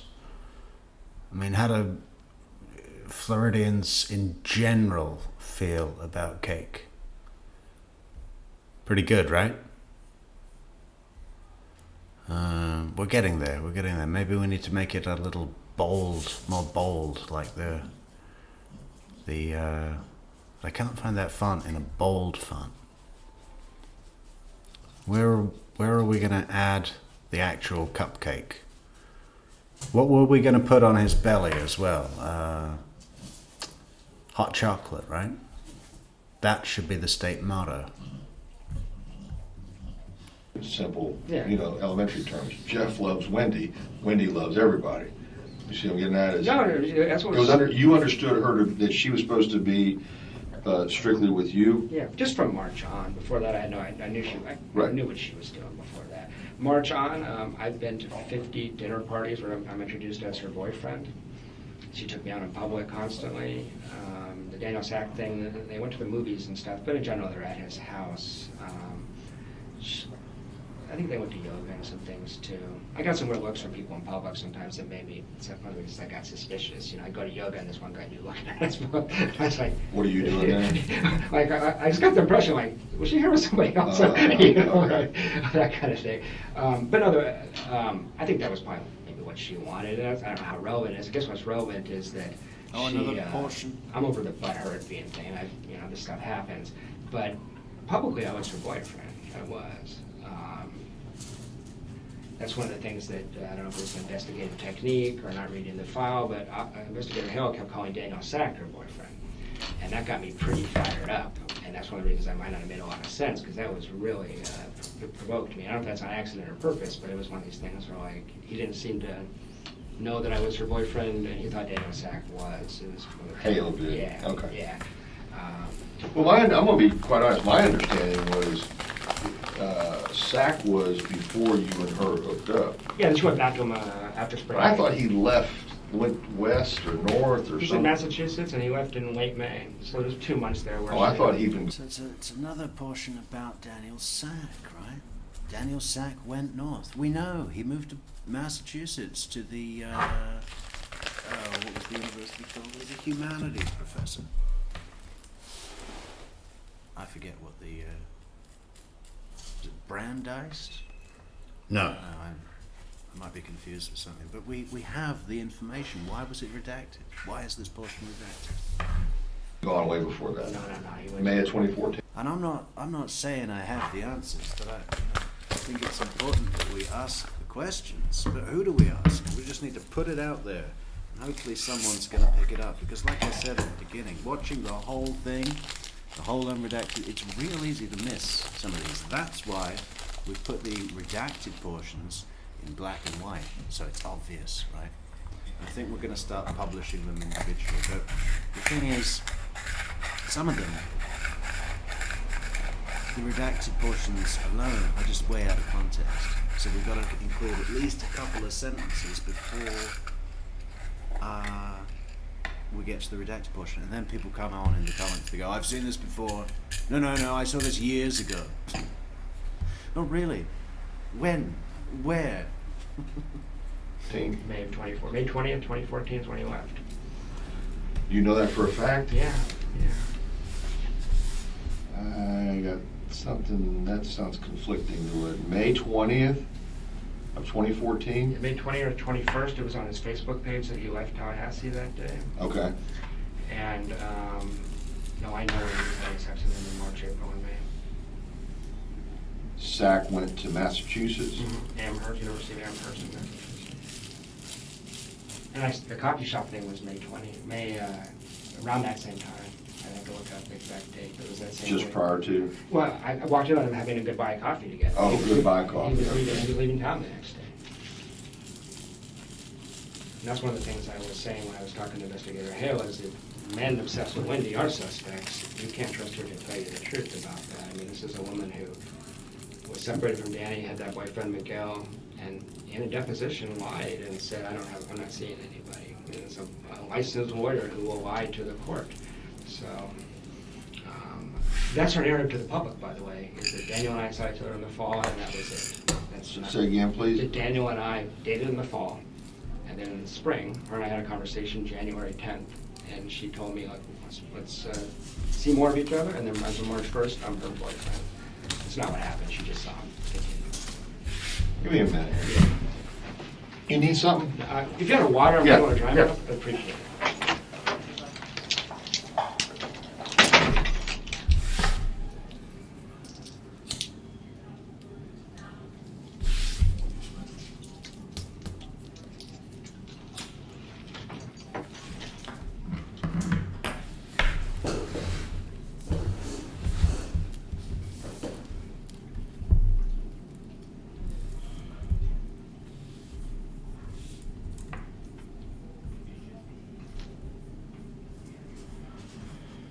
Oh, yeah. You remember what he brings in for a water? What do you think? Nice, cooled, chilled bottle of Evian? No, he brings him a little polystyrene cup of tap water. Prick.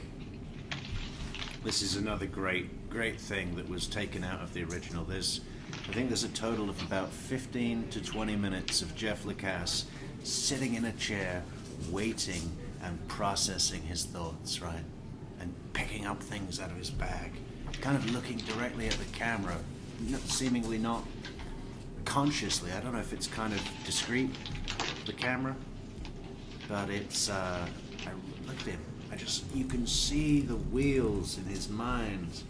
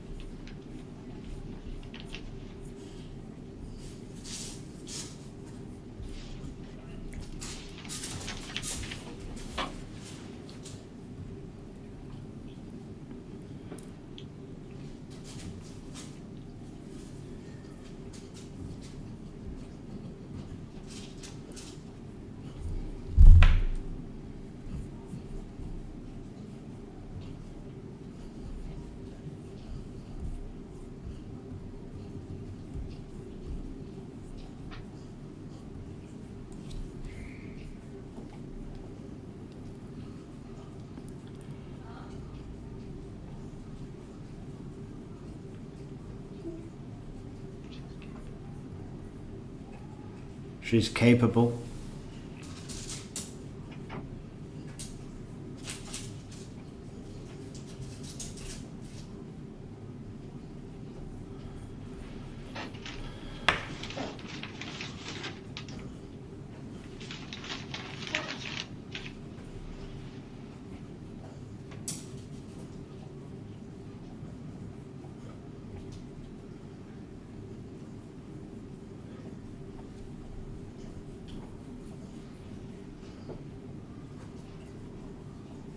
Okay, Mike Stevens has to go. What a dick.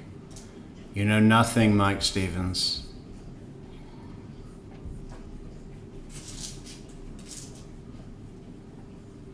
How do we get rid of Mike Stevens?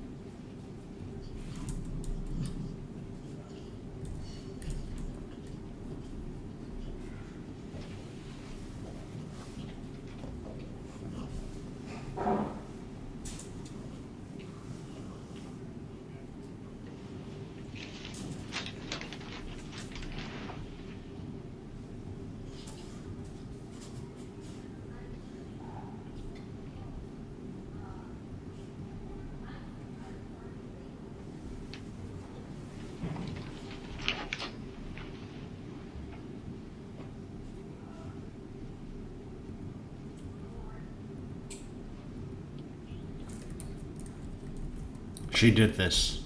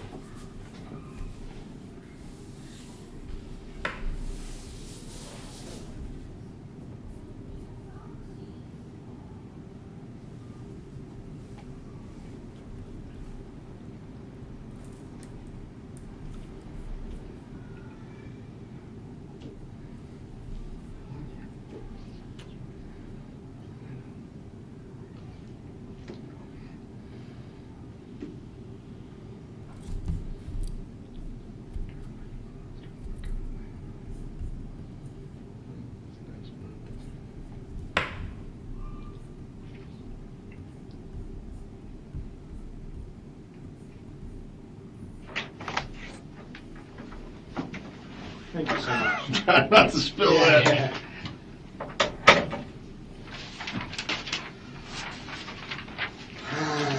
Okay.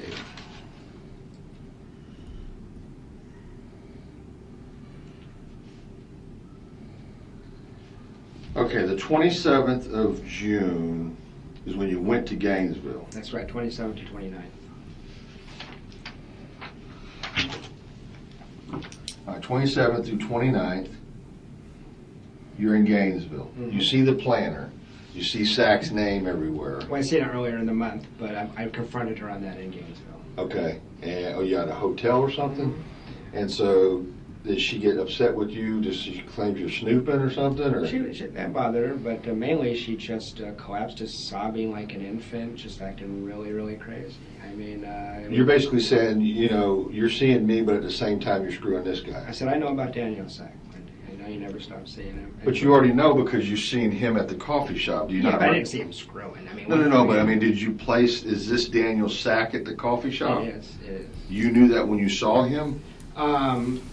I knew who Daniel Sack was when I walked in at the coffee shop. I didn't know he'd be there, but I recognized him. Facial recognition? Yeah, I looked him up on the web because she talked about him constantly, so I looked him up. All right. So, in that, I guess the important thing about that meeting is it seemed to like shatter her. She's so fragile, and she wants to be seen as this moral, ethical person. She's a friggin' humanitarian on the web, right? I mean, human trafficking and social work. And all The what now? She's like a humanitarian if you look her up on the web. You know, Okay. she wants to be seen as this ethical, loyal person. Okay. And she couldn't handle it, so she like lost her shit in a way I just want to say I've never seen. She sobbed, but the next morning she sobbed all the way from Gainesville to Tallahassee, and I was upset, but it was. But I thought, and you know, you're just going to have to bear with me. Sure, as sure. far as I thought that after I can see that she's in this fetal position. Yeah. She's demoralized. Yeah. Whatever. And then I thought she snaps right out of it and says, "I had a great time." That's what concerns me. Is I used to work in a psych hospital. I've seen this kind of stuff before. It's a good question. She was vacillating between, it was crazy. 1 minute confessing, literally telling me I wanted to sexually experiment with people, I wasn't ready, this kind of stuff. The next minute, I never did that. I mean, it was like insane. Contradicting what you just Absolutely. And on the way back up, she goes, I never did any of that. And I said, well, you confessed to me like 7 different times last night. I did not. It was crazy. Okay. Absolutely insane. So if it doesn't make sense, I understand, because it didn't. Well, it's classic and extreme gaslighting behavior. I mean, but why would you choose to do that to a clinical a professor of social studies who, you know, monitors oh my God, listen to this guy. What is the word? You know. Ugh. Different. What is the word? You know, behavior. People's behavior, I guess. Yeah, behavior. It took you like 5 minutes to come up with the word behavior. Good job. You're going to choose that guy to kind of do a classic. Yeah. Oh my God. Yeah. Oh. Yeah. 3 syllables. That one. It would have been pretty fucking. Shut the fuck up. Okay, you were. I was. It wasn't until all this stuff happened, and then I befriended everybody that was associated with Wendy just to clean my life up. Okay, but when you were on the Facebook, on a friend on Charlie's Facebook page, you're saying that this guy that you knew as being a special forces, ex-military, psychopath, whatever. Yeah, by reputation. Okay, by reputation. How many of those have we got in the United States Army? What was it? A special... What was it? Associated with Wendy just to clean my life up. Okay, but when you were on the Facebook, on a friend on Charlie's Facebook page, you're saying that this guy that you knew as being a special forces, ex-military, psychopath, whatever. A special forces, ex-military psychopath. Okay. Reputation. Yeah. Okay, by reputation, did you ever hear a name being called? There's pictures of him and Charlie together on the page, though. Okay. Do you have any of that saved? I don't. Okay. I don't. Can you describe the guy? I couldn't. I mean, he's a big guy. He looked like a Tattoos. Tattoos, looked like an ex-ranger or something. And Charlie doesn't have that many friends. It can't be that hard to track down because there's like this foursome of them that hangs out, and my memory is that he is part of Charlie's crew, you know. The inner circle? Yeah. Okay. Yeah. And certainly Wendy talked about him a lot. She'd heard a lot of stories, you know. So She can't recall a name? I can't. Nickname? There's all these crazy, and I can't remember the stories, but all these crazy stories when these guys were drinking and partying. Oh, nothing we can't handle, Michelle. Just some guy. What was he saying? He was saying, why on earth would Wendy kill him? They were divorced. Makes no sense. Jeff has more of a motive. This loser was never her boyfriend. I mean, what the fuck? What is this guy talking about? All stories like that, you know, drinking stories and things like that. Okay, was there any other, so this was just what you're seeing on Charlie's page. Mm-hmm. You didn't have interaction with this guy Never directly? never met him. Wendy talked about him periodically because she found him amusing. She'd met him a few times. And what was? He's crazy. I mean, you know, but in a fun way. It wasn't like negative. And I mean, if Charlie arranged a killing of Danny Markel, I don't know that it would be that guy. He was just the first guy that popped into my head. Like, well, that's got to be something I was looked at. I mean, you know. So you're basically putting this guy's face as someone who would carry out the wishes of Charlie. Yeah, because these guys are close friends, is my impression through Wendy. Also, this show looked like somebody who had done this before. This guy's reputation is that he's doing building-to-building combat in Fallujah or whatever, so it wouldn't be a new thing. So that's why it popped into my head. Okay, was there any, you know, and we're just talking, Yeah. but was there anything that would lead you to believe that this person had committed something like this before? No, not at all. So it wasn't like, you know, here's G.I. Joe and got 40 kills under his belt or anything like that. Thank you so much, Ryden, for the 5 coffees on buymeacoffee.com. Cheers to your new digs. Nice one, Ryden. Yeah, it's great. I might do a walk around video for the members. Wait until you see what I've got here for them. Oh my God! Get this guy off the radio. Yeah, what was I going to say? Get this guy off the radio. Seems kind of a reach. Just Oh, I think there was.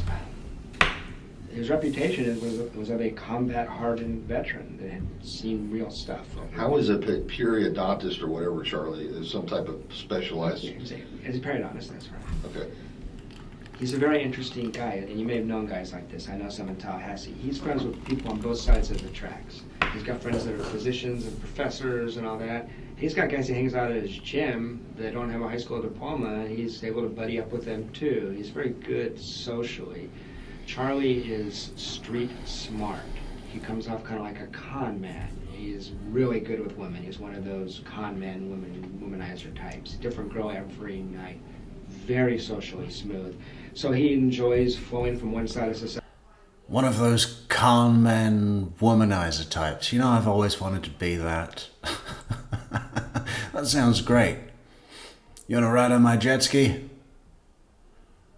Doing anything this weekend? How about jet ski? He has a Ferrari. I mean, he could just hang out in the upper crust. He doesn't. He enjoys slumming with these other guys, you know. So I think he's taken trips with that guy, though. If you're going to look into it, I believe he's part of the crew that went to South America. I have somebody checking right now to see if maybe we're talking about the same person. Yeah, I don't know. I mean, by the way, Charlie is so industrious and so street smart that if it wasn't that guy, it wouldn't make me any less suspicious that Charlie was involved.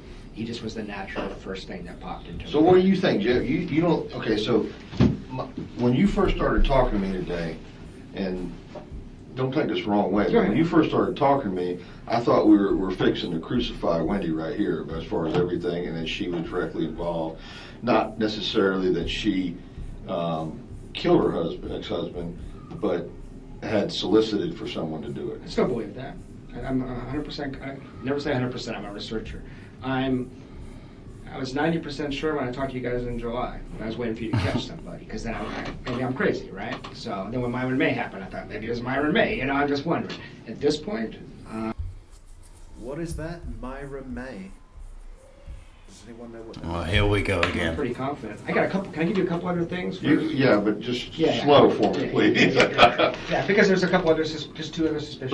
Let me just before you get into that, I don't want to throw off your train of thought, but I want to address this. This is an email that I think you're referring to. I'll give you an opportunity to read it. Yep, that's the one she sent. That's where I'm going right now. Okay. So this is July 15th. Is that accurate? That's right. Okay. July 15th is the Tuesday before. The thing she told me about Charlie would have been the night before this. Okay, so we are on the 14th. Yeah, I think that's right. Yeah. It would have been Monday, July 14th. That's actually just where I was going right now. Go ahead. So she goes to South Florida for 2 weeks. We barely talk. It's hard on both of us. You guys have emails. It's bullshit romance stuff, going back and forth. We had one long conversation and decided to patch things up. She sounded very calm in this conversation. These are phone conversations? Yeah. And she says, She's in Miami. She's in Miami. And while she's in Miami, she always says, she would just disappear for 14 days. I wondered if there was another man down in Miami too. It seemed plausible because her parents take care of the kids. It doesn't make sense how busy she is. Thanks, Ryan. Myron May killed a professor months later in Tallahassee. Yeah, I do remember hearing that now. Come back Oh, do Monday. you? Well, that's great. That's the 14th. That's the night that... Okay, you're on the date here. Yeah, we're on the date here. It was real awkward. And she was a little strange, but it was overall a pretty positive date. So I had some hope in terms of the relationship. She said that thing about Charlie. I think I'm so distracted by this relationship stuff. That's the reason I didn't follow up on that bizarre thing she says about Charlie having Danny killed. But at the end of the night, she wants me to drop all the Daniel Sack stuff, everything else. She goes, that never happened. And I said to her, Wendy, we can break up, but I'm not going to go on a relationship pretending like this didn't happen. It happened. So she doesn't know how to... Danny's the only real relationship she ever had. I said, I know you don't know how this works, but if you want to go to a counselor, you can, or you talk it out. But you don't just say that never happened. This happened. And she seemed to find that devastating. Back to the who knows about this, who's going to know about this. Does your friend Steven know about this? Oh, Jesus, you know. See another mention of Stephen Tripodi. Tripodi, Yeah, Tripodi. who was pictured with Jeff at the memorial for Danny. Right? He's the one that introduced Jeff to Wendy, and I think it's already happened where Stephen just broke right down. I'm so sorry I introduced you. Yeah, you got to be really careful, haven't you? Who you it's like the Facebook friend of Shanann Watts who introduced her to Chris. Right? I've got a point there. Be careful who you set up. Yeah, don't do it. It's on the 14th. So I That would you're having this conversation during or after your date? after the date. Back at her house? Back at her house. Back at her house. Yeah, and didn't have wine that night. She was sick. She got back home. She was really stressed out and sick. So the next day is Tuesday the 15th. Wake up in the morning, I call Wendy, and I told Investigator Hill this. I don't know if there's anything here, but it was kind of... Yeah, he does put the case on a silver platter for Ison, but it still takes him so long to digest, which is surprising for someone who eats professionally. Bizarre. Talk early in the morning, maybe 9 or 10, and I said, I'd like to see you today. I was a little encouraged. And she said, yeah, I'd love to see you. And she'd walked herself out of her house. I said, well, come hang out with you. She said, I'd love to spend time with you. And then I waited. 3 hours later, I get a phone call, and she's like, actually, I got into the house. Let's not do the after. And the house thing, you know, I think Wendy really enjoys the rush of just coming up with lies right there in the moment. Split-second decision. No planning. No like, aha, I know, I'll wait for Jeff to call and I'll tell him that I've locked myself out of that house. It's just that quick, you know? I mean, and that's common with sadistic liars. Yeah, well it is. He's right. Yoga. Okay. He's absolutely right. It was awkward as hell. She was cold. She was done. I could tell. So I'm sitting there going, okay, this is over. Walk her to her car at the end of yoga, and I say, you know, I love you. I don't know what I'm supposed to say. She goes, I know. I was like, well, that's not ideal. So, I love you, and she goes, I know. Yeah. Of course you do. I'm a goddess. Talking about narcissism. Yeah. So I said, I literally went, okay. I just turned to leave, and this, all hail this, but I want to say it again. She goes, hey, Jeff, are you still going to Tennessee on Friday? And I say, I'm thinking, why the hell does she care? It's obvious. You're walking away, you're separating? Yeah, I wanted 10 paces away from her, and she says, hey, Jeff, are you still going to Tennessee on Friday? And I say, I lie. And I say, okay, I think I got it. Right?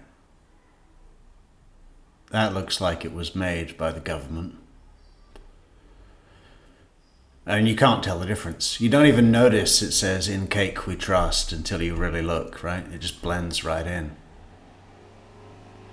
And the good news is, I think we can order flags with this on, okay? So all of you people with a flag pole in your the end of your driveway or whatever, keep us in mind. Keep an eye. We did just launch. Where's the? Here it is.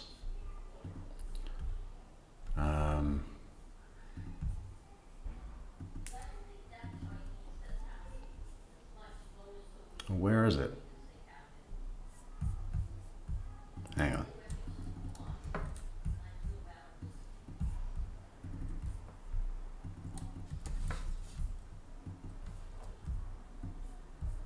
There it is.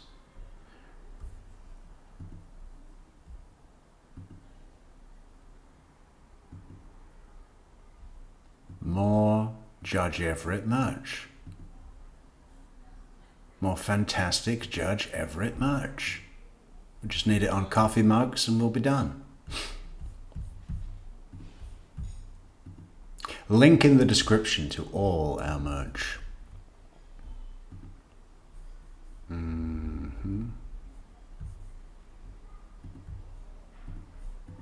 Actually, it's up in the air because we talked about if we broke up, I should come over and say goodbye to the kids. I was hoping she'd invite me over, and she said, "Well, she was deeply interested." She asked me 3 or 4 questions. But this is after this, right? It is after. No, that's not.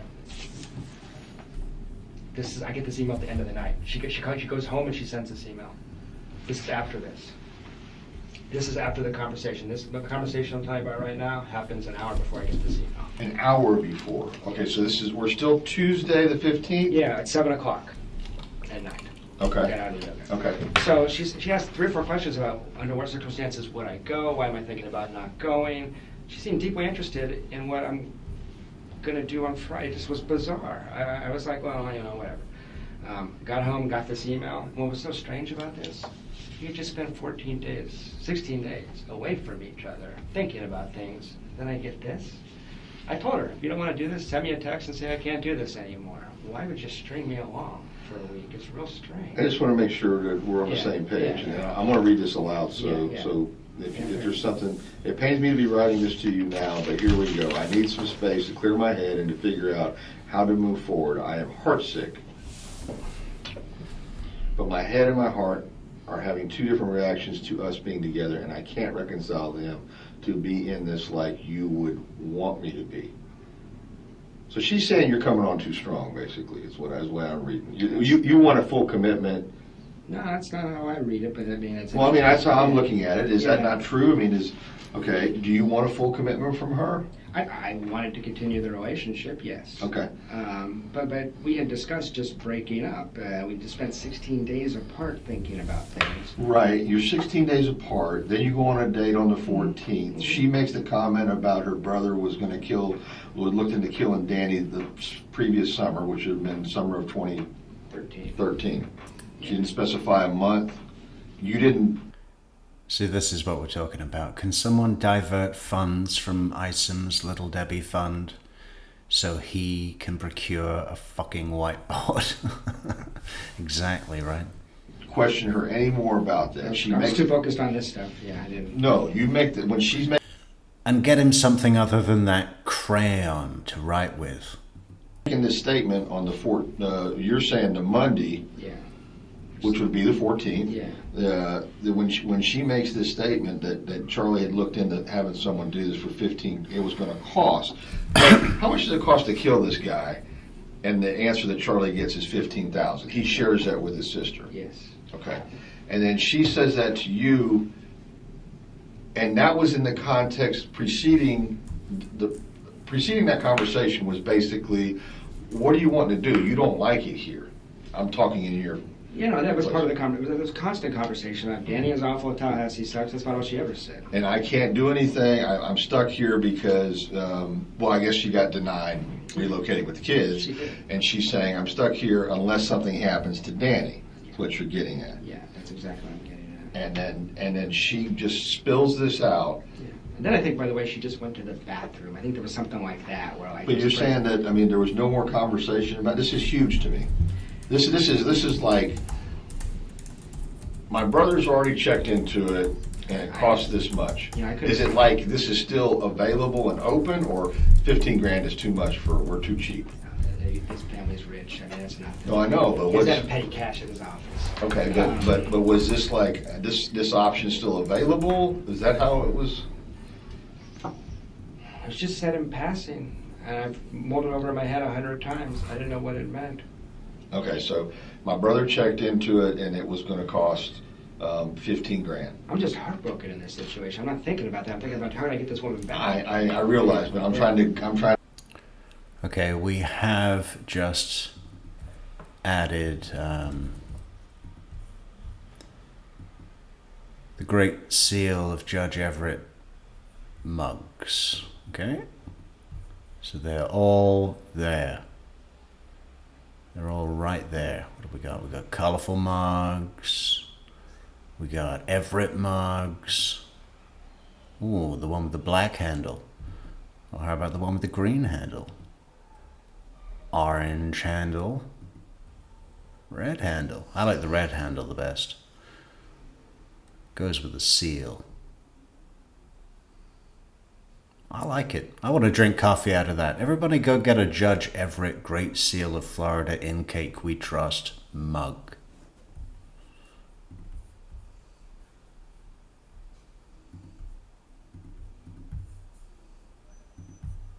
Trying to glean this from what the interpretation that you got from it. Yeah. I know you told me you didn't ask for anything more about it. I mean, you know, a statement like this, don't take this the wrong way, but if I was in your shoes, I'd be like, I'd be saying, what the hell are you talking about? I got used to her craziness. That's okay, right? I mean, she's all over the place all the time, so I think I just wrote it off as another crazy thing Wendy says. But you recall the amount.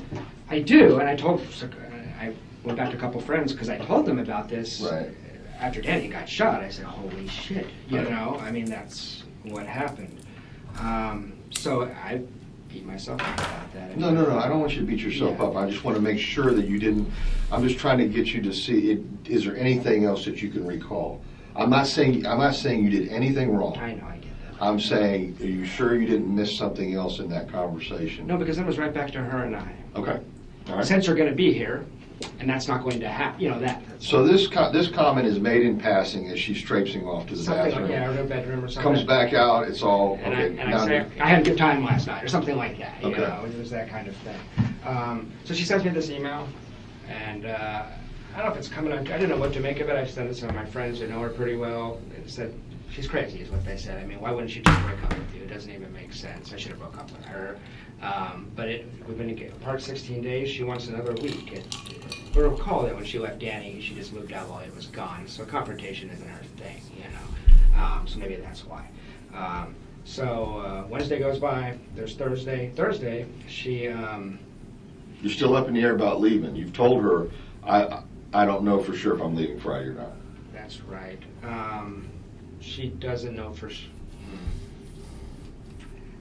I don't know if she would have known. We have enough mutual friends that I told on Wednesday or Thursday that I was going, that it wouldn't shock me if she were able to find out that I was going. I mean, we have mutual friends. But your answer to her was, I don't know yet. It's still up in the air. That's right. But the next day I decided to go. So it was all Wednesday. Yeah, I decided to go for sure on Wednesday. Thursday, she changes her Facebook picture. I'm sure you've seen the picture of her in the beautiful purple dress. It's all over the media.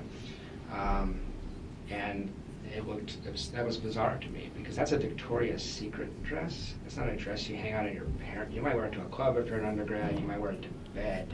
You don't hang out at your parents' house wearing that dress. And to me, it was... Was this a dress that you... And it's the purple dress, which to my mind looks almost like she got it from the same place as the bat mitzvah dress. It's not, you know, the dress that she has, the black one, and she's standing up at some party by the water. That's a pretty good dress. I gotta give her that. But the purple one, no. Gave her? No. But you saw the picture. It's fairly scandalous. Okay, I see what you're saying. But if you went to Google and type in Wendy's name, she's a pretty girl, but you'll find nothing where she looks even close to how she looks in that picture. She looks gorgeous in that picture. And I did see a picture the other day someone posted. Oh, here it is again. Oh, I can't remember the context and I don't know how to find it now, but it was from 2018, so just before, the year before Sigfredo and Katie's trial. And I thought, wow, you know, this is the most attractive I've ever seen Wendy Adelson. I thought for a split second that she actually looked good. Then I had a closer look. And you could just see the vicious predator psycho coming out of her eyes and teeth. But mostly eyes and teeth. It was, but her hair was done nicely. I think that's what almost convinced me. Picture. On the Facebook? Yeah, okay. And it was suspicious to me after the fact that picture was changed 12 hours before Danny shot, and that's the picture that was distributed to the media. She's very concerned with her appearance and how she looks. So, I know that maybe sounds crazy, Investigator Hale seemed to think it was, but I thought this is so strange. She changed her Facebook picture twice in 2 years, and the night before Danny's shot, and she's going to be all over the media, she looks like a Victoria's Secret model, you know? Okay. So, but I was bothered enough by that picture, because it... What was the prior picture? Something that looks more like a 35-year-old woman with 2 kids would have on her Facebook page. Okay. All the other pictures, and she looks pretty enough, but that one looks, I mean, she looks amazing in that picture. Okay. She's not even that pretty raw. That picture, I think her dad Photoshop. Her dad photoshops that stuff. He does that kind of thing. So it was a picture produced for her by her father, I believe. And what the fuck is all that about, huh? Harvey Adelson, what are you doing? You're doctoring a photograph of your daughter in a Victoria's Secret dress to make her look extra sexy. How many hours does that take? Why would you do that to a picture of your Good own question. daughter? Good question. That's weird. I mean, if it was some family portrait or a regular occasion, but when she's in a slutty dress and the goal of your photoshopping is to make her look artificially sexy, you're doing that to your own daughter. I mean, that's I think that's pretty disturbing. You know? Imagining him sitting at the computer, trying different contrasts and saturations and whatever the fuck it is, right? I mean, it's crazy. So Friday I leave.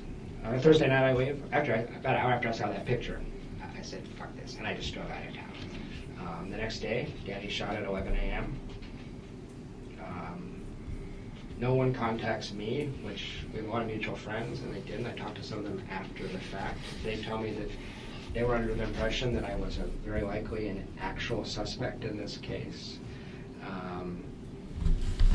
I posted on Facebook from Tennessee Friday night at a time where it would have been impossible for me to ever have been here at the time of the shooting. I found this really puzzling, and what some people have told me after the fact is that you know, you guys searched Wendy's stuff. It says, talk to Jeff about stalking in her calendar. If somebody was stalking with you, would you need to write yourself a note to remind yourself to talk to somebody about it? It's real strange, especially since I never did anything approximate. I snooped. I conceded that I snooped. If I could have any options, I don't feel badly about it at this point. She didn't contact me for 10 days. She told me that the police had instructed her that I was a suspect and she was not to return a text message that I sent her. Mom, I need you to sit down. Danny has been shot. What? No. That's no good. That's no good. What? What? What? What? Oh, it's comically fake. Donna Adelson. Stressful morning though, prepping for that, right? Not knowing whether it has gone down. Or I guess, no, they did know it's gone down. Katie knew it had gone, but they're still waiting. Wendy could still be arrested. That could happen. Must have been fucking tense. You know. And then your moment comes. Mom. I need you to sit down. Danny has been shot. At his house. What? Okay. I can't wait to get to it. Tomorrow we're doing Wendy. I'm gonna do some nice. I was playing around with. We're not, by the way. This is in the past. Why are we even listening to this? You'll see. We got Wendy coming. Yeah, maybe we should do something I else. did not do that. I actually recently dated a criminal defense attorney, just coincidentally, and she thought that was It's like bizarre. 2 hours She left. said, you know what, you talking, you want to incriminate yourself. They're going to get access to this stuff, but That didn't come from me. I don't think it came from anyone. It was very strange. Well, I know legally you can't do that probably, but No. I mean, why would you want to? So I wasn't in the room with her. I don't know how she acted or whatever, but it was implausible that I did this. And I don't know. She told me I tried to protect you from the police. They want to know where your house was. They want to know this. I said, I don't need protecting. How come none of your friends called me or texted me? Well, they told me later that she seemed to be concerned that I actually did this. Why would you do it? I know. Why would I do it? Well, what did she say? Well, Crime of passion. We're breaking up and Jeff's upset. Why would I go kill Danny because I'm upset with Wendy? And by the way, as soon as I heard he's dead, I said, that's it for us. She's back in Miami. That's it. I know. It's the dumbest thing ever. That's what I was doing. I work at FSU. I can't move. By the way, I was in the Air Force. Last time I fired a gun was an M16 in basic training, and I missed the target mostly. I'm not a shot. She also described to me how she knew the details of the crime scene. It sounded very precise, like someone that knew what they were doing. It's impossible she could act. Wrong. The details of the crime scene sounded very precise, like somebody knew what they're doing. Enter Sigfredo Garcia. Coked out of his mind, drunk, stressed out, probably hasn't slept. I mean, you could not be less of a professional, right? He's got a point. I was just so amazed that if you take on a job like going to commit a murder for hire, right, and you're the assassin. I mean, that's even for these guys.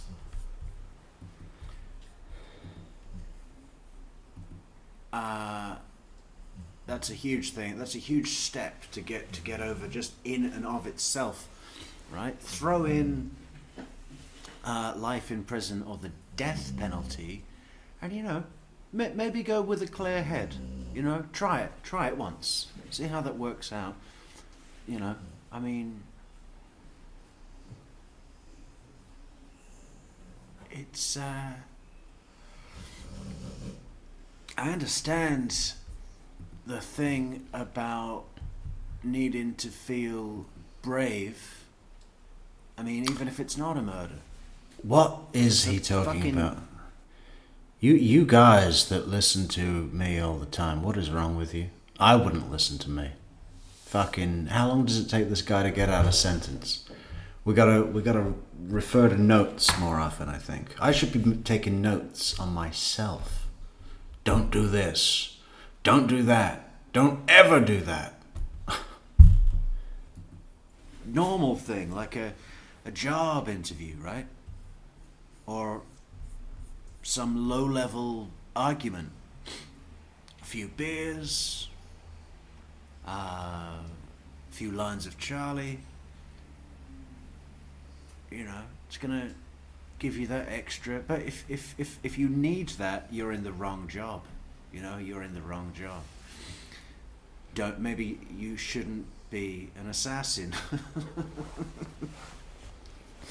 I think Jeff, as clumsy as he was with that M16 in basic training, would have done a better job than Sigfredo Garcia. He'd have taken it more seriously. Actually think I did this. I'm a clumsy, absent-minded professor with osteoarthritis and a bad shoulder. I mean, so I don't know if she said that to you guys. I know you can't tell me that. But she was telling people in her social circle, apparently, that they shouldn't contact me, I guess. That, this was really a possibility. And that just seems deeply suspicious to me.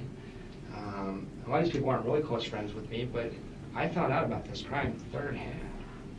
And that just struck me as incredibly strange. And suspicious, very suspicious. I just got a couple other things and then I'll answer your questions you have. I talked to Hale and I talked to you. One of the things that we might want to go over in a minute is when I talked to Officer Hale, I know you guys were under pressure. It was a crisis situation, as you were saying.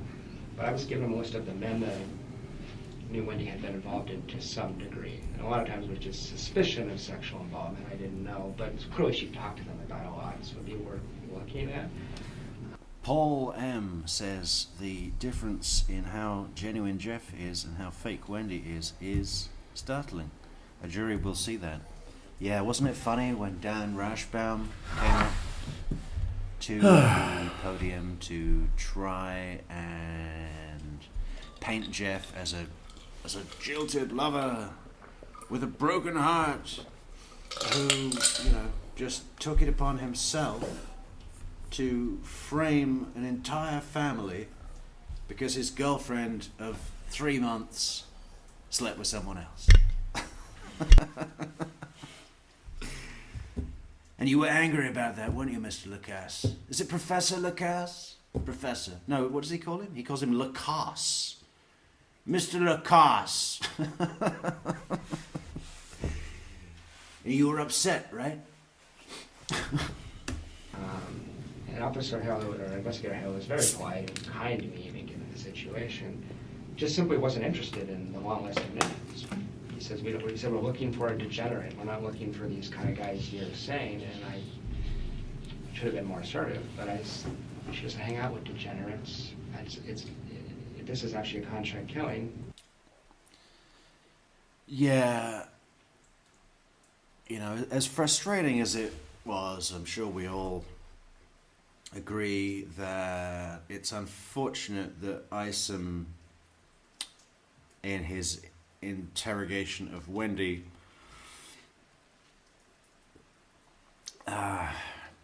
pretty quickly fell under the spell, and it kind of just snowballed from there into a giant Mr. Frosty of innocence, right? With that blue drizzle syrup. I bet Isom loves those on a Tallahassee summer day. Slush puppy. Slush. He collects the cups. Fucking mantelpiece in the front room is just all slushy cups. Various sizes, special edition ones from different car museums. You know, drives his wife mad with his slushy cup collection. But, what was I saying? Always get sidetracked with the ice and slushies. Yeah, as mad as we can be at Isom. Investigator Hale, what were you doing? You had Jeff Lacass in the room with you, giving you names, and you didn't write them down. You said, "We're not looking for high society people, we're looking for a degenerate. A degenerate did this," and he was right. But who hired that degenerate and his nitwit brother?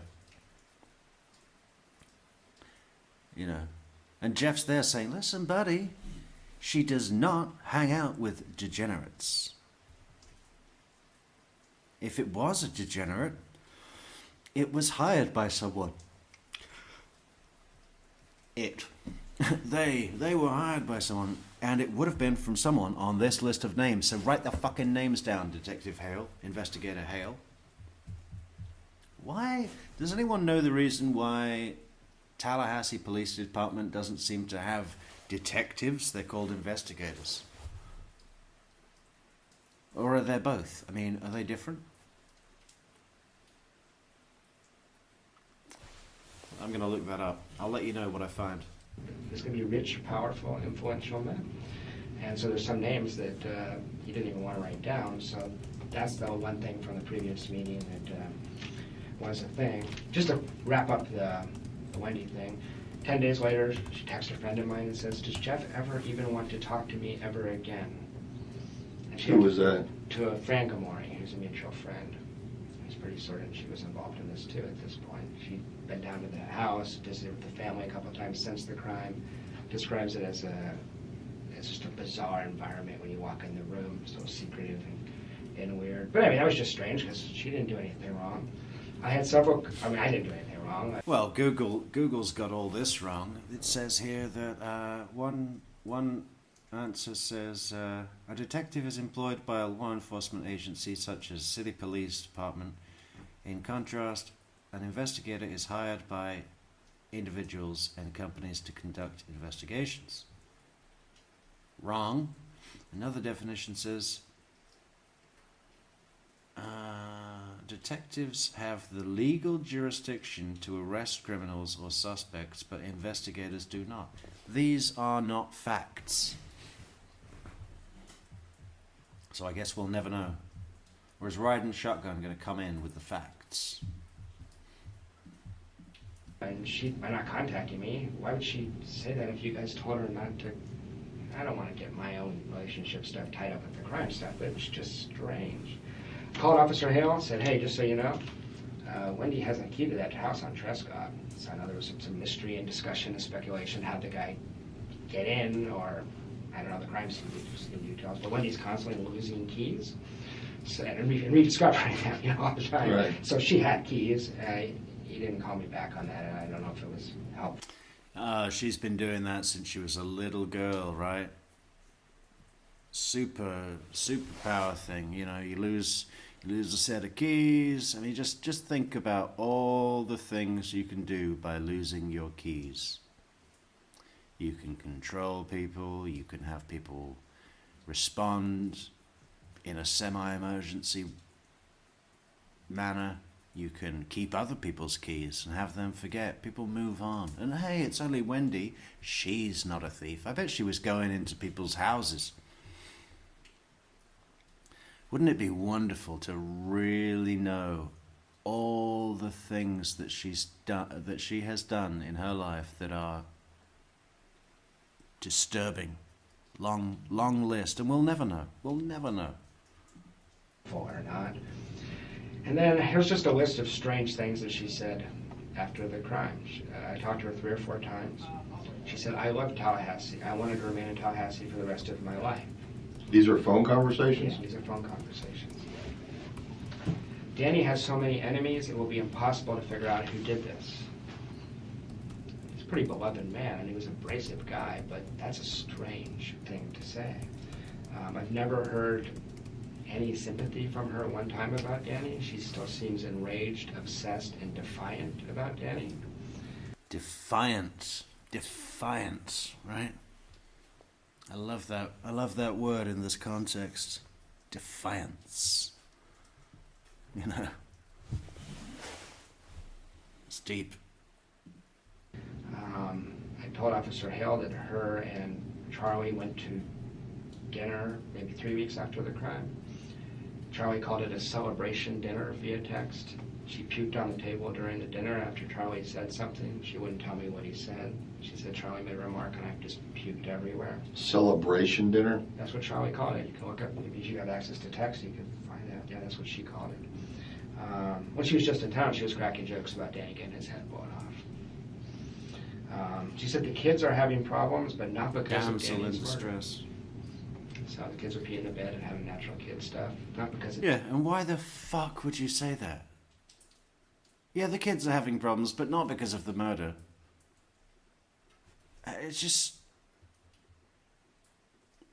If you're trying to cover up your involvement, why throw out those kind of major red flags? I believe it's controlled. She's not doing that on accident, right? It's this carpet bombing technique she has, right?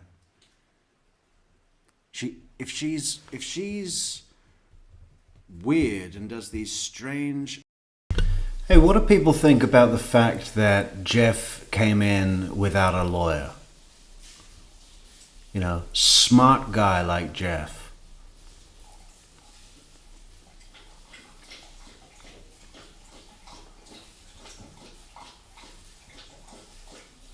It's pretty interesting. I mean, you got to think that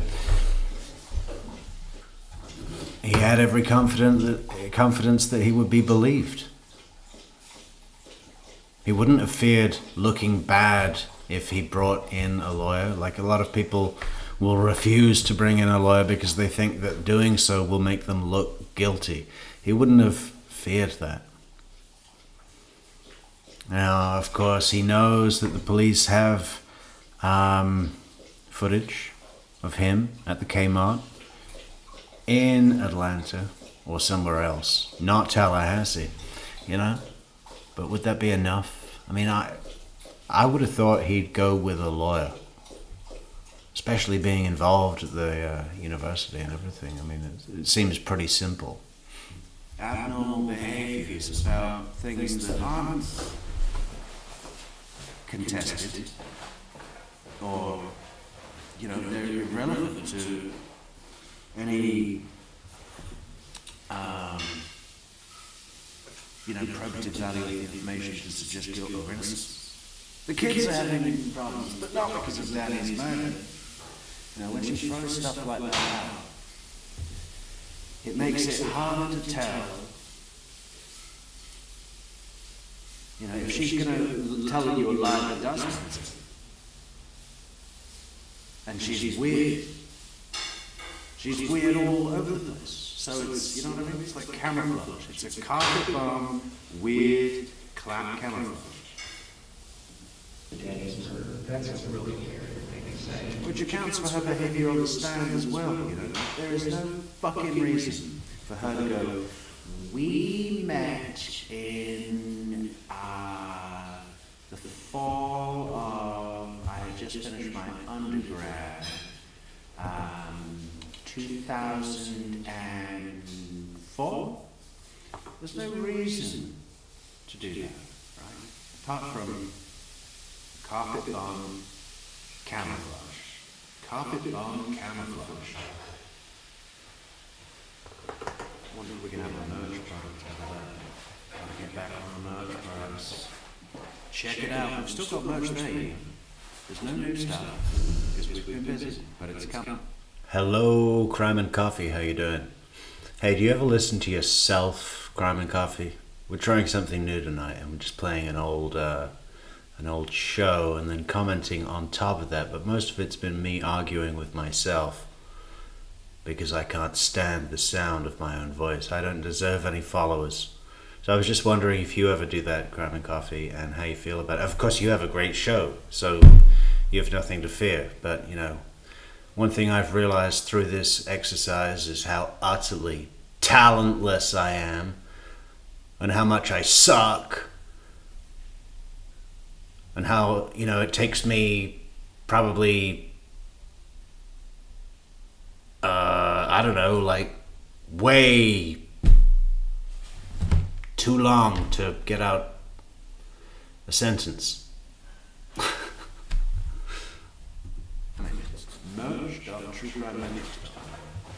Fantastic. Seems to be important to her because of that. She's very upset at ending Danny's memorial service. The Donna Adelson Democrat ran the story.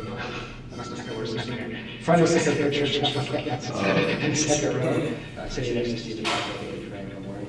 She was telling people, why would he do that? He hates Danny. And why would he do that? It's like when he came to watch me at my lectures with the boys, and he would watch the boys stalking me, following me around with a murderous glare in his eyes. We've got the picture. Where's the picture? The Tallahassee Democrat at the memorial. Now, I always thought that he had attended the memorial at the synagogue. Not true. It's a separate memorial at FSU. Where is it? We've got it.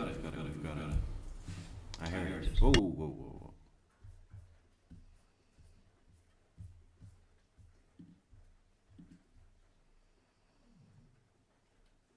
Shit, I just thought I saw Denise Williams in the background. Of course, she was still out and about in 2014 in Tallahassee, right? God, that's a good point. I'd forgotten about that. Denise Williams hadn't yet been arrested and was working at FSU when Dan was shot. You know, so all of the chit-chat, faculty gossip that must have been going around when Dan was shot, Denise Williams would have been party to it or heard it or whatever, you know? How crazy. And then a couple of years later, she was arrested. Jeff Lacass could have been going to dinner with Wendy Adelson, and on the next table would be Brian and Denise. Wow. Never really thought about that before, that they actually overlapped. When did Denise go down? I think it was 2016, right?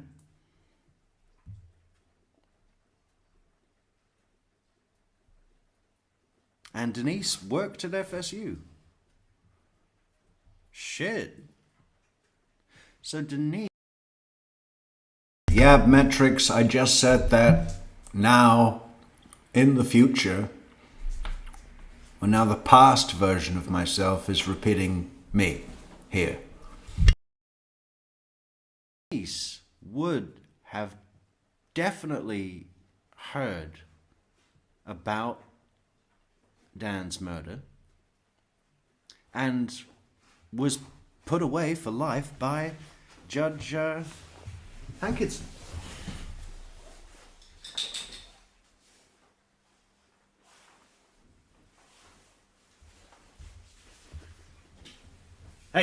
So, don't do that. Don't do that. Sit down. Sit down.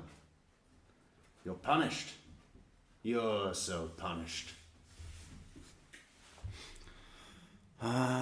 Save as. And we save it there, right? Jeff.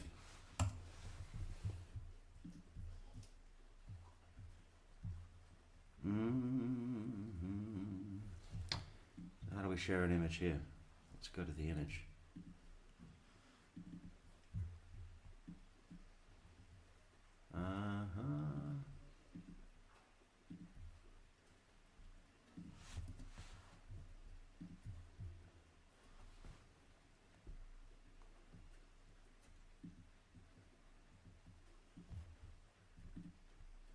There he is. Look at him. Stephen Tripodi. Yeah, I thought the woman behind the guy in the white shirt was Denise when I just saw this. But it's not, obviously. But maybe Denise had been in this room. What did she do at FSU? I think she was like...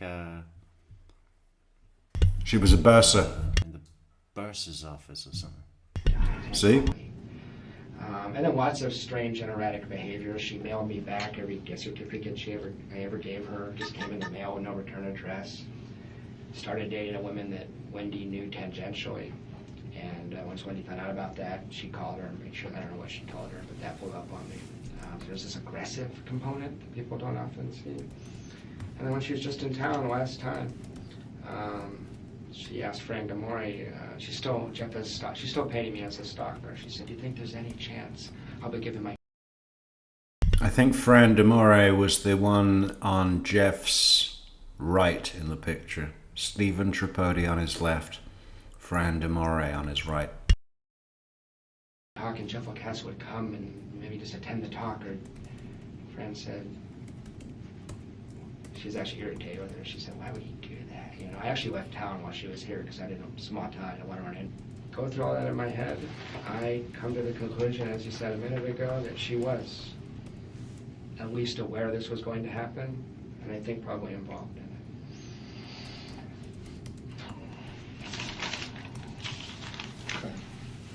I got a list of men here. I don't know if you want to see that or not. I'll take your list if I can read it. Yeah. Or else I'll write it over again. Can I just tell you? I mean, that might be easiest. It's not that long. There's 7 entries. Yeah, I haven't got all day. These are... We're not going to wait for you to read something, Isom, okay? I'll read it to you. You want me to wait for you to read a list? Can I just tell you? I think that'll be easiest. You know. Is there somewhere else that I can speak to? Because if you're going to write down with your crayon... I am so predictable. I can't believe this. Thought I'd come up with some new angles, but there aren't any. I've got nothing. You know, we're going to be here for a sticky minute.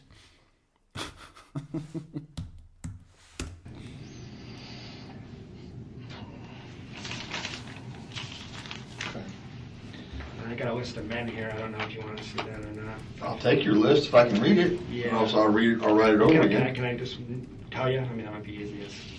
It's not that long. There's 7 entries. These are men that she was that she spoke about a lot, and I don't believe she would be honest with you guys about this sort of thing. she spoke to you about. Yeah, and or I knew she was at conferences with, and or I suspected she had sex with.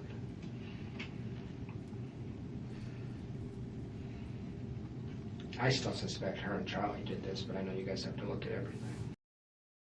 That must be fun to make. It's like, what are you doing on the weekend, Jeff? Doing anything good on the weekend, Jeff? No, I figured I'd stay in and make a list of all the men that I suspect my girlfriend has been sleeping with. I thought I'd sit down and consider all of them one by one, and then make my list. Yeah, well, Daniel Sack. Just want to underline that. Detective Isom. List of names. I'm just giving them to you, but they're not really. It was Wendy, okay? Big red crayon around Wendy's name. Big red colored pencil. There's Mehul Patel. Hold on a second. Sack? Yeah. S-A-C-K, right? Yeah, just like it sounds. Mehul? Mehul Patel. Patel. There's Miguel Edmondson. Edmondson? Yeah, it's like Edmond. Edmondson? That's more than 3 syllables long. I'm lost. Edmondson. E-D-M-U... Hang on. What is it? Edmund. It's Edmund. It's just Edmund's son. The son of Edmund. S-O-N. There's 2 guys. That was exactly what my future self thought up as well. I mean, I didn't say it, and I'm glad, because that would have been another repetition of my no talent. Named Trey. They're different guys. One's in Destin as a real estate lawyer. One's in Orlando as another. Uh-oh. Trey. Now watch out for this one, Isom. It actually starts with a silent Z. It's Trey, like the clashing of a hi-hat cymbal. It's Trey, like, anyway. Kind of lawyer. He got Sack right, though. He got Sack right. S-A-C-K? R-E-Y? There's T-R-E. Trey? There's 2 Treys. Okay, Trey, that's all you got, just first name? First name. Okay, we've got 2 guys. We've got 2 guys called Trey, but they're both spelt differently. We need... Okay, cancel all appointments for the rest of the afternoon. This is going to be complicated stuff. Can we get a team of specialists in to help the detective, investigator, whatever? Facebook friends with her. Okay, one's a real estate lawyer in Destin. Maybe he's not employed by the state. He's like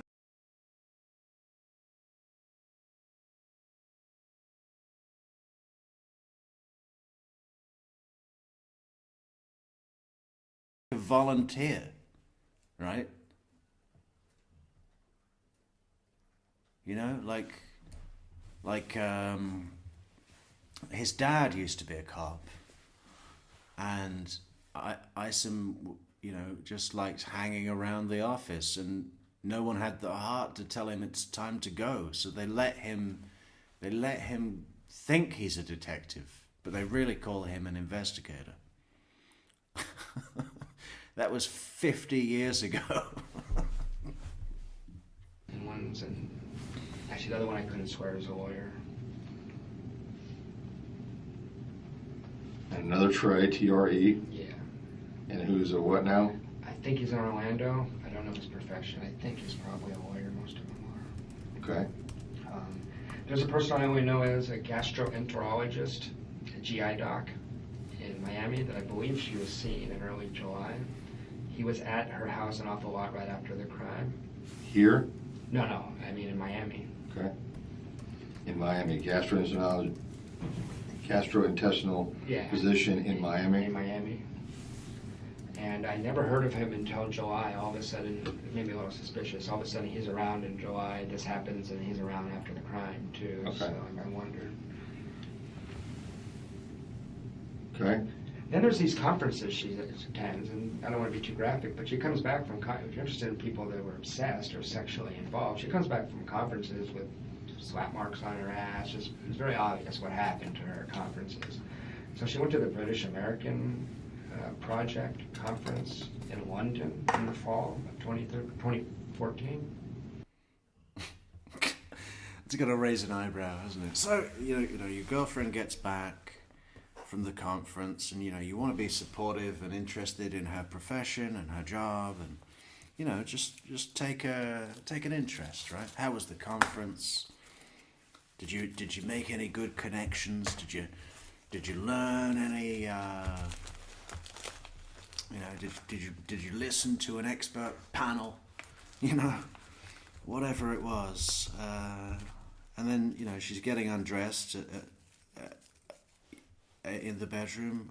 You're there, and there's this huge red slap mark on her ass, which, would be pretty easy for her to either get rid of or stand in a position that you can't see. Right? She just loves this game. She's a very, very dark human being and, has some skill at it from years of practice, right? And that's a dangerous combination. A lot of the time when we see these dark human beings, they really are fucking idiots. Wendy's not an idiot. Certainly not compared to her shithead brother and moronic mother. I mean, those guys, I really don't know what they had going for them, apart from a bit of cash and a lack of, moral centering. Not even centering, just the entire existence of morality. Not there. Money instead of morals, and you can go pretty far. You can go pretty far until you go too far, and then you get caught and do life in jail. You could have just kept on insider trading like a cunt. Excuse me. And be on the jet ski right now. But you had to do this. And why? To get Wendy to Miami. Let her sort herself out. She's 35 years old.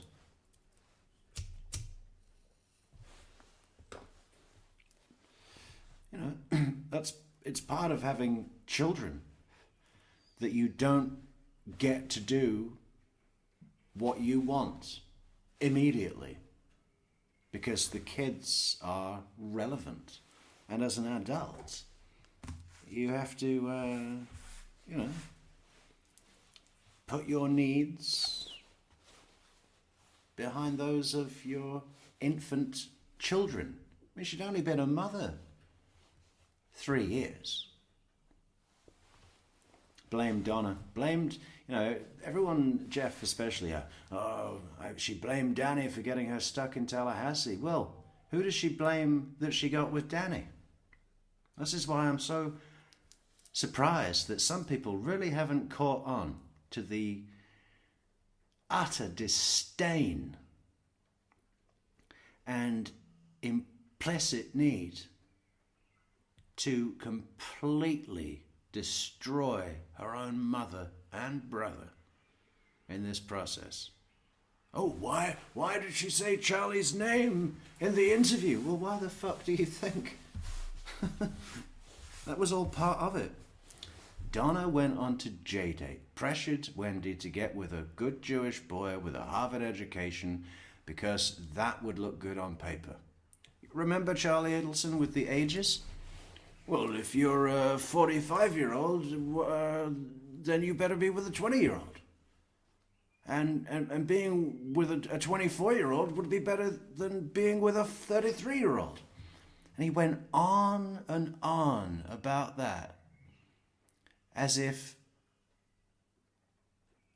it's some kind of manufactured product, right? A car or something. Well, a V8 engine is better than a straight 6-cylinder. It's like these people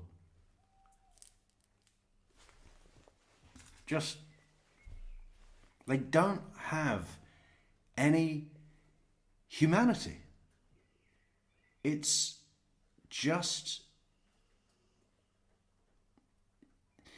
their interest in anything is purely representational. How does it appear? What doors will it open? And sometimes those things are handy to consider and take into account. But we're dealing with human beings. A 21-year-old isn't as good as a 36-year-old. And if I was with a 54-year-old, then maybe I'd rather be with a 49-year-old. Wendy does blame Danny for getting her stuck in Tallahassee. But she blames Donna for putting her with Danny. Ergo, blames her mother for getting stuck in Tallahassee. So her mother contributing and taking the fall and running the show of this with Charlie was owed to Wendy. You put me in Tallahassee, now you get me the fuck out of here. You put me with a guy that gave me these kids that I don't even like. Now you're going to look after them. Why I go and fuck every rich investor in the city.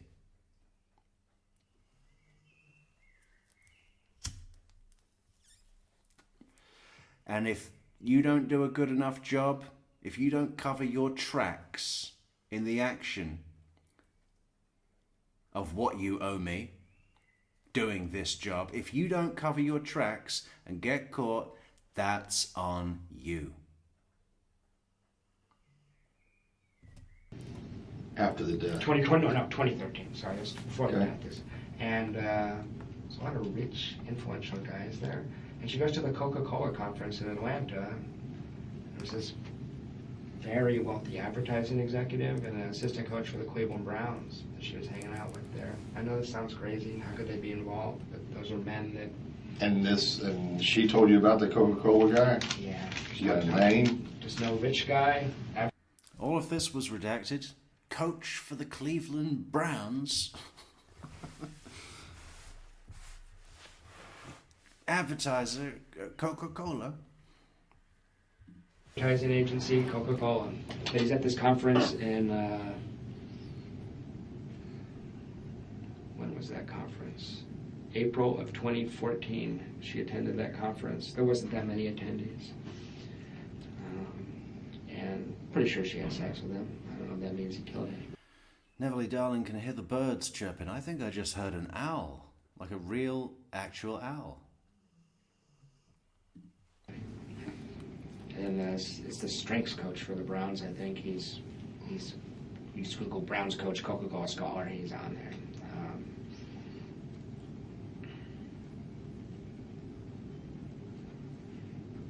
The guy that's the Coca-Cola executive is also the strength coach? No, it's called Coca-Cola Scholars. It's a program, a conference. So there's two guys there. And Wendy had talked to me about having sex with multiple guys on multiple days, so I don't think you can say, well, she was at the conference, she was with Mehul, so she didn't have sex with this guy, So she was bragging about that at one point. Okay, so I got Daniel, Mehul Patel, Miguel Edmondson, two Treys, a GI doc in Miami, and at a Coca-Cola conference there was an executive and a strength coach for the Cleveland Browns. Yeah, an advertising executive. It's actually from the biggest advertising agency in California or something like that. He's a really heavy hitter. He's a really wealthy man. The reason I mention that is you couldn't talk to Wendy for 10 minutes and not ever talk about her situation with Danny Markel. So I know one of the theories might be that someone took it upon themselves to do this and that I'm crazy and none of this is true. I don't believe that's true. I just want to give you every bit of information I can. No, I'm with you. I believe very strongly that she had something to do with it. There's too many coincidences here, and this is just the stuff where I felt like 100% confident I could tell you this is true. I had a lot of impressions. There's a lot of other stuff I could babble about all day long.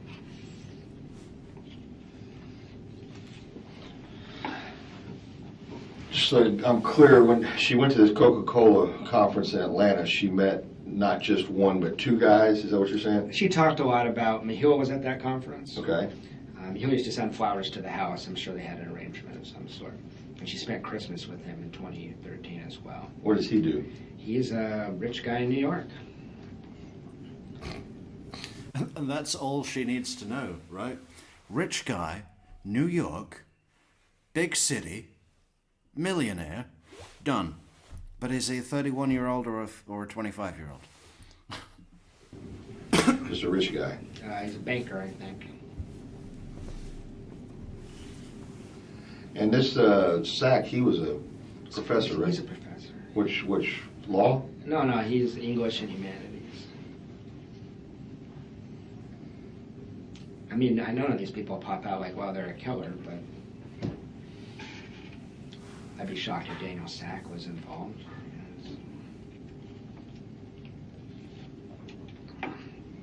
Daniel Sack never wanted to meet her kids, wanted nothing to do with her divorce or her family stuff. I can't imagine. What about Miguel? Miguel hated, I told investigator how this. Miguel hated Danny. She showed me texts about how much Miguel hated Danny. Miguel and her dated right before me. His relationship preceding us. They only broke up because he moved to D.C. for his job and could not be here. And she often talked about the fact that she could be with Miguel if she lived in Miami. What does Miguel do? Works for ExxonMobil. He's a CPA. CPA? He's a heavy hitter in Exxon. So Miguel Edmondson is a CPA for ExxonMobil. Mm-hmm. Relocated to D.C. Mm-hmm. Man, my handwriting is getting atrocious. Well, you do this all day long, and then you pick up one of these, and it doesn't work good. Yeah, it's all school. Okay. Went to D.C. and hated Danny? Hated Danny. What did the text say? I can't remember what it said, but I remember Wendy going, look how much, because I did not know that she was still seeing Miguel. I believe that she was. She had one weekend she went away, and she only stayed at her house, which was foolish given the game she was running. Because like flowers and cards would come from other guys when I was at that house. While you're there and she's gone? Yeah. So a box of chocolates got them from Miguel, and I looked at the envelope, and you could sort of see something about last weekend, and you know what I mean? So I'm like, oh, jeez. So I think. Box of chocolates from Miguel.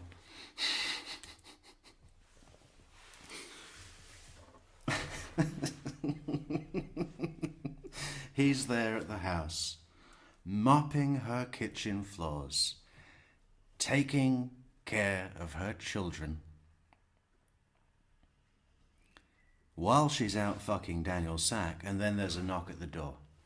And the knock at the door, which Jeff answers, obviously, probably in a little pink apron. And it's a delivery. A box of chocolates from Miguel. Her relationship with Miguel was ongoing. I don't know to what degree, but she saw him in October 2013. She went to D.C. and saw him. That's after we were dating, and I believe she met up with him a few other times. But she told me both Miguel and Mihil she was interested in being in a relationship with, but they could not live in Tallahassee. So that was one of the other motivations for wanting to get out of here. But Miguel had been in Tallahassee? He'd been in New Orleans. He'd been close enough. They could kind of see each other on weekends. How'd they meet? They met at the 2000. If you Google his name, the first thing that comes up. If you Google their names together, they both traveled Europe together in 2009. As some Wendy and Miguel. Yeah, he hated Danny though. But give me a specific, Jeff. Yeah, Miguel went to Europe with Wendy as a group of like 10 professors. And he came to stay with Wendy. He came through Tallahassee, I guess. And he left early because he couldn't stand the way Danny talked to Wendy. This is while they were married? Yeah, this is 2010. Okay. I've always assumed the best of Wendy, that she was faithful to Danny, but Danny is described by her as very controlling and overbearing.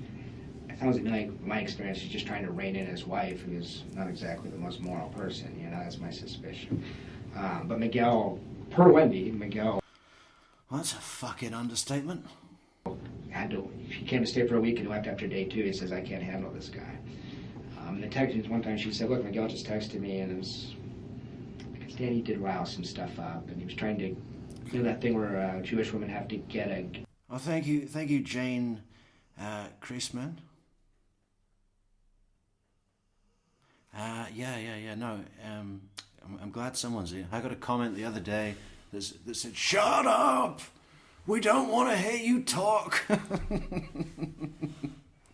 And then on a couple of the videos that I put without commentary, people are like, fact, Video without commentary, 30,000 views. Video with commentary, same video with commentary, 3,000 views. Give the people what they want.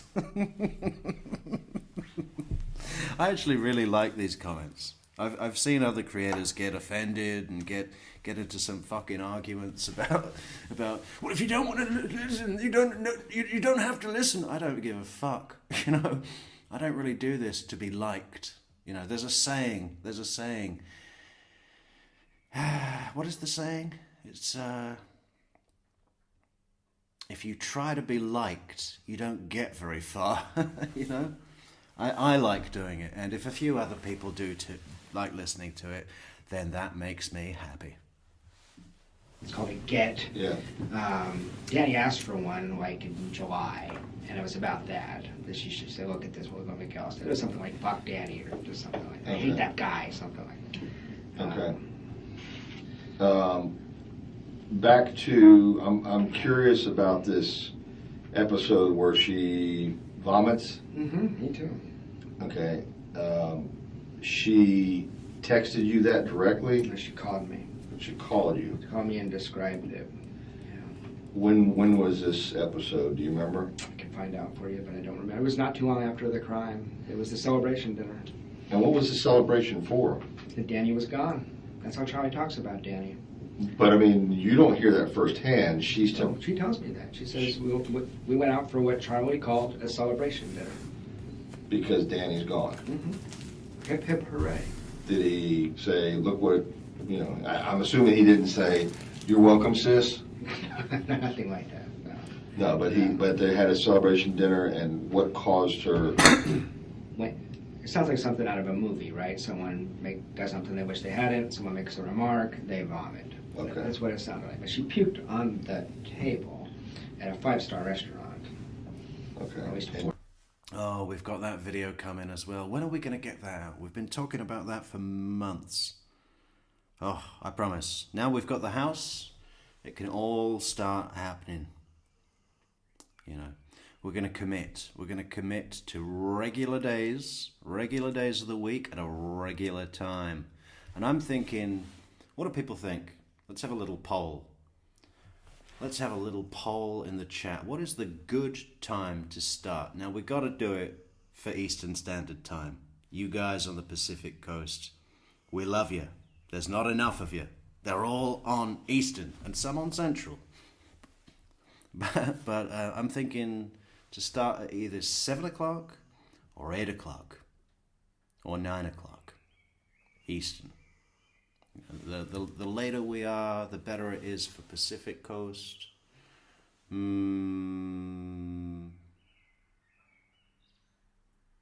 So if it's 7 o'clock in Eastern, then it's only 4 o'clock in LA. And everywhere on that line. Our good friend Sally, our good friend Monica. So maybe 8 o'clock would be better. Let's put it to a poll. And she texted that. She called me and told me that. She called you. Yeah, she did. We were still talking at that point. Okay. When I started dating that girl, that was it for us. We didn't talk after that. She was very hurt.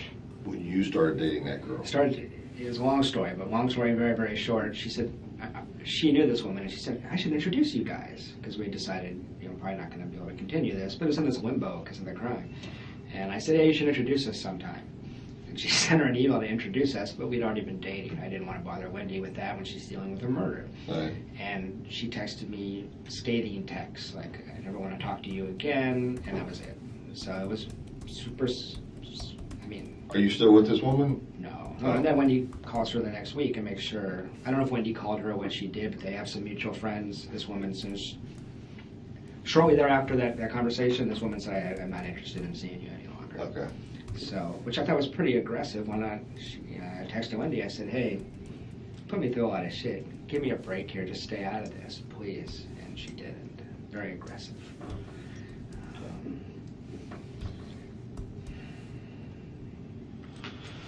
Let me go check on something. You good on water? I'm good, thank you.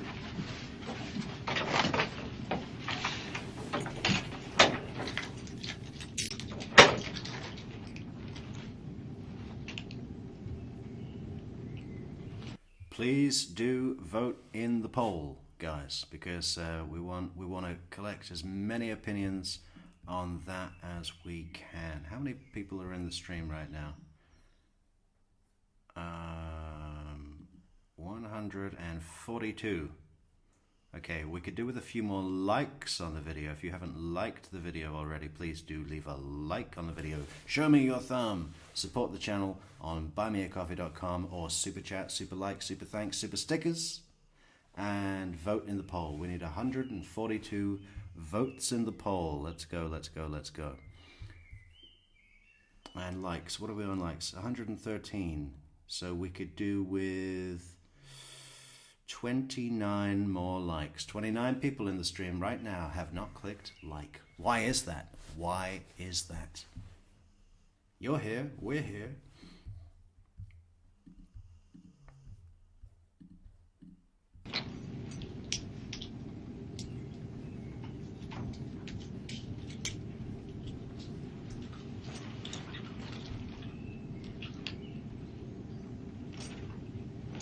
Maybe we should put out a survey. Let's put out a survey on Discord. Everyone come and join Discord. We'll ask questions. We'll ask questions such as, what should we do at True Crime Metrix to improve the shit out of this channel? We had a bunch of new subscribers from our Jeff Lacass video, which is great. We just crossed 3,000 last week, and we're already almost at 4,000. How many have we got right now? Let's check. Let's double check. We have 3,715. So if you're not subscribed to the channel, please do subscribe to the channel. Leave a like on the video. Like, share, leave a comment. And support the channel on buymeacoffee.com. And check out the merch. Links in the description, Discord links in the description, other links, great links, and vote in the poll. Thank you so much, guys.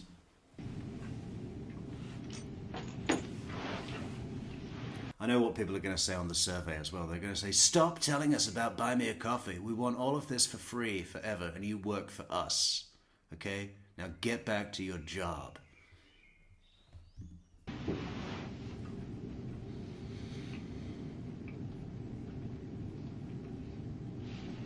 Oh, 5 new memberships.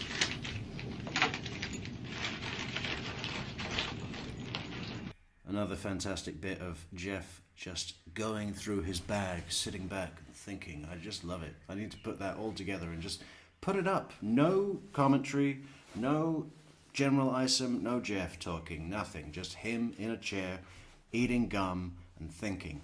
Thank you, Amy, for the gifted memberships. 5 new memberships. Welcome, Christina Anderson, Golfer Girl, Kimba, Queen Olive, and Kimberly McLean. Welcome, Kimberly McLean.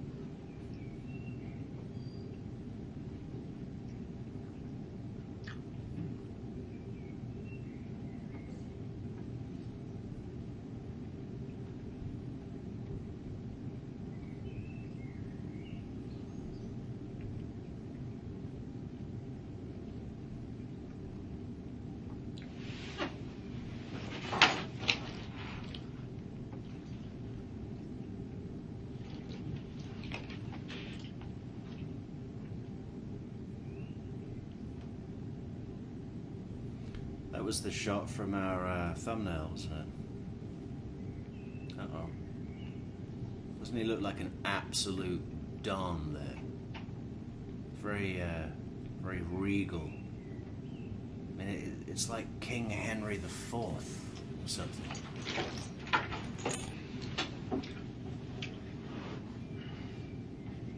I know not whether God would have it so for some displeasing service I have done, that in his secret doom out of my blood he scourge a vengeance on me to punish my mistreadings. Tell me else.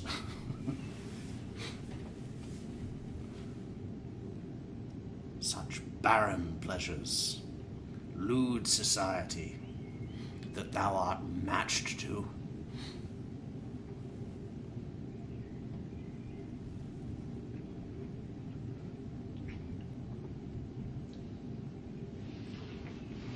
I can't remember the rest. It's a good speech, though.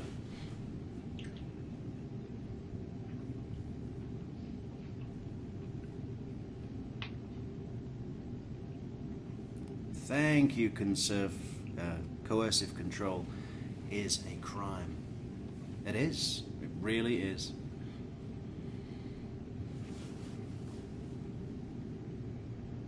Focused, that's what he is. Damn right, Acapella. He's going over, he's saying, have I covered everything? Am I leaving anything out? Am I leaving anything on the table?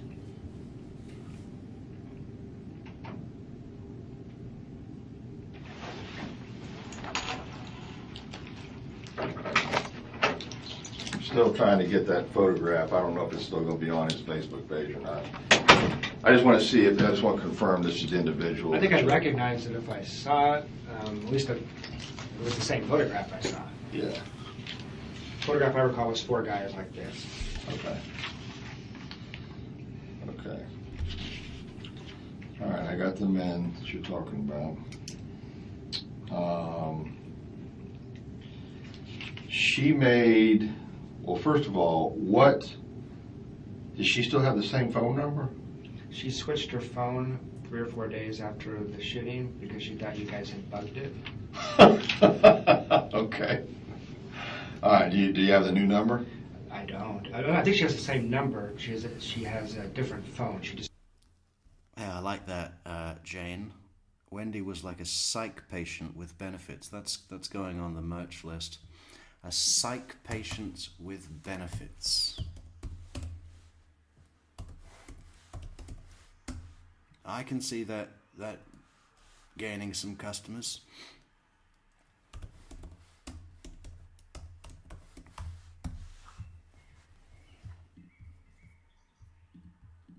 Oh, different handset? It's silly because they want to.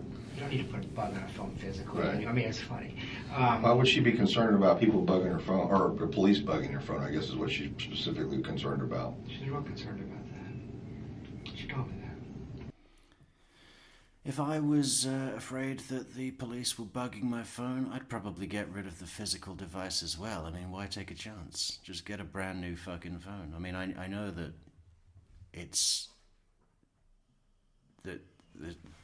doesn't need a physical bug on the phone, but the phone has MAC addresses and certain identification numbers that would relate to a history of calls. Just start a new slate. I don't have an issue with that, Jeff, to be honest. I think that's actually probably a good idea if you're, no one really knows what the deal is with covert surveillance by crime scene investigation units or whatever law enforcement agencies. Get a new phone.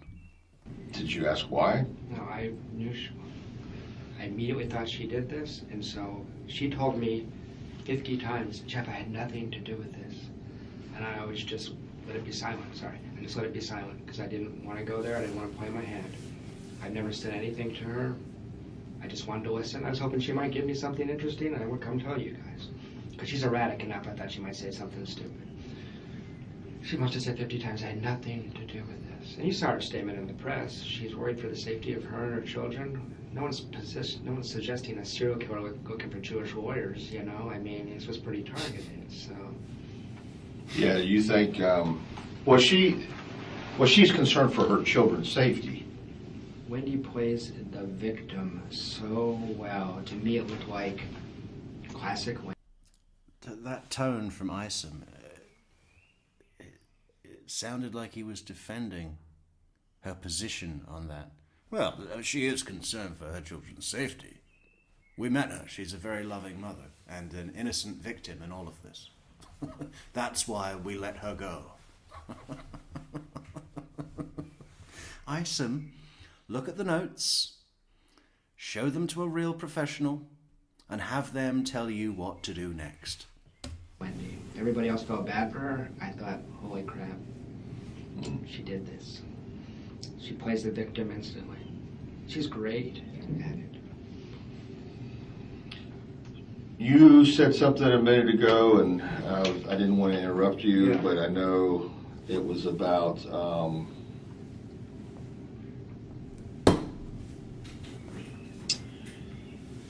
something about Charlie getting shot.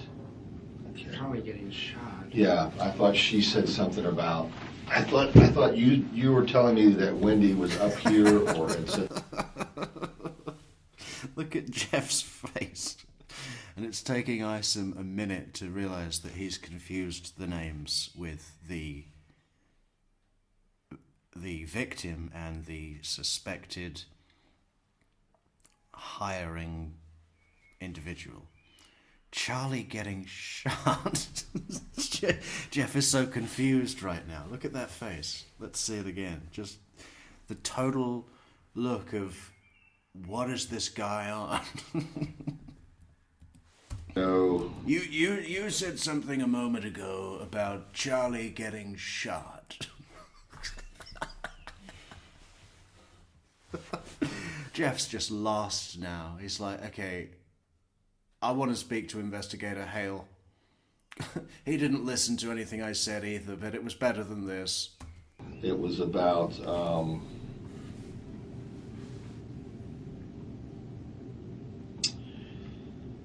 something about Charlie getting shot. Charlie getting shot? Yeah, I thought she said something about. I thought you were telling me that Wendy was up here or had said something about Charlie getting shot or Charlie getting killed or something like that. She referred to that. Danny or Charlie? I'm sorry, Danny. I'm sorry. I'm totally confusing you. Yeah, that's okay. That's okay. What about if he just picked a name that wasn't even in the story at all? Hasn't been mentioned once. You said something about Matthew getting shot. Okay. Which was 3 weekends ago. She was here for 4 days. And in the morning when she was here, it was a church ceremony in the morning, the party at night. And the morning one, she sobbed through the whole thing. And whenever anybody asked her, like, what? Okay, we should be back now. Somebody tell me if we're back. I can see it going up. So, are we back? Okay, Acapella says we are back. Okay, great. Sorry guys, my cell phone died and I had to plug it in and I thought it was plugged in and then it wasn't. And it ran out of juice and I had to plug it in and turn it on and now we're back. Sorry. What's going on? She didn't say I'm sad. She said I'm nervous, I'm anxious. I've seen a lot of grief. I'm a social worker. This is really an atypical reaction. It's real strange. And then the evening, she was pretty much... Yeah. And who do you choose to act like a well, not act like a grieving widow, but do your weird behavior in a situation where one might expect you to have some grief. An expert in grief. herself, but she was cracking jokes. She told some of my friends that she's changing their names to Adelson. She still hates Danny more than you would ever think. And no one has ever heard her say one sympathetic thing about Danny and Markel to this day. And it's just weird. Why would you be hanging on to anger? I mean, it's so... I can only think of one reason, to make the world make sense to you. In no way, shape, or form was that intentional. Know that. I love Detective Scott after that. He's done, right? Sarah Boone's like, know that! And Scott's just like, I don't. But yeah, she was cracking jokes, which sometimes people deal with pain in that way. I get that. But, I mean... How did she say it? How did he tell you she said it? You might have sent me a... Oh, here's what she said. There was one just general joke, but I have the other text. He said, my favorite quote from tonight, I overheard Wendy saying, at least it didn't happen to Jeff or the kids or somebody I actually cared about. Okay. So that was the vibe. You know, they split those two, they split. What a thing to say, huh? What a thing to say. Each boy has a picture above their bed of their dad that we say good morning to and good night to each day. Really? This town into two piles, you know, I mean, it was a nasty thing. But people that aren't me, because I'm careful, I haven't told anybody the story like I've told it to you. I've told people I'm suspicious, that's about all I've said. They find her behavior erratic, bizarre, scary, and people who are very close friends to her are coming to the point where they're like, Jeff, I'm have people stopping by my office saying, Jeff, is there any chance, it's just not the Adelsons in Miami, is there any chance they had something to do with this? That's the weirdest family, the vibe, you walk in the room and something's strange. I know it's all subjective, but it helps me to hear that, because I feel like I'm a crazy person for the last 6 months. I've been waiting for you guys to arrest some vagary, you know? I mean, and those names I give you, I mean, that's so you can you have all the data I have. Wendy with Charlie. I don't know who pulls the trigger, but there's a very strange relationship between those two.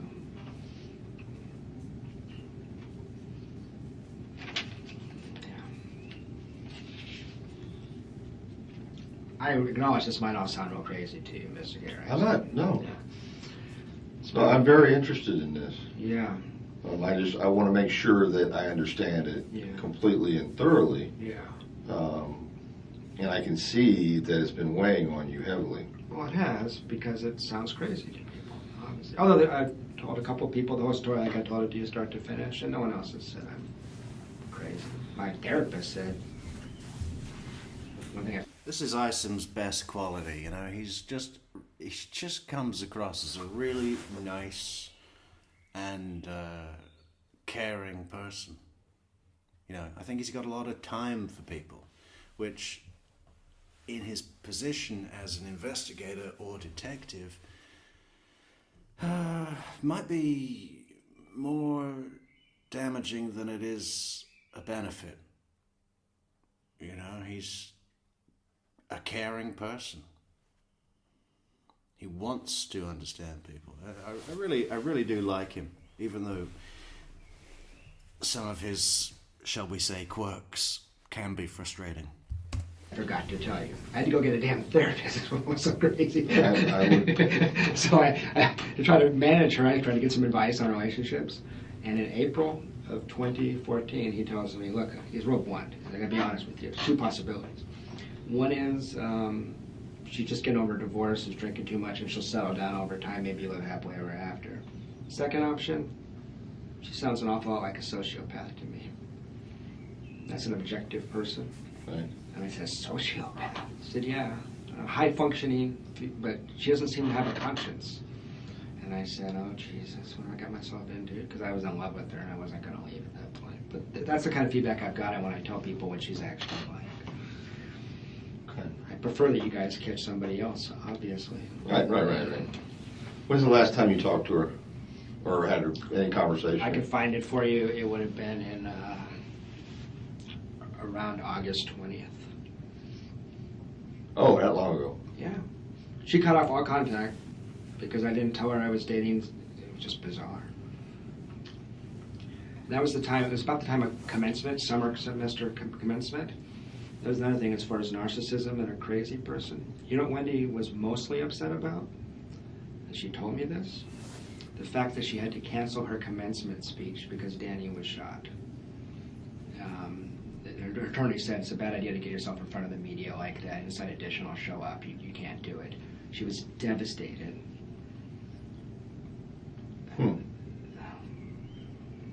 It's bizarre. I went back and looked. I wonder if that was John LaRoe at that point. Probably not, right? Probably not. Apparently you all have somebody, McPherson? Jay McPherson. Yeah. What's the relationship? She has something to do with Wendy? They claim that she was in the room with Wendy in the 9 hours you guys interviewed Wendy. No, she came up here. She was not in the room with her. Wendy told me she was in the room. Well, okay, let me correct that. That sounded weird to me. She came in the room, I think it was over the children. The children had to be picked up. Yeah, it did sound weird to you, didn't it, Jeff? It sounded weird to me too, especially when Wendy said to Jane, who somehow got into the police interrogation room, when Wendy said to Jane, Jane, who could have done this? And are they going to come after my kids? Or me? Who's next? Is Jeff this much of a lunatic? Yeah, it was weird, wasn't it, Jeff?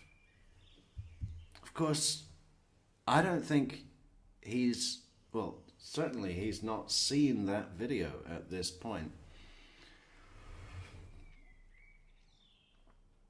Or being told by Jane or Wendy that those words were said. Is Jeff this much of a lunatic? I would be looking at Jeff Lacass. As a social worker, I would be looking into Jeff Lacass. Gotcha. And there was two ladies that were up here, and I can't remember if that was McPherson or not. Well, Jane was with her that day. Coincidentally, Jane's one of my doctoral students in our program. So she's getting her PhD in social work. I teach in social work, so I know her professionally. Right. Jane is the one I talked to for about 3 hours, maybe 2 weeks after the crime. They told me that Wendy and her circle of friends thought I did this. Jane told you that? Jane told me that. She said you had to be there if you were, and she basically made it sound. God damn it, this poll. Okay, we're gonna have to move across the Atlantic. Everyone's loving 9 p.m. starts for the stream, which is 2 a.m. for me. So if the stream is 3, 4, 5 hours long, yeah, that's okay. Well, that's what we've got to do. If that's what most people want, that's what we got to do. That's what we got to do. Or maybe we'll do a mix. I don't know. We'll see. We'll see. We've only had 33 votes, and we still have how many people in stream? 135. Did those likes go up? Yes, but not that much. Like the video, like, share, leave a comment. Like if you, and she's a confidant of Wendy. See, Wendy has told many people that I stalked her, that I falsely accused her of cheating on me, that I'm this very mean person, all this kind of stuff. And she has friends that are professors in other departments. She's slandered me pretty bad. So I just haven't responded to any of that. But I go to conferences and get weird looks from people. Anyway, Jane is the one that I was so puzzled because I'm a pretty gentle guy. I was always a really good father to those kids, essentially. And I didn't understand how anybody could think that. And I don't believe that Wendy could have possibly believed, like, why in the world would I go shoot Danny? Did I want to choke the shit out of her? Yes, but I would never touch a woman, and I've been in a fist fight. You said, you just got through saying what I want to choke the shit out of her. Yeah, her, not Danny. Right. There was a few times where I took a time out. I teach anger management classes, you know. I would raise my voice to her that one time, because you couldn't. She would collapse. Okay. But Jane knows Wendy as well as anybody. Jane doesn't think any of this. Wendy's pretty good at fooling people. Although some of this information is publicly available, I should add. Like, she's a Truman scholar. If you go on the web and look at her statement, she says, "I hate Tallahassee. You're a bunch of country bumpkins." That's basically what she says. You know? Although I think she told a lot of the locals What they that wanted she to- was satisfied, she wanted to make the best of things, and that she actually. No, that is what she said. But not when the door closed and it was just me and her in the Yeah. house. Then it was. I mean, I got tired listening to it. I think it's a great place. I deliberately moved back here. I couldn't went anywhere. I mean, so. But it wasn't for her, and she made that clear to you, is what you're saying. On a daily basis. You couldn't pull up to the movie theater without hearing about how the movie theater in Miami is better. Okay. She was obsessed with it. You know, her and Danny thought they'd be here a semester. They got stuck here. So. And then and all she'd been wanting to do is get back to South Florida, and she made that quite clear to you. Quite. I mean, it was kind of cold actually. She basically told me, if it's between you and South Florida, I'm going to South Florida. Okay. I'm trying to think if there's anything else. I heard that the FBI had maybe talked to her brothers. Oh, that's another thing. Their brother Rob in North New York. He's I don't think he had anything to do with this, but something very weird about this family. There's some emails between us where when he visits the house, he doesn't even talk to the parents. There's just some sick dynamics where Wendy at one point told me when Dad was extremely violent, and I thought, well, this makes sense why you're so gun shy and hair trigger. And then later I said, with your history of family violence, she said, I never said that. So there was a lot of inconsistencies in line, but I don't think Charlie's been up here. If you were, your experience and instincts, you were to talk to Charlie, I assure you, there's something off about that guy. What about this FBI thing? I heard through the grapevine that the FBI talked to Rob up in New York. That's what Wendy told you? No, I think that's what Jay McPherson told me. Okay. So, and I try not to believe everything I hear because misinformation's everywhere. Well, if Jane McPherson heard it, she most likely got it from Wendy. Yeah, well, that's true. That's true. But he's like an outside, he's not really a part of the core family. They don't have a relationship, basically. Okay. And the impression is he's a guy who wants nothing to do with his family. There's something that happened in that house and he wants nothing to do with it. Okay. And I just think there's, that's the other theory, which will sound super crazy, but the people that have visited the house in Miami said to me, has anyone considered maybe the whole family's in on this? I mean, I said, people don't do that. I said, well, you go in that house, it's real strange in there. It's real secretive. It's real weird. Have you met her parents? I have. Is there anything that you can tell me about them? You know what autism is? Autism, yeah, yes. Yeah. The dad and the brother Rob have this reputation of being like that. They everyone in that family suffers from a severe lack of empathy for other people. Okay. She learned that somewhere. Pillars of the community. You get on his website. I mean, years ago I went on it. He was polite to me, but how many years ago? Of being like that. They everyone in that family suffers from a severe lack of empathy for other people. Okay. She learned that somewhere. Pillars of the community. You get on his website. I mean, years ago I went on it. He was polite to me, but years ago. No. Dad's polite. Mom's kind of rude, actually. I know that father has been speculated about. They hate Danny in a way. I have a life. I've been through a divorce. I get life. I've never seen this kind of obsession. Like their hobby is hating Danny. It was like really strange. I mean, and I fell into this because Wendy could convince you of it, and maybe she convinced the parents. But they were going to put a. You said you looked at some emails, but not others. At one point, Wendy was going to get a restraining order against Danny, which in retrospect is bizarre because he was a good dad. But she had Gary. You know who Gary is? Gary is a lawyer that he's one that offered Wendy the job so she could relocate in the summer of 2013. He runs a tort firm suing drug companies. He offered her $1 million job, and I wondered about him too. It's not sexual; it's more of a father-daughter thing. But they're close. Gary. I don't know his last name. Where does he work? He's a lawyer. He works in Miami. Okay. He owns a tort firm, and their emails. I mean, she sent this document. It was she had compiled every email, like between Danny and Wendy, for like a year and a half. And the idea was to make this legal case that Danny is harassing her and stalking her. She always goes to this. She told me Danny was a stalker because he looked out the window one time and saw her walking down the street without the kids, and he goes, "Where are my kids?" I have right of first refusal. If you don't have the kids, I should have the kids. Wendy claimed that was stalking because he said, you know.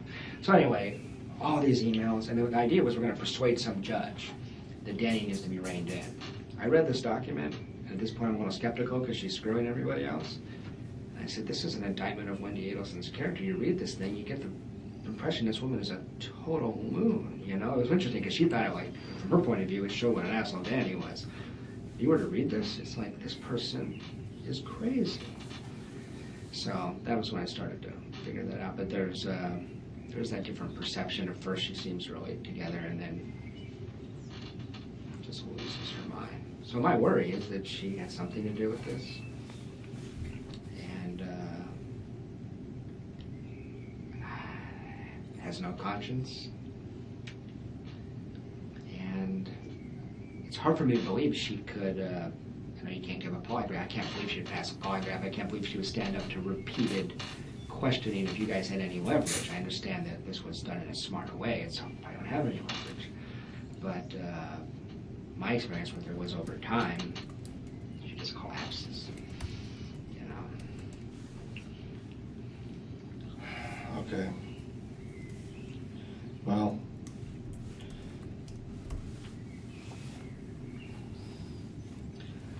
I get I understand that, you know, that you never heard Charlie say anything derogatory about Danny. Oh, are you kidding me? Yes. Yes. Did you hear him say anything in a threatening manner? No. Well, I myself said I'd like to kill Danny Markel. I told you guys that because Wendy told me he was sated. I don't want to make it up. In that hot tub, this is what this family talks about. In that hot tub, I don't remember.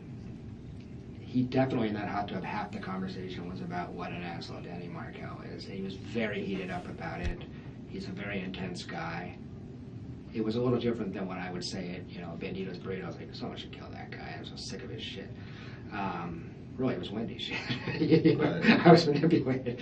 The brother, I mean, they were married 9 years. They have 10 years worth of the bullshit to be upset about. And the rant and rave about how he handled the wedding. How he handled the wedding? You know, kosher versus not. Remember when he did that at the wedding? What? Sure. I mean, it's like they're.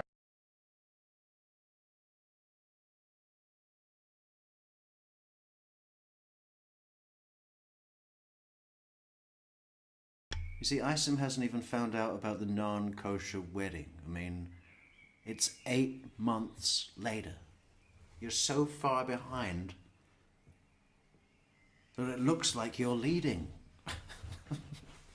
Hobby. It's bizarre. And I didn't have that written down. When was the hot tub conversation? That was right after the March 12th? Yeah, it would have been like March 17th or 18th. It would have been the Sunday at the end of spring break last year.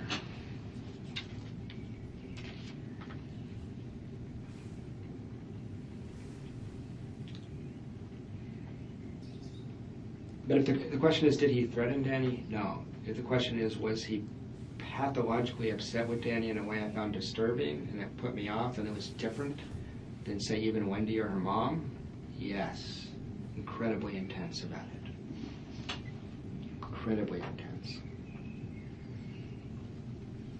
Charlie's so difficult to get along with, he doesn't have one dental office. He works at 5 dental offices and they can only handle him 1 day a week in each office. Really? Yeah.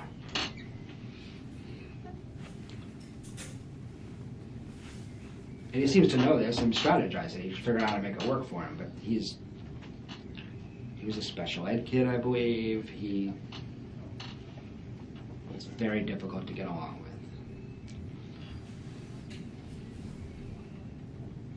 What was that?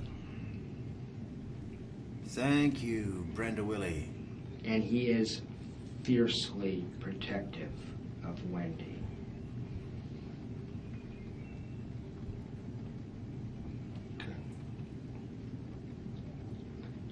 He had suggested seriously that they convert to Islam. Thank you for the coffee, Brenda Willie, who says, looking forward to you at Donna's trial. You know it, Brenda. The whole family? Just Wendy and the kids. Islam? Islam or Christianity, one or the other. Just to screw with Danny. So they're not very devout in their No, Jewish they're religion. they're atheistic Jews. Pardon? They're atheistic Jews. You know, Jews that don't really believe in God. They do it culturally. They eat the food. These people don't have ethics or morals. I mean,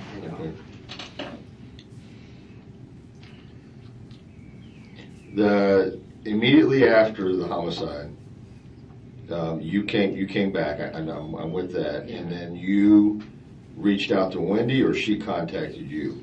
10 days later, she texted a mutual friend, acting as if I would be upset with her. Right. And I said, tell her to call me. She did. At 3 in the morning. She wasn't sleeping well.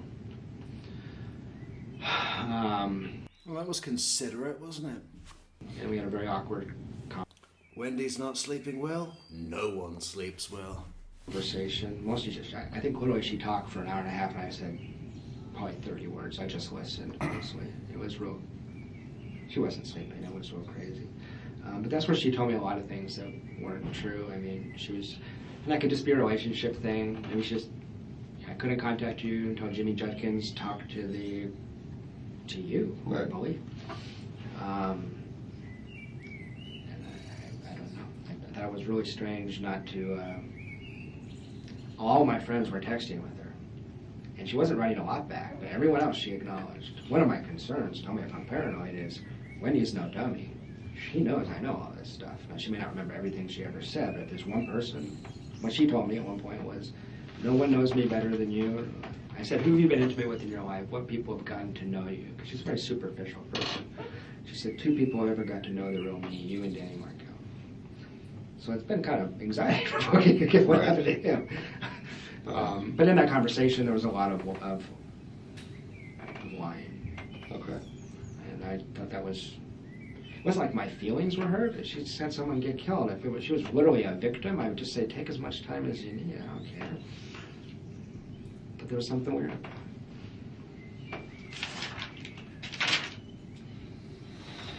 Okay. Let me see if this picture's available or not. Okay. It may be off.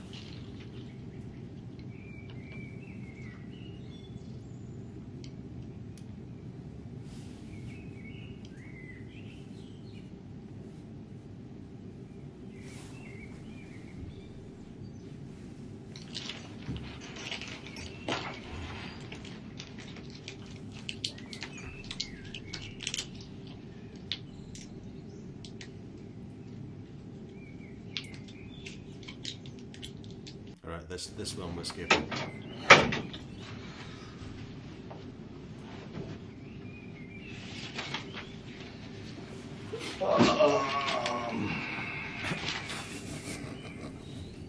What? Obviously.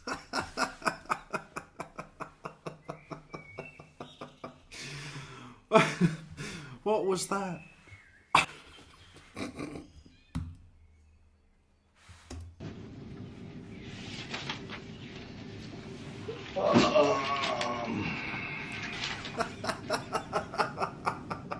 Obviously, if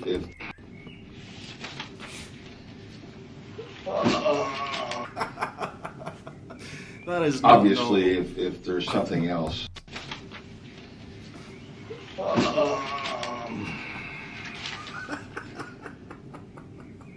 Obviously, if there's something else, you know, we can meet again. I got one other quick thing for you, actually. Absolutely.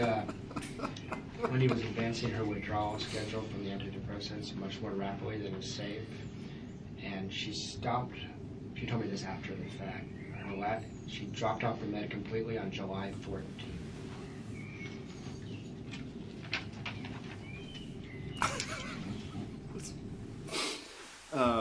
Acapella. I'll put it in the outro, which I still have to produce. Yeah, I love that. Just maybe no music, just repeated for like 45 times.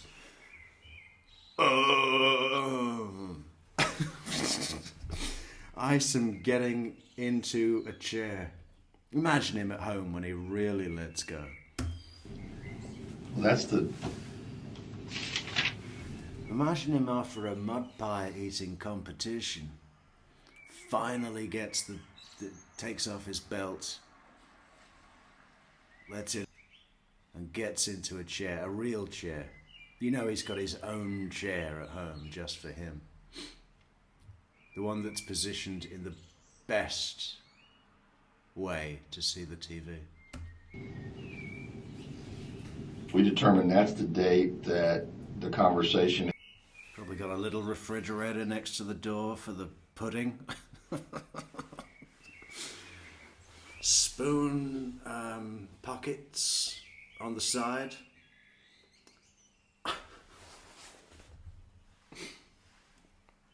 No napkins necessary. He'll just use his pants.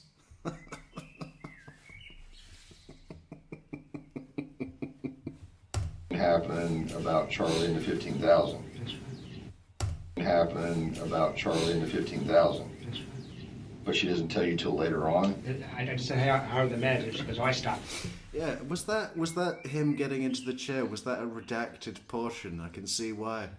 That was, I think, the first day I was back, which was Monday, July 14th. That was my first day off. So she was off of them completely on that day. Okay, so... Which, by the way, people have impulse control problems at that point, so that might be why she said that. I mean, it's... But she's telling you this was... My God, there's still 25 minutes of this? That's too much, man. When? In August sometime. Okay. She just stopped cold turkey? Or... I don't know. I just know that it's supposed to go down. Yeah, that's right. Nan. The video, we've made the new portions. This is the whole video, but the new bits are in black and white. Yeah, should we just cut it off here? Are people still here? I didn't know this was going to go on for so long. I thought it was just about to end. And the previously seen and released bits are still in cover, which is a good way to break it down. If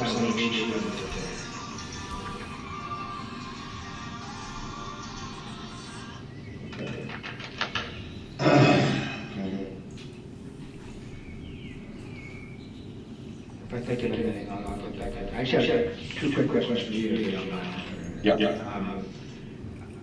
This is completely selfish concern around me in this situation. I'm wondering how long it is you're for the media or journalists are poking around looking at this case. I'm worried about my potential exposure to the professor versus. This is an open case.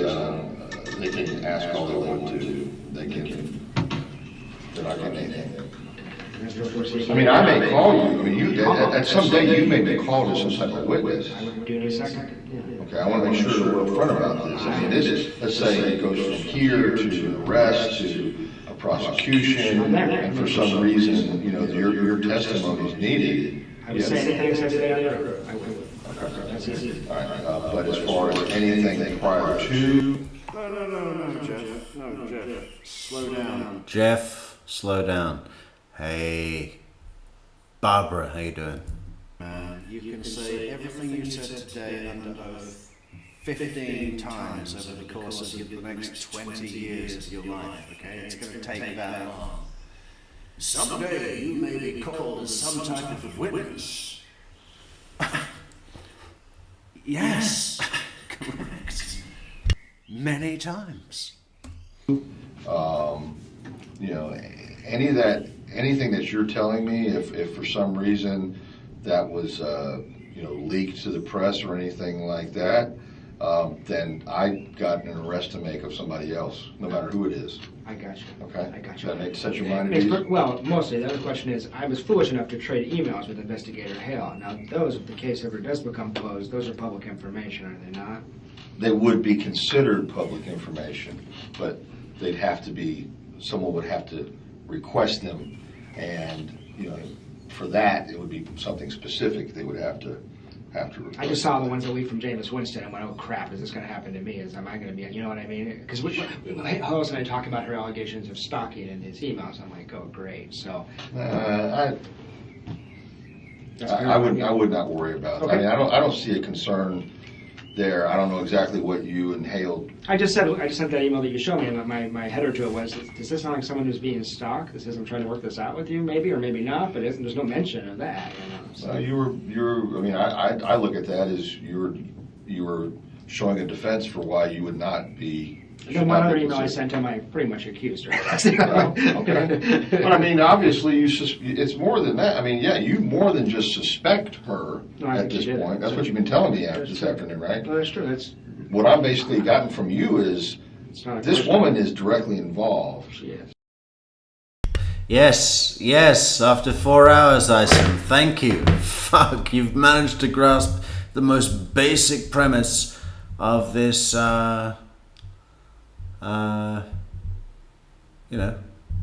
meeting. Interview.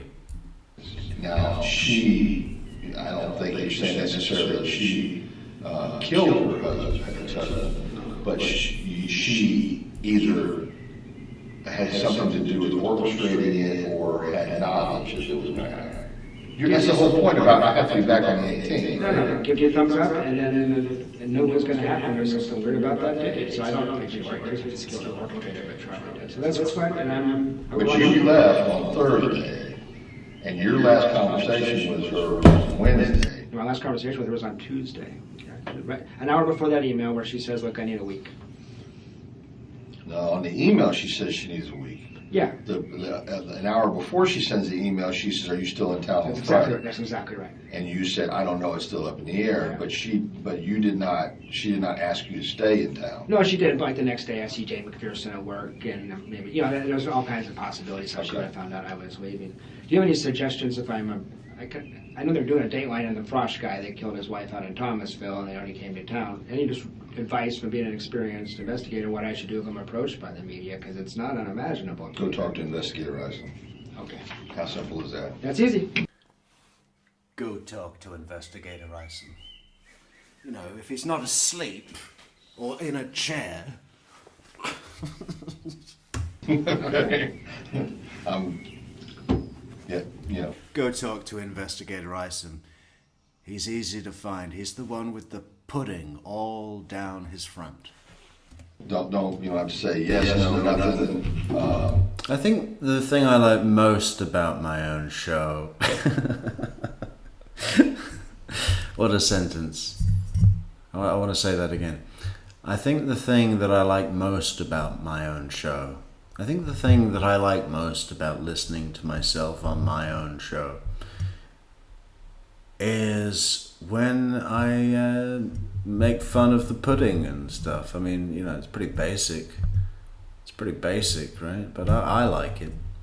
The rest of it's terrible. Everyone should unsubscribe. I don't know why you listen to me when you could be out there listening to STS or the other ones, Spoonface or what was it?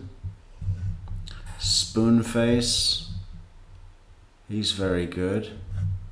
Find a better channel. Don't listen to this. You're a U.S. citizen. You don't want that. There's nothing. Yes, they have First Amendment in their favor, but that doesn't mean you have to say a thing. No, I appreciate that, but I watched Dateline when I can just imagine that me being presented with pseudo suspects. That's how they do it. You know, they that would be. I don't think they're going to do that. There's a lot of that could be libel. A lot. I mean, I don't have you listed as anything. Yeah. At this point. Good. Okay, so no, you don't. You shouldn't have to worry about that. But if anybody approaches you. Well, fucking hell, Isom. I mean, you should have him listed as something, you know, just not suspect. You know? Good witness. You know, he should be top of the list under good witness. Fucking list him as... I don't have you listed as anything. I don't even know your phone number. By the way, what would be the best way for us to get in touch? If you might be called as some type of witness someday. Yeah, I don't have you listed as anything. Well, you know, you can and you should. Contact number, date of birth. Put him on the list. Put him on a good list. I've been in contact with the Tallahassee Police Department. If you feel like it's necessary to put a specific name, throw my name. It's a pretty juicy story. I can imagine. No, I realize that. It's a great story. Oh, believe me, there is a lot of extra crap around this whole thing that is really not making my job any easier. Yeah. So, but you know, as I've had to express to other people, my only.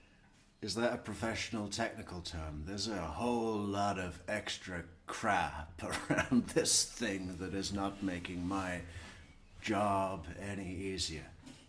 Nothing to do with the severe sugar low I'm on right now from the diet soda that my wife makes me drink.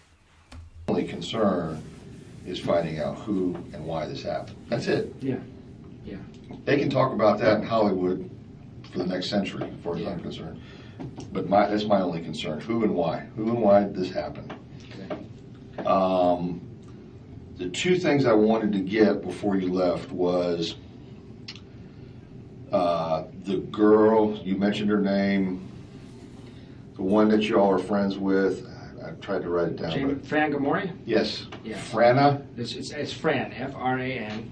It's actually Francine Gamori. Frana what? Frana? That's not even a name. He takes a name, mishears it as a name that doesn't exist. Jeff says Fran, which is like normal. And then Detective General Isom says Frana. What the fuck is... CIA. Gamori. G-O-M-O-R-Y. Fran Gamori sounds like a pretty delicious dessert. I think Isom is about to run out of the room and order a container. What was it? Let's do the soft G. Fran Gamori. I'll have a cup of the Fran Gamori pudding with Black Forest Gâteau. G-O-M-O-R-Y. Okay. And she's actually my mentor's wife. She works with me. She's known Wendy since they got here in the Jewish community. She's been down to visit the house a few times since the crime, and when she hung out with Wendy when Wendy visited Tallahassee. And I remember, the Grossmans. That's I think where Wendy stayed when she was here, was with Al and Lynn. Okay. So, what, you have a number for Francine? Sure, I do.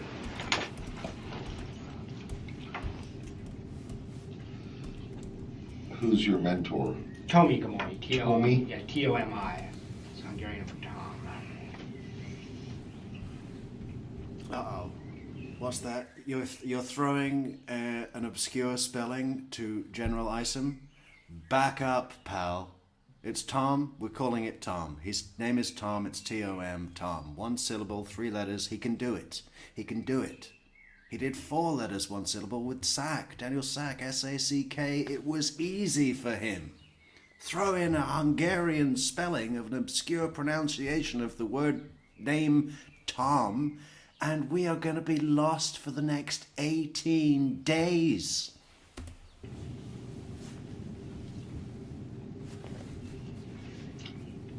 She's 212-6974. That's an 850? Uh-huh. 212-6974? That's her cell phone, yeah. Okay. Now, she's the one that you said went to South Florida, but you also said it was basically gave you some information about what she talked to. Wendy was talking through her for a long time after the crime. Okay. So she's exchanged many texts with Fran guided her through the whole divorce. Fran knew Danny. Fran was very skeptical of me when I first started telling her these sorts of things. At this point, because we're very close, they're like family. At this point, she's really worried that I'm onto something here. We all are, you know. So Francine. It's Fran. Okay, Fran. Good morning.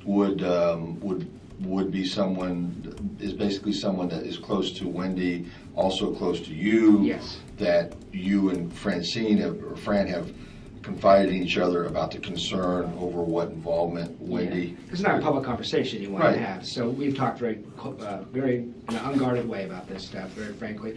I haven't told her some things. I've never told her that she said Charlie looked into having her killed. I mean, there's some things I just kept off the table. Right. But she knows my concerns, and she came back from those trips very disturbed by what she In the household. Yeah, just intuition, but yeah. She's not reached out to us.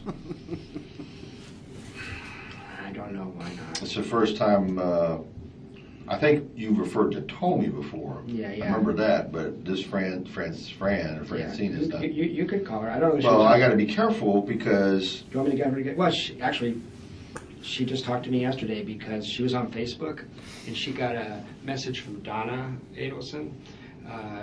She had a picture on her Facebook page of Danny and Wendy and a bunch of people at the table for some Jewish holiday 7 years ago.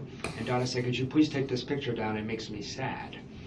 And Fran was like, "That's the most bizarre thing." It's on Fran's Facebook. Yeah.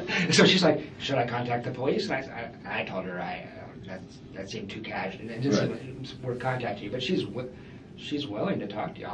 Should I talk to her and have her call you? Well, if she's but willing. then you have to divulge, that obviously, you've had a conversation with me. No, she knows that. I told her. Okay. I'm looking out for your interest in that part. Yeah.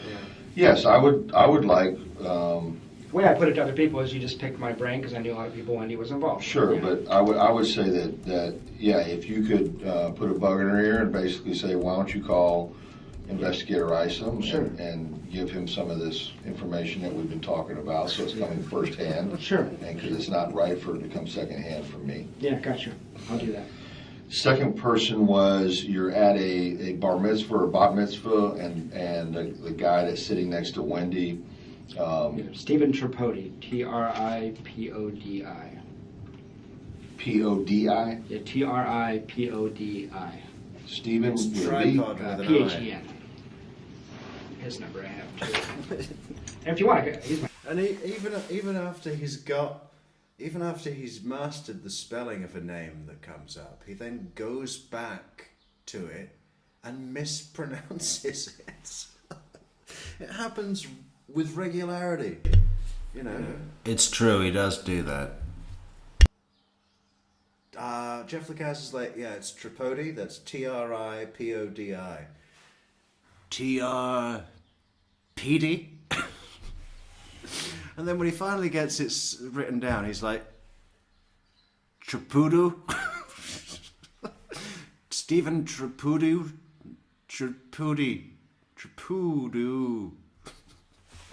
My best friend, I can just have him contact you. He knows all That'd of be this. Give me his number anyway, Yeah, so yeah. I know. I try to keep these people straight. Sure. This list is getting quite long. I know. This is your best friend? Here, at least, yeah. Jeff's demeanor seems a little bit I don't know if elated is the correct word, but he seems to think that he's got something over the line this time, right? It's an achievement vibe he's putting off, which is good. Trailer by 8 years. He has an Austin number. It's 512-736-8792. No. Bearing in mind, it is still 7 years later, 7 years from this interview, and a month, 7 years and a month, until any Adelson is arrested. How crazy is that? This interview happens 7 years later, one Adelson is arrested. It takes a year and a half to convict him, then his mother fucks off to Vietnam, or tries, she's arrested, and it's been a year, more than a year and a half to bring her to trial.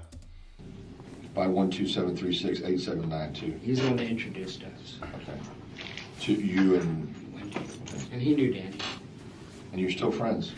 We are. Actually, actually, it's funny. He teared up the other day. He said, "I wish I never introduced you to that one." It's not your fault, Steven. And that's okay. He's a local guy now. He's at FSU. He's a tenure professor at FSU. Professor of social work. Of course. Yeah. It's either that or law. Yeah, that's about all of it. Okay. Yeah, if you could next week, if those, since it's spring break. Yeah. Does she work in that realm too, Fran? She's a social work professor as well. If you could get those two folks to I'll call me, I'd you. appreciate it. Yeah. And just give them my phone number, and they can leave a message. I'll get back to them. Yeah, no, I appreciate you being so responsive. I know you got to be busy, and this is going to be a hell of a case. Well, this is my case. This is my case, and this is I want to see this. I want to see this to the end. And I appreciate that. Yeah, unless you retire, which you probably should have done already. The amount of healing it would do in this community and in my small community if we could find out who did this. Oh yeah. And I know there's a lot of people frustrated, and everybody wants to know more of the story, and they want to know how come there's not more details coming out, and so on and so forth. Yeah, including you, Isom. You know, you haven't really made much progress. Okay, they've been working on the bus cams and the Florida Sun Pass and tracking the Prius. But that's all Sergeant Corbett's job. What have you been doing for 8 months, Isom? Read into it any way you want. I'm not saying anything. That's Good for you. So you also haven't asked. I mean, I know. Right. No, I'm fine with that. And Investigator Hale did tell me at one point, and I think one of the reasons, I don't know if this is helpful or not, but I was pitching him this, and I just couldn't hear me. I felt like, but he said we have evidence. We're analyzing it. Yeah. So that's the one thing that. Well, you don't have to be a detective, let alone or a rocket scientist or anything else to figure out that there hasn't been an arrest, so everything's still on the table. Sure. Sure. And that's as simple as you can get. And Stephen's the one that she was saying, and texted you. Yeah, he was running with that bat mitzvah. I mean, I don't know how useful it'll be. He's going to say, Wendy's still crazy Wendy, is what he's probably going to say, but he can tell you the joke she was making. Well, the first thing was it sounded like that she was joking about Danny getting his head blown off. So, yeah. But then when I specifically asked you what was said, it more sounded, it was a little bit less innocuous, but saying that she was glad it wasn't Jeff or her kids. The head blown off thing, maybe that's wrong. I'll tell you. I don't. Yeah. That's good. I just want to clarify. Yeah, that might have stuck in my head and be wrong. It might be simply like Danny getting killed or something like that. So. Gotcha. Okay, buddy. I think we're done for now. Thank you, sir. I appreciate it. I'll walk you downstairs.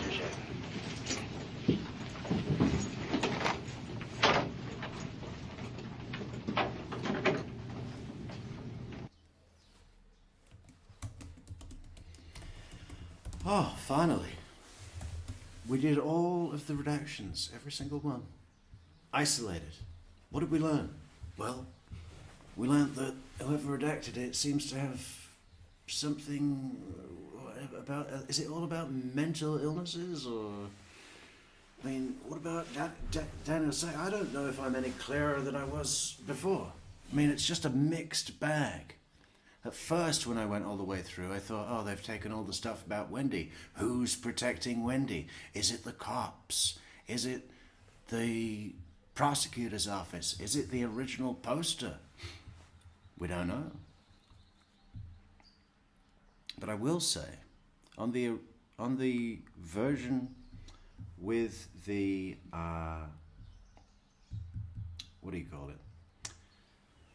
The original poster put up, the time code, the minutes and seconds, is taken off the screen. It's gone below the screen, which, you know, you can imagine if you're cutting bits out, right? If you're cutting bits out and the clock is jumping from 2 minutes 17 to 5 minutes 38, it would look kind of garish and obvious, right?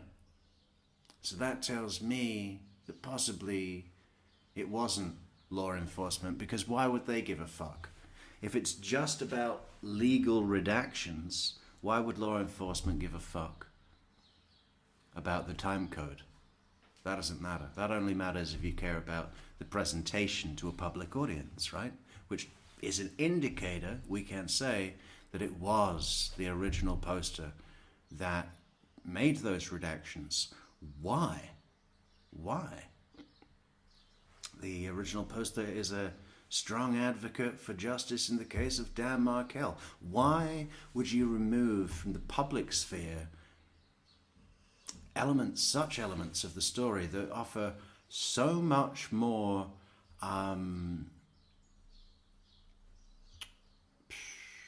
insight? I mean, not really insight, there's some really revealing stuff. A lot of it is incredibly making Wendy look bad. I mean, not necessarily. You know, the fact that she was on she was on psychiatric medication, that shouldn't make her look bad, for example. But it's not how she wants to be portrayed, right? She doesn't want that out. And now we've put it out. What do you think about that, Wendy? We know you're listening. We know you're listening. You're probably a subscriber. You're probably that person who keeps saying stuff like, what was it? Where did we get that? I think it was today. Let's see if I can find it. This message was so funny. I didn't respond to it because I got the feeling it was just one of those morons that want to say the most ridiculous thing in the hope that there will be a huge pouring of outrage and they'll just feel like they hit the first domino, right? Some people get a real kick out of that. Weirdo freak. But I'll mention you on here. This user said on our Adelson Wiretaps video about Charlie. It's called Charlie and Donna's Not So Subtle Cryptic Codes. And the message reads, I think he, being Charlie, was wrongfully convicted based on testimony of true thugs seeking early exit from prison. Do I know the truth? Absolutely not. But there was reasonable doubt. Those of you who don't think through evidence, of course, hate these people, but it's reasonable for them to be cautious on the phone when there are criminal trials ongoing. What?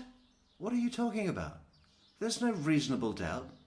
There's no reasonable doubt. He's caught red-handed ordering another murder. Slightly conditionally, but there's no bones about it.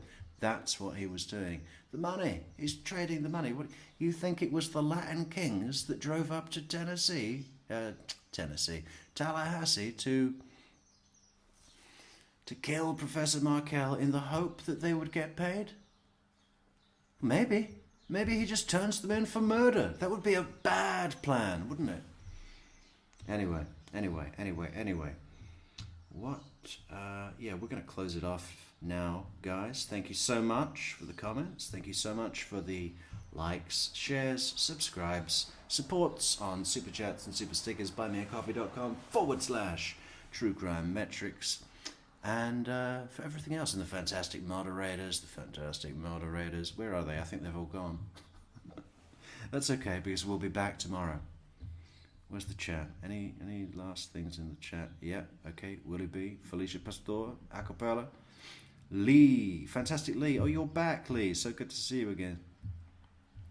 Lee loves the Adelson case, but who doesn't? What is Lee saying here? She says, Isom went to Miami when Katie was arrested. I'd love to see that footage. He was pissed by then, I'm sure. Yeah, they actually dropped him out of the back of a C-130 and he parachuted to the arrest point in a walker. Massive cop gut hanging over the walker as he landed. I think I can smell a burning smell, so I'm gonna have to go. What is that? Is it? I hope it's outside. Anyway, oh, is the sun up?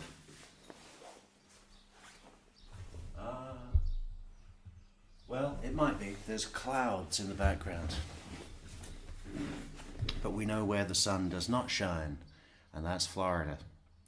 I mean, you know, right now, obviously, in general, you do pretty well. Felice Pastor. Why does it smell like burning? Okay. Mr. Pinto Peabody, great to see you, Mr. Pinto. Oh, we're just closing up, Sally. But yeah, check out the stream when you get a sec. And we'll be back. We'll be back tomorrow. Oh, what's our poll say? Let's quickly close the poll. We got 33% voting for starting streams at 7 p.m. Eastern. Yeah, how'd that work out, Metrix, you chump? You giant chump. You want to go on any more about nothing? Okay, we're cutting it off. That's it. I don't want to know about a poll that happened 3 months ago. I don't want to listen to myself anymore. It's ruined my evening. But we'll be back. We'll be back tomorrow with more jury selection. Maybe sodden trial. I don't know. I mean, Amy seems to think there's a good chance of trial starting tomorrow. I'm not so sure. You know, got those motions to suppress to deal with. And then more jury stuff. You just know that Jackie Fulford's going to go, I want to have until tomorrow to prepare my PowerPoint. You know, any excuse. Zellman, he'll be another one. Your Honor, the unforeseen circumstances. You know, he's always got this kind of excuse, which gets annoying. If anyone wants some merch with the great seal of the state of Florida on it, in cake we trust, head on over to the merch store at Bonfire. And yeah, other than that, I think he said we're starting at 10:30 tomorrow. Does that mean nothing is rolling? And Amy, do you know that? Did you catch that? Can we inform everybody? Because I mean, just keep an eye out for the stream. You know, we'll probably, if it's not going to start until 10:30, we'll be doing something before then, live. Anyway, right? We got a lot to get through. We've only just started. It's like we haven't even really started. I don't think we've started until opening statements. That's when it's on, right? Anyway.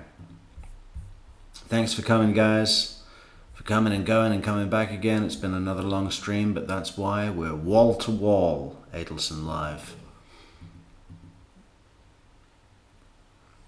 Yeah, the attorneys are to be there at 10:30. Okay, so yeah, we'll try and make something happen before then. Keep an eye out for the stream, the notifications. Click that bell, like, Subscribe, share, leave a comment, support the channel on buymeacoffee.com/True Crime Metrix, PayPal, Patreon, social networks, merch in the description for the video. We'll see you tomorrow, guys. Thanks so much for coming. Adios.